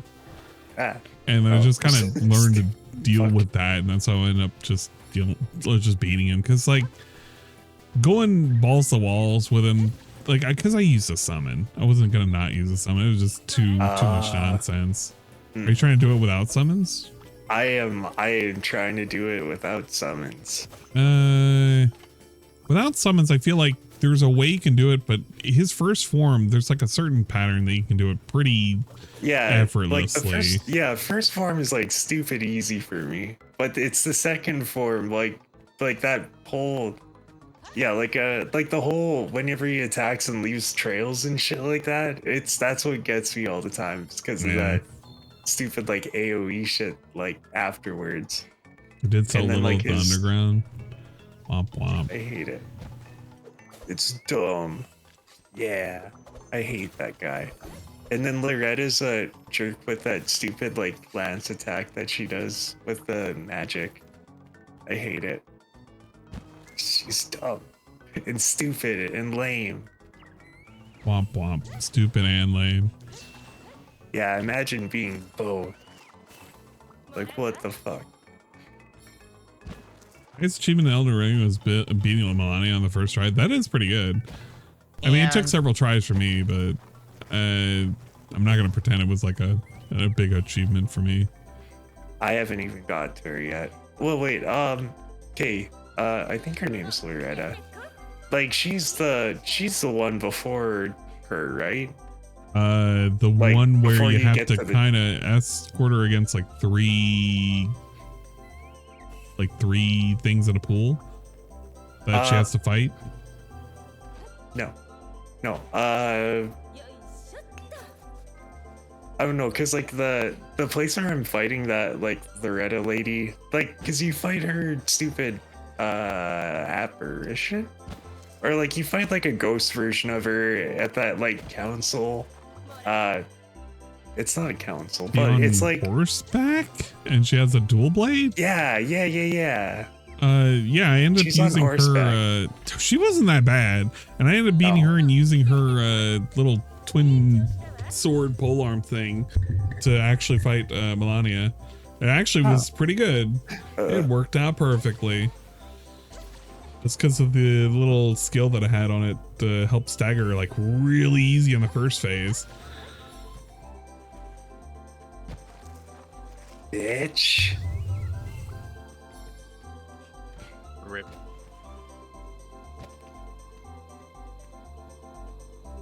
Yeah, you eat my honey.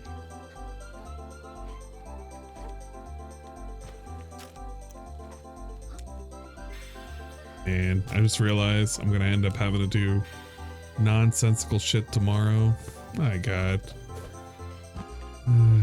It's gonna be a fucking long day for me. I'm so glad that I got Monday off. Just gonna goof off all day if I can on Monday. I don't think there's been anything other than the arena stuff for DLC. I don't think there was really anything.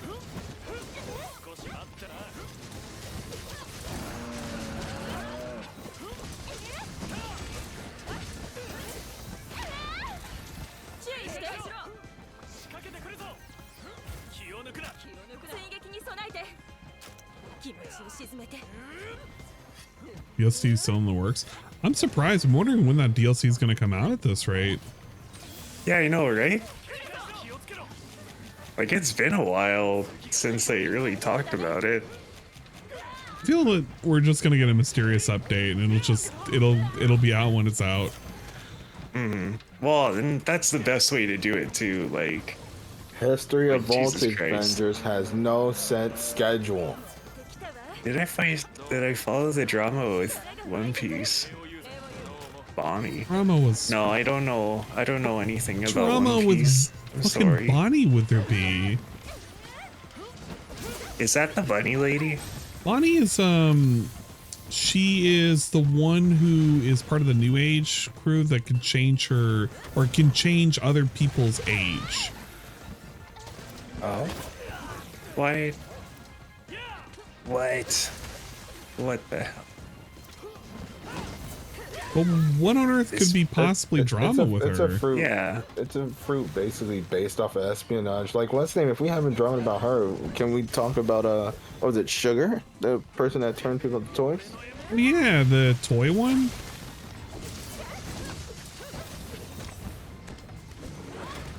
Oh, you pig! No. Like, I haven't been paying attention to drama. I'm guessing, if anything, people complaining, like, well, I'd say people, but people who don't read One Piece and don't care, but just want something to fight about is probably her chronological age, which I don't know. It's But it about has her to be pretty age. high. The fuck is with Bonnie's age? Who cares? She's just. I don't know who Bonnie's just Bonnie is. Bonnie. I don't even know what her canonical age is. Yeah, I was right. It's her age. Yeah, man, I didn't even read the drama, and I What knew. the fuck is there even to complain about her age? 12? Okay. Okay. What? Is Win a it strange that contention? people want to name it? My God. I had that as. Oh. It's just that she has a fruit that allows her to change her age. Okay, thank you for demon rushing. And it's not what I want. I just want to connect with this thing. Bonnie's 12 according to the new chapter. Okay, that makes sense though, because technically, in terms of timeline, it would just make the most sense that she's probably around that age anyway. It's not really much of a bombshell. And if we complain about character's age, what about Chopper? Basically, he's like a preteen. Well, yeah. What's the roughly. problem with like? Yeah, what's the I problem? think with, it's probably like, because there are character's some age? people that are most likely sexualizing her, and then they're gonna find like some kind of weird like, why are you even doing that? You know, her age is this. It's like, okay, if you're gonna make that a problem now, then yeah, like you haven't made it a problem before, and now I don't even understand what the problem is exactly. Whose it's a fucking made-up problem is that? That's This nobody's is from except people for who don't person read the that's manga, mad. basically. Like, it's just those people. It's who want to literally in know the something. manga. It has nothing to do. Like, she's not being sexualized in the manga. She's just a character in the manga. yeah, that's so dumb if that's like the case. Like, that's like, oh yeah, get mad at fucking Monster Hunter modders because these aren't the actual designs that that your character's supposed to be using. It's like, well, fuck you. I just want to have fun. Get out of here. Let me have my fun, idiot. Oh, I fucking missed. No. Someday that's gonna connect. But yeah, like that's such a dumb thing to get mad over. Like what the fuck?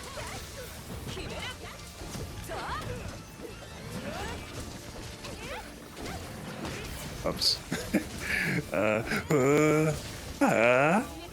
Didn't Capcom 6 call Street Fighter 6 models cheaters? Yeah, or modders? Yeah. And I know that they're trying to basically say, oh, well, you're getting some kind of advantage of some sort. It's like, if you want to make that argument, you can potentially, but it's just in general, it's like, no, it's not cheating. It's just they're they're wanting to make a big deal over the fact that the modding community is like taking and misrepresenting their content. Because the content that's being quote unquote misrepresented is shit like, oh, you can have these costumes that are not available and shit. It's like, yeah, you don't make them available, so people mod them in.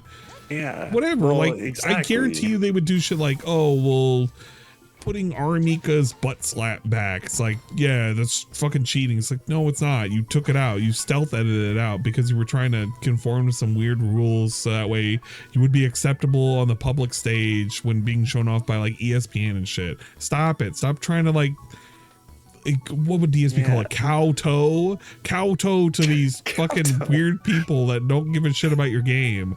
Like, literally don't. That's shit would be less ass. Yeah, exactly. People want jury pajamas. Just fuck it. Well, yeah, like the whole thing, like in my big argument with all that kind of stuff, it's like, if it was like that in the first place and then they change it or like they take it out afterwards, it's like, well, what the fuck? Like, if you did it in the first place, now you're taking it out. It's like, well, that's so dumb.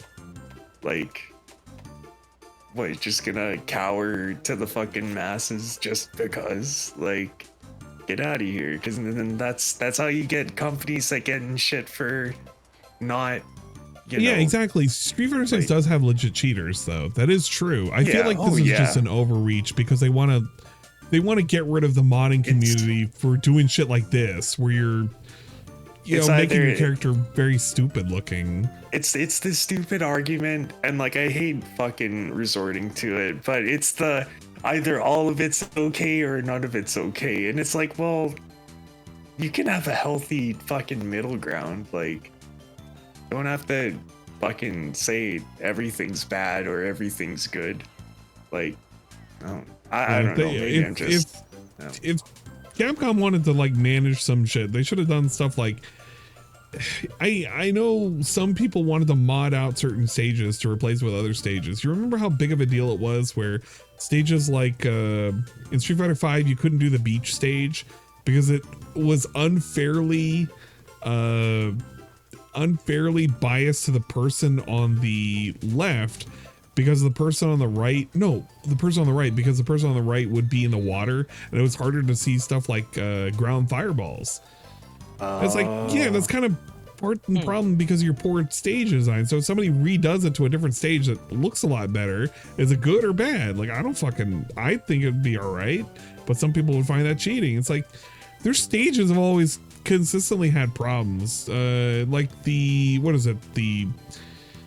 can't remember where it appeared. Maybe it was like Street Fighter Third Strike, but it's the one for Akuma. And it was like, you really can't tell where the edge of the stage is, except for on the left, it has a rock and you know it kind of ends around there. But because there's no well-defined edge, it's like, it's really hard to tell what's going on. It's a poorly designed stage and people would mod it out. But that was like against the rules. It's like, okay, whatever, man. Well, and plus too, like, and I don't know how tournaments are ran, but like, aren't there like certain stages that are not? Those are the ones I'm mentioning. Used? The ones I'm mentioning are the ones that are banned in tournament. Yeah, so like, what's the fucking point? Like, you're not trying to be Mr. Oh, I'm gonna go win Evo. Like, it's, I don't know, like, it's just like that stupid Phil thing, how it's, oh, I'm so fucking serious all the time, and oh, I'm not competitive, but yet I am competitive, so, you know, you gotta kind of adhere to what I want because, you know... Pim Pam, to answer your question, why make the stages just to ban them? They didn't think about the problem until after it became a problem, and they never patched it to not be a problem. Because a lot of the times those stages were paid, and because they were paid for stages, if you make alterations for it, you potentially run the risk of having people refund it based on the fact that it wasn't what they purchased. But they're busted up stages. They're just clearly busted. And when it comes to cosmetic, yeah, for the most part, it's harmless as fuck. No one complained about RE2, Claire, Big Booty Mod, and Daddy Leon. Yeah, nobody was going to go around complaining about it. But they're just trying to police shit right now. Okay. You're not about to put up a 3 hunt, are you? Maybe. Put it up, because the more you linger on it, the longer. Well, I was gonna say we could do that, or we could do a different one. But the only thing, the qualification is 0 deaths. You're kidding me. No, you're kidding me. Well, We're not about to do have a 1 death. We're rewards allowed to hit have 1 0 death. faint 1 time. So you can only die if you die once, it's done. Wow, we do this to us. Why would you do such a quest? Fine. Well, I mean, I think I have confidence in all of us. No, one of that us are we're gonna good. slip up. You can't do just 1 death. Like, even if it's nonsense monsters. Okay. I'm forgetting Mr. X and here, we'll do Leon and this one. Speedo and RE2. Everyone laughed. Exactly. Good thing Ryzen on the team for this mission. Yeah, I know, right? Yeah, that's true. Oh, Fee5 Phone, do you want to take my place or? Yeah, it's like, I mean, It's it doesn't up to really you. matter. It's up to you guys, because we're only gonna realistically go for about an hour more, maybe an hour and some change, but because we're gonna kind of start up anime night a little bit early, and I wasn't planning on doing all of the DSP now. I was anticipating a whole fucking documentary to drop today. Yeah, We can blame Tom. Yeah, way to Thanks go, for the invite. Tom. Nice job, Toonpy. Fona, if you're wanting to on the as we're watching, you're more than welcome to as well. Because I'll probably play for a little bit on the side. All right, we fighting the bird up. Yeah, we'll be fighting Bird Up. Yeah. Man, I really wish somebody would send Phil just the one clip of Terminal Montage, the Breath of the Wild one. Not the Breath of the Wild one where it just says reaction content is lazy and bad. I would love that too. Oh, I'm at a contradiction, man. Yeah, well, to be fair, Phil is just a walking contradiction. Like, yeah, but having it pointed out in actual content would be funny too. And he'll just say, well, yeah, but I'm actually critiquing it. It's like, no, you're goat laughing over it. Like me, what I did for Tom's fucking video today, I technically probably would not have met the requirements for reactionary content, because I did not meet that standard. Not in 2.5 hours. There's just too much nonsense going on. Well, no, I don't know, I'm though. not. You did- No, I'm not contesting that. I'm not even going You, to pretend to contest it. I don't add enough to it. I don't know. I thought you paused a lot. Like, well, not a lot, but Not you know, enough. You know what I mean. Not enough. Me personally, I would have considered that where I could have done a hell of a lot more, but I guess I was too. The problem with Tom's videos are I really like them anyway, and he does it in such a pacing where there's not as much of a lull as you would imagine. So I enjoyed it from start to finish, and it was just like, yeah, I'm probably like viewer mode, and I hate it because that's how I normally enjoy shit anyway. Yeah, Turkey Tom. Yeah, Tom. The call open for those in-game or general discussion, by the way, asking for a friend. It is just for in-game for the most part. There are times in which I do it in general. They're very few and far between, but today is not one of those. So. Usually if Rai is causing a muck, we will call the Dwight race to come in and squeeze. Basically. That's the wrong way of saying it. But yeah, like sometimes he'll come in and be like, Rai, stop being silly. And then he'll be like, okay. And then, then kind of just hang out. Gotta make it 6 hours long. So it's really hard to make it 6 hours long. Like, oh no, it's not hard. Like I could just go on and on and on, because there are a lot of things that he didn't cover, but it's kind of like, I don't know. I felt like I'm gonna, at that point, I'm eating up the entirety of the stream for it. And it's like, that was not what I was planning at all. I did not anticipate it to drop today, nor for it to be 2 hours. Like if it was a 30-minute thing, I was like, oh, okay, I can laugh at it. It's a turkey Tomule. You know, he's just having fun. Well, it was supposed to be out yesterday, but it got copyright strike. editing. I thought it was the audio issue. Yeah, that's what I heard too. Is that it was a audio mix-up or People audio were something. I don't know. They were so worried that it's like, oh, he's backing out. It's like, no, he's probably, Yeah. he's either specifically fucking with everybody or he's just got a lot of editing that he's got to do to clean it up. You But I know? mean, like at least it was the latter. It wasn't, you know, oh, he's just trying to get clout. or No, whatever. he's not going to do it for clout. It's Like- just to fuck with people because he's done it before. Just to fuck with folks. And I'm like, oh, okay. No, I would just call it as, that's a good joke.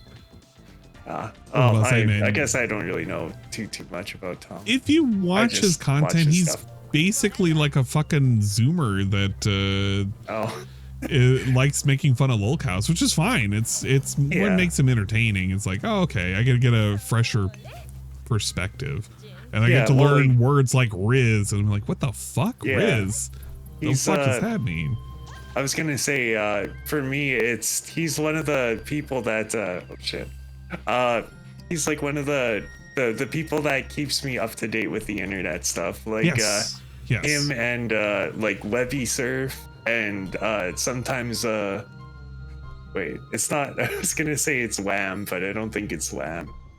And it's not Wang, whatever the guy's name It is Wang. Is it? Wait, no, hold on. No, Are it's we not talking Wang. about the same person? Because Wang does. The guy that has the very nice mustache. It's Wang. And, oh, it's Wang? Okay. Yeah. Because I was like, well, wait a minute. It's not Wham, right? And I was like, No, it's no, Wham Wang. was the...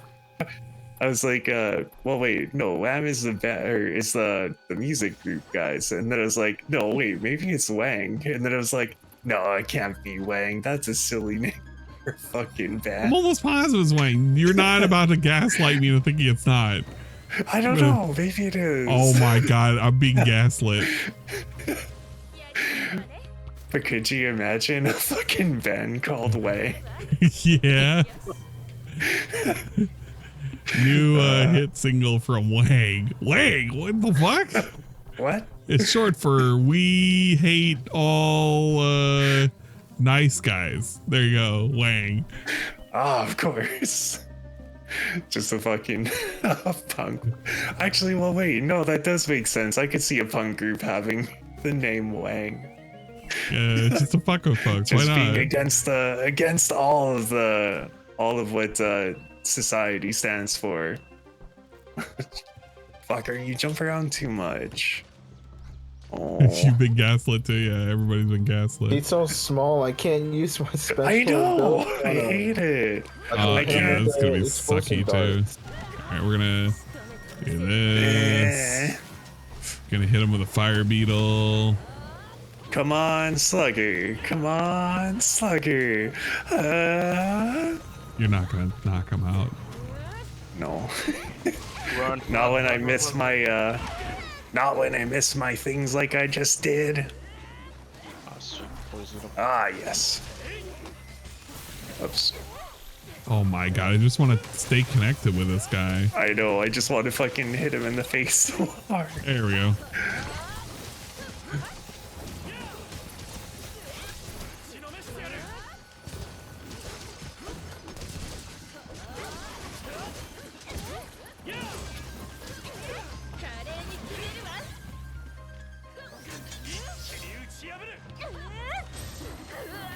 You bitch. Oh wait, hold on. I should do this thing. Oh, I missed. Oh, I missed. Yeah, he is way too small, man. I know. Alright, we're gonna also eat some meat. Also, Aqua Saber, I don't know if the thing played for the hello, but if I didn't, let me know and I will play it for you. Because I didn't quite know. Yeah, slugged him. I slugged him good. Yeah, slugged him good.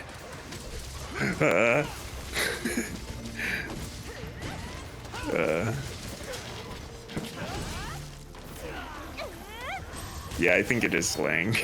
But yeah, I'm pretty sure it's Lang. It has to be. And I don't know, he's a good content creator or whatnot. Yeah. But like there's a lot of stuff that I try and keep up to date with, but Turkey Tom is a good way to keep up with the current comings and goings for the nonsense when it comes to the lolcow, since he's in tune with it, so it's pretty cool. Yeah. But yeah, like I just usually have them as like my what's going on the internet, or like what kind of silly things are going on. Like the American football, what was it? The like the house on that cover. I figured out what that was all about, and the story to it is actually pretty wholesome and shit. I don't know if you ever watched it, but it's pretty good. I actually do not know what it's about. Oh, pretty cool. They're like a music group, and they made a stupid song. You'll probably hear it. You probably know it if you heard it. Oh wait. Yes, there's the bomb. But yeah, I'll send you a shit post later on about it. And you'll be like, to I know it. The future shit post, I suppose. Get him down here.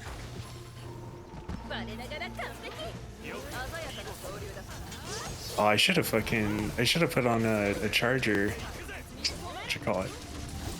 Oh, there, at least I connected with that one. But yeah, I should have put on a charger, what you call it, amulet, so I can charge up my attacks faster. Oops.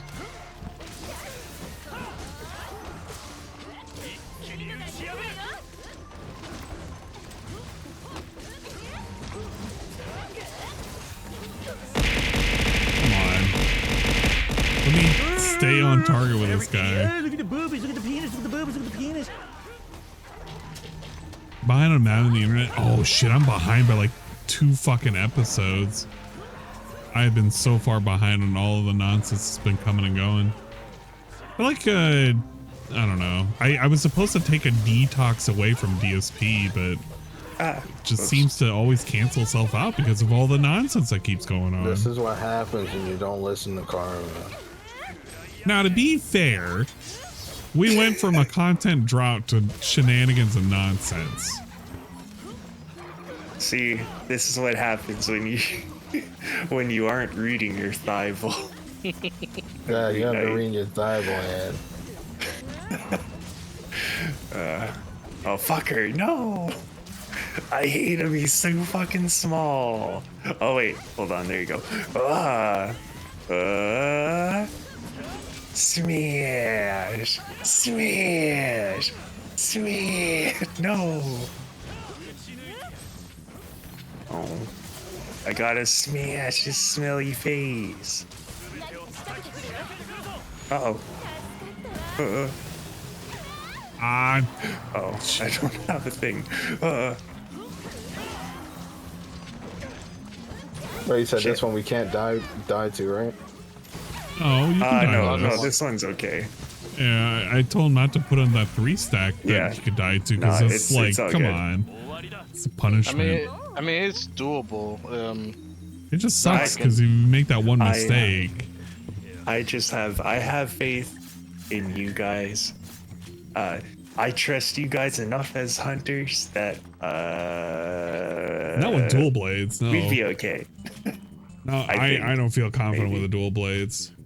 No, it's okay. It's all good.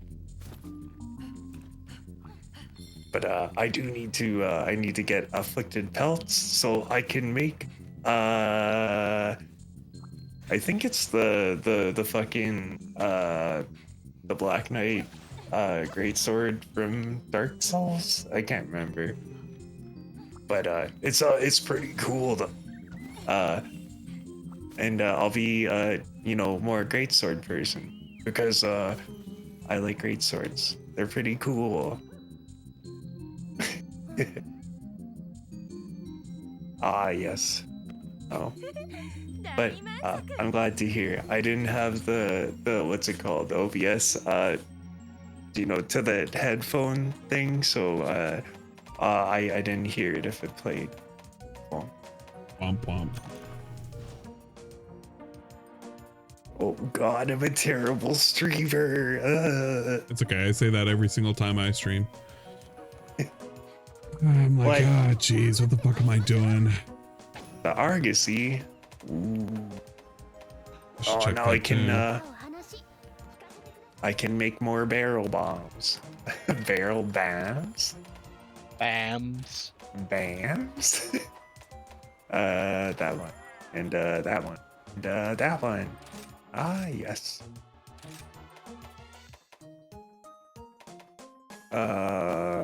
Nothing. Whoa.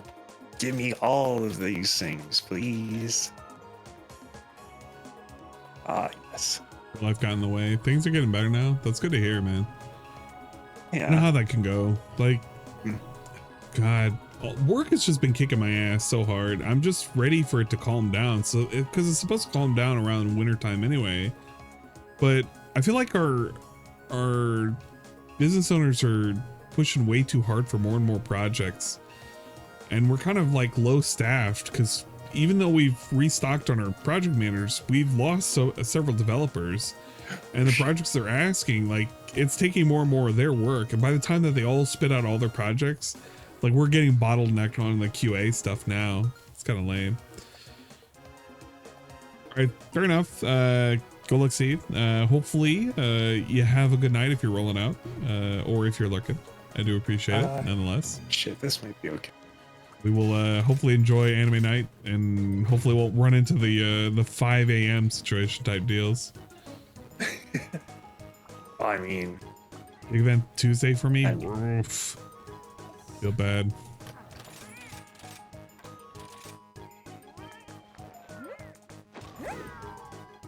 We ended up calling sick a few times this week. Yeah. I said I'm trying to use my PTO as much as I can right now. So use it or lose it. You gotta, what was it? You gotta remember to take care of yourself, not just the company. That's true too. There's been too many times where I kind of just prioritize work, but I get in that mode though, because I don't know, I value the work that I do. And then I just end up like, yeah, I gotta just do this just to do this. Because if I don't, nobody else will, you know, shit like that. Yeah, it's that same thing. Well, you know what I mean. Like, it's the same kind of mentality that my dad taught me to have. It's like, don't stop until the job's done. So if you don't, you know, like if you always have something to do, you know, you're not done. So you gotta keep on going and going. But then you just gotta remember to take a break and step back and look at the big picture once in a while. I hate it because I feel like there's never a stopping point. Yeah. I know. There's always something to do. Yep. Always. But that's okay. Oh my god, Drawn Fraga with a raid. Fraga, what are you doing over here? We're just supposed to be catching the rest of Turkey Tomule's stuff. Man, why are you going so late? It's like 8:30 my time. Close. Hopefully you had a good stream. Yeah. Hopefully you enjoyed the nonsense that came from it.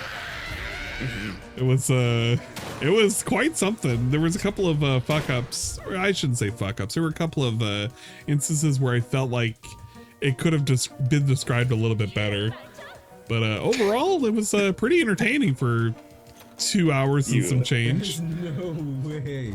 There's you had a couple times that it's the wait, let it cook.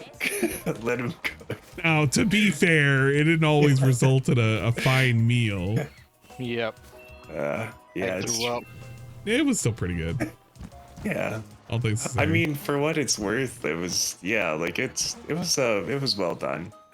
Like, didn't just like skim over things, had to like whatever big talking points that it needed to be done was done right, not just, you know, skim over this and leave stuff out or whatever. It definitely could have been more fleshed out, but the way I see it is it's a lot. There's just so much that DSP has done over the years. Like like you were saying with the like you said with the whole, like, you'd almost have to do like the Chris Chan documentary kind of thing. Like it's so much to cover in 2 hours. Like, and you're not going to be able to get everything, but like, yeah. I guess like segment was too long. I think it kind of needed to have that length, because in reality, there has to be a segment where it has to be compared to, this is the nonsense that people were also up to as well, on the side of those who made fun of DSP. And it's pretty important to kind of mention that shit. I feel with the current comings and goings of what's been going on recently, I think it was definitely worth mentioning, because you definitely don't want to have a repeat of what happened. But some people kind of tend to forget that, and they just those who pretend that's don't okay, never learn history happened. are doomed to repeat it. Yeah, exactly. Some of the newer folks that come in, they don't realize the nonsense that SOK was behind, and then more importantly, they don't understand that how prevalent they were back in the day. Like, for some people, they think it's just a name. It's like, oh, this was just a group. It's like, yeah, it was a group, but they kind of dictated what was going on for a while. You were basically being bullied by like a group of people that just sought to kind of control the content. And you don't want that. It was like a legit mafia. Yeah. Legit. And that's why I make that mention to the whole third party nonsense. Like, there's a reason why you don't want to have people dictating the content and controlling what content can and can't come out. That's why I don't want to sit there and say you should not do this, and I would have you rally against, because it's like, bro, if you don't like a person, you don't like a person. Just don't watch their fucking shit. Like, if they do something funny, you can make fun of them doing something funny. But then when you're just trying to like do the same shit that the SOK did, you're literally repeating everything, man. And that's why I was pointing out that there were some people that were saying, and they were claiming that they want to be the SOK 2.0. It's like, you know what? Is that really a thing you want to aspire? Because the shit that came out of that was not something you should aspire for. But there are some people that really want it. Consequences be damned. Fuck it. They don't care. Yeah. Fucking degenerates, a lot of them. It's the whole, what was it, sacrificing for the greater good. And it's like, no, that's not how it works. Especially with that shit. Yeah, for the people who want to say that they're on some kind of weird holy crusade, it's like, bro, what the fuck do you think this is, man? This is a goddamn TV show. You're not supposed to interact with the fucking TV show. You're supposed to fucking watch it. You fucking forget that? It's the same logic is put to like games too. It's like, you're just supposed to enjoy it and call out the company that produced it or whatever when they fuck up. But like, you don't sit there and like criticize things that don't need to be criticized. I mean, there's criticism, and then there's like being malicious. And that's the kind of shit that some people have been going towards. It's like, bro, what the fuck are you even doing, man? What do you even want out of any of this? I like how he's just frozen still on my end. This is great.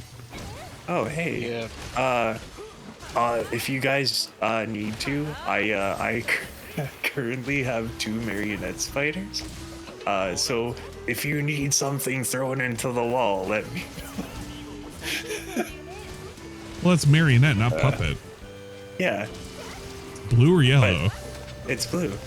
Oh, okay. I thought he said marionette. I'm sorry, maybe my mic cut out. No, you did say marionette, but I'm trying to think, is that blue or yellow? Because I thought that's puppet, the one that you want. Oh, no. Marionette's the one that throws you in the wall. Ah, okay. I'm going to apologize for maybe going to the deep previously. Just not sure the lore that deep.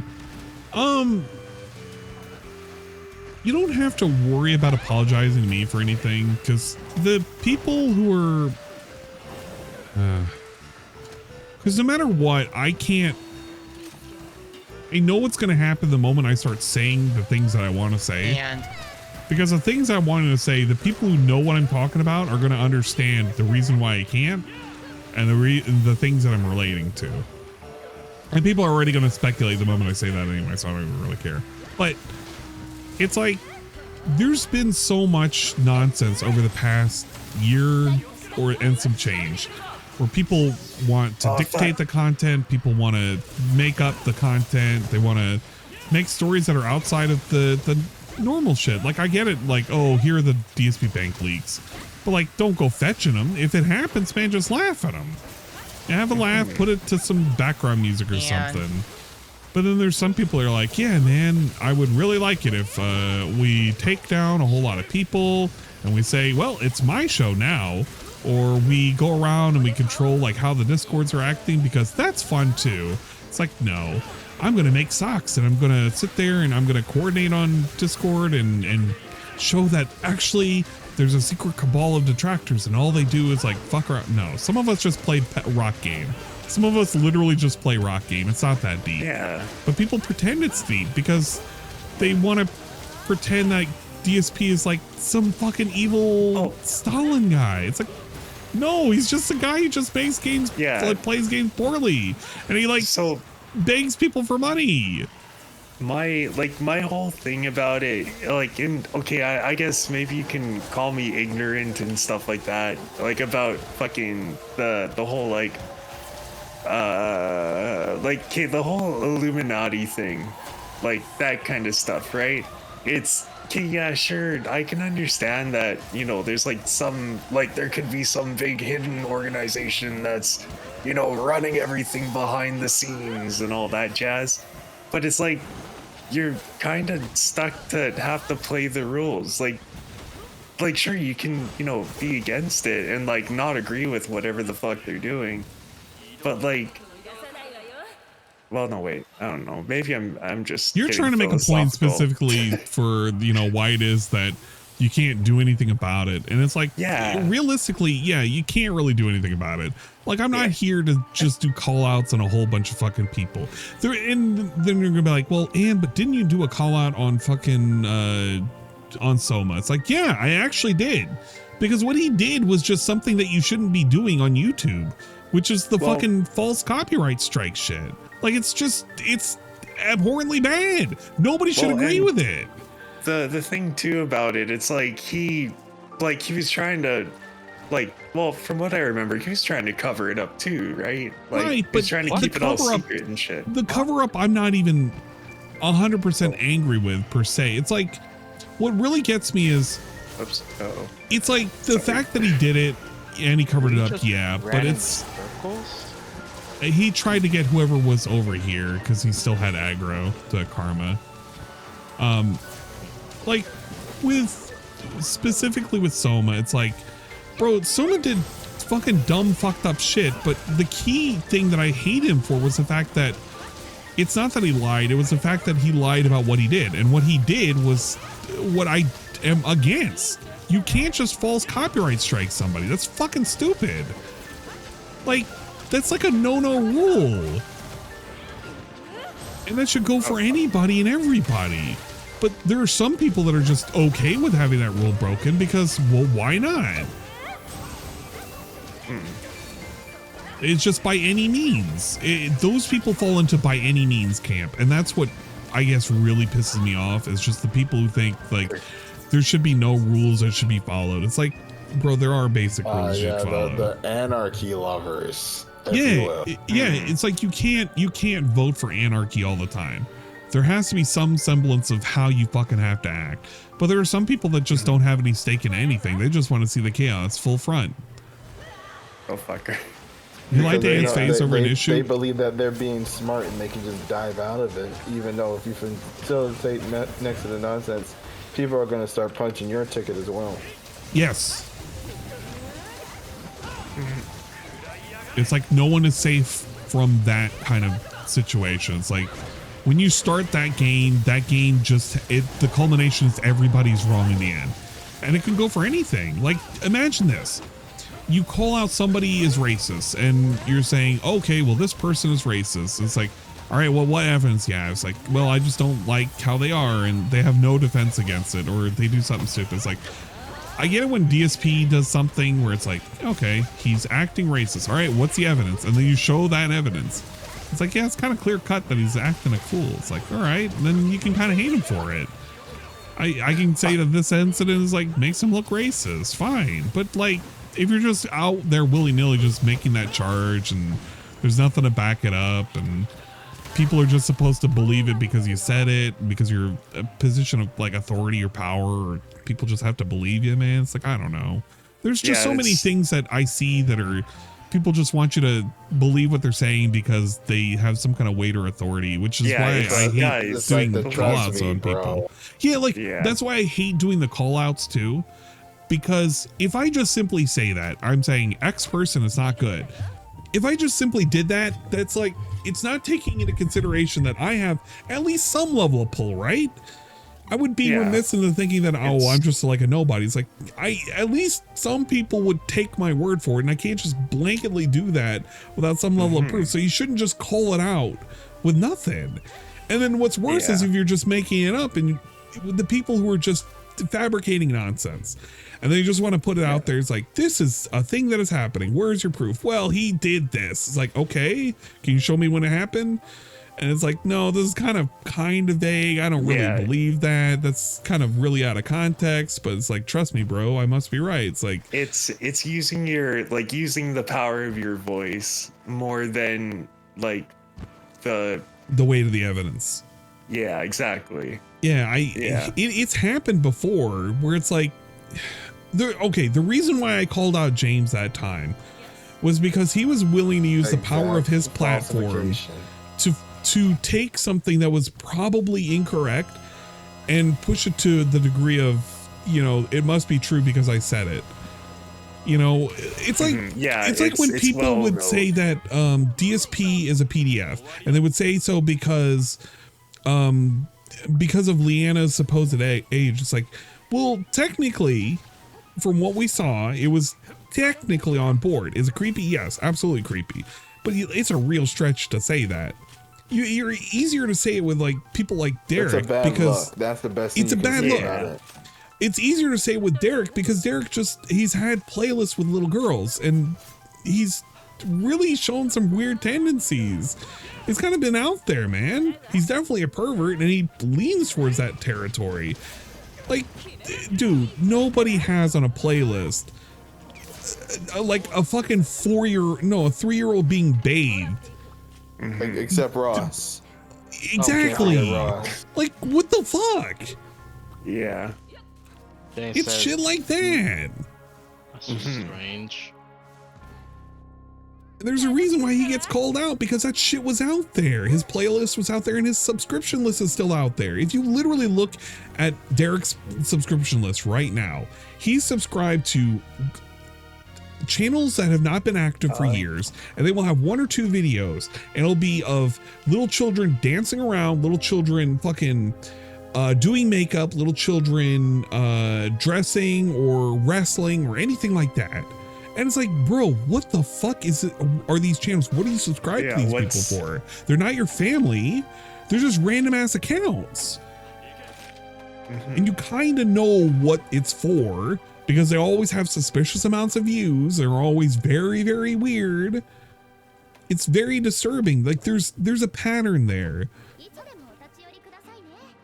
But then some people want to equate like, oh, anything and everything is just like Derek Black Beavers. Like, you know what? It's funny at first, but then when you're going to that degree of like, okay, but they're PDFs, like you got to make sure that you're on the money on that one. You really have to make sure you're on the money. Cross those T's and dot those I's. Because you're just, or you're gonna pull a Keemstar and you get an innocent old man with a whole bunch of flack for no reason.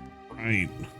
Yeah. And that's why I didn't like what had been going on, and I don't like what I've been seeing in some of the places. It's just, there's just been so much nonsense and people acting the fool, and then people being hypocrites as well on top of everything else. There's a lot of hypocrites that are out there. It's like, dude, whatever. If you like the art, you like the art, man. Like, you can look on my fucking Twitter likes. Have no idea what's going on, chiming in. He's like, oh man, we hate this dude from the get-go if he's doing this, if he's liking this. And I'm like, dude, shut up. You're like, you don't even, this is not even in your jurisdiction. You said you don't even know what this is. Yeah, there were, oh man. It's funny because some people will say there's definitely a one thing. It's like, no, it's not actually. There's three things that I'm actually complaining about right now. 3 specific groups of people that I'm complaining about right now. And it's been nonsensical for the past, like, specifically the last month. And I've just had to sit there and just had to watch it all unfold. My God. And they pretend it's not happening, and they pretend it's about them specifically. It's like, nah, it's about multiple you motherfuckers. Multiple. You want to sit there and you want to play like you're the fucking kingmaker. You want to sit there and play as if you're going to be there to be the new SOK. You want to be there to fucking control how everything is going. It's like, bro, man, just watch the goddamn show. Just watch the goddamn fucking show, man. Yeah. You're sticking your fingers in so many different places right now. You're way out of your fucking league for all this nonsense, bro. Well, exactly. Get out of here. It's, yeah, like, and like I totally get why you're not, I wouldn't say upset, but it's just like kind of disgusted, like, or like expect better. Disappointed, I guess, is like. Well, there's some of them that'll take a weird moral high ground that don't even really mean it. There are some people that do, and they have the really, really like terribly strong convictions, and more power to them. I don't have no problem with them whatsoever. I have no hatred for them.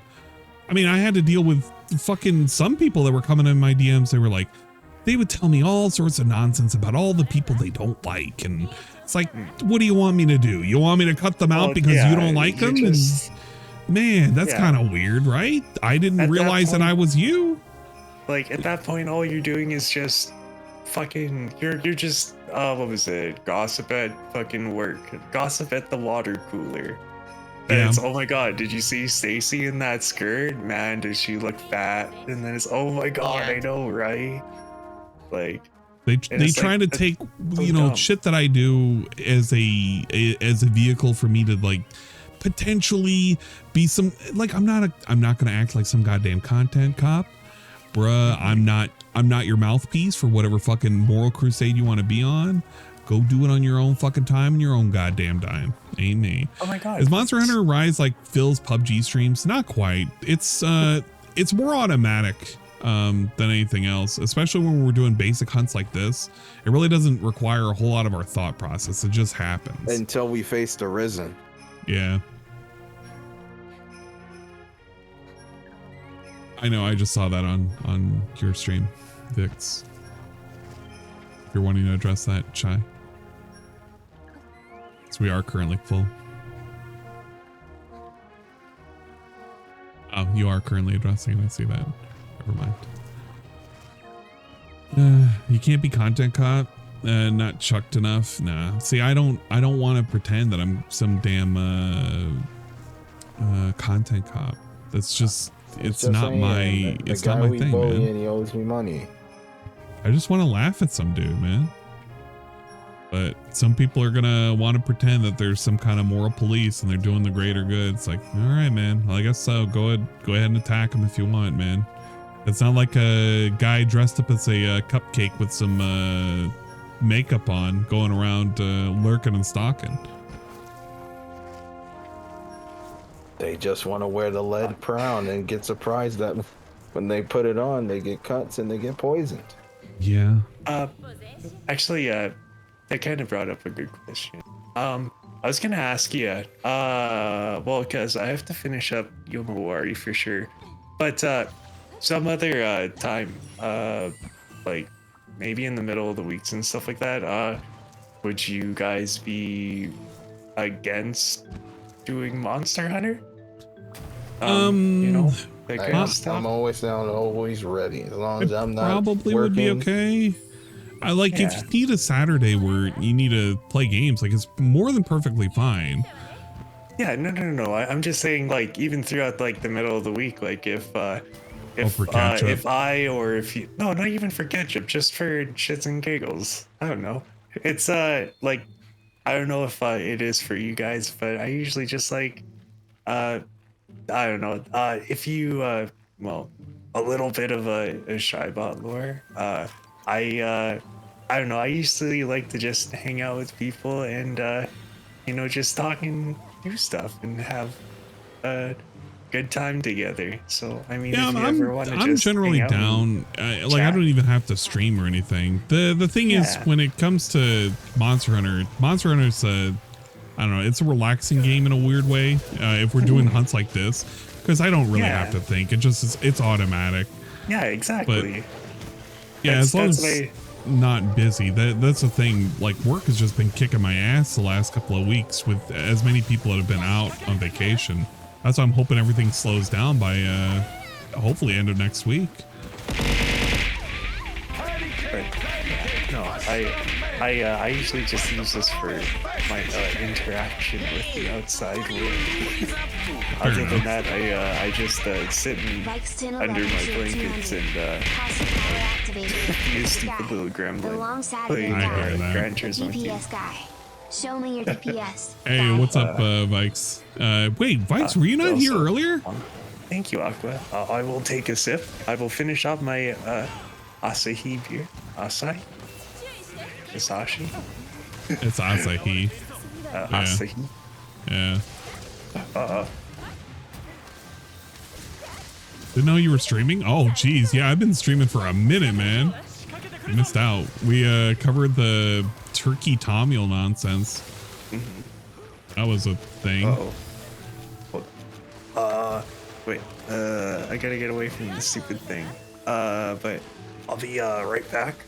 You guys can go and look at this beautiful volcano, and I'm gonna go get myself another beer. Yes. So yeah, I'll be right back. New objective: protect Shy at all costs. I think he should. Yeah, he should be fine. Yeah, he'll be fine.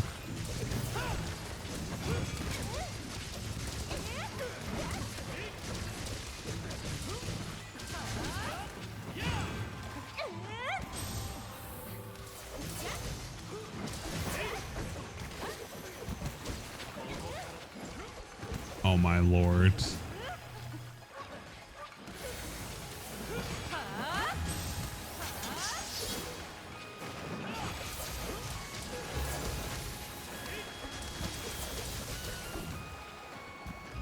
Man, I wish I was using spread from the beginning. It makes bow guns way more fun. Oh yeah, spread's always the way to go. Oh man. Do you know especially when they're this small. Yep. Also, another little bit of a Shybot lore. I have to thank my brother for well, not for making me smoke, but for teaching me when I was a smoker that I don't need bottle openers. I can just use a lighter to open up your bottles. Yeah. Why? I mean, huh? Never mind. I'm You never know if you're without a bottle opener, man. Yeah. There's like really fancy ways that you can do it that you like what was it? It lets you shoot the cap when you're done. Pivot it under and then you like smack your hand and then it like pops off and it's like the like I can't do the sound, but it's like a good pop and it's like whoa. But I can't do it very good. And sometimes I knock the beer over and then I feel bad because then I make a mess. Speaking of buying devices, and did you see the new video where Cove's fought his old nemesis? Oh no, is there a new one? No, I'm talking about the one where you fought the can opener. Yo, I was about to say, please don't tell me there was a new can opener one. Did Quinn never teach him? You put it to the lip, you punch her, and then you twist. What? And also, why was he doesn't twisting? He was twisting it full horizontal like he was gonna do something. DSP brought up Area Lords on stream today, like they were still friends. Was hilarious. What? Him and Area Lord don't even talk anymore. What is he even talking about? Yeah. He's got to be smoking something. I know why he's saying it, because somebody made fun of the fact that he basically has no friends, and that's the truth. Like, he's got nobody to talk with. Earlier today, he did not the suggestions, the the thing for improvement. The suggestion box. It is suggestions. Yeah, suggestions. But yeah, he did the suggestion box, and that was a good one. part of the suggestion box was like get a co-host and whatnot. It's like, bro, you don't have a co-host. Like, who the fuck's gonna co-host with you? You don't have friends. You don't have other content creators. You got nobody. Yeah, like the closest one that he had was that James Lugo or whatever the fuck his name was. But like even then, that was like a one and done thing. Like, kinda. or at least it seemed like it. Like, never talks about him or anything, and I'm pretty, like, you know what I mean? Or like DSP doesn't talk about him, or like nothing like that, right? I don't know if they had a falling out. But I don't remember just anything came after the little interviews or whatever. Because that interview was within the last 5 years, I thought. Yeah, it was. Because it was around the time when FF7 came out. They're like the FF7 remake. Oh yeah, I remember Ludwig had covered it. Damn it. Dude, today when he was talking, he had one of the loudest snorts along with a throat clear snort combo that was so loud, I almost cry laughing.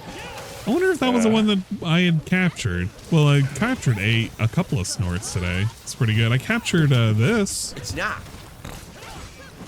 You're moronic. You're really stupid. I'm sorry. Yeah, I was how dumb you are, and for your whole family to have to put up. I was okay. I was doing endurance races earlier on while you were going, and I had some very loud outbursts of laughter because I don't know why the clip of him just talking about I feel sorry for you and your family because of how stupid you are. It's like, bro, I don't know why he says that. That's very disrespectful. I'm sorry for your family having to deal with. That's like something we would say about like Jade or something. It's like that's still kind of fucked up. Yeah, we won't even say that. That's It's something your distractors really wouldn't say, except for those edgy people. Man. And showing that old form DSP is still in there. It was funny is that later somewhere. It was funny is that later on that stream he said, "I'm a nice guy, everyone." Oh yeah. Yeah, that's just.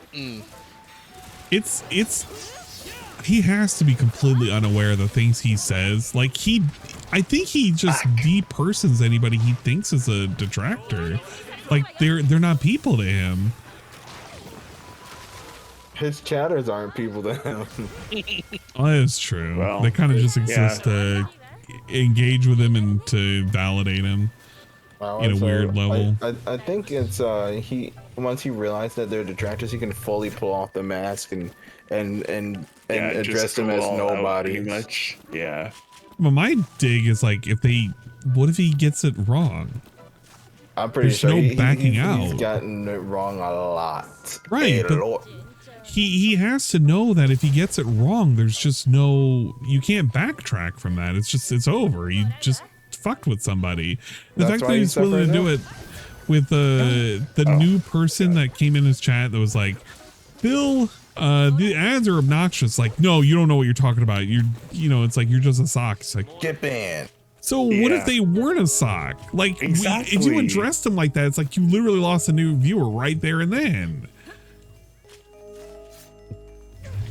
But if he would have asked him that, even a fan would ask him that, he's like, nah, I knew he was a sock the whole time. He waited too long and this and that. And what's the name? They don't know this, but I got my spitter spies and all in their discords. I know they've been planning this for weeks. Well, it's why I'm in the firm belief that one of the groups of third parties are specifically sending shit to Phil that act as the spitter spies, but in reality they're doing it to fuck with him and fuck with everybody else. More connections between the locals. They all believe they got people in the works, just like Cobes. Cobes thinks, oh yeah, I got these people watching these discords and whatever, where he's fully getting taken advantage of in the Discord he's in. I'm surprised. I don't know why he's in there. I don't know. He wants the idea of he's interacting with fans, I suppose. Do you think his mom has brought up the 10-year plan at any point? I think she has to have, and he's just dismissed it. but she may have forgot about it too. And there was a new super crazy video. No way. What was it about? Oh, really? God damn it, Linda. Yeah, that's a name I haven't heard in a hot minute. Well, I mean, I guess I don't like. I never actually look for his videos. So, yeah, but, if you don't watch Super Crazy on a regular, then it's premiering right now. DSP has ridiculous amount of credit card debt.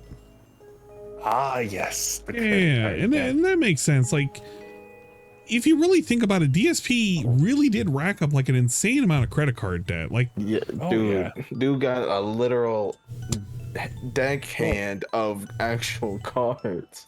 Yeah. Like, listening, that is absolutely insanity. Anyone else, they get slapped on the back of the head like, what you doing? Well, yeah, like, and you just be sitting there fine with that much debt on your head. Like, yo, I hate owing somebody $20, let alone that much. Like, I hate fucking owing money on my fucking bike that I had to buy. It's the same way, man. I got a loan out for the AC unit. It's like, yeah, I know it's gonna suck, but it's like, but I understand that. Like, I'm already thinking about like, oh, okay, I'm gonna attack it as aggressively as possible. But I guess with Phil, he's just never thought about it. Like, debt for him is just like, it's a later Phil problem, not a current Phil problem. That's the problem with credit cards. It's like, that's the thing. It's a later problem. I don't have to owe any money until the end of the month. Like, as long as I pay it off at the end of the month, it's okay. So that's like a month later me to worry about. But that's a horrible way of going about things. Like, to be honest, this is what a smart person would do, and this is why I do it with a credit card. It buys my groceries. I put and I have a cap. Like, put myself a personal cap, 300 or less, and usually by the middle of the week, middle of the month, with all my other bills, it gets paid with the rest of them. Wait, what was I trying? Sorry. There was something I was trying to. Wait. Well, I mean, I already have this, but oh right, I was gonna sell stuff because I have no money. You have no money. I used all of my money. Money me now. Money it's okay. Making now. I got 240k now. Still not that much. I'm making weapons. Don't question me. No. I need. Wait. Hold on. Actually, no. I don't know if I need to make that one. Narkuga. Monster bones. Yeah, it's time for that credit card, Shy. Good time credit card. Hell yeah, brother. Oh yeah, no. Oh, we should use little gun blades. No, I don't want to fight the stupid Lagombi. And I don't want to fight Evolvidon either. I hate those guys. But that's the only ones that give bones. Ugh. Oh, and Azuros. I guess I could do Azuros. We could just fight the bear. Also, I'm guessing when Phil was doing his little credit card adventures, I'm pretty sure the other creditors see is that he was gaining more cards. They didn't care though. They were just hoping that he was going to keep paying in, and he just kept paying into the interest, which is what they wanted anyway. But yeah, I was a massive addict for 10 years. I lost everything. Massive debt came with that. No matter how long it took me, I'm now debt free. 5+ years sober. I run my own resale biz. I make more than Phil does annually. Phil could address his addictions and do the same, but it would involve effort and admitting fault. Yeah, those are two of his main things that'll just never happen. Yep. Effort and admitting fault. And DSP, the length he would just go to just kind of dismiss it and hand wave it, man. It just can't be. But very good to hear. If I understand it, 5 years plus sober, that's really, really good to hear, man. Mm-hmm. Yeah, that's, I mean, yeah, at least he had the dedication to keep on going with it and not, you know, relapse or fucking, because like that's a big fucking issue with that kind of stuff. Right. But no, it's really, really good that you got like over your hurdle, because Jesus, it's hard to do that. Man. They eat. But yeah, like, but yeah, that's Phil's problem, like, to a fucking T. It's, he can't, like, he never wants to say that he's wrong, and he never wants to prevent things from going wrong. Well, I guess, well, that's not a right way to it's say not even it. prevention, but it's like part of owning up to it is understanding that you can't just say my bad. You have to acknowledge it's a problem. Yeah, understand that it requires why it's your bad. Yeah, understand that it requires outside help, and then get that outside help and commit to it. Phil basically was granted a freebie, and he hasn't learned anything from his problem with his debts. And the only thing he's thinking about now is just refinancing a home to just accrue more debt. It's like, did you really understand what the bankruptcy was supposed to give you? It was literally a get out of jail free card, and he's just taking it and he's ready to squander it again. Yeah, we do the same thing. Definition of insanity. Do the exact same thing, expecting shit to change. And yeah, the number of the year might go up, but if he keeps playing this game, it's not gonna improve at all. And it gets worse the further along you go, you know? Like, he's not gonna hit it any bigger than he has already hit it. It doesn't go up from here for his kind of content, especially the way he kind of berates his fans. I mean, he obviously hates this, but he goes like, what's the name? There's times where I don't even get more than a minimum wage worker. Oh, Phil, why don't you just get a job on the side and cut the stream short? Dude, if I don't do that, I won't make it nearly as much. But Phil, there's like the whole last week before he got the $100, and like if we take out these $100 sheets where he begs hard, he would literally be making less than a part-timer. And what kills me with the whole argument of like the whole minimum wage shit, I really hate hearing that, because it just goes back to like how Wings treats it, where he treats the streaming the same way. It's like, yeah, but if I didn't do that, I'd be making, you know, much less, you know, I'm barely making minimum wage. It's like, bro, do you actually know what you're talking about, man? Do you actually know what it's like making the minimum wage because you're telling us you know what it is, or because you actually lived it? And I know they haven't. With Wings, and like that's my biggest fucking gripe with it. It's how he says that it's like that if I could find another job that pays as much as streaming, then I'd do it. Like, but no, that's and that's even if he did find a job that does this, you know how taxing this job will be to give you that much. Like the amount of money that you would need to make like what streamers wouldn't like.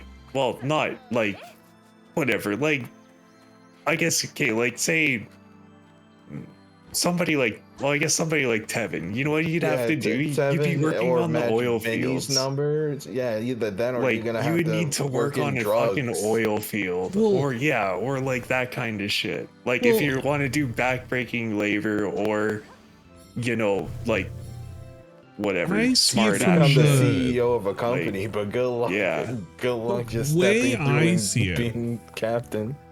The way I see it is, it's similar to, because I understand what it's like working minimum wage, because I've worked the minimum wage. I understand what it's like working a 9 to 5 in office too. I understand, you know, making zero on streaming and then making something on streaming. Like I'm not clearing a whole lot, guys. Like you're gonna see me with a couple hundred every month, and that's gonna basically, and all that's my money, chat. Remember that? Oh my lord. Yeah. But I'm not clearing anything spectacular. You can I can tell you right now, the current sub count that I have is 198. So you can do your math on that if you want. I don't really, but I don't do it for a paycheck per se. This isn't like, this is whatever for me. It's kind of fun. Yeah, just this is just a hobby. That's like that's the thing. It's just a fucking hobby to do. Like, I couldn't imagine doing this as a job. And the reason why I couldn't imagine doing it as a job is because of how volatile everything is. It would be so fucking scary. I'm better off relying on my 9-to-5, where I have my retirement, my savings, everything, because that's going to mean something to me. If I had to choose between the two, bro, I will stop streaming tomorrow if my job requires me to full on focus and I couldn't stream. That's just all it is. That's how the bottom line is, yeah, man. it's the way it goes. Like, literally, it's the way it goes. That's why, like, that's honestly, that's why, well, I guess that depends if you really pay attention, but like, if people look at schedules and shit like that, like, if you're on my channel, that's why I got rid of everything throughout the weeks, because like, I just can't fucking guarantee I'm gonna be up to fucking stream every fucking whatever, Tuesday, Wednesday, and Thursday, or Tuesday, or what was it, Wednesday, Tuesday, and Friday, or something like that. Because like, fuck, I barely fucking keep up with the schedule that I have. Like, right, it's kind of why I've stopped doing schedules, because everything's been so volatile over the last like fucking 5 months. It's like I can't promise I'm gonna be online. I really can't. I don't know. It was different when I was working from home and like I could control everything that was going on and I could kind of make it consistent. Being back in the office sucks part of it, and then having all of the job cuts from our work, it's like that sucks too. So I'm having to do the work of like 3 people, I feel, and it just is what it is, you know.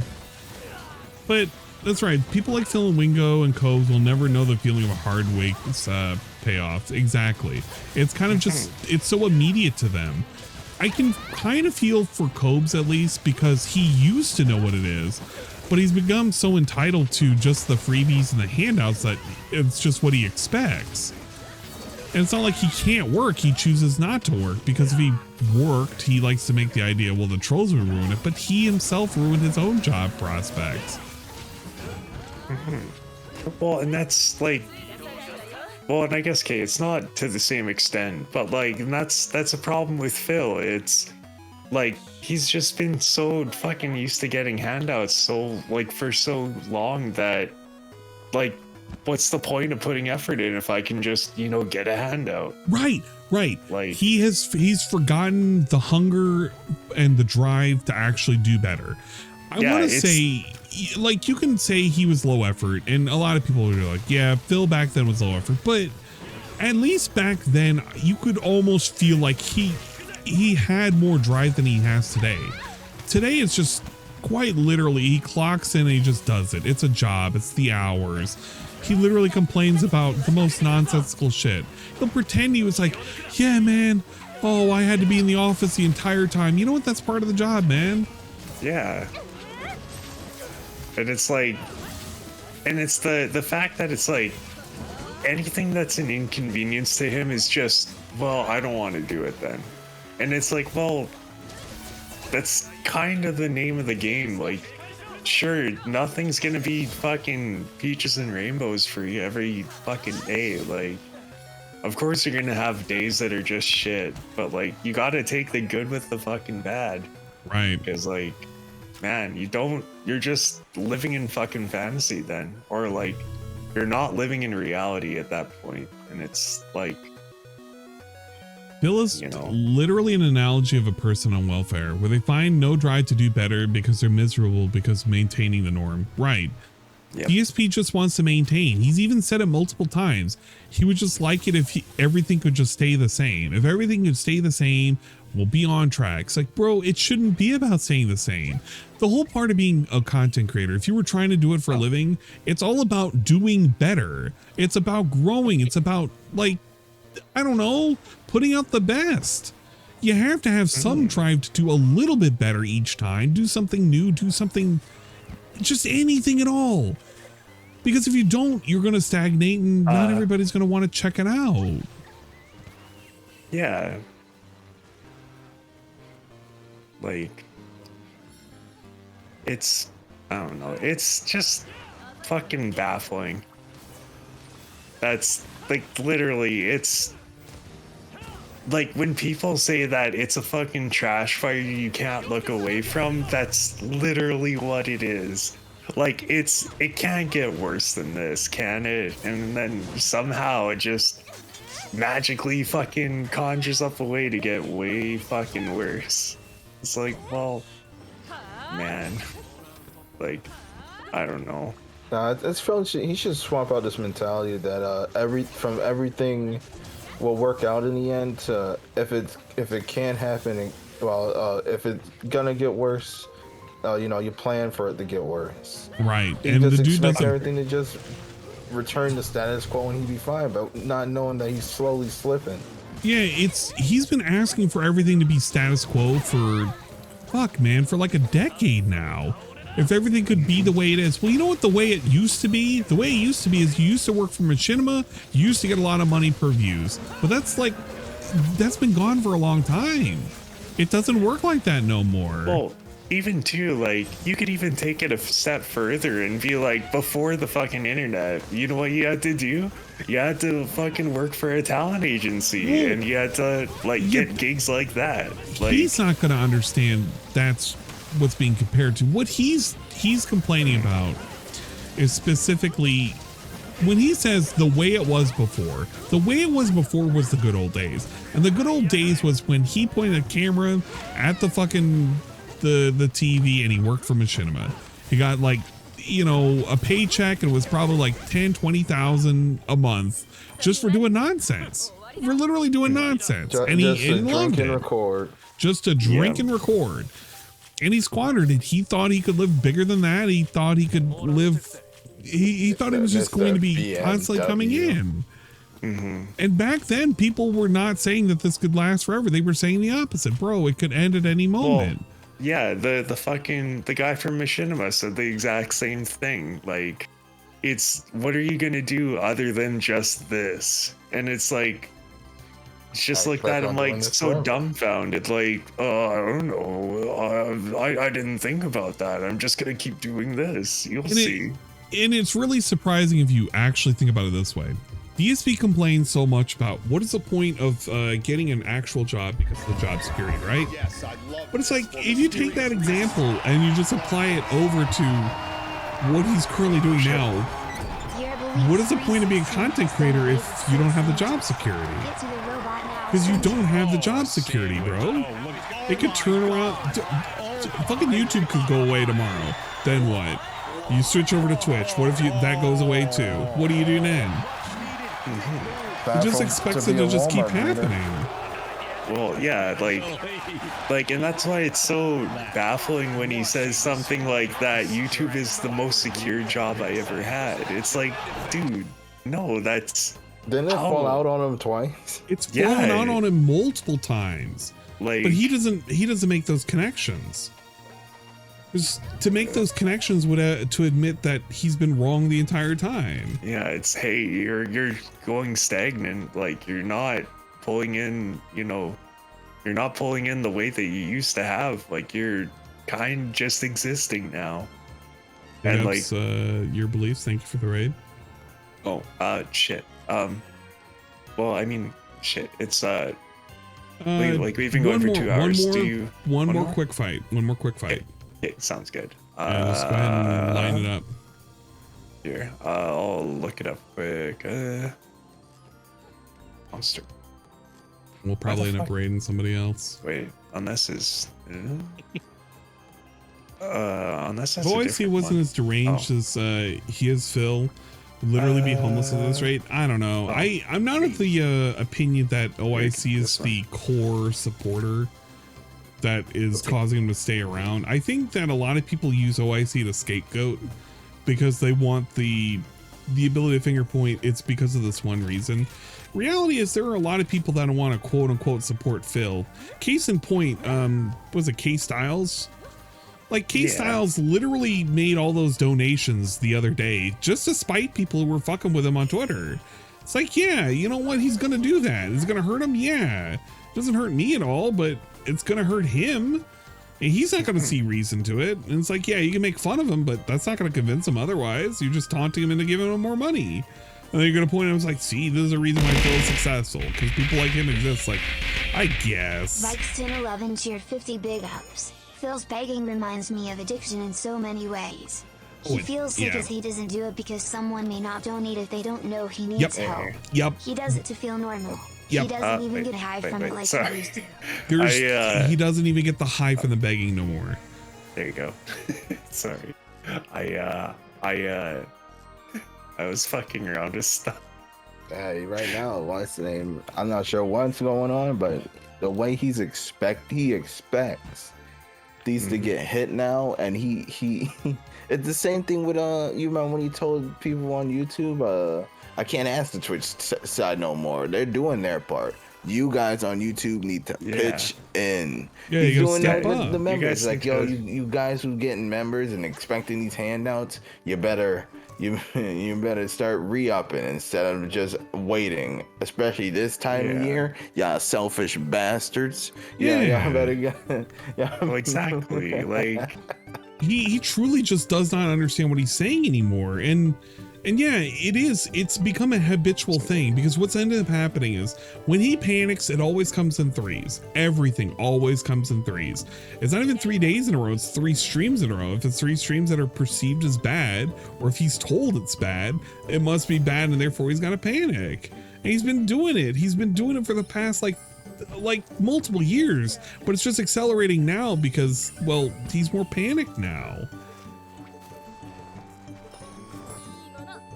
But he doesn't get that same high. He really doesn't.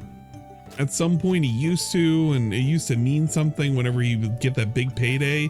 Bro, he looks at $25 from 1 Minute Man, and he just... He's like, yep. Well, it's yeah, like on schedule. It's just pittance. It's like the most empty thing. It's like, bro, did you even care? That dude just gave you $25. Nope.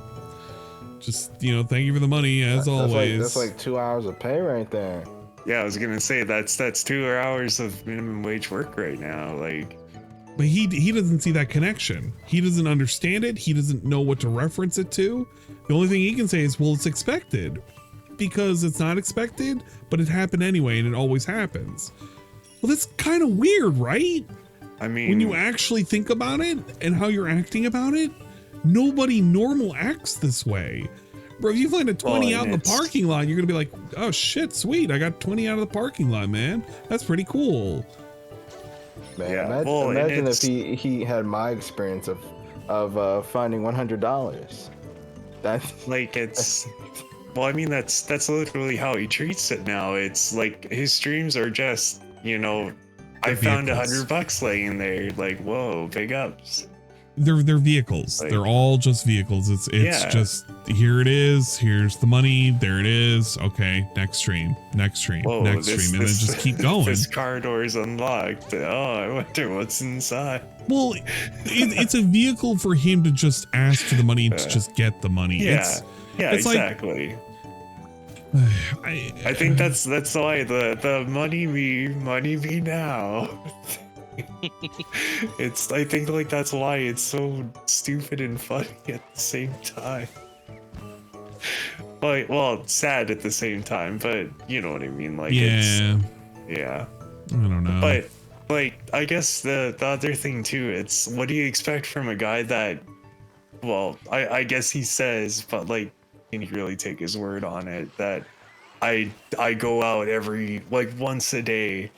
It's like, what else do you expect from a guy that doesn't get outside except for 1 day a week? Like, man, and the time he does, he just brags about what kind of food he ordered out, and yeah, and like, what? Maybe your amount of interaction with people is the checkout, like, or can you point me in the direction of this? Text document of anything else, like utensils, etc. It's right. him filling out that form.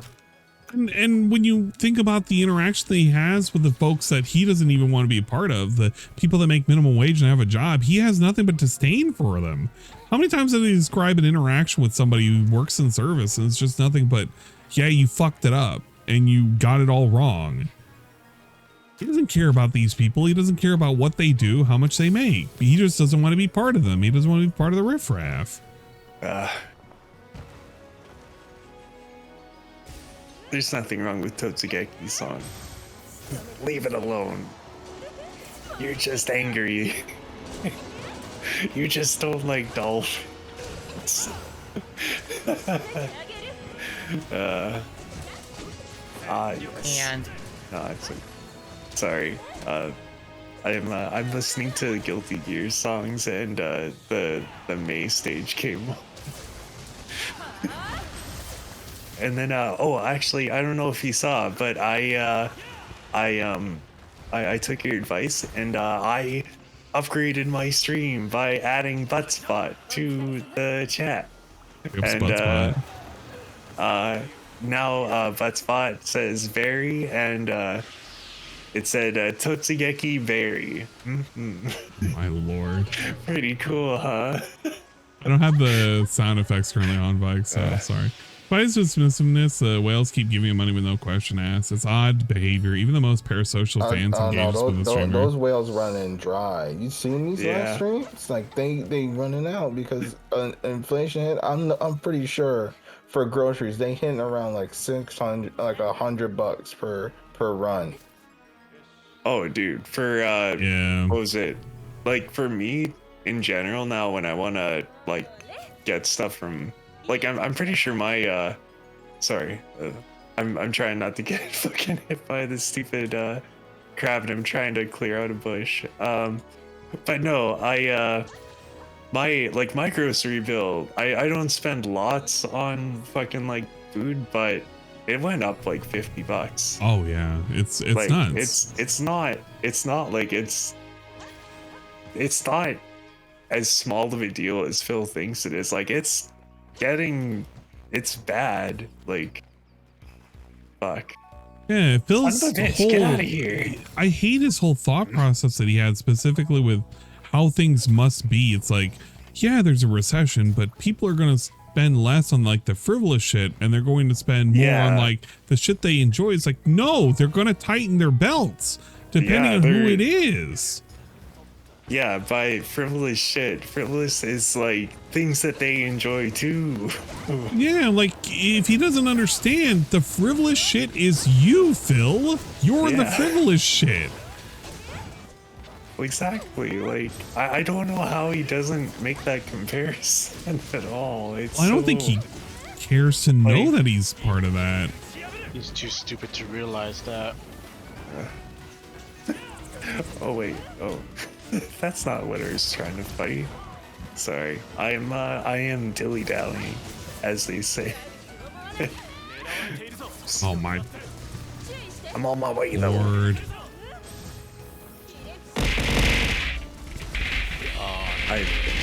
Should I stop being a mouth drooler? Inflation and recession are lies and were debunked. Inflation and People should be paying someone like to play video games. Yeah. People should be paying someone to play Food video bills come games. second. Food and bills come It's a second. social construct. Yeah. I can hear DSP saying something like that. The social construct. Would you even understand what that means, or would you just say the words just because somebody said it once? It sounds smart. That's they're putting chemicals in the water. That's inflating our money. Yeah, exactly. It's by inflation, it's just making our money, our dollar bills bigger. I can see that for some reason. Big up Sarkle. Thank you for the resub. 3 months, man. Appreciate it, dude. We appreciate it even in these trying times of inflation. Dark Wolf You know, every bit counts. just resubscribed. So okay, just like I guess okay, I'm assuming a lot in this, but by inflation, does he think that inflation is meaning that the money is getting worth more? Like, well, he said recession. So to be fair, when he was making the argument, he was arguing recession. But if you were to tell me, or if you were to ask me, does DSP think inflation in general means that? I wouldn't say he does, because that would, I don't know, like you have to really assume he's that dumb. I don't think he's that dumb. I think he knows what's going on. I think he's just unwilling to admit the fact that this is a problem. And I've been saying that this is going to be a problem ever since like 6 months into COVID, I'm like, bro, we're gonna have inflation. It's gonna be insane. It's gonna be because of all the fucking stimulus shit that we're giving out. All that bread that went to people who just didn't want to know what to do with the bread. And you know what the working people did with that bread? They spent it luxuriously on something they probably didn't need at the time. Because look at me, I built a computer with it. So that's all it is, because I still have my job. I ended up just pocketing it and just be like, all right, well, I'll be ready for when Uncle Sam's gonna have to ask for this. And we had some geniuses just giving them a mass majority to Phil because he couldn't get it because he made too much money. Yeah, So- it's wild. I don't know if you guys had the same problem, but like as soon as that I guess as soon as like government funding and shit like that stopped, did you guys have a lot of people that they were like, well, fuck it, I'm not gonna go back to work, like eat a dick?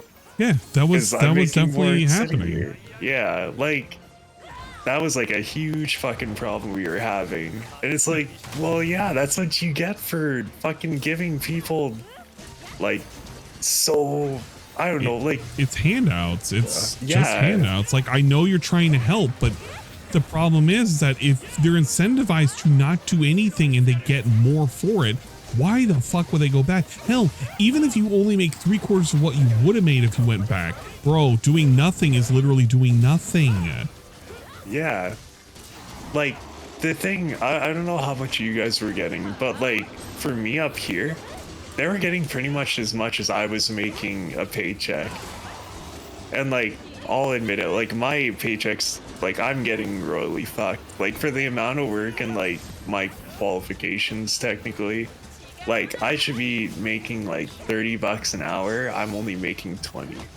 Right. And it's like, it's fucking disgusting that people, you know, don't want to fucking pay their workers, but that's just kind of the way it works, you know? But yeah, like, I don't know, it's like, fuck it, why would I want to go to work if I'm gonna make, you know, way more money than I would actually going to 9 to 5? Well, I mean, I didn't get it. Didn't Phil get Biden bucks? No, he didn't qualify for it. His wife No, did, he but got other people's Biden bucks. yeah, he didn't that qualify for any of the stimulus. If he had done it right, and if he had registered for the business ones, I think he could have got away with it. But I don't think he knew how to go about doing them. Oh shit! No. He could have pulled the Chronicles of Illyria. Now we have Gen Z who think work is too hard. I don't know necessarily. There are some that definitely think work is too hard, but I think some are thinking that there's no opportunity for them. Yeah. And it's increasingly becoming a problem. Stuck in McDonald's or whatever, and sometimes you gotta be there for a bit, until something else opens up. That is true, that you have to work at something until something is available.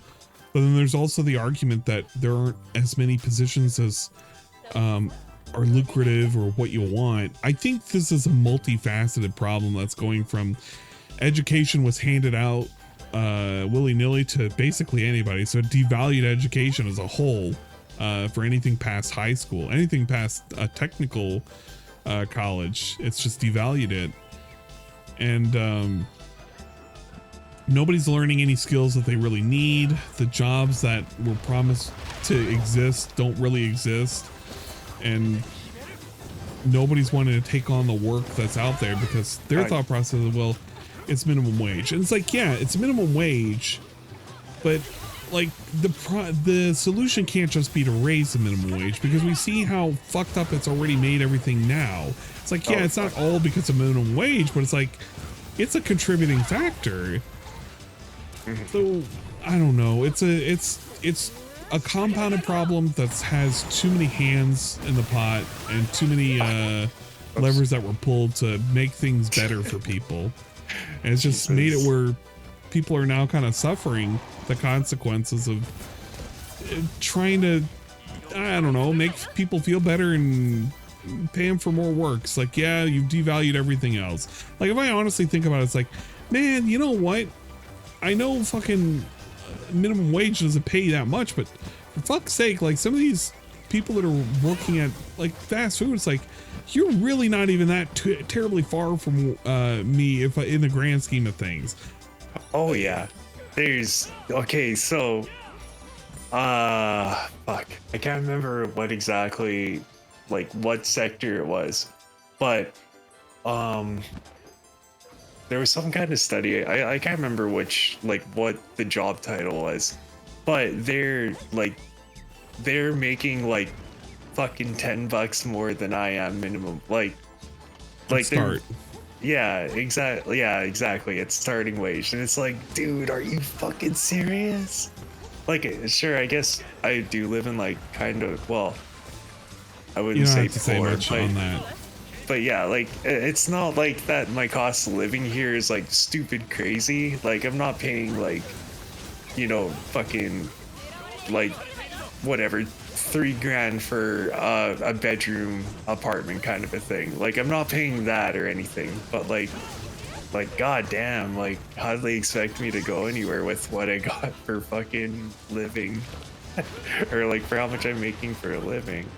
Yeah, but I mean, like I'll just gotta fucking deal with it. I feel like a job doesn't get paid enough to live on your own. That's not worth doing. That is true.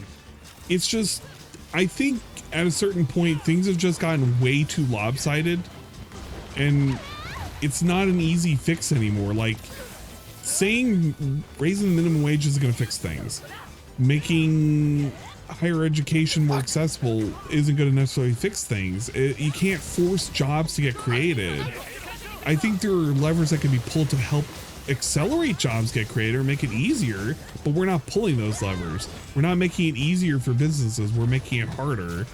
So we're kind of working with what we got, and at the end of the day, that's the basic thing. It's like the things that we want don't exist, and if we want to make them exist, we got to incentivize for them to exist, and we're not doing that right now. We really aren't.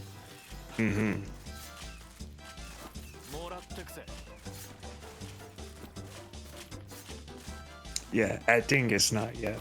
Of course. Yes, he's paying 57 an hour. It's starting as a driver. It depends on where you are, though. That's the thing, Red Animator. Also, working in retail or fast food are meant for startup jobs. That's correct. You get work experience and learn different things. You're either move up in that company or use that experience to get a better job. That's correct. Or at least that's how it used to be viewed. But it's been completely warped and distorted, both from the expectations of society and then the expectations and the reality of what you're living in. It's like, yeah, some of these places you just have to work multiple jobs of these kind of jobs. There's no vertical movement, or at least not what you want. I don't know. Yeah, the world does suck right now. Automation's not going to help things. Even if automation were to come in and solve the problems with, you know, the prices of everything going down because we would just have so much supply, it's like, yeah, but you would still have to, you would still have to deal with the fact that how do people earn income, depending on what's going away, of course. Yeah, it's all a big balancing act. Like, there's no simple answer. It's all just kind of a, I don't know. But instead of fretting about, you know, the big problems of the world and shit like that, it's just easier to fucking enjoy the little things. That's why DSP has a very relative small worldview, because all he does is enjoy the little things nonstop, and he just views the world from a very small lens. Pretty and he much. Can't conceptualize the big problems that are going on, so he can never look forward and ahead to how his job may be affected by things like a recession. And that's why we're here today. Whoa. Thank you for coming to my TED Talk. I didn't really explain anything, but you know, that happened, I suppose. You did something. I did something, I guess. Also, you look like 2V, but with feathers. Ah, yes. I guess on your end, that's what it looks like, huh? Oh, I now have Risen Chameleos and Risen Dora. The shield Dora. Oh God, we'll save that for next time. Yeah, actually, I know. there's, I just didn't get it. So. Yeah, I was gonna say I got one too, but I don't know exactly which one it is. If it's one, the first one's probably Chameleos. Yeah. I know I already have the Chameleos one. Oh, then it's the Dora. Oh, I have Risen Crimson Glow Valstrax. Oh boy. Yeah. His heavy bow gun looks pretty cool. It has a little glow from the wingtips. Dude, oh, you'll be able to like have like a jet gun.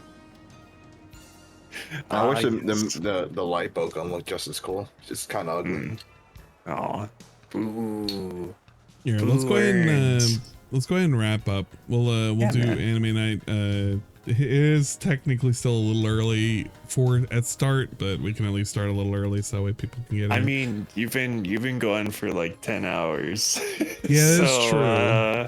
Not much of a break, honestly. I would say a compounding problem of this big corporations swallowing a lot of smaller businesses and making it harder and new ones spread up, and higher locals as well. More to it, but I can type on a phone. Yeah, that's fine. Fair enough. Dante, you understand. It's a very complex problem. It's from top to bottom, and it's hard to just tackle it all. There's no one button solution to this, and some people swear up and down the one button solution is to raise the minimum wage, but it won't solve it, man. Where's that money gonna come from, and where's it gonna go? If we give the people who make less more money, that means the cheap thing's gonna cost more money. Yeah, at some point it's gotta flow upwards, and it's gonna affect everybody. But I will leave it for another TED Talk. Yeah, that's another. Yeah, we can leave this on that. Phil probably believes that he can end streaming and have to get a real job, and think he'll get a cushy office space like his dad got him. Maybe one day. Who knows? Maybe Sikorsky can come back and that'll work or something, I guess. But yeah, no, this is a good place to stop. I made 3 or 2 weapons to the max. I can thing them. Yeah. Thing them. Yeah, the thing. I can make it cool and better and more damage. That's the big one. Well, big ups thinging them, I guess. Oh, Dante wants to perform the secret handshake. Oh yeah, Dante can be in the server. Yeah, I don't really care. You can find. I mean, if he really wants to, he can come join us on anime night. Whoa! Yeah, I was about to say, don't we share a server of some sort? If not, just he's in the former LSB server, my server. Just DM me, Dante. That's all you gotta do. Just DM me. Jay, be nice. We don't hate Dante. We hate Rye. Yeah. Speaking of, guess who didn't show up on the Monster? Guess who didn't show up? Well, now to be fair though, he showed up earlier and he said that he had work and was going to be going a little late. But to be fair, it's 9:30 my time, and usually we like stop at like 10:30 my time. I know. Is that the Kieran armor? It is actually. I decided to have that brought in because I thought this is a really good armor set. I actually just really truly like this armor set. It's really, really nice. Yes. Wait, what did I miss? Oh. Also, I gotta adjust the sound on that. Thank you for reminding me. Also, once he joins, guys, y'all know what to do. Yes. Oh, yes. Rydrick missed. That's why. You missed the targeted time. Womp womp. That's okay. If y'all don't do it, I'm gonna have to lean on you. You know what we do with new users in the Discord. They're not gonna remember that. Nah, I started off. They have to continue. It won't be remembered. I know. No, this is good. I think it was a productive day. I don't know what else to say. We'll end it there. We got some productivity. The question is, who are we raiding? He's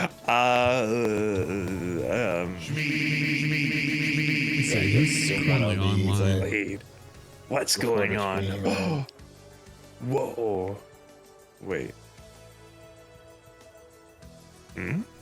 Shroom's on. Shroom's been on for I'm gonna go look. A bit. Oh, He's Tevin's been on. 7 hours. Yeah, I might I might just put everybody in Tevin's place. He's actually streaming too. Oh, he's watching. Oh my God. Yeah, he's actually watching the guy, and then more importantly, he's also playing a Dingus style game too. Oh, really? Yeah, he's playing Mario. I think he's actually playing Mario Wonder, or at least he had it on the side. Oh my god, I'm so tipsy right now. Oh my god, I could just pass out. Do you want to buy me another drink? Thank you. Oh, Berry Bug. Oh, What is Berry Bug doing? What is Berry Bug doing? She's playing Inscription. I don't know get what out of Inscription here. is. I would What's be tempted Inscription? on raiding Bunsenberry, but I don't want to be accused of Filipino propaganda. She has 215 people, so I'm not gonna raid her. We got Bluey. Bluey's been streaming for 4 hours. Fuck. Gondola? Oh my god, 9.5 hours. He's just as long as I How am. to say that? Let's see. Oh no! Stop! No, Die Trashman has been going for 11 hours too. Oh. Wow, everyone's going. I say put them at Tevin's, so that way they can see the DSP content if their interest is. June. You know what? Yeah, fuck dare it. you? God damn it. Wait. That's my vote. Or well, no. Actually, yeah, no. We'll just go to Tevin. Fuck it. Yeah, we'll I'm just only go to saying that because Tevin's. I see like everybody else who's been up and Adam has been up and Adam for a hot minute. Like they've I was all gonna been up say- and Adam forever. The only other person I could think of Wait, would be no, Shindigs. Tevin, surprise. Look But away. Shindigs is he's just started, but it's okay. I was about to they're say, not, like- they're not in the DSP universe and stuff, and I mean That's what I worry about. It's time for everybody to just relax and stuff. Dr. Wobble, you still here? Yeah, that's what I'm super worried about is I don't want to introduce somebody to nonsense. So I kind of want to keep it within the sphere of people who are aware. Yeah. Plus, they're celebrating their partnership. So yeah, that's pretty good. Yeah. So that's okay. I'll mention it later. It's all good. Okay, fair enough. Yeah, let's go to Tevin's, and then I'm gonna go eat, and you should go eat too because you have to go have your stew that you never ate. Yeah, I got warm up. Also, you got to share with the whole Discord. Yeah. Remember when Discord food is on hand? Oh fuck me, I'm just fucking starving, man. All right, well, we'll say our quick goodbyes. We'll send them over in Tevin's place. Tevin will take care of the kids. They'll take care of them in the pool, and we'll do our animes. Yeah, there should be and one. we'll probably start with Undead Unluck. I gotta download a couple of things too, so let's wrap it up. Yeah, it sounds like a plan. All right, gents. Wonderful having you guys. Thank you for stopping by. Bing, bing, wahoo, and all that shit. Yes. And we'll gotta play the song. No, I'm not playing any song. We're not playing any song. It's time Ichi Bob. Yeah, well, it's time getting scammed, I guess. I don't know. So that means Shmeet is now a permanent stay. Shmeet will remain until I get annoyed by it, and then Shmeet will go away. That's what happens with Shmeet. No, you better have fun while it lasts, because once it's time for it to go, it's time to go. We respect the Shmeet. No, we hate the Shmeet. Get out of here. Game has redeemed the following TTS message. The Drift fuck? King. No, we're not playing Drift King. We'll refund you on that too. Of course. Yeah, we're refunded. Okay, gentlemen, we'll see you in the Discord. Thank you for coming out, and we'll see you next time. It's all good. Thanks again for the day of playing stream. like another multiplayer game, like Left 4 Dead. You know what? No promises on anything. You know what? Don't ask me for shit. I'm making the shirt. Never ask me. Terrace Town, TF2. No, I'm making the shirt. It's gonna happen. It's gonna say, "Don't ask me for nothing. Don't ask me for shit." It's fine. I'm the only exception to the rule. Oh my god. Fuck. And maybe me. Okay, we'll see you guys in the Discord. Thank you guys for coming out. We'll see you. Bye bye. We can go buy a cereal now. Talk to you later. All right. Goodbye. Bye bye. Okay, that was the nonsense. Big ups the nonsense, I suppose. Dante, here's your invite to the server. Don't spend it all in one place or something. I don't even know. Once you get in, I'll have to give you a thing that lets you able to see the server, if that makes sense. I mean, you'll see it, but you won't, like you could talk too, but it won't show up immediately. I don't know. Thanks everybody for coming out. I wasn't expecting a DSP nonsense day. I really wasn't, but it ended up turning out to be that way. So I guess it's okay. It doesn't hurt me. It just kind of was unexpected, really. Hopefully I had a little bit of fun, I suppose. Wish I got invited. Bache, you're... Oh my god, you were in the server already. Get out of here, Bache. Got all the attention in the world you wanted. You want more, you greedy bastard. That's okay. I call everybody greedy bastard. You know, well, I was so glad that we finished Girls, what's it?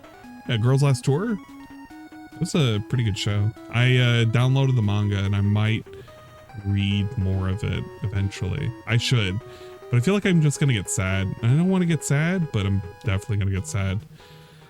We need to give some shout outs for the positive individuals that were being very generous today. Please, like my number one concern is, as long as you guys are, it's like how do I put it? Don't ever make it an obligation, because it's never an obligation, and never go beyond your means, because I'm going to feel bad if you do that. But that being said, I really do appreciate those who did stop by and happen to contribute, even in the smallest ways, even as little as a follow. That was really, really cool. So I do appreciate it. Dark Wolf, thank you for the 3-month resub. We do appreciate it. Bikes 1011 with the multiple bit cheers, the 50, the 50, the 200. I'm sorry that, I guess, well, you were busy today. Hopefully you didn't have too much of a shit day. Sorry. I'll try and stream on Sunday if you're trying to get points. I'll probably do a Seru style game. I really should, because I meant to do that for Sunday. We'll see if I'm just feeling like absolute shit by the end of the day. I have to do a lunch thing with a friend, which I don't know if he's watching right now. He'll probably text me and say I watched, but he was like at a wedding thing today, so that was pretty cool. But I want to have lunch with him for tomorrow and just chit chat and catch up and whatnot. It'll be a cool thing. Your beliefs with the raid earlier, thank you for doing that. Drawn Fraga, big ups Drawn Fraga, the partner streamer Drawn Fraga with a raid. Ben the Rose fan with the 8-month prime, thank you so much for that. Almighty _ Tevin with the 22-bit cheer. Drawn F2 cute. Oh my god, that's it is a cool emote. I like that. Sounds like you gotta start assisting a certain mortuary. Oh please, no, I don't want to do any more mortuary assistant. I want to do the Goemon N64 game, because it's one of the, like, Sarah was one of the only people that like knew it off the bat. Like, I know other people know of the game, but it was just so funny to know that he knew it, and then I knew it because he was wondering who else knew it. It was, I don't know. I'm kind of excited to play it now, because I kind of wanted to play it deep down for a bit for personal fun reasons.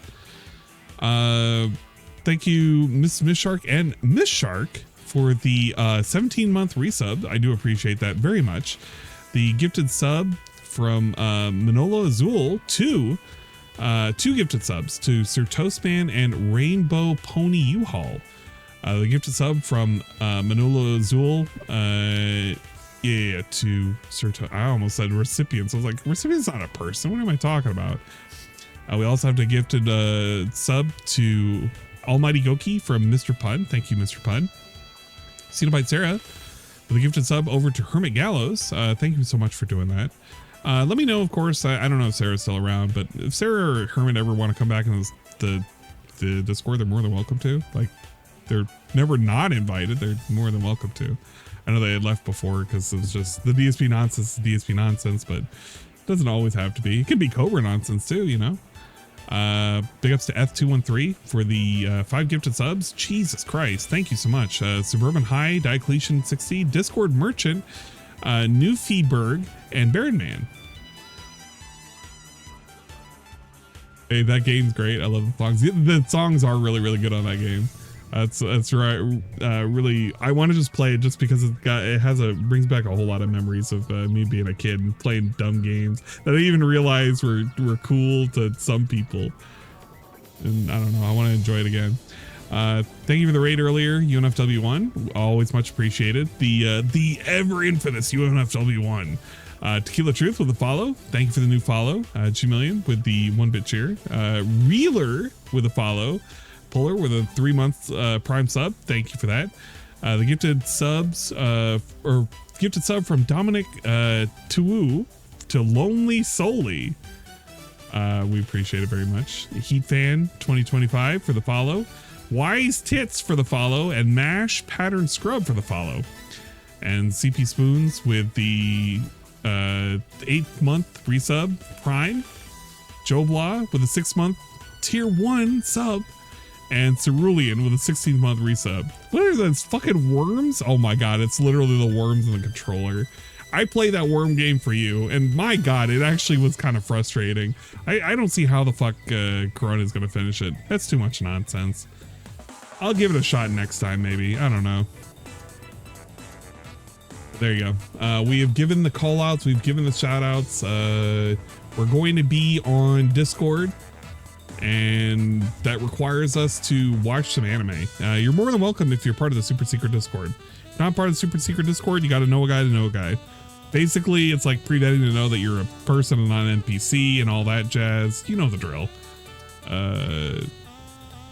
If you happen to be in there, we'll be watching some nonsense. I'll download a couple of things because I need to catch up with current episodes. Specifically Undead Unluck. I need to download the newest episode. If Dingus is there, we'll watch a lot of the new stuff. If not, it'll be like partly new stuff and maybe newer stuff. I don't know. We'll figure it out. And then I'll figure out if I have to stream on Sunday. I feel like I could. The energy's there, but I'm saying that because I'm kind of have energy now. But I'm also working on no food. How the fuck did I do that? I've only eaten 1 granola bar in 11 hours. And like maybe a handful of roasted peanuts. Where the fuck did the food go? Oh my god. I definitely gotta get a meal. All right. We'll see you guys. I'll go get some food. I'll be in the Discord. We'll see you.